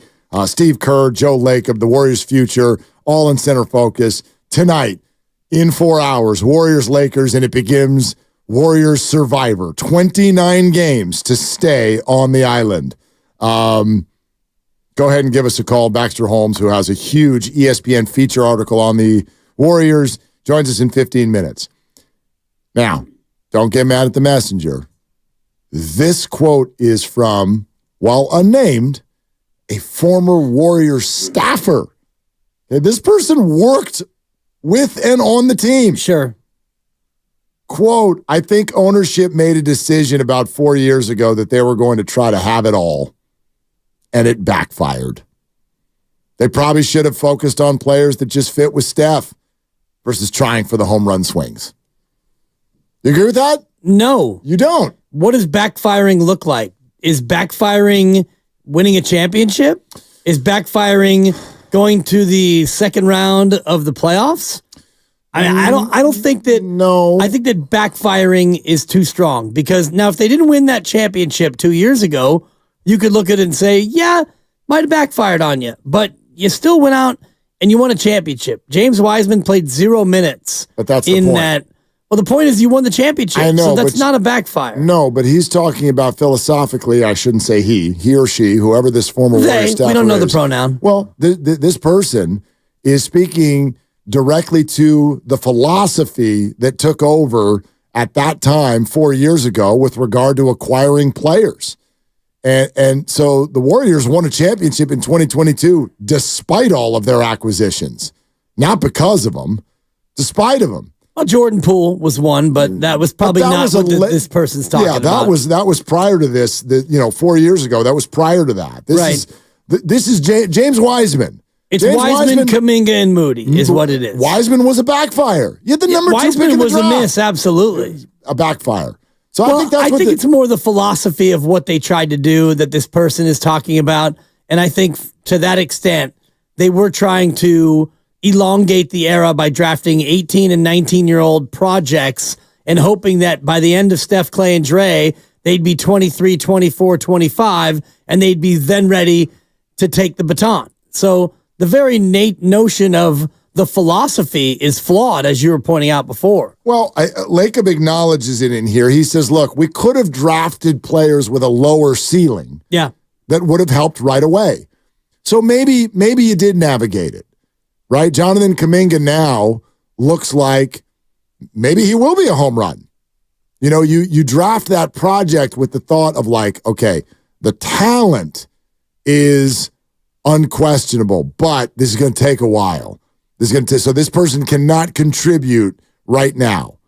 You hope that they could potentially be the centerpiece, though, of a non-lottery team, as you put it, down the road. And maybe he can. Maybe he can. I mean, Draymond Green just 2 weeks ago said this guy's now a legit 2. He's a 2. You know what I mean? Yeah. And maybe he will be. But the idea was the Warriors went after home runs as opposed to, like, we could have hit a double and maybe that person would have helped. And, Dibs, maybe last year would have gone better. Maybe. I mean, last year went pretty well considering where you were and what you had. And had you gone for a single, a little base hit, do you beat the Lakers? Do you go on to win the NBA championship? I doubt it. I don't know. Yeah, I don't see it. You ended up with and this is kind of where I wanted to respond to Charles, who made it sound like the Warriors were heads buried in the sand and everything was going to die when Andrew Wiggins went out and Jonathan Kuminga stepped in and saved the season. That's not really the story that I remember. I think that's overstating it just a wee bit. Right. I'd have to look at really exactly where they were when Wiggins went out. That sounds a little excessive to me that they were the 11 seed. I don't know. I do remember everything was super bunched up. So the difference between the 11 seed and the 6 seed was like a game and a half. So, there's context there. And I don't remember Jonathan Kuminga stepping in and saving the season. He had some really good games, but you also can't argue that the reason he got yanked out of the playoffs is because he wasn't playing. He wasn't playing well. He wasn't making good decisions. He wasn't doing the right thing. And that's sort of, that is one of the core pieces of what I'm kind of getting at today. I really do feel like Steve Kerr's been unfairly branded. Well, branded by the fans. Yeah, and exactly. And that's where. But Lacob paved the path. He didn't do it on purpose, but he paved the path by this 2 timelines. And then when it didn't work out, it's like, oh, well, Steve can't develop young people. Well, he never said that. That was the notion from the fans. And fans are too quick to forget that they won a championship a couple of seasons ago. So you've mentioned it before, and we've all talked about it ad nauseum. The idea of developing young players, okay, it takes 20, 25, 30 minutes a night, every night on the regular to develop a young player and have them learn on the fly how to be an NBA player. Well, you can't do that with players who aren't ready to play those minutes and still try to win a championship. Brandon Podziemski is an interesting case because he is being developed and you're trying to win a championship this year. And he's a rookie and he's getting minutes that normally wouldn't go to a rookie like that, but he's able to do the things that they need him to do. So he gets the minutes and he gets to develop while the team also is chasing a championship. He's more polished than Jonathan Kuminga was as a rookie. No doubt. Certainly more polished than James Wiseman, who had played 40 minutes of college basketball before he became a Golden State Warrior. So you can develop young players if the young player is ready to be developed and they develop on their own. That's one way to say it. I agree with that. And then there's a second piece, which the team also has to be in a spot that allows for development. Like another quote from this article from someone on a different NBA team was just kind of a fun one-sentence quote. It was the Warriors had time, and then they didn't.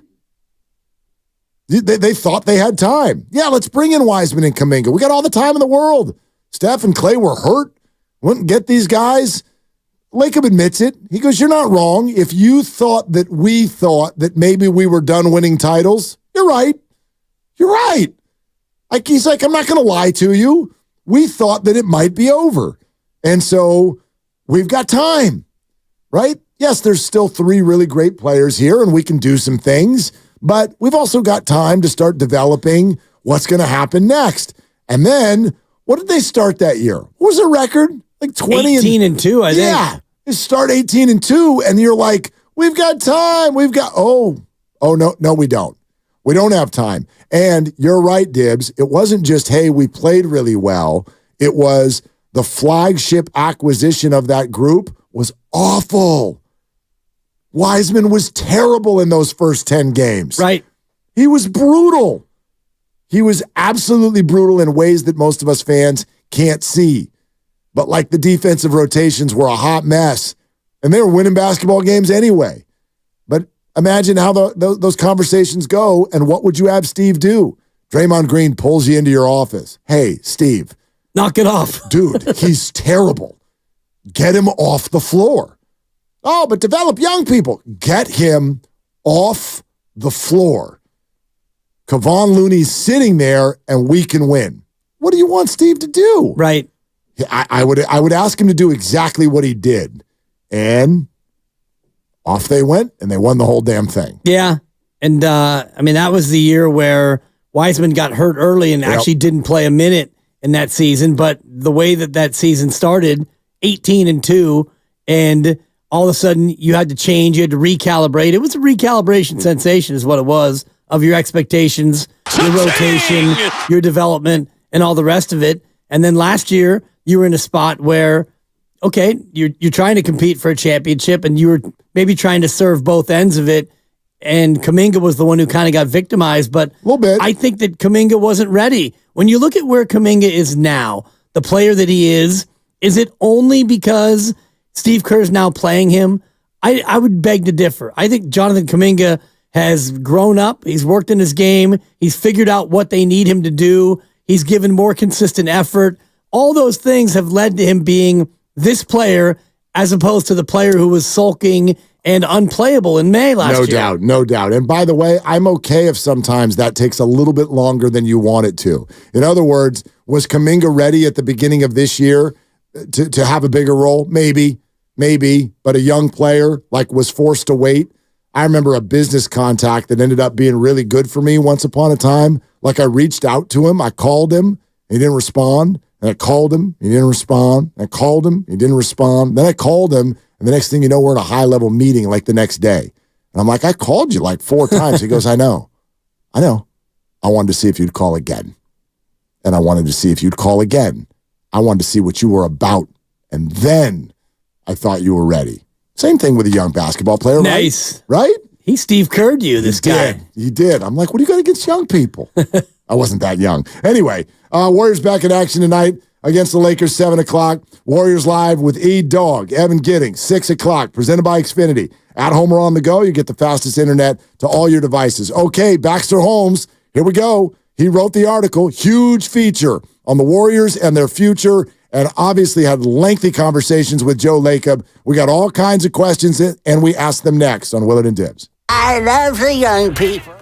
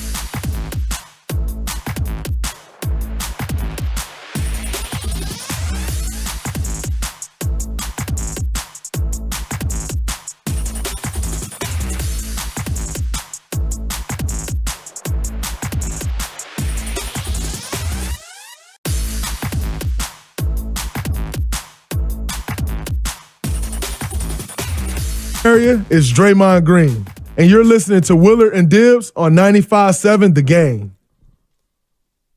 All right, we continue. 888-957-9570. The Warriors and Lakers play tonight. No LeBron James in this basketball game. He's all tuckered out. Used up all his energy in the All-Star game. I don't know why you'd expect him to play, so he's out. But Steve Kerr hates it when the other team's star is out. So we'll see how it goes. We're all over it. Warriors Survivor starts, 29 games to see who stays on the island. Glad you're with us, and we're really glad that this guy's with us. Interesting, fascinating article on ESPN from Baxter Holmes. Baxter, great job. Love the article. Thank you for coming on. Thanks for having me. I appreciate it. Yeah, absolutely. So in reading through the whole thing, here's the number one question I want to ask you. Is Joe Lacob realistic? Oh, man. I think time is going to tell. Like, I don't, I was reading a book the other day and they made this point. It had nothing to do with sports, but the point was things that have never happened before happen all the time. And he made a point when I was talking to him about how history, yes, it can serve as a guide, but you can make your own future. Now, look, history certainly suggests that when dynasties are at the end, that it's very hard for them to remain competitive after they age out of a dominant run. We've seen it for many years in all kinds of sports, not just the NBA. I don't know necessarily what the future is going to hold for the Warriors. They do have some promising young players now. They're in a prestigious market. They have a great arena. And, their money situation, we'll know a lot more after this summer, what the cap looks like. But look, make no mistake, the odds are up against them historically, but it's, I think, a little bit too early to judge potentially whether or not they'll be able to thread the needle and at the very least remain competitive in this next chapter. And Joe Lacob told you that they will never be bottom feeders and that they will always be competitive. So how did he envision this going when he talked to you about bridging the gap with these young players who were going to take years to develop? Yeah, it was interesting because at that particular moment in time when they took them, a lot was kind of up in the air for the team itself. Some of the players had either departed, like Kevin Durant, or had suffered major injuries. Steph had fractured his hand. Clay, with his knee injury, and then he had another one after that. And then the pandemic arrived. And so there was just a lot up in the air. And they kind of took the swing for the fences approach in drafting some really raw but high-ceiling players and hoping that, things would turn out. Then they win the 22 championship and everything. It's like, oh, okay, I guess it's not over. And you got to pivot back towards focusing on that. And, what they hoped at the very least, what the organization hoped, was that they could blend in some of these young guys into the lineups, get them some minutes, and at least know what they were. Because what they didn't want was to potentially bail on them. You see them blossom elsewhere, and then you gave up on a prized asset without getting anything in return, and you gave up too early. But it was just too challenging to try to pull off, with going for a championship in the timeline. And Joe made a very honest point, I thought, that yes, it was going to be challenging for the coaches. Yes, it was going to be challenging for the young players, but it was also going to be challenging for the veteran players to buy into that, to kind of cede control of the team and their goals, to try to develop not just some young players, but some really raw players who came into the NBA with, very little experience at the level just below, whether it was G League or college, what have you. Baxter Holmes, great feature article on the current and future of the Warriors, joining us here on Willard and Dibbs. So Baxter, I don't want to make it sound like there was some huge fight, but you do in the article describe the tension that was created when Joe Lacob's bridge the gap idea led to the drafting of those raw players and a coaching staff led by Steve Kerr that's like, that's not possible. How would you further describe that tension? Yeah, I mean, it was explained to me that at the time, people understood, it makes sense taking these kinds of players because we are in kind of an unknown right now. As I said, you got some major injuries, some departures, a team had missed the playoffs for 2 straight years. There's a pandemic going on. You don't know how some of the players who were injured, who were stars, are going to come back. There's just uncertainty everywhere. And it's well, why not? This makes sense in some ways because the future's uncertain and we're in this weird position. But again, that 22 championship kind of changed things, and that's where it became difficult, I think, for people, whether it was on the coaching staff or even some of the star players, they were like, we can't really shift out of our position. Like, we have Steph Curry, and if you have Steph Curry and he's at the peak of his powers, and he's healthy, and some of the, Clay came back and he was great. A bunch of, the stars kind of aligned in that 22 season, and that's where there was tension. It was like, we cannot downshift on this. Like, we have a championship window. It is still open, and we cannot move to anything else. Like, there are teams that really do focus on developing young players, and they have no expectations, really. They're allowed to lose games. These guys can turn the ball over a ton. Like, they're just in the quote-unquote rebuilding mode. The Warriors had players like that, who would normally had played a ton of minutes, but it was just not but the Warriors were not rebuilding. And that's where the rubber meets the road, and that's where the tension is. It was like, how can we try to make things work? And ultimately, they couldn't. Do you get the sense from Joe in talking to him that these next 29 games will determine which route he takes in terms of the immediate future and also the longer-term future of this organization?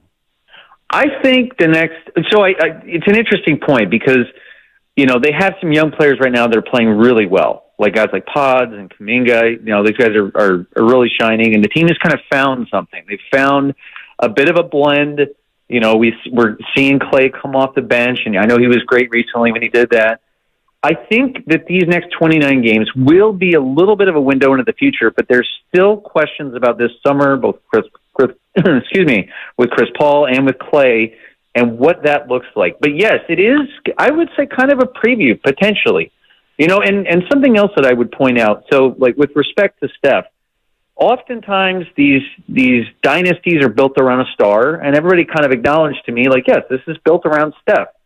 But the point that Joe made to me that I thought was interesting is that the longevity of superstar players is changing. Like Tom Brady won a Super Bowl at 43. LeBron's playing great late into his career. Steph, like what we think might be the end of a player's career or like when they kind of get there, it's starting to be redefined a little bit. And it's making dynasties in some ways, or at least, long runs last longer than we might have thought possible. And the Warriors are in that right now. Baxter, when you were talking to him about everywhere they've been and where they're going, do you get a sense of why Steve Kerr is not signed beyond this year? Not really. I mean, look, he did mention to me, this wasn't in the piece, but that he expects a deal to get done very soon. I've talked to a lot of people close to the matter, and, here's what I'll say on that. Steve's been in the NBA a long time. He understands how, that the grass isn't always greener. He loves working for the Warriors, loves the partnership with Steph and whatnot. Joe made the remark to me. He said, we're entering into kind of an interesting position, potentially like, rebuilding over, at some point in time, not really sure what that looks like. And Steve has to decide how, if he wants to be part of that, and if the direction that we go, like how much that factors into his decision. But my understanding is I expect the deal to get done soon. Joe said that to me. I've heard that from other people kind of close to the matter. I'd be very, I don't, and I've also heard this, that like Steve understands that Joe is the kind of guy like, that you'll get a new deal when your current deal is done. Like that's kind of how he operates. So it's not unusual to work on an expiring deal under Joe. And I'm told that Steve's fine with that. What did you make of Joe Lacob overall in terms of, and the word we use is arrogance, and I don't want you to take it with a negative connotation. Mark and I have had a lot of conversations about arrogance not being something that bothers him or really bothers me, but did you get a sense in talking to Joe that he's self-confident, arrogant, or both? Self-confident for sure, incredibly passionate. Hell-bent is another word I would use, or another phrase that I would use. And, he acknowledged to me at one point that, like he said things in the past that had they not won could have, kind of been his undoing. Obviously the light years comment and some other stuff. But he is incredibly passionate about this team. He's been willing to spend the tax bill and everything, certainly backs up that remark. I think, at times it's his passion and his competitive fire and everything like that. It certainly comes out in everything he says. I think that he's speaking kind of from his heart in some ways. Now, I'm sure when other people listen to it, it's like there might be a little bit of like, oh, you can feel that, but maybe you shouldn't say that. You're the owner. This is your position and whatnot. But it is how he feels. He really doesn't have a filter when it comes to this stuff. It's just going to be a matter of trying to pull it off. And the one thing that he made clear to me, I touched on this towards the end of the story, was, he doesn't ever want the Warriors to bottom out. He does not have the appetite for that, for just being at the bottom of the standings and you're aiming for top picks. But he believes as strongly as, and he calls this his ace in the hole, that if it comes to it, and the Warriors need to go the route of going after star free agents, that the arena, the market, the culture, and their willingness to spend and all of that is what is going to help separate them. And so free agency and getting star free agents was something that he very much believes in. Baxter, you buy that? Warriors are a big destination, even without Steph? I think, well, look, first of all, I know that players really like playing in the Bay. That arena is gorgeous. The quality of life there, the training facility, it has all the amenities and the culture and everything that people know around the NBA and willingness to spend and whatnot. They have an obvious leg up on a number of other cities. Make no mistake on that front. Yes, there are going to be questions for any player coming in, okay, what does the roster look like? Are we competitive? Is it me and a bunch of other young players? But some stars like that. They could also look at it as, hey, I had this whole team. It can be my team from the get-go. So, a lot of things, I do look back at it is the timeline of Steph. That's what it is. And he's going to be 36 next month, I believe. We just don't know how long he can continue to play at the level that he's at. He's been extraordinary, for however many years now. It's really something. And that's going to be the defining factor of how long this goes and what the future looks like.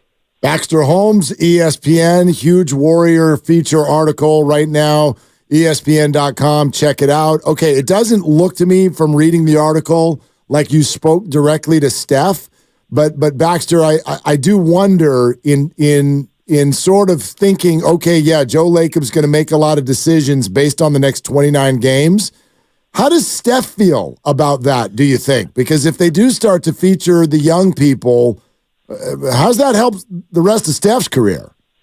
Yeah, look, Steph is a part of the calculus for every decision the Warriors are going to make. And there are certain stars who really throw their weight around with respect to what team building looks like, whether it's the coaches, whether it's other players are playing with. Steph has not ever been that guy. And the Warriors know that. He's not the guy who comes into Joe's office and demands that they have these kinds of players or not. He has trusted the top of the organization, which I know has changed ever since Bob Myers left, but he's trusted the people there with respect to team building and competitiveness and whatnot. And, he obviously doesn't want them to tumble all the way back down the mountain and wants them to make, aggressive moves to be competitive. But he's also clear-eyed about, kind of where they're at right now and has seen promise with some of the young players. And look, I think, again, the next 29 games and seeing what those look like is going to be very interesting. Joe made the point to me. He said, I wouldn't want to face us in the playoffs. I know that sounds boastful, but the Warriors boast a ton of playoff experience, and I don't know that I would either if they continue to play on the way they're playing right now. I'm glad you brought up Bob Myers' name, Baxter. Did you speak to him about any of this? I can't talk about. Look, the people that are named in the story that I talked to on the record are the ones that I spoke to. Right. On the record, and I'll leave the rest to everyone's imagination. Okay, let me ask it this way then. Do you think this dynamic that you wrote about, the Bridge the Gap that was built by Joe Lacob, do you think that has anything to do with why Bob Myers is now a coworker of yours? Look, I certainly can't speak for Bob Myers. One thing that I would say factored into Bob's decision making, and I think he's been open about this, is feeling a bit burnout, or needing time just to kind of step away. And I've talked to people who have expressed that about his decision. I've talked to a ton of people just after a certain amount of time in the NBA that, they come to that as well. But Bob was obviously in a unique position of having to, hide the championship expectations for, close to a decade, which is really unique. You don't have guys in that position for that long with those high of expectations. So, but yeah, look, and I also wouldn't be surprised if Bob gets back into it at some point. I'm not comparing him to Michael Jordan, but you get guys who are great at what they do, and they just want to take some time off, whether they go work at ESPN or go play baseball. Yeah, that's an interesting line. Yeah. Baxter, thank you. Thank you for the time today. Absolutely. Appreciate it, guys. Thanks for having me. Okay, Baxter Holmes, ESPN. Big article on the future of the Warriors, as he puts it in the article, or the title of it, Dynasty at a Crossroads. Yeah. 29 games to go. And it either continues and they try to load up, or maybe it's the end of Klay Thompson and Chris Paul. Maybe you trade Andrew Wiggins. Who knows what happens if these next 29 games don't go great? Interesting response when you asked him about Bob Myers, and it sounded like he was going to say that he actually talked to Bob, and then he stopped himself and said, well, the people who I named in the article are the people who I talked to in the article. I think it'd be crazy for him to have not at least checked in with Bob. Right. Bob may have said, not interested in being quoted in this article, and so maybe he's not. Or maybe he is one of the unnamed NBA sources. Former staffer. Yeah. Good point. He's a former staffer. Former Warriors staffer. He's a former staffer, not Matthew. That's right. Wait, which quote was that? Hold on. Let's okay, stop let everything. me pull this one. Stop the show. Which was the one? Hang on, I got it right here. It's and there's Lacob quote. Beep. Lacob. A lot of Lacob in here. Now, this is a team source. One team source said it takes young players time to impact winning. The Warriors had time, then they didn't. All right, that was a team source. Where's the one agent was quoted? Former Warriors staffer. Yeah. No, that's Lacob. A source close to the Warriors organization. Oh, here it is. Oh, okay. Former staffer. Could this be Bob Myers? Okay. All right. Quote. I think ownership made a decision about 4 years ago that they were going to try to have it all, and it backfired. They probably should have focused on players that just fit with Steph versus trying for the home run swings. According to one former GM. Could that be Robert Wires? Could be. Could it be? Could be Bob Myers. Yeah, it could be 1,000 different people. It could. Yeah. And I think that quote is not wrong. And that speaks to the hubris, and if you want to call it arrogance, maybe it is arrogance to think that you could be the one, Joey Lightyears, to thread this needle and make two timelines actually happen. Well, it's funny, though. The first time I read it, you went, no, that's totally inaccurate because they won a title. They did. And you're right. Yeah. And you're right. Yeah. In other words, like, I get what you're saying, which is if you win a title, and this even goes to your point about arrogance, Joe Lacob's allowed to be arrogant. Kyle Shanahan's not. Why? Right. Rings. Okay, fine. If that's the rule, that's the rule. I think about Kapler, too, in this conversation. Wow, geez. Because he was so arrogant. He didn't even get to the World Series. When they won 107 games, it was, that quirky Cap, He's pushing all the right buttons. Manager of the year. And then they go 79 and 83, and it's like, get out of here with your perfect cheeseburger beard. off of Instagram, Totally. Gabe. Right. Yeah, right. We know that. That's sports. You win, you could be a wackadoodle. You don't win, I don't want to hear anything that comes out of your mouth. Right. I get it. All right. But, so they win a championship. That's a catch-all. But at the same time, you had the number 2 overall pick in the draft. And you got Bubkiss out of it. Right. You got a player who was already on your team to return with an injury and rejoin the team. That's what you got out of it in the end.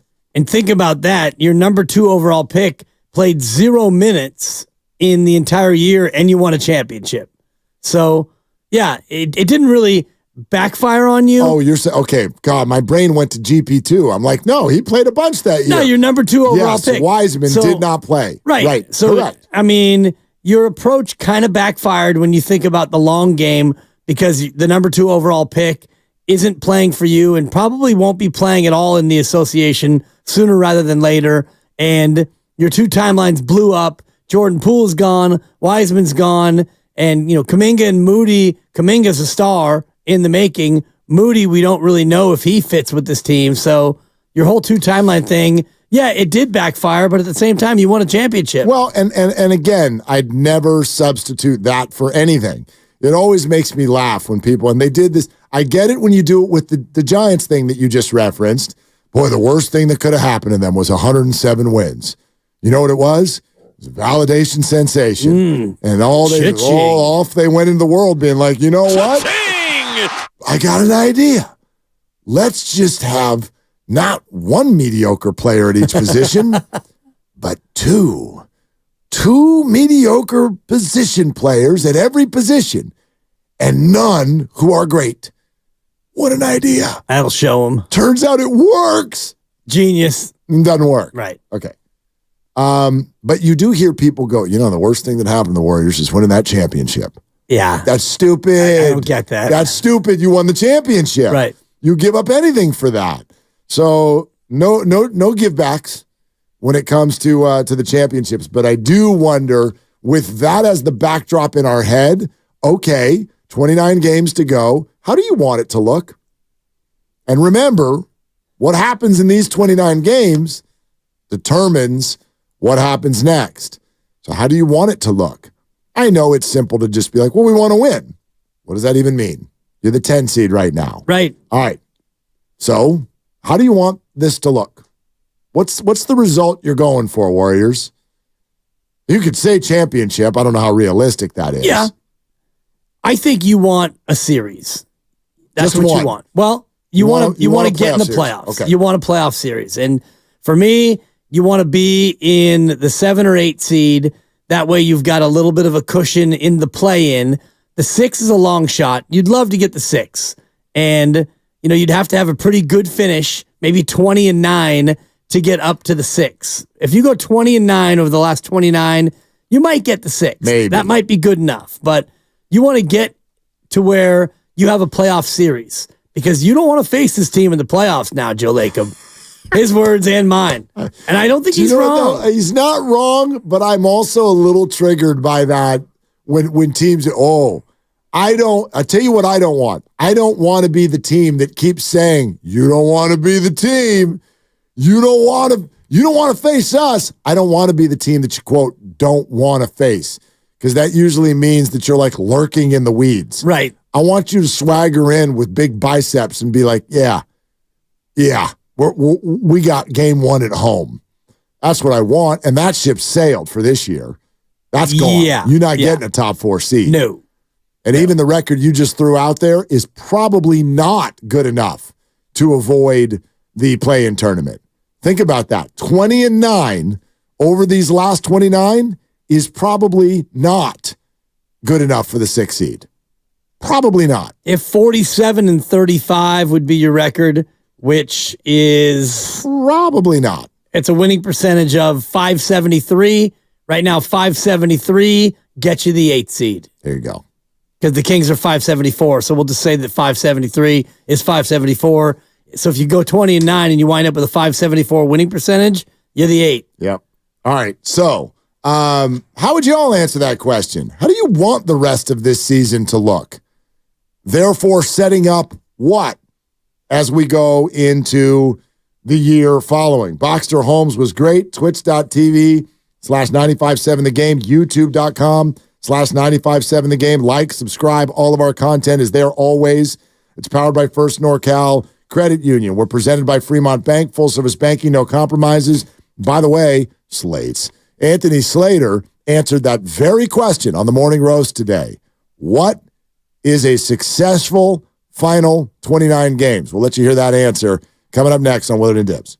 Hey, it's Willard and Dibs for Safeway. Head to Safeway.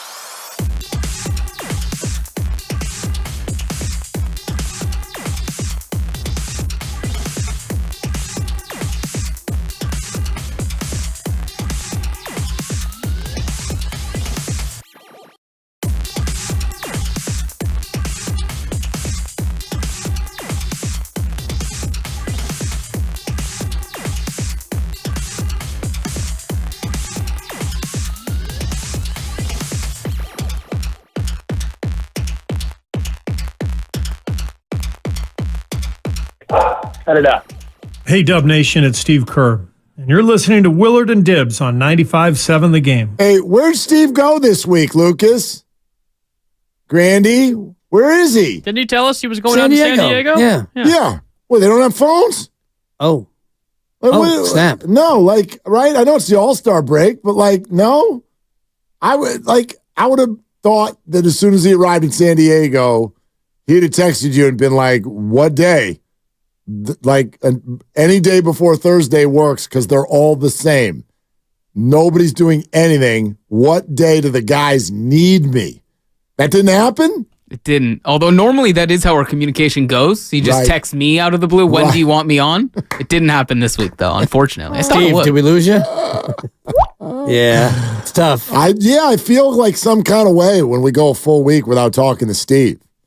It's very uncomfortable. Yeah, we'll get him tomorrow, though, I'm sure. I'm sure we won't. They got another game tomorrow. Well, rub some dirt on it, Curry. Let's go. I'm going tomorrow. Yeah? I'm going. I'm going to the game, Dibs. With whom? Everybody. You bringing the whole crew? The whole crew. Everybody's going. Everybody get in the family truckster. We're going to the game. All three kids? Oh, yeah. The lovely Christy? The lovely. Her couple? No. Okay. How many tickets you think I get?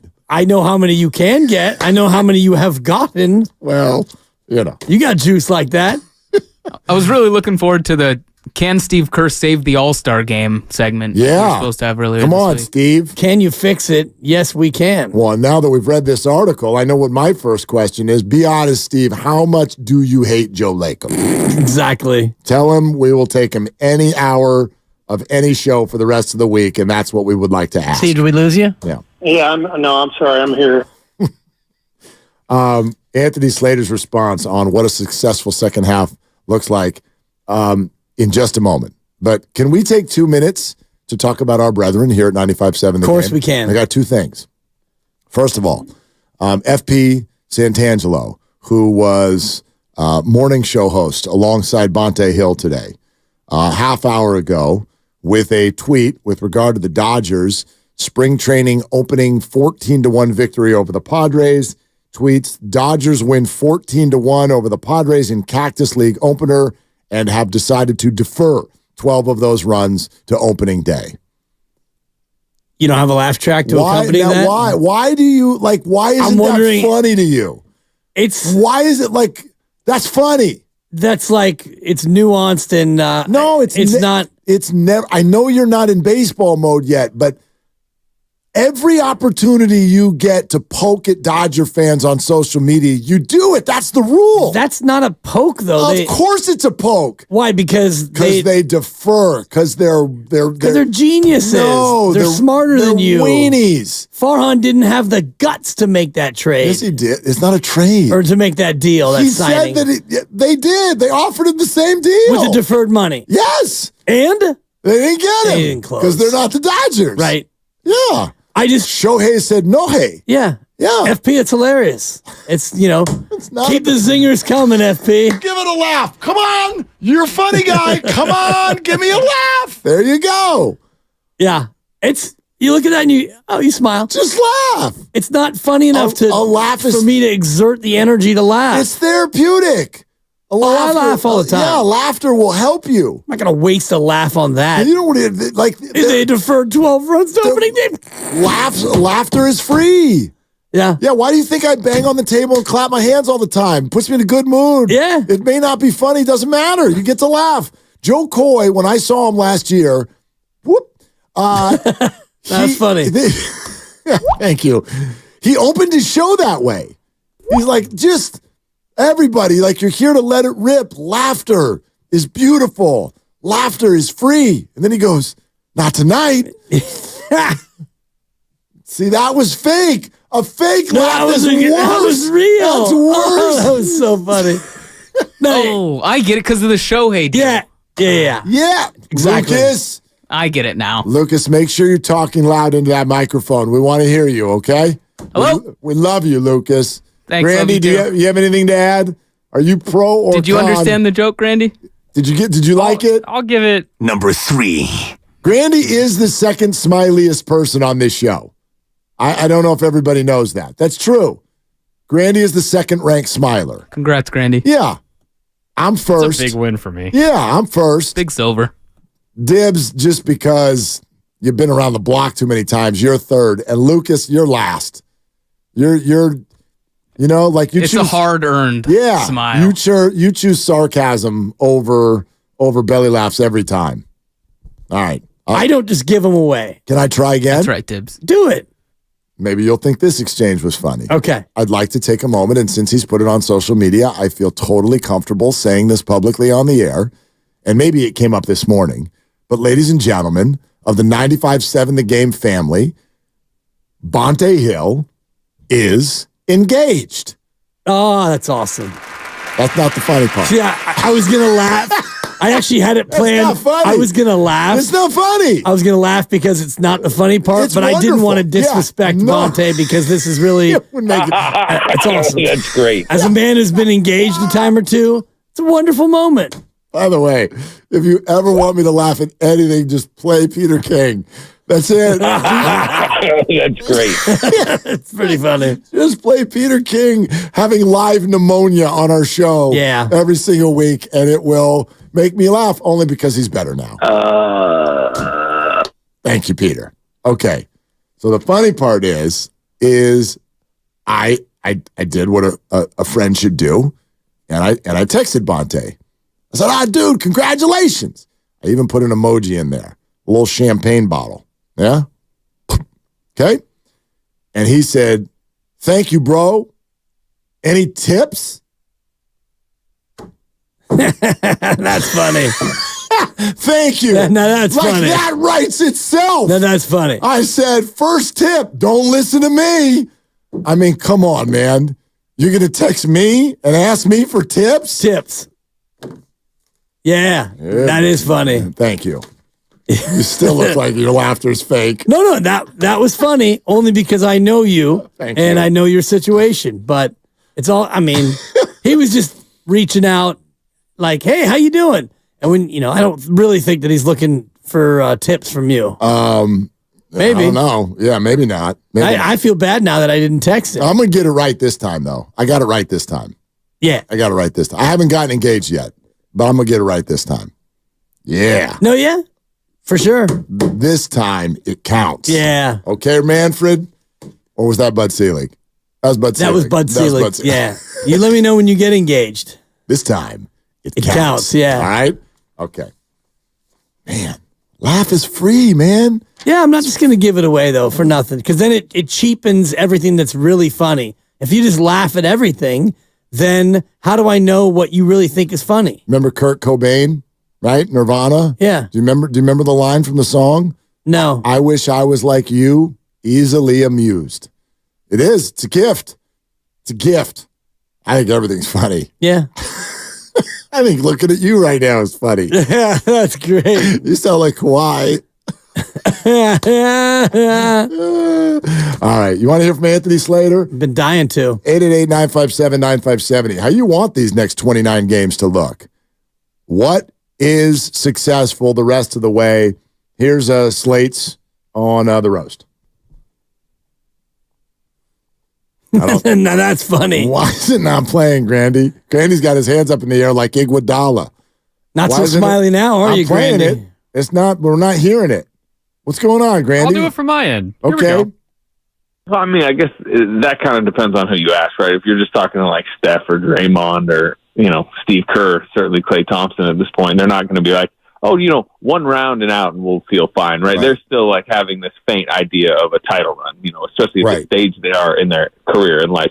If you were asking, me, maybe a neutral observer or even, people within the front office, like, right, I think there's, how does the youth look at the end of the season? Is Jonathan Kuminga still on this, rapid upward trajectory? Does he get playoff experience? Sure, maybe they go deep into the second round and get eliminated, but maybe coming off that series, you're like, geez, Kuminga's like a top two, top three type player. Okay, so the engaged Bonte wanted to follow up right there. I like his answer for me. It encapsulates how complex this answer is. He brings up the second round. You kind of insinuated it's just a round. Like, just get into the playoffs have a really good showing, if you will. This is new ground for us. The idea of like, hey, we won a couple of games. Have a good showing. Right. Like, I don't know. And Anthony's going into the depth of, well, no, it's kind of like, how are you set up for next year? And that's how I would answer the question. There is no defined way to answer the question, but I am still a firm believer in the remainder of Steph Curry's career. And I still believe that he is every bit of an NBA 1 as you could be. Therefore, to me, the window's not closed. I know people think the window's closed because they're thinking about what the window used to look like. The window evolves. The Steph Curry era, to me, is not over yet. It's about what is he surrounded with. I want, at the end of this year, there to be a clear picture of what that can and should be. Is there a path to make it so? So in other words, is Kuminga this, and is Podziemski that, and you clear Chris Paul, and what do you do with Clay? Right. And is there a way to then sort of bolster that group? I still think Steph and Draymond are fine. Is there a way to bolster that group that puts them back in position? So it's not a definable answer, but I want that to have both a picture and a path. Right. When this whole thing is over. And I think that you will, no matter how it goes. If you go 10-19, or if you go 19-10, if you go 29-0, or anywhere in between any of those scenarios, you're going to know what you need to know. And it goes beyond just those players. I think it also goes to Andrew Wiggins. What are you going to do with Andrew Wiggins for the next 3 years? Are you sold that he can be two-way Wiggs and be an impactful member of a good team? Or do you start to play him into a spot where maybe he gets dealt in the offseason? I think the Podziemski and the Kuminga parts of it, those have already been solved. Those guys are here. They're rotational pieces, no matter who else is around them. Steph and Draymond, I think the same thing is in place. Now, Moody and GP2, I think those are interesting questions as far as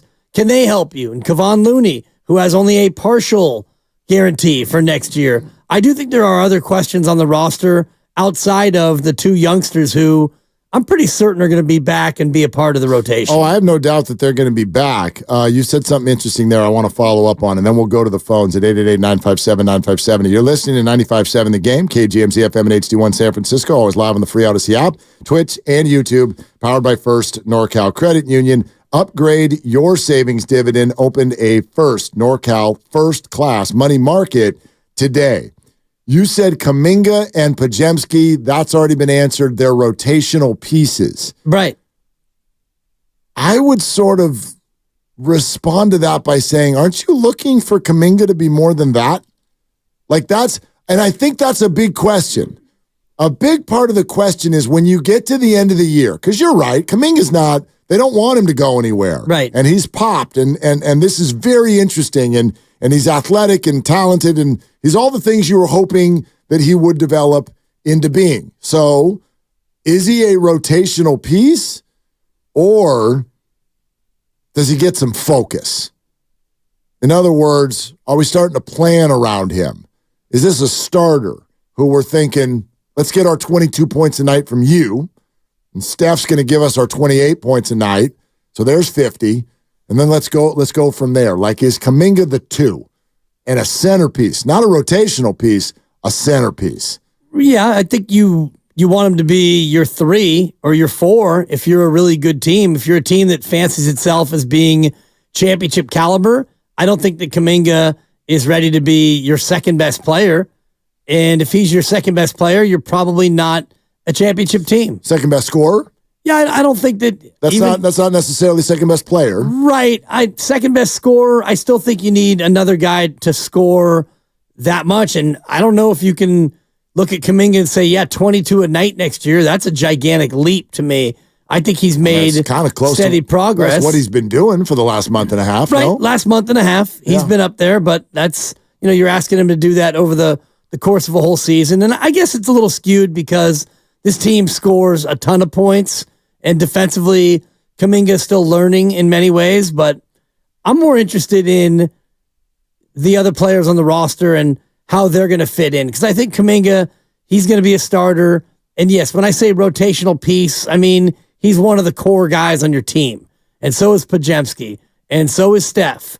And so is Draymond. Outside of that, you've got questions about just about everybody, different questions based on the player. He averaged 20.5 in January. Okay. 19 in February. Good. So far, yeah. Put the calendar 2024 year together, you're looking at someone who's averaged about 20 a night. Yeah. So I don't think it's crazy. No. It's not crazy to ask him to be a 20-plus point per game guy next year, right? Especially if, like, you come in and you know, like, yeah, you're getting your 30 minutes. Yeah. You're getting your 30 minutes. You're going to be a big part of our plan. I think that, again, I'm not disagreeing with you. In an ideal world, sure, he is your third. I do think that's ideal.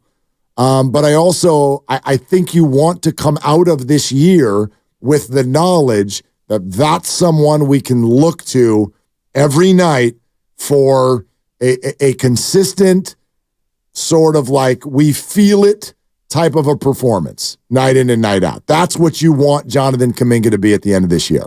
Yeah, and I think you've seen, like you cited over the last couple of months, he's become that. So for me, there's no real mystery as to whether or not he can be that player going into next year.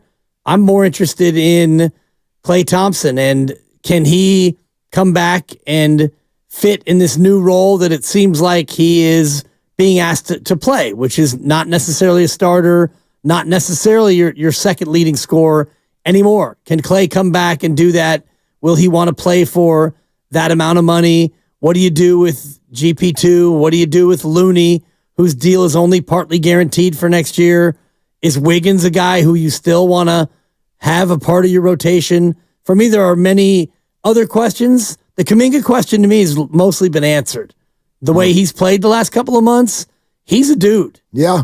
I think even the way you're talking this out sort of crystallizes what I would like to see crystallized. Over the next 29, yeah. Well, we got to figure out what your plan is. Like, you've got too many people who you're like, well, we could look to him, and we could look to him, and we could look to him. All right, well, fine. So let's declare. Who are you looking to? And maybe even though we've moved out of this whole Wiggins and Kuminga can't play together thing, we've moved out of it momentarily, but I don't know that we've moved out of that long term. I really don't. You know, if you are going to re-sign Klay, and Klay's going to want to do his thing, and you're going to want Podziemski to grow, and Steph is Steph. So, all right, now are you going to be like Wiggins? You can be your 18-point per night guy, and Kuminga, you could be your 20. There's not room. There isn't room. You kind of need to declare, and right now, this is who the Warriors have been all year. It's different every night. Now you're starting. Now you're finishing. Now you're scoring 20. Now you're scoring 20. Now you're off the bench scoring 35. It's kind of haphazard and all over the place, which Steve would come on here and say is a great problem to have, but sometimes that doesn't change that it is still a problem. Like, I don't think that that's what you want next year to look like. Well, we got a different closing five every night. Right. They were never good when they had that. And different starting fives. Yeah. And for me, the most interesting piece of that is the Wiggins question, because when he was at his absolute best with the Warriors, you won a championship. And since then, he's been more bad than good, yet I don't know what the market would be to trade him in the offseason. He's got 3 more years in his deal. Playing better. He is playing better. And maybe Draymond's the guy who unlocks him and Kuminga playing together. But you make a good point about minutes and shots and availability. You start to run out of all that. The Warriors have Steph. And then after that, they kind of start falling into in a form, follow me here, there's a little bit of what everybody's angry about with the Giants. I knew you were going to go there. It is. No, you're not wrong. It's like, well, who are we counting on today? Oh, Who's he's pitching? not even in the lineup. Exactly. Right, who's pitching? Wait, I went to the bathroom. Did you take him out? Wait, you pinch hit for him in the third? Like, there's a little bit of that, and I don't think that works in sports. You want to count on something. Right. The Warriors have it way better because they have a one. But they got a bunch of guys capable of being 2s and 3s, but it's different every night. And I think coaches sometimes talk about that like it's a good thing, and it's not always a good thing. Well, it's a good thing when you've got 3 or 4 or 5 guys all playing well at the same time, and they're all fighting to see who the 2 is. But unfortunately for this team, too often this year it's been, well, God, Clay is clanking. Wiggins is non-existent. Draymond punched another person, so he can't play. And now you're left with, well, is it going to be a Gee game? Are we going with Quinones? Well, what are we doing here for players 8, 9, and 10? And then when they all start playing well, though, then it's a different problem, yeah. Then they all want to be the 2. And now you got 4 guys who are like, I'm the 2. I'm going to call shams if you don't put me in the game. It's not easy. Jonathan in the city. Hey, Jonathan, you're on with Willard and Dibbs. What's up? Hey, how's it going, guys? I just want to say, man, for me, their season rests on 2 players. Klay Thompson, is he going to embrace his new role and be the best 6th man he could ever be? Is Andrew Wiggins going to be aggressive for the most part, more often than not? If they could do that, if they can limit their turnovers to about half of what their average used to be, because they don't have that margin for error anymore, and if they could group rebound, we already know they got a strong bench. And a lot of their young guys, especially Podziemski, they're ready to play now. So if they could do that, I give them a better than puncher's chance heading to the playoffs. Because we all saw what happened in 2022, and it's just a year and a half away. But it's a lot of things that needs to fall in their favor. But hey, we're Warriors fans, and we're gonna be watching no matter what. Go Warriors! Yeah, Jonathan, I think that's well said. Like. This is going to sound all campy and stupid, but I just want to go to the playoffs and have a good time. I'm really, and yes, there will be intensity. I will make popcorn. We'll do all of that, but I'm not harboring this idea of a championship being the measuring stick. I want it to last as long as it can last. I want them to go as far as they can go, but I do have in the back of my mind, and when it's over, what are you left with? What information are you left with? And is there a path to a plan? Like some of these guys, it's funny. They start playing well, and you're like, well, that's actually not a good thing.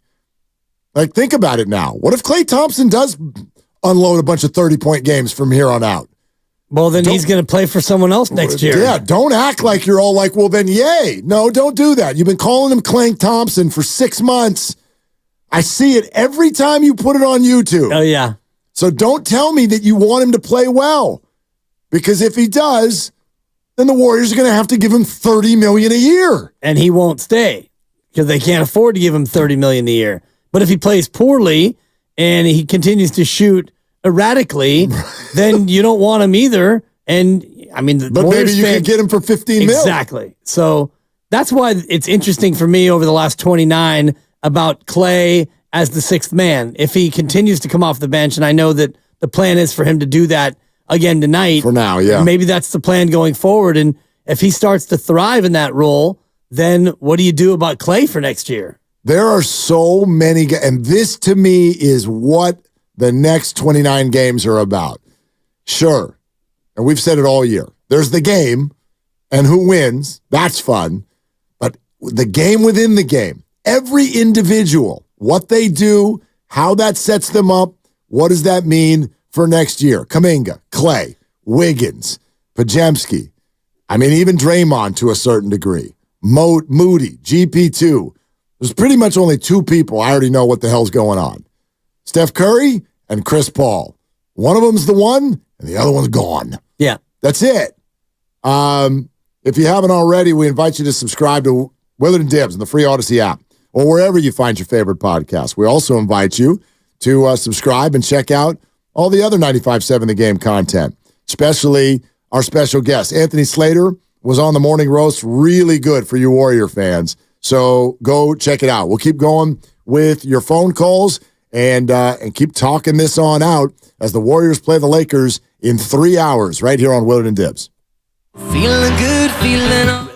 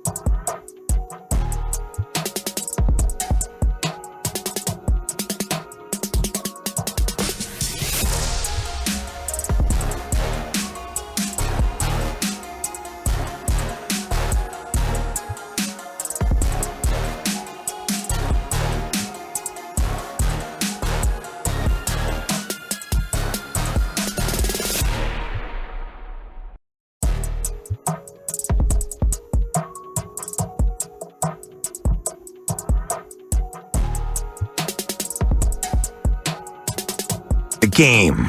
I'm about to be a bleep starter. I'm going to be a bleep starter. You won't. Yeah, well, I'm just going to ask the question. A little poke here. We brought it up earlier, but let's talk it out for a second, and then we'll go to the phones. Kevin, hang right where you are. You can be first up. So, quote in the Baxter Holmes article, and if you missed Baxter Holmes with us of ESPN, huge feature article about the Warriors dynasty and future. It's on ESPN.com. More importantly, we talked directly to Baxter and asked all the questions. We held his feet to the fire. And you can check that out on the Odyssey app or YouTube, wherever you find your podcasts. It is all there. In the article, Joe Lacob says we will never bottom out. And we have a, quote, ace in the hole. And it is this, quote, we are the Golden State Warriors. I believe in the culture. I believe that word gets out. I could go on and on. I'm not trying to brag. I'm just saying that's who we are. So I get that the different culture exists both with the organizations and within the sport. But to me, it is endlessly fascinating that here in 2024, we have got two professional franchises here in this city that literally play like a par five from each other.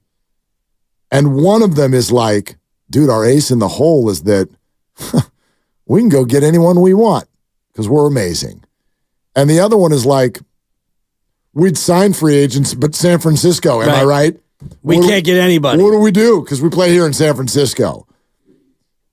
What are we supposed to do with that as fans? And Baxter said to us about an hour and a half ago, players love coming here and they love playing in San Francisco.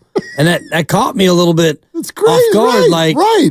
I mean, yeah, why wouldn't you? And yet baseball players somehow don't love playing here. Buster Posey was told by unnamed other players that they don't want to play here because of San Francisco. And it's been confirmed by players in the league. Right.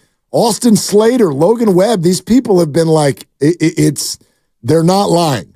There is that. And I get that it's baseball versus basketball, but don't forget that Charles Barkley was on national TV 48 hours ago saying that this city is overrun by, was it homeless criminals? Right. Is that what he called it? Yep. Homeless criminals. Like the whole idea, quite frankly, is a little odd to me. From this perspective, let's even say, okay, you're a baseball player.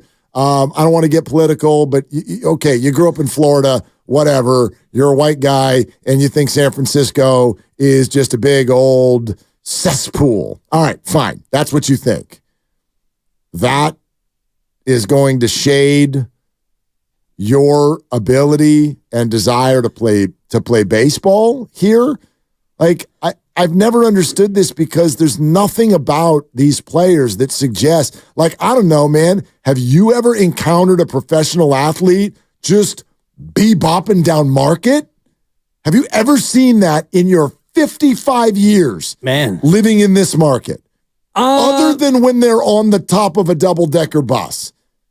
Yeah, maybe not market. Like, dude. Seen him, I saw Manu Ginobili south of market a few years back. You did? Which, you see him, it's like, damn. Was he lost? No, he's getting a little breakfast. Okay. He was, they were staying at that hotel that's down there, just south of market, and he was getting a little brekkie. That's great. So, hey, what's up, Manu? What's up, Manu? I was like, damn, you're a lot taller than I thought. Because, the shorter players in the NBA. Totally, they look tiny. They look shorter, and then you see him, it's like, dude, you're 6'5". You're legit 6'5". You're 6'5". If I had other people who were 6'5" in my life, I'm like, my God, you're tall. Yeah. I do think that's interesting, though, about the San Francisco part of this. And, whether or not Joe Lacob is right, and he talks about the culture, and that's where I have to stop. And Baxter said this as well. The culture is Steph Curry currently. Well, when Steph is gone, is the Golden State Warriors still going to be a top attraction? Is the culture still going to be the culture? If Steve Kerr is gone and Steph is gone and Draymond's gone and Clay is gone, is the culture still the culture? I don't know. Right.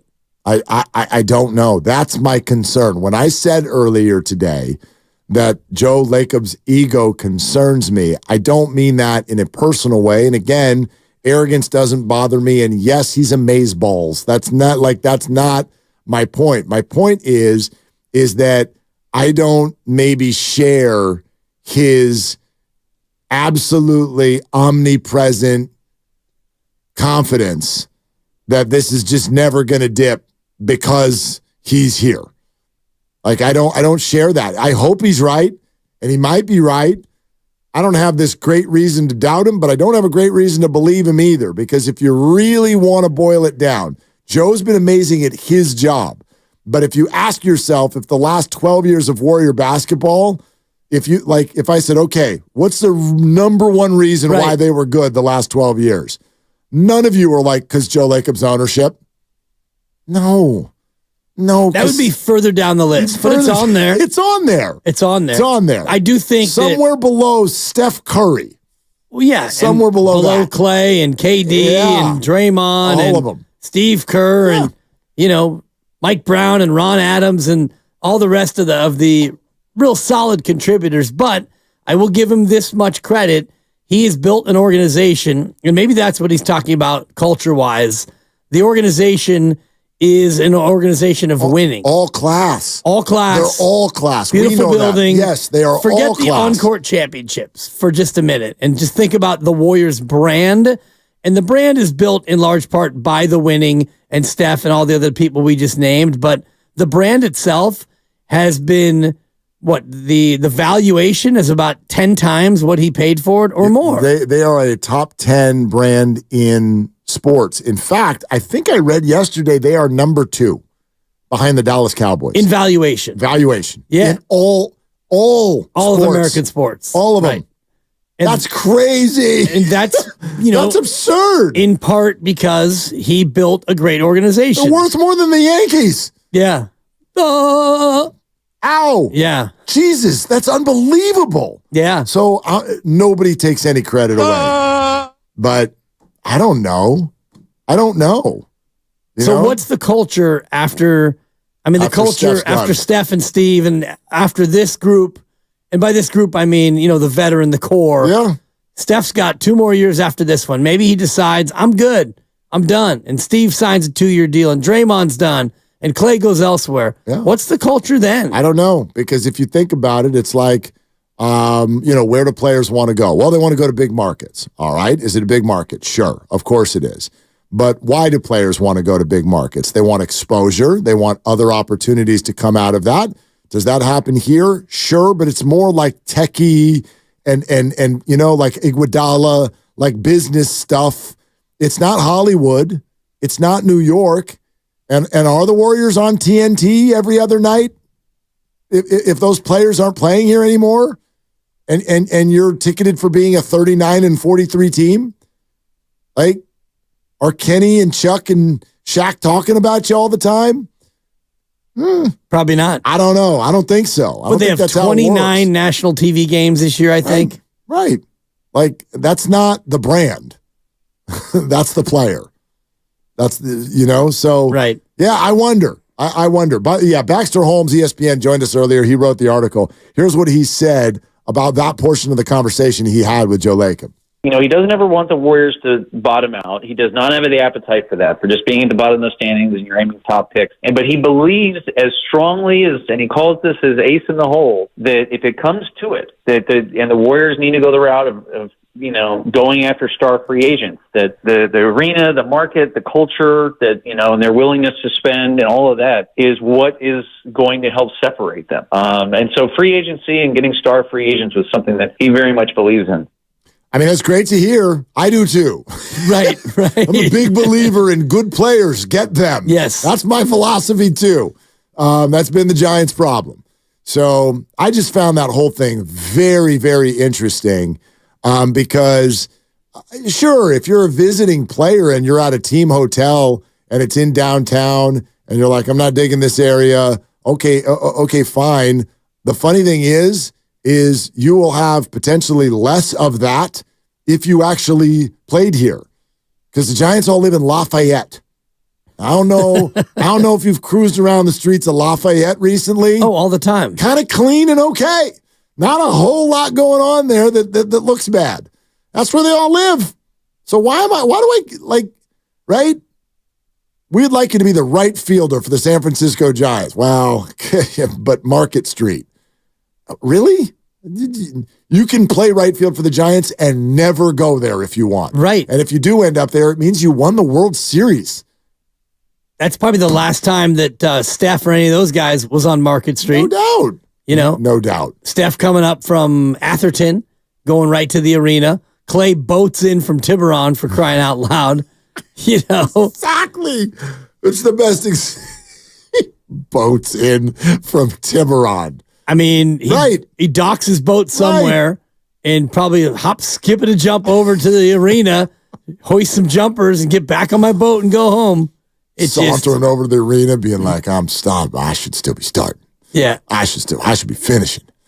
Yeah, you do have a little bit of the Clay bounce. That was good. Yeah, like Clay walks with his shoulders. Right, that bounce was good. Yeah, you can only see it on YouTube and Twitch. But anyway, what's up? Kevin in so that was funny. I laughed because that was funny. Thank you. Oh, they got to defer 12 runs. Come on. You not thinking what's funny is funny. Yeah. How about that? I like that. There you go. I'm a little confused. Let's go to Kevin so I can write that down and do the math on it. What is going on here? Hi, Kevin. What are you doing? Man, you guys are on a roll. Okay, Willard. Well, don't mess it up then. Hitting on. Hey, I won't. Okay. Listen. Yes. Willard, you're on a roll today. You are hitting on all cylinders regarding a different lineup every night. What is Steve doing? Listen, Kuminga, the last 2 games, he's not playing him like he used to. Steve has changed it. He's bringing in GP. He's taking the flow that he had before. When Draymond said, I think the best thing, I'm sure you guys heard it, when Draymond said the best thing, I hate to say it like this, but Kuminga developed when I was gone. Well, that little strategy is fading the last 2 games.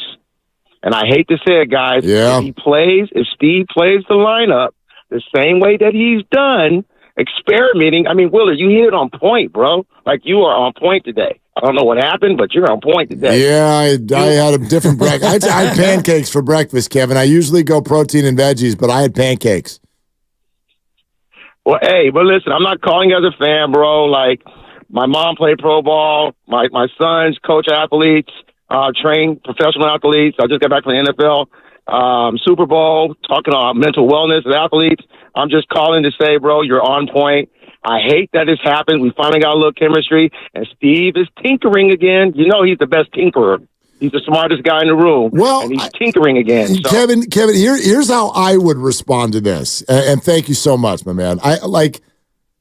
Yes, there's some tinkering. I would argue that's inevitable. So this is that's at the core of how I often, not always, but often feel about Steve Kerr, lineup changes, and criticism. This particular group is impossible to predict. And you're asking Steve Kerr to know what's going to happen next.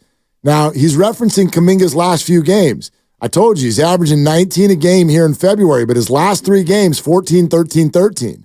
But that game against the Clippers where he only scored 13, played 35 minutes. He got his minutes. He didn't do a whole lot with them. This particular group, think about what you're asking Steve to do. Steve, I'd like you to know what Andrew Wiggins is going to do. I'd like you to predict Draymond Green's behavior. I'd like you to know Clay's mental wellness that night. I'd like you to be aware before it happens, Kuminga's engagement. I mean, good luck. Wiggins is the one you can pretty much write in Sharpie what he's going to give you. Not really. He's been good again. You can't take shots at him now. He's been all right. But this is the best he's been in a year. Well, I mean, that's sad. Call it sad, but also true.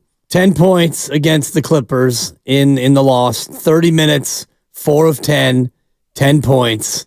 K-Wig. Okay, that's one game. Yeah, I know. We could cherry pick all kinds of games. The game log, he's averaging, I get it. He's averaging 12.6 in February. But that started off with there was a 2-point game against the Hawks where we only got 19 minutes. Yeah. After that, 21, 11, 12, 17, 10, 19. It's still not super uber consistent, but it's been a lot better. It's been a lot better. The biggest issue has been the availability, and to your point about, Steve Kerr, how's he supposed to know when guys are going to play well and when they're not? Normally you would have your mainstays, Steph, Clay, Dre, Kevon. You would know that these guys all are going to play and give you exactly what you expect, but out of that group, it's really only been Steph and Draymond since he's come back that you can bank on. 15 a night in his last 6. Ooh. Yeah. 15 a night. 15 a night. Man, Wiggs. That's Kuminga's season. Right, 15. It is. Yeah. Now, that's obviously taking the first 2 months into consideration when he did not get as many minutes. So I get that. Last month and a half, Kuminga's been a 20-point-a-night guy. But Wiggins has been better, right? Field goal percentage has been much better. He's been all right. The activity. Better than what he was in the beginning of the year, which was awful. Yes, absolutely. So he's been better than awful. I'll give you that. Correct. Hip, hip, hooray. For the former number 1 overall. North of market and north of awful. Right. Okay. Got breaking news. GP2 is out tonight. Okay. He's sick. So no GP2 for the Warriors against the Lakers. So the Lakers have no LeBron, but it's all even Steven because the Warriors don't have GP2. Yep. It all balances Both missing right out. a guy. Just a guy. Man. Both missing a guy. Any word on when Chris Paul's coming back? Are we a week away, or where are we in the ramp up? I don't have a night when he's ready. I do have a concern. I don't have an answer. I have a concern. And the concern is not with him playing; it's who doesn't get to play. All right, we're going to go to the mayor of hoops in Cleveland, but ponder this for a second. And the actual mayor? I don't know. We'll find out. Okay, but ponder this. Give me one good reason why Chris Paul would play significant minutes the remainder of the year. Because he's really good at basketball. Okay. He's the point god, and he stabilizes your second unit on offense. He does? Yeah. Are you sure? Well, I mean, that's what I think. When have the Warriors played their best this year? With or without him? Well, they haven't had him for a long time. Fair, but both with and without him. Really? Yeah. Because he's played 32 games this year. Okay. How many has he not played then? He's not played 25? Okay. No. They've played 53, so he's not played 21. Okay. I mean, I would argue their best basketball has been the last 3 weeks without him. I would argue that Brandon Podziemski is a different player than he was when Chris got hurt. I would argue that he is more effective at more things than Chris Paul. I would argue that the remaining 29 games are both about the remainder of this year and about setting things up for next year. And if we care about the youth of this team, and I would also argue Chris Paul has zero chance of being a part of this team next year, right? No matter what happens the rest of the way. Again, I'm not saying just give him DNPs, but give me one good reason why Chris would play significant closing minutes for this team the rest of the way. Because you want to win games, and you feel like he's a guy who can help you win games, tight games down the stretch. What's been their biggest problem this year as a team? I know you're going to say turnovers, but no. Okay. No. Okay. Well, closing. Yes, closing. Thank you. Closing. Right. Blowing big leads and closing out games. Which they were doing when he was playing also. They're 16-16 when he plays. So they're basically the same team with him, the same team without him. And you could do that with almost every player. That's true. Record without. I just think about having a stabilizing force, one of the best point guards of all time on the court when you have these leads. Yeah. I can't help but think that his veteran presence would help them in some of these spots. I just feel like he was on the court at the end for a lot of those games, and it didn't do a damn thing. And this is circumstantial. Like, if we look at the whole year, I get what you're saying, but this is circumstantial. You've reached a time where Podziemski is a better player, and you've got 29 games to go, and you're both trying to win, but you're also, we all admit, trying to set things up for the future that Chris Paul's not a part of.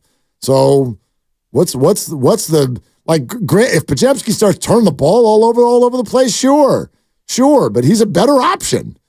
He's a better player. He's a younger player. He's more important to the future, and he doesn't turn it over either. Well, he'll be definitely a part of the future. Rebounder. He's a better rebounder. That will be one to watch, though, with when he gets healthy.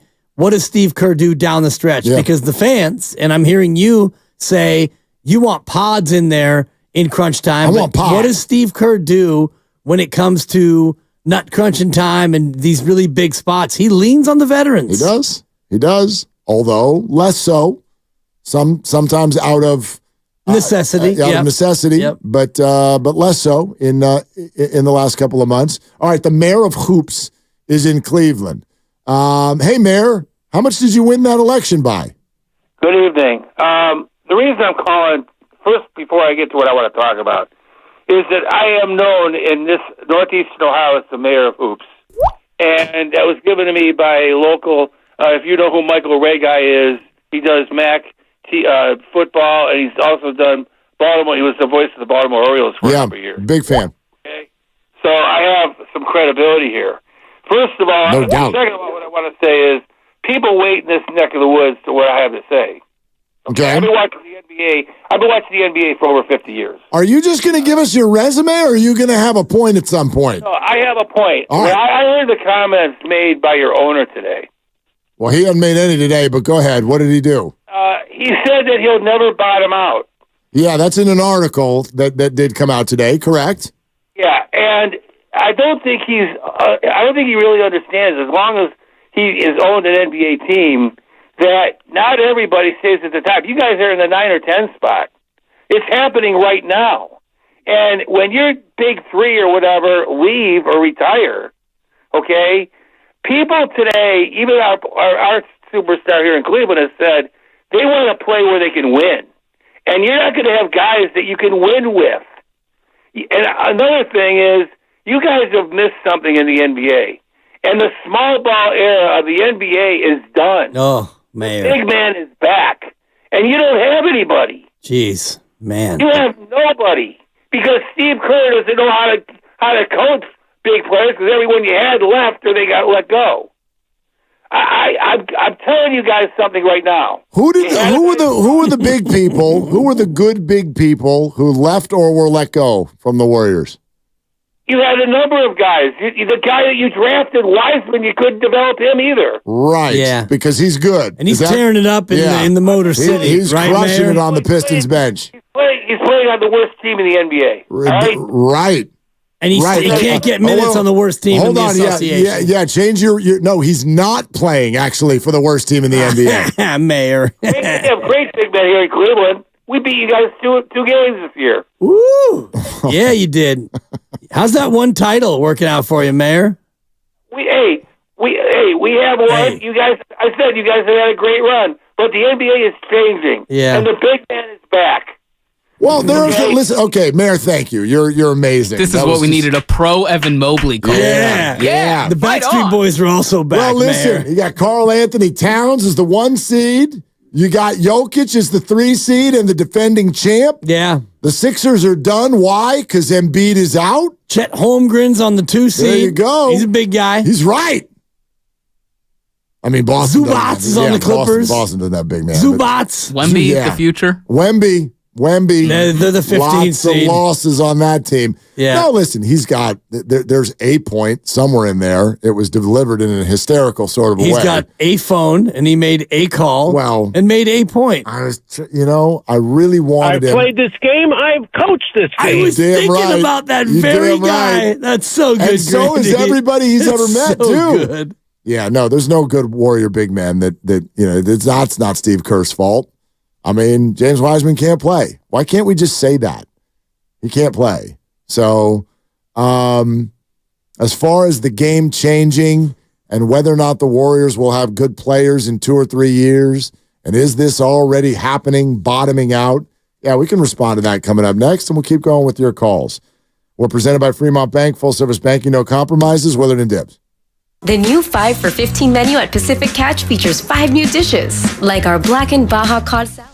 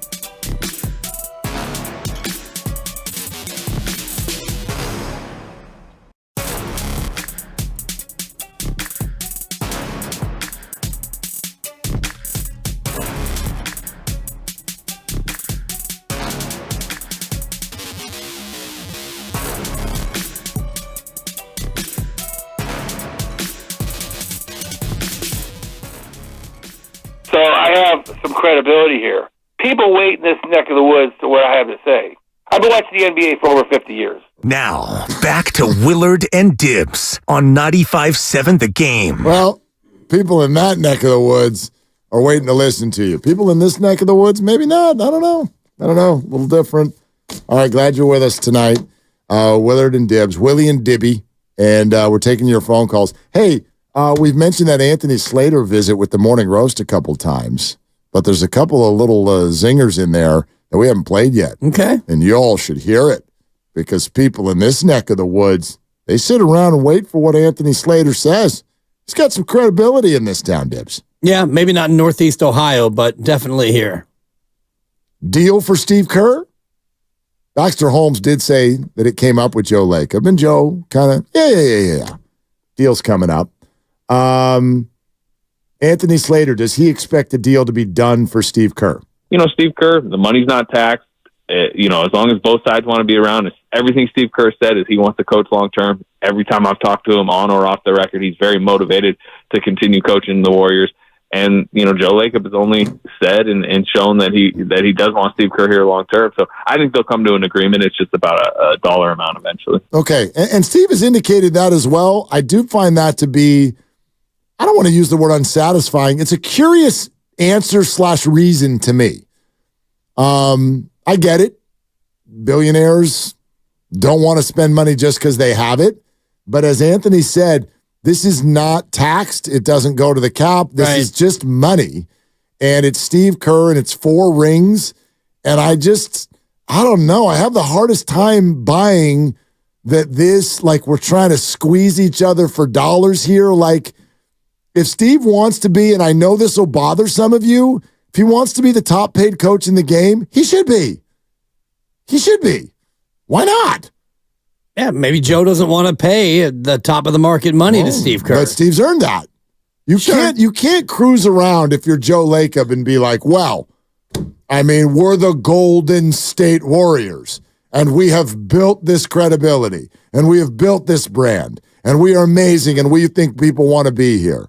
And, oh, by the way, the head coach who won 4 rings and helped build this whole thing, I think he should be maybe 7th. Right. Like, what are we doing here? There's 12 million, 14 million, whatever. Right. Deadline spur action, as you know, and you're in the middle of a season, so I don't even know how much negotiating is going on. Steve's focusing on the task at hand, which is trying to get into the playoffs and trying to win a championship. And Steve mentioned to us before that his people are talking to their people, so it's nothing that he's even directly involved with as far as, he and Joe Lacob sitting down and hammering out a deal. It does seem, though, based on what Baxter Holmes said and then Anthony Slater there, that Steve is going to be the coach again next year. Here is what Baxter Holmes said about the whole thing. He did mention to me, this wasn't in the piece, but that he expects a deal to get done very soon. Steve's been in the NBA a long time. He understands how, that the grass isn't always greener. He loves working for the Warriors, loves the partnership with Steph and whatnot. Joe made the remark to me. He said, we're entering into kind of an interesting position, potentially rebuilding over, at some point in time, not really sure what that looks like. And Steve has to decide how, if he wants to be part of that and if the direction that we go, like how much that factors into his decision. But my understanding is I expect the deal to get done soon. Joe said that to me. I've heard that from other people kind of close to the matter. I'd be very, I don't, and I've also heard this, that like Steve understands that Joe is the kind of guy that you'll get a new deal when your current deal is done. Like that's kind of how he operates. So it's not unusual to work on an expiring deal under Joe. And I'm told that Steve's fine with that. So we're getting the same message from every single direction. Right. Well, that one, expecting a deal to be done soon, that's interesting because you're down to about 8 weeks in the regular season. So do you hammer out a deal before the year ends, or do you wait for the year to end and then announce a deal? I do think the timing of this is, I guess it's not that pertinent, but if you go out today and you lose 138-91, and then tomorrow morning, hey, Steve Kerr's got an extension, that probably wouldn't play as well as if you announced a deal after a victory. Right, but I mean, in the same soundbite, he's also saying that Joe Lacob is the type that, like, you get a deal when your other deal is done. Right. Your other deal's not done yet. Joe Lacob is in information gathering mode. Big time, aren't we all? Of course, right? always. Like, okay, these last 29 games, are you good? Are you bad? Are you somewhere in between? And individually, Clay, are you good? Are you bad? Are you somewhere in between? Kuminga, good, bad, somewhere in between? Same for Steve Kerr, I guess. I don't think it means that the Warriors are going to suddenly just launch into a new search for a new coach, but based on what the Warriors' situation is at the end of the year, that could certainly affect what everybody wants to do going forward, or could shade the way that a new deal looks. Is it a 2-year deal? Is it a 5-year deal? Right? I think do we give you $15 million a year, or if you end up with 10 and 19 over the last 29, does that cost Steve Kerr money on the deal? I don't know. Maybe. Yeah. Maybe it cost Steve Kerr his motivation. I don't know. I mean, it sounds like no. He says no. Yeah, and Baxter said, Joe Lacob expects a deal to be done soon. Yeah. Soon to me is a couple weeks. Soon is not, we get into the summer. Yeah. 888-957-9570. Let's, we got something else we're going to play for you from Anthony, but we'll do it in a sec. Let's go to Mike in Hayward. Hi, Mike. You're on with Willard and Dibbs. Hey, how you guys? I like the conversation. I would just like to say that I think what I'm seeing in the Warriors right now, I like it. I like Pozinski. I like Kuminga. I think that's what I think Curry's found out these guys can play with Steph, right? And they're learning real fast. And Chris Paul, he ain't getting too many minutes, man. I don't think he's getting too many minutes unless Pozinski starts messing up, right? That guy Pozinski, they got him and Kuminga. I don't know any other NBA teams got two young guys like that just playing at that level right now. I don't know who that might be, right? There might be a few teams, but I think they got something going on. If it's not this year, next year for sure. I think they got something really fundamental they can build on with the guys they got left. And Clay coming off the bench, what's the big deal? Hey, maybe his legs aren't as good as they are. I don't know, but all I know is that if he pulls this off with Kerr, they're gonna be talking about how brilliant Curry is. Okay, that's all I got to say. Okay. I have to apologize to Mike. Let's apologize to him. I got completely railroaded from listening. I heard everything he said, but I got distracted. Because of the pronunciation. Because he called him Pozinski. Pozinski. Yeah. It's been a minute since we've gotten another addition to our family of mispronunciation sensations. That's a buck. Kid. Yeah. Pozemski. Pozinski. That's a good one. Pozinski. And there was 3 of them in there. There were 3 Pozinskis in there. Mike, welcome to the family. Glad to have you on board. You have been forever minted. Yes. By 95.7 The Game and Mark Grandy. The majority of his call was centered around Steve Kerr's the Poughkeepsie kid and Kuminga having young core pieces to build around for the future. Yes, and that Chris Paul's not going to play too many minutes, and we'll see. We'll see. Yeah. I mean, this is another nod to what I'm talking about with regard to Steve Kerr. And this isn't just to have this blanket snuggie around people like Steve Kerr and Kyle Shanahan. Oh, here we go, defending the coach again. But listen, I think you're doing yourself a disservice with Warrior takes. Not you, Dibbs. You're doing yourself a disservice with Warrior takes if you want to act like the hand that Steve has been dealt this year is just something that you can just play. Yeah. Come on, coach. I keep losing all these close games. Well, what in the hell am I supposed to do every night? Who do you want me to play? You guys are all giving me a list of 11 people and yelling at me to play them for more minutes. And some of them are a handful of players that are not to be relied on yet. Kuminga, we didn't know if you could rely on him. You still kind of scratch your head a little bit. Like, are you really ready to do this every night? Chris Paul, are you healthy? Are you 40? Like, Andrew Wiggins, are you in there? Right. Klay Thompson, are you okay? You look very angry and unsettled right now. Yet, all of you have the ability to uncork 30 at any moment. And you all are just like, dude, make all the right calls. Yeah, it's not that hard. I mean, it's so hard. Just play the good guys and bench the bad ones. End of coaching clinic. So this year's been difficult for sure. Thank you. It's been difficult. Not saying he's perfect. He's been the first to step forward and be like, mess that up, screw that up over there. Right? But he's had to do things this year that he hasn't had to do in the past, because in the past it was, all right, Steph, Clay, and Dre, and we'll go Wiggins and Looney. Boom, there's my 5. Looney. And I've got 3 or 4 guys on the bench who I can trust and I can rely on. And then, everyone talking about Lamb and Jerome. He was married to Lamb and Jerome. He should have been playing the young guys. Well, Steve thought that those guys were going to help him in the near term, and turns out they did at times, and then they didn't, and that's the way that went. So when you're trying to play 9 and 10 guys and you have a roster where you only feel like 6 or 7 are playable, you're going to end up playing guys that even Steve probably didn't want to play. Well, I mean, look, did you want to win the Sacramento series or not? Big time. Okay. So I'm sorry, if Kuminga's going to stand there and watch rebounds fly over his head, then yes, I'd rather have Anthony Lamb. I don't care that he's not a very good basketball player. Was he playing overseas now or something? Where did he go? Sounds about right. Went somewhere. You talk, I'll Google. Whatever. Doesn't matter. Yeah. Kuminga's got more talent than his pinky He's playing finger. in New Zealand. There you go. For the Breakers. Okay. Kuminga's got more talent than his pinky finger. No doubt about it.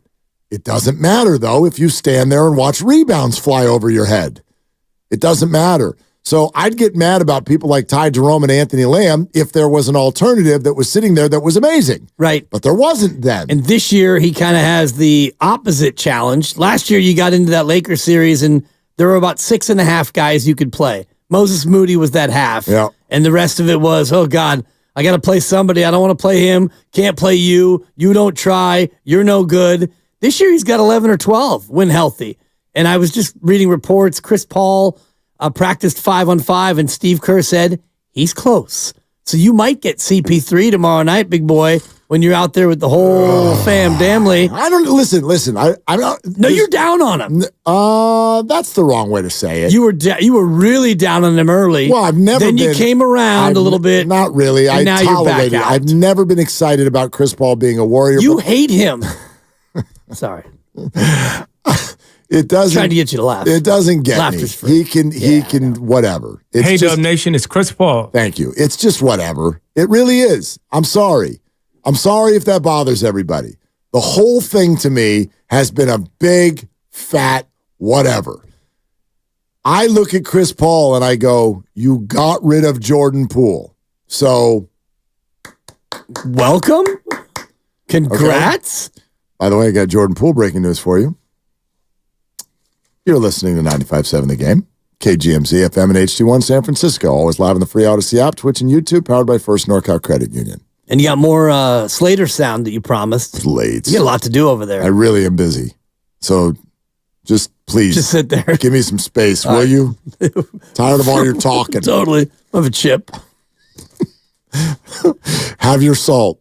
We've got a lot to do. Yeah. And there's calls. All right. Breaking news, Jordan Poole. Jordan Poole's been benched. Wait, what? By the Washington Wizards. That's not possible. That's correct. Their head coach, their interim head coach, and I will give you $10 if you can name him. Oh, the Wizards interim head coach? Don't look it up. No, I'm not. Don't look it up. I'm looking at Anthony Lamb right now in the New Zealand Breakers. Give you $10 if you can name the Wizards interim coach. Grandy. By the way, I give you $10 if you could name, like, I don't know, 7 NBA coaches. Oh, good Lord. I know. Coach Thibs is one. It's kind of become the weirdest, nondescript thing in sports, right? NBA coaches. Who are you? Honestly, who are you? I don't know. I don't know that I could name 10. And I watch this stuff every night. Yeah, you could name 10, but I probably could. Is it Jacques Vaughn? I don't know. In the news, but no, it is not. Hey, Jacques Vaughn. His name is Brian Keefe. Ever heard of him before? Brian Keefe got the job? Yes.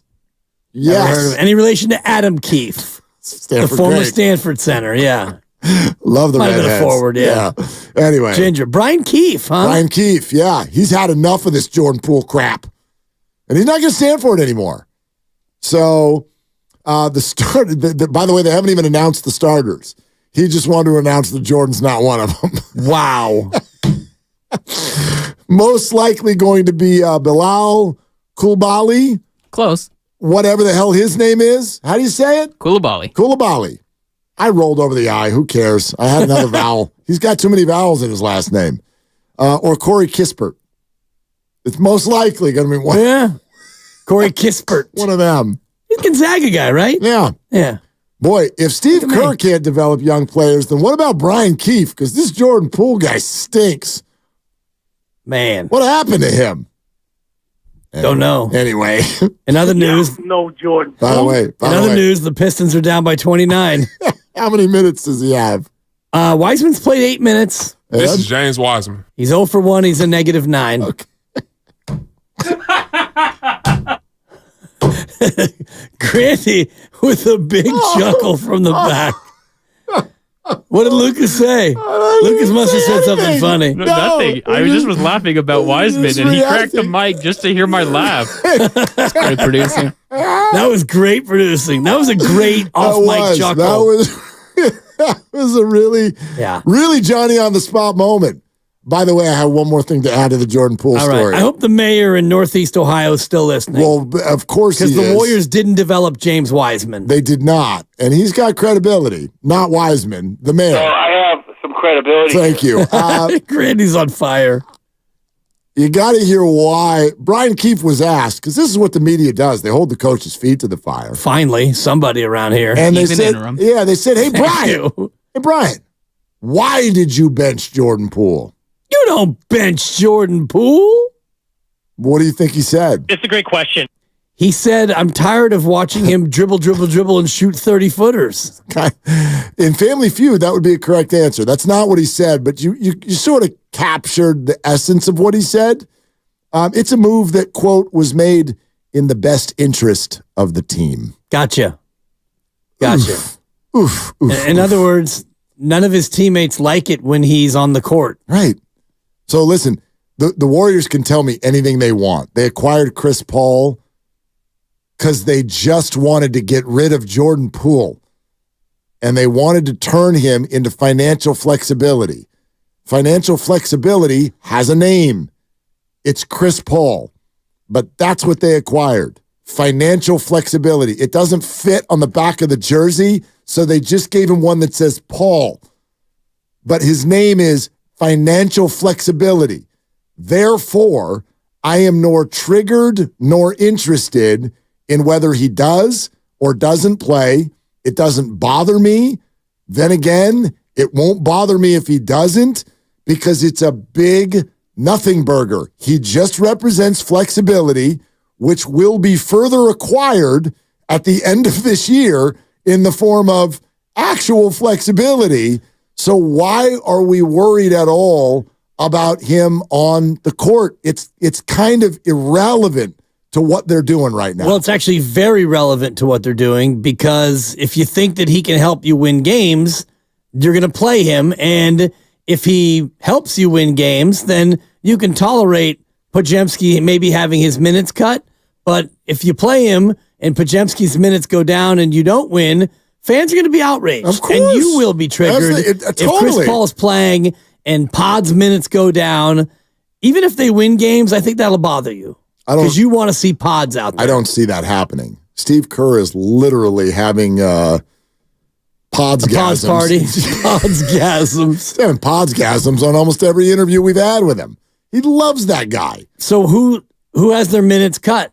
Because Chris Paul. Chris Paul's going to play. He's going to play some. Right. Sparingly. And what's he playing this year when he plays? About 20 minutes a night? Yeah, I don't know. I mean, Quinones. There you go. There's a name. He can get some DNPs. Sure. That's fine. Okay. You want to take that away? He's taking Lester's minutes. Yeah. How many minutes a game has Quinones got? How's that been going? He's at 12.9. Minutes? Chris Paul's getting 28 minutes a night. That was then. This is now. Correct. I know. Yeah. I'm just telling you that that's where Chris Paul has been. He got 15. 27.6. 15. Yeah, he's going to get more than 15. And I want Warriors fans to brace themselves. I don't like it. You got to brace yourself because I don't like it. Well, you don't have to like it. Won't. This speaks to what you were talking about before with Steve Kerr and the challenge he has as far as who to play and how do you know who's playing well and who's not. You're going to default to veterans when you have a veteran like Chris Paul come back and get healthy. I mean, GP2 is back. I know not tonight, but like, I'd rather have GP2 on the floor. Plays defense. Yeah. Finishes at the rim. I'd rather have GP2 on the floor. Do you want to know the number one thing when I, just super layman here, when I'm watching these fourth quarters and the Warriors keep going, okay, other team, you score all the points and we'll see if we can hang on. Fun game. When they do that every night, do you want to know what my eyes see that they can't do, that they need to do in the final 5 minutes of the game? Get a rebound? Rebound. Yeah. Okay, so let's put Chris Paul in the game. Give me a break. I mean, why? Just again, why? Why? So he doesn't turn the ball over the same way Podziemski already doesn't turn the ball over? I don't see it. I don't see it. He's averaging more rebounds a game than Klay Thompson is. Well, Chris Paul. So then you find your person that you can put on the bench sometimes. Klay Thompson. Sure. I mean, that might happen. Chris Paul's getting 3.8 rebounds a game. So yeah. I mean, that's not nothing.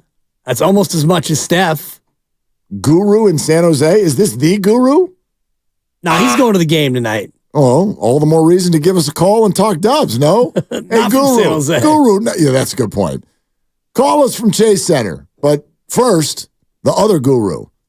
Hi, Guru. What's going on? Welcome to Willard and Dibs. Hey, guys. What's going on? And yeah, by the way, Guru is my given name. So that's what I actually go by. And that's my legal name as well. Wow. Is your last name Pandya? Because you sound exactly like Doc Pandya. I appreciate it. Okay. All right. Right? Nah, not bad. What do you give me for my Guru sounds like Pandya? It's really good. Okay. Really good. All right, God-given Guru. Go ahead. All right. I mean, I have to agree with everything Willard's saying. I mean, with Chris Paul coming, with the biggest problem with Chris Paul on the court was not necessarily Chris Paul himself, but the players that he was playing with. And the fact of the matter is, when Chris Paul was on the court, the Warriors were giving up the most second chance opportunities in the NBA. And so you can't have that. You have to be able to finish off defensive possessions. And one thing that Podziemski has provided that's been an underrated aspect of all of this is that he's rebounding the ball. And so he's able to finish off those defensive possessions for them because he's a really good rebounding guard. So that's just another reason to put him in the starting lineup. And another reason why Chris Paul shouldn't be seeing minutes, especially when Steph or GP2 and maybe even Podziemski is on the floor with him. So there just isn't a spot for him in the lineup. He's just too small. And it's more of a Warriors team construction problem than a Chris Paul problem. Guru, it's great stuff. I mean, I'll throw this all. Thank you very much for the call. You know who leads the Warriors in rebounding per game? You know who's number one on the team? My guess would be Draymond. Draymond Green is a correct answer. 6.7. You know who's number two? Man, Kuminga? Should be. No, not even close.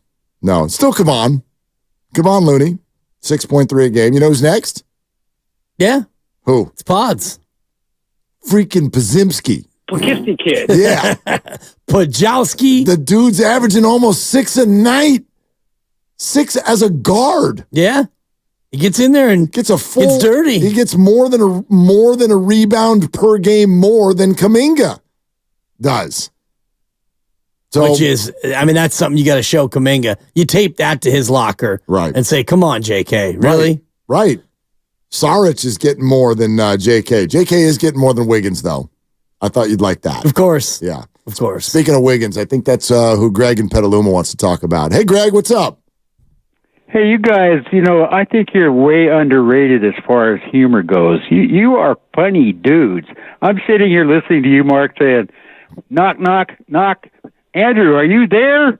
And I started laughing, and I started remembering years ago there was a commercial for a a horror show. I think it was at Studio City in Southern California, and they would have people come out of the horror show, and their hair would be sticking straight up, and their eyes were wide open, and their face was white, and a guy would wave his hand in front of the eyes and say, "The lights are on, but nobody's home."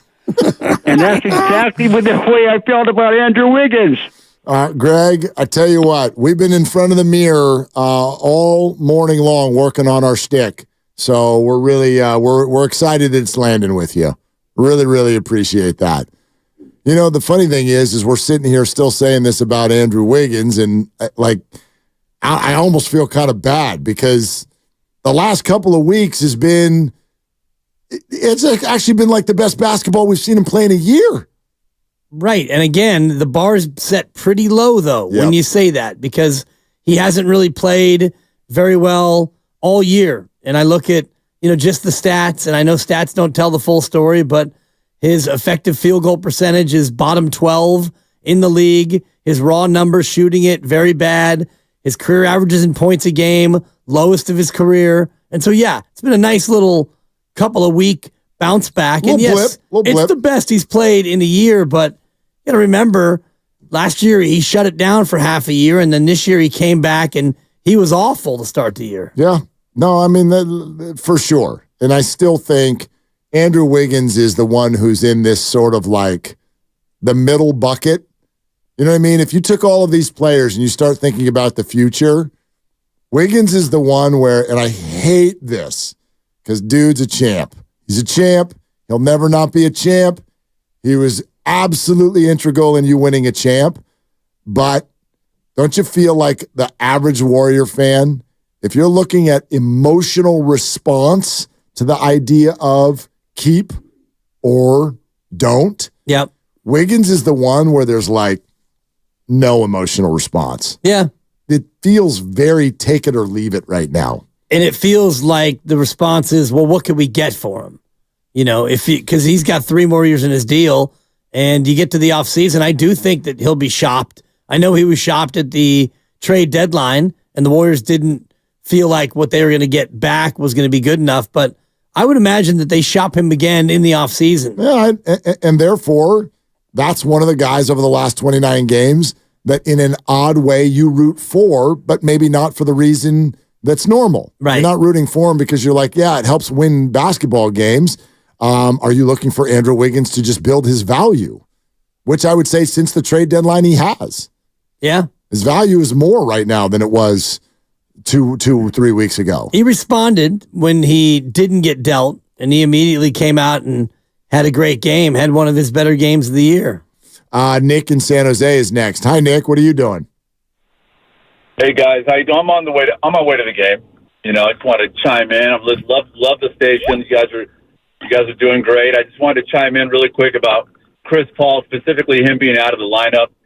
And there's this human phenomenon that takes place, and it revolves around the sort of recency bias where as soon as someone's out of the lineup for, let's say, 3 weeks or a month or more, we automatically don't need them anymore. We make excuses to not play them anymore. They're undervalued all of a sudden. If I recall correctly, when Chris was in the lineup, our second team thoroughly dominated our starting lineup. Like literally carried us through that first 20 games or so. And the same thing happened with Draymond when he was suspended. We were ready to trade Draymond. We didn't want him, and now he's the queen. He's the icing on the cake. We love him. We can't get enough of Draymond. I got the feeling that it's going to be the same thing with Chris Paul once he gets back in the lineup. We're only going to have 10 guys playing. That lineup is going to shrink as the playoffs get closer. Right now, we've got about 10 solid rotational pieces. That does not include Moses Moody, so I'm curious to see what happens with that. Definitely does not include Quinones or Davis. So I don't know. I just don't want to get too hard on Chris yet because he's been out of the lineup, and we can't be too rough on him. Let him come back, and we just forget so quick what he did to this team. Last thing I'll say, and I'll go off with this. I'm hard on Klay Thompson. I'm tough on him. But you know what I did earlier today? I watched Game 4 of the 2022 NBA Finals, the Steph game. Deservedly so, the Steph game. Klay Thompson was huge in that game with some big shots. and a big defensive stop. So if we truly are light years ahead in a different franchise, then let's give Clay some time to find himself.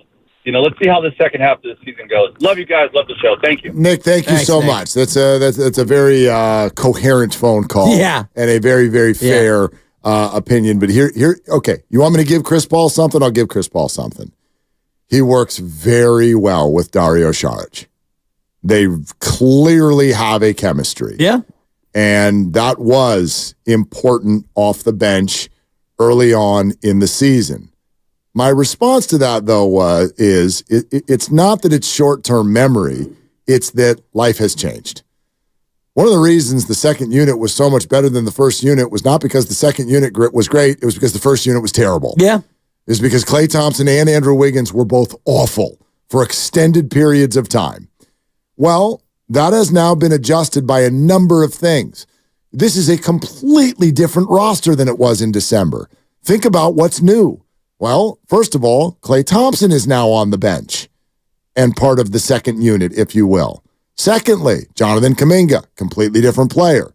Third, and maybe most important when it comes to Chris Paul, Brandon Podziemski has grown into a player you can count on, you can give 30 minutes to, and get very good production in multiple fronts of the basketball court. So there's that. Andrew Wiggins, at least in a very recent scenario, is a viable wing again on both sides of the floor.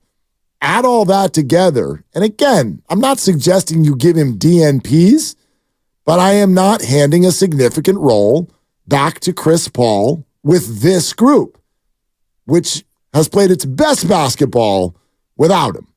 And also its worst basketball without him. And you look at some of the games. Well, the worst that they had was when they lost all those games in a row, and he was a part of that. When they lost 3 in a row, they lost 5 of 7. Yeah, he played in some of those games. He was hurt for some. It's been up and down, and he's been in and out of the lineup. We have an update from Steve Kerr from the arena with regard to the availability of Chris Paul. Okay. Chris Paul is slated to return in October. No, that's not what he said. The Warriors, he will not return over these next few home games. Chris Paul is likely to return at some point on the upcoming road trip. The upcoming road trip will start Tuesday in Washington, where both he and Jordan Poole can come off the bench together. That'll be exciting. But yes, the upcoming road trip starts Tuesday in Washington. It then takes them to New York Thursday, Toronto Friday, Boston Sunday. There's your 4-game road trip. The Warriors have 3 home games tonight, tomorrow, and Sunday before that. So at some point on the road trip is when they expect Chris Paul to return. Okay. I look forward to seeing how they integrate him and what kind of minutes he eventually gets, because right away he won't get up to where he's been playing for the most part of the year, 28 or so minutes. But when he's played at least 20 minutes in every game, except for the one game where he got hurt. Yeah, I just think, again, at different points of the season, players were asked and needed to do different things. Yeah. I don't look at, and look, this can change on a dime. Somebody could, I'm not going to say it out loud, but I mean, right? We all know what happens. We know. Injuries happen. I don't know what their needs are going to be.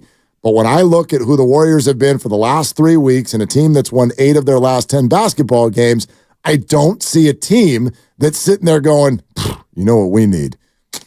We need a 38-year-old backup point guard. That's what we're missing. I'm sorry. I just don't see it right now. What they need is a guy who can come in and steady the offense and not turn the ball over, which you mentioned the rebounding problems with their fourth quarter collapses. It's also turnover problems in those fourth quarters where they give it up live ball turnovers. No, not Podziemski. It's just the team in general. So you bring in a guy who is excellent with the ball, doesn't turn it over very often, and I think he can be a steadying influence in late in games. Yeah, and to me, it's not even about late in games. Again, I got no issues with 15 to 20 minutes. Yeah. Like, a role, not the role that he had. I don't see that. I don't see that available. It's just not available right now. It would be wild if this team played Chris Paul for 28 minutes. Who's leaving? Like at whose expense? Right. You know, you've won 8 of 10. Chris Paul, 1.2 turnovers per game. Brandon Pajemski, 1.3. You know what I mean? It's pretty even. Pretty comparable, yeah. Lucas, you want us to take this or not? Yeah, you like it? Okay, of course. Dude, it's Filmo, but he didn't give me the green light. Now we got the green light, which is exciting because, ladies and gentlemen, it's Filmo Mike. What up, Filmo? Hey, what's up, fellas? Happy New Year's to y'all, man. For real, though. How y'all doing? Perfect. Why, Mike? Why? Hey, man, listen, hey, listen, man. I got wavering a little bit on me, man. Chris Paul is a perennial All-Pro, okay? Not only does he not turn the ball over, but he's a great defender, okay? Draymond Green has surprised everybody. You know, hey, look, man, that team is, Steph Curry said he got the secret sauce. So get ready for the ride, baby. Because, man, hey, man, sky's the limit. And you don't know what Klay Thompson is going to pull out his hat, man, with this new role, right? And, you know, do you remember when Steve Kerr used to keep the board to the players and let them coach? You know, I'm looking for that again. But they loaded, man, and everything's going the right way, man. You know what I'm saying? So let's have some confidence in these guys, man. You know what I'm saying? Let's not waver with these guys. They finna come through. Look, you remember when Durant came? He wasn't playing that good with us at first till they started playing, till they started gelling, and they couldn't touch it. So watch it happen, man. Watch the magic. All right, OG Filmo, thank you. So I know what everyone's thinking. They're like, that's not Filmo Mike. Well, Lucas put up on the board OG Filmo Mike, and I was thinking he meant like that's the OG. Filmo Mike is on the phone. I didn't know it was a different guy, who, by the way, is not OG Filmo Mike. That's Michael Irvin. Do not tell me that was not Michael Irvin. That was Michael Irvin on the phone. Oh, I thought you were saying Michael Irvin was OG Filmo Mike. No. Oh, my God. That sounded exactly like Michael Irvin. A little bit of Michael Irvin in there, yeah. We had Doc Pandia call himself Guru. We got Filmo Mike. We got Michael Irvin calling. Are you joking? And calling himself the OG Filmo Mike. We got a wild hour going on Willard. We may need to do a side-by because that was really Irvin-esque. I think you're right. That was amazing. Man, so get ready for the ride, baby. That's rasp. He got the rasp. Yeah, he does. Get ready for the ride. Big time rasp. Now, with all that said, kind of disagreed with just about everything he said. Wow. Like the Warrior, like I just don't want ever to play the name game. And we do this sometimes, you know? So OG says, like, the Warriors are loaded. Right. Name value. They're loaded. They're also the 10 seed. This is the 10 seed, you know? So now we can go back to Mr. Cleveland Credible, the mayor of Cleveland Hoops or whatever his name was. I have some credibility here. Thank you. And he was the one who said, listen, what are you're all waiting for this crater, this drop-off, this bottoming out, and it's already happening. Right. You're the 10 seed. It's happening before your eyes. I think that lacks context. But somewhere in there's a shred of truth to it. Like we're partly there. If depends on how the season ends. If the journey to bottoming out is inevitable, wouldn't you say, like, the car has already left the garage? Well, you're heading toward the bottom. Like, I don't know. And I don't know that they'll ever hit rock bottom. That's what Lacob is saying he doesn't want to do. Right. But no, they're not. You're not sitting at, no, they've won 8 of 10 and they're still a favorite to make the playoffs. So that's not, quote, bottoming out. It may mean that the dynasty's over. I think those are two different things. Well, yeah, the dynasty is over unless you win another championship probably this year because, you know, you can't go 7 years in between titles and say you have a dynasty because dynasties happen with titles in bunches. And you know, if you don't win another title, then yeah, you'd look back and say the 4th championship was the end of it, and that's the way it goes. But bottoming out is not like stepping off of a roof of a 12-story building and you sink quickly to the bottom. Sometimes it's a slow, inexorable crawl toward the bottom. And if they're the 10 seed and they find their way into the playoffs and they lose in the first round and then next year you don't even make it into the play-in game. And then it's an incremental slide. It's not like they go from winning a title to lottery team 3 years in a row. That would be a dramatic race to the bottom. This team's not doing that. I think the whole thing is kind of fascinating because if you just kind of go at it in a simple sort of a way, the emotional side of any fan, self-included, when Joe Lacob says, we're not bottoming out, we're not ever going to be a lottery team, I'm not interested in that, I don't want to go that route, your emotional response is, yeah, that's right. That's right. I don't ever want to even think about that. However, your analytical side, or at least mine, my analytical side goes, I don't know if that's the best idea.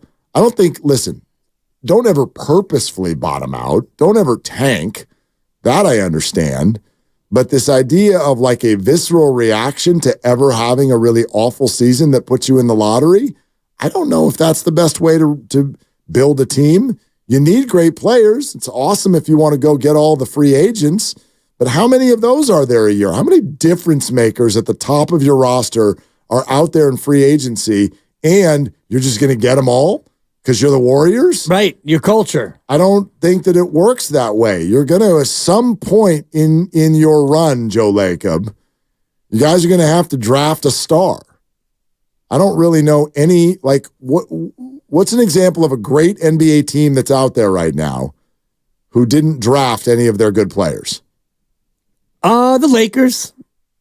The Lakers. I mean, their best players are. Yeah, I mean, they're not homegrown. Debatable to call them top of the league. They've had a championship in recent years. I mean, you can say what you want about it, but they won the championship. They won the in-season tournament this year too. Most recent banner given out. Yes, Lakers. Yes, they did. Free agents this upcoming year. Yes, they did. Tyrese Maxey, Paul George, LeBron if he opts out, Siakam, Anunoby, James Harden, DeRozan. I think that what you're saying is mostly true. Like, you don't often find free agents who are out there who you can just nab and plug them in, and all of a sudden you become a championship team.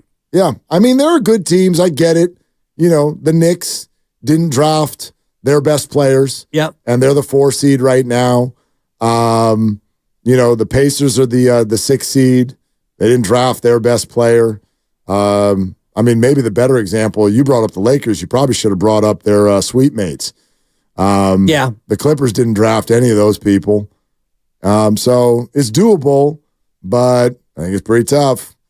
I think it's a lot better to do it to look like Boston looks right now. Right, and look like Golden State did all these years. Look like Golden State did, sure. And even if you look at a team like, you know, the Phoenix Suns, who's brought in a couple of hired guns, they've still got, like, I think the core person on that roster is Devin Booker. You know, it's not, even if you think Kevin Durant's their best player, I think the core of what's going on with that team is Devin Booker.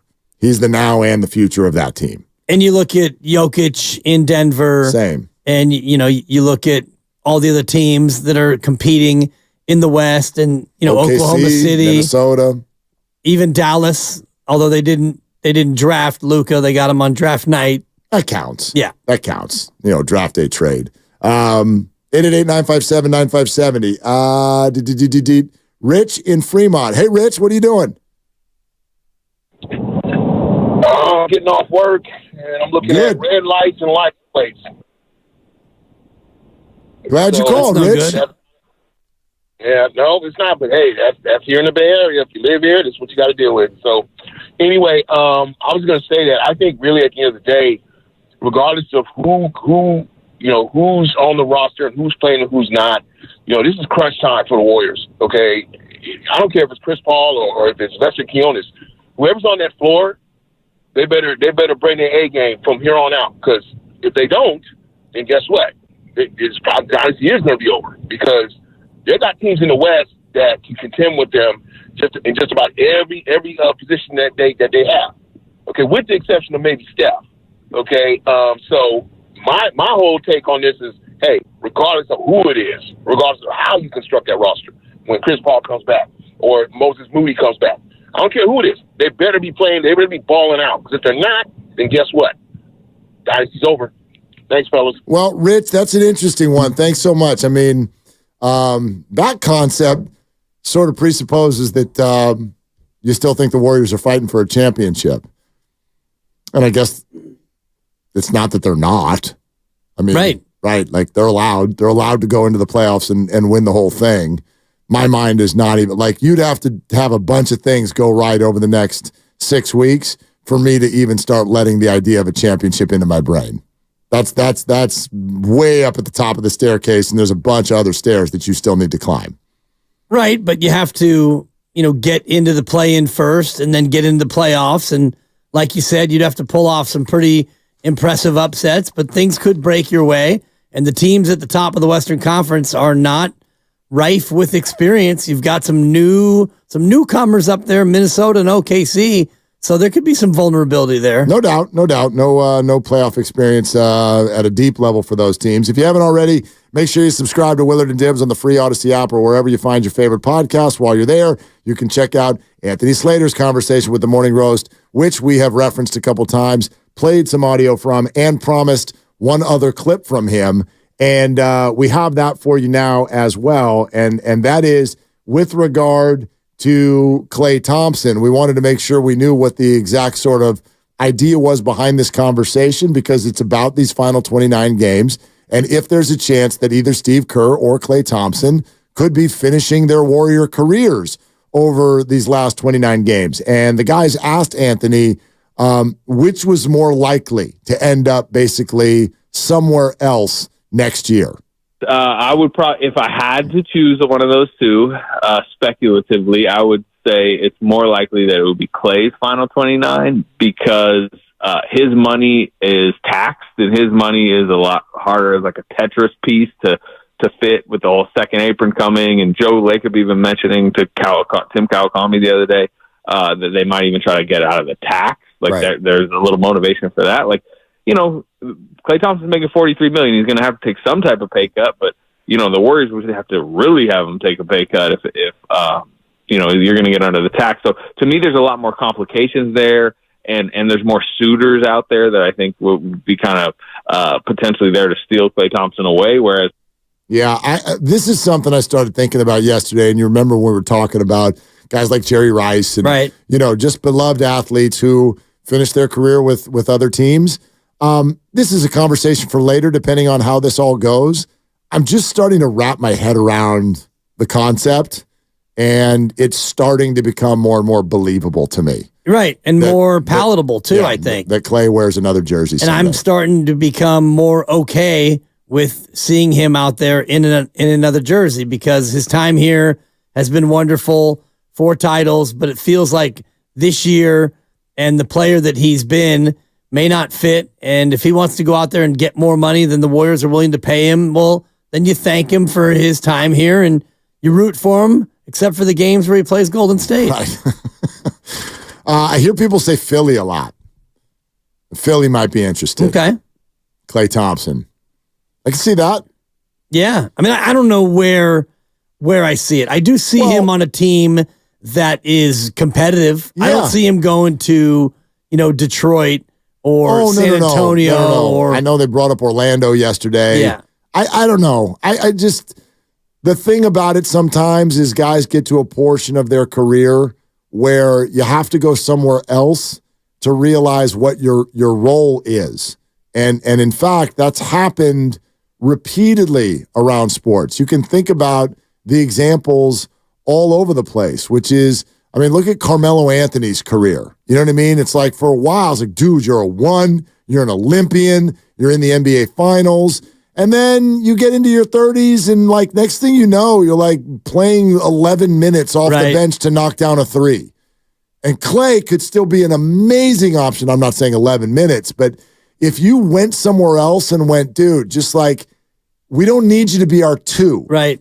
Like just be over there and knock down 3s for 22 minutes a night. I mean, wow, he'd be an amazing option, a high-level option. For sure. And people will pay for that. The Carmelo example is fascinating, and I couldn't remember all the teams, so I just looked it up. Oh, my God, he played for all of them. Well, a lot of Denver. Yep. And then a ton with the Knicks. Sure. And then he got to that point that you're talking about. He was 32 going into his 33-year-old year. OKC for a year. Houston, 10 games he got hurt. Portland for actually 2 seasons, and then he was a Laker. So that's the kind of, and I don't know if Clay is going to end up having that trajectory, but that is the kind of player that, Carmelo became, kind of like a hired shooter, a hired sniper. Yep. And Sammy G on YouTube says he can be that now. And that's true. Maybe that's what they're priming him to be. Right. But it's harder for the player, I think, to accept it when it's here. If you go somewhere else, you automatically go through the realization of they're not signing me to be there too. I don't think sometimes Clay knows any other way to be here. Right, because he's always been that. Exactly. He's a splash brother. He's a splash brother. If he goes to fill in the blank team, he's no longer a splash brother in that way. He's just a guy who you want to come in and make some threes. Real quick, because we're up against it, but OG Filmo Mike is called back because apparently wants to defend his honor. OG, I'm sorry. I thought you were the other Filmo Mike. Hey, fellas, real quick. Hey, I ain't gonna take up a whole lot of time, but let me just read out my credentials, man. My nickname is Donut. I've been living in Fillmore for 52 years. I'm 61 years old. I am a basketball official. I am an umpire, and I am a football referee. I've been doing this for 27, 28 years, right? And I used to play ball with Sonny Parker, with Phil Smith, and Gus Williams up in Hamilton, you know what I'm saying, and at Potrero Hill Rec Center when it was some real ballers out there, right? So I definitely know what I'm talking about out here. And everybody know who I am. I done put in much work down here, guys. Hey. You know what I'm saying? And I appreciate y'all. I appreciate y'all work that y'all put in because y'all know y'all thing. Hey, OG, we love you. How'd you, real quick now, 10 seconds, how'd you get the name Donut? Hey, man, when I was a little kid, man, they had this cartoon we used to call the Double Deckers, right? And they had the little fat kid, right? And he used to always eat donuts. So on Fillmore Street, they used to have a donut shop, right? And we used to come from football practice, and I would always stop at the Day-O Donuts right there on Fillmore and Gary Street, right? Oh, that's good. And they just started calling me Donut. That's good. Right? What's your favorite, OG, what's your favorite donut? Get it right. The Twister, man, the Twister. The Twister. The Twister. The glazed twist. Thank you, OG. All right, OG. That's a good answer. That's top 3. It's top 3. It's not a chocolate old-fashioned, but I get it. It's a good classic donut, People do like the glaze. Twister. Yeah, the twist. The Twister. Glazed twist. Yeah. The kids do like that. All right. More coming up. It's Willard and Dibs. It's Truck.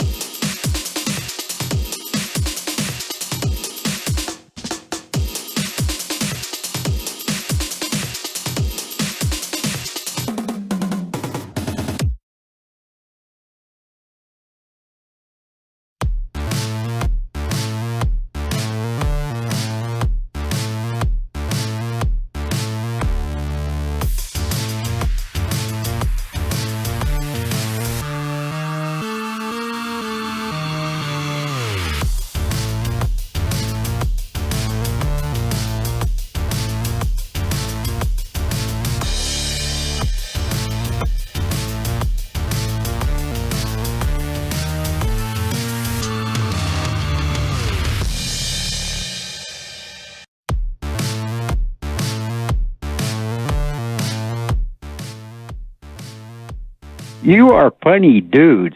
Now, back to Willard and Dibbs on 95.7 The Game. All right, been a lot of dubs today. We're back.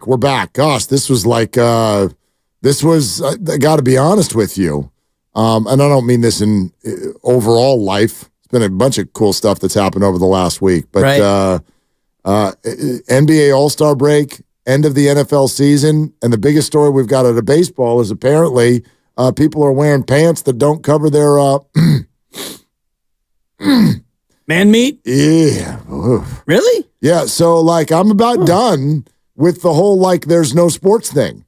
So, yay, Warriors and Lakers in just over an hour right here on 95.7 The Game. Right. It's about time. It's about damn time. It's about damn time. Yeah. Let's get going here.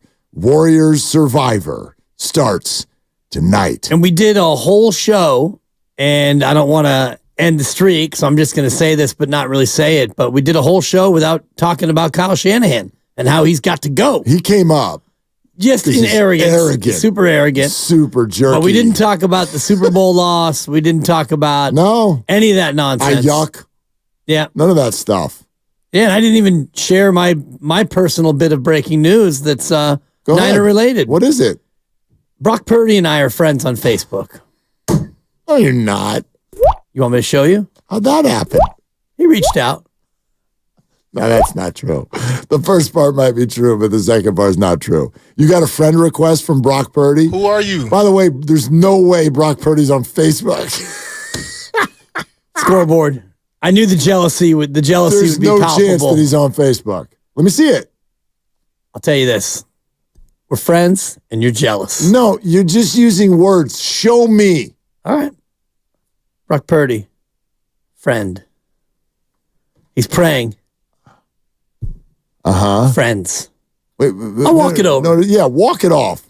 Is that Brock Prudy? Yeah, there's no way that's Brock Purdy. I have an actual real life connection. Give me the computer. Brock Purdy. Friends. Yeah. We're friends. And you're saying that Brock Purdy reached out to you.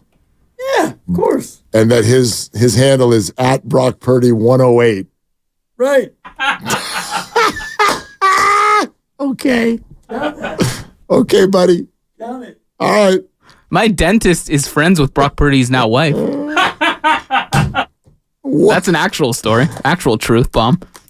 Okay. I missed all that. Official contact of Brock Purdy. Let's see. View Iowa State alum. View all of the Brock Purdy Jesus lover Facebook profiles. Seems legit to me. See all. Count it. Public and hints, advances. Yeah, that guy's not on Facebook. Score it. There's no chance that guy's. He and I. Can you imagine? Me, him, and Jesus. He reached out. We're close. Yeah. Yeah, what'd that look like? What'd he say when he reached out? He said, me and you and JC, let's be friends. I said, I'm in, Brock. So get him on the show, Dibs. Yeah. You won't. I'll reach out. I'll send him a DM because we're friends. Big Book Brock. See if we can get him on the show. All right. That's exciting. Good for you. Congratulations. Yeah, thanks. That's fake. But anyway. You're jealous. It's cute.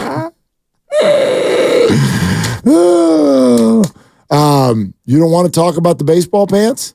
I haven't seen the baseball pants. I don't know exactly what it is we're going to talk about. So there's pants. There's nothing to talk that about. baseball players wear. This is called a kicker story, Dibs. We're at the end I know, of the but show. I can't talk about it unless I know exactally what it is that we're talking about. You know how like when the news is like, let's go to the zoo. Totally. Look, and in fact, this is a story today. Apparently the San Francisco Zoo is very bummed because pandas are coming back to California. Not Pablo Sandoval.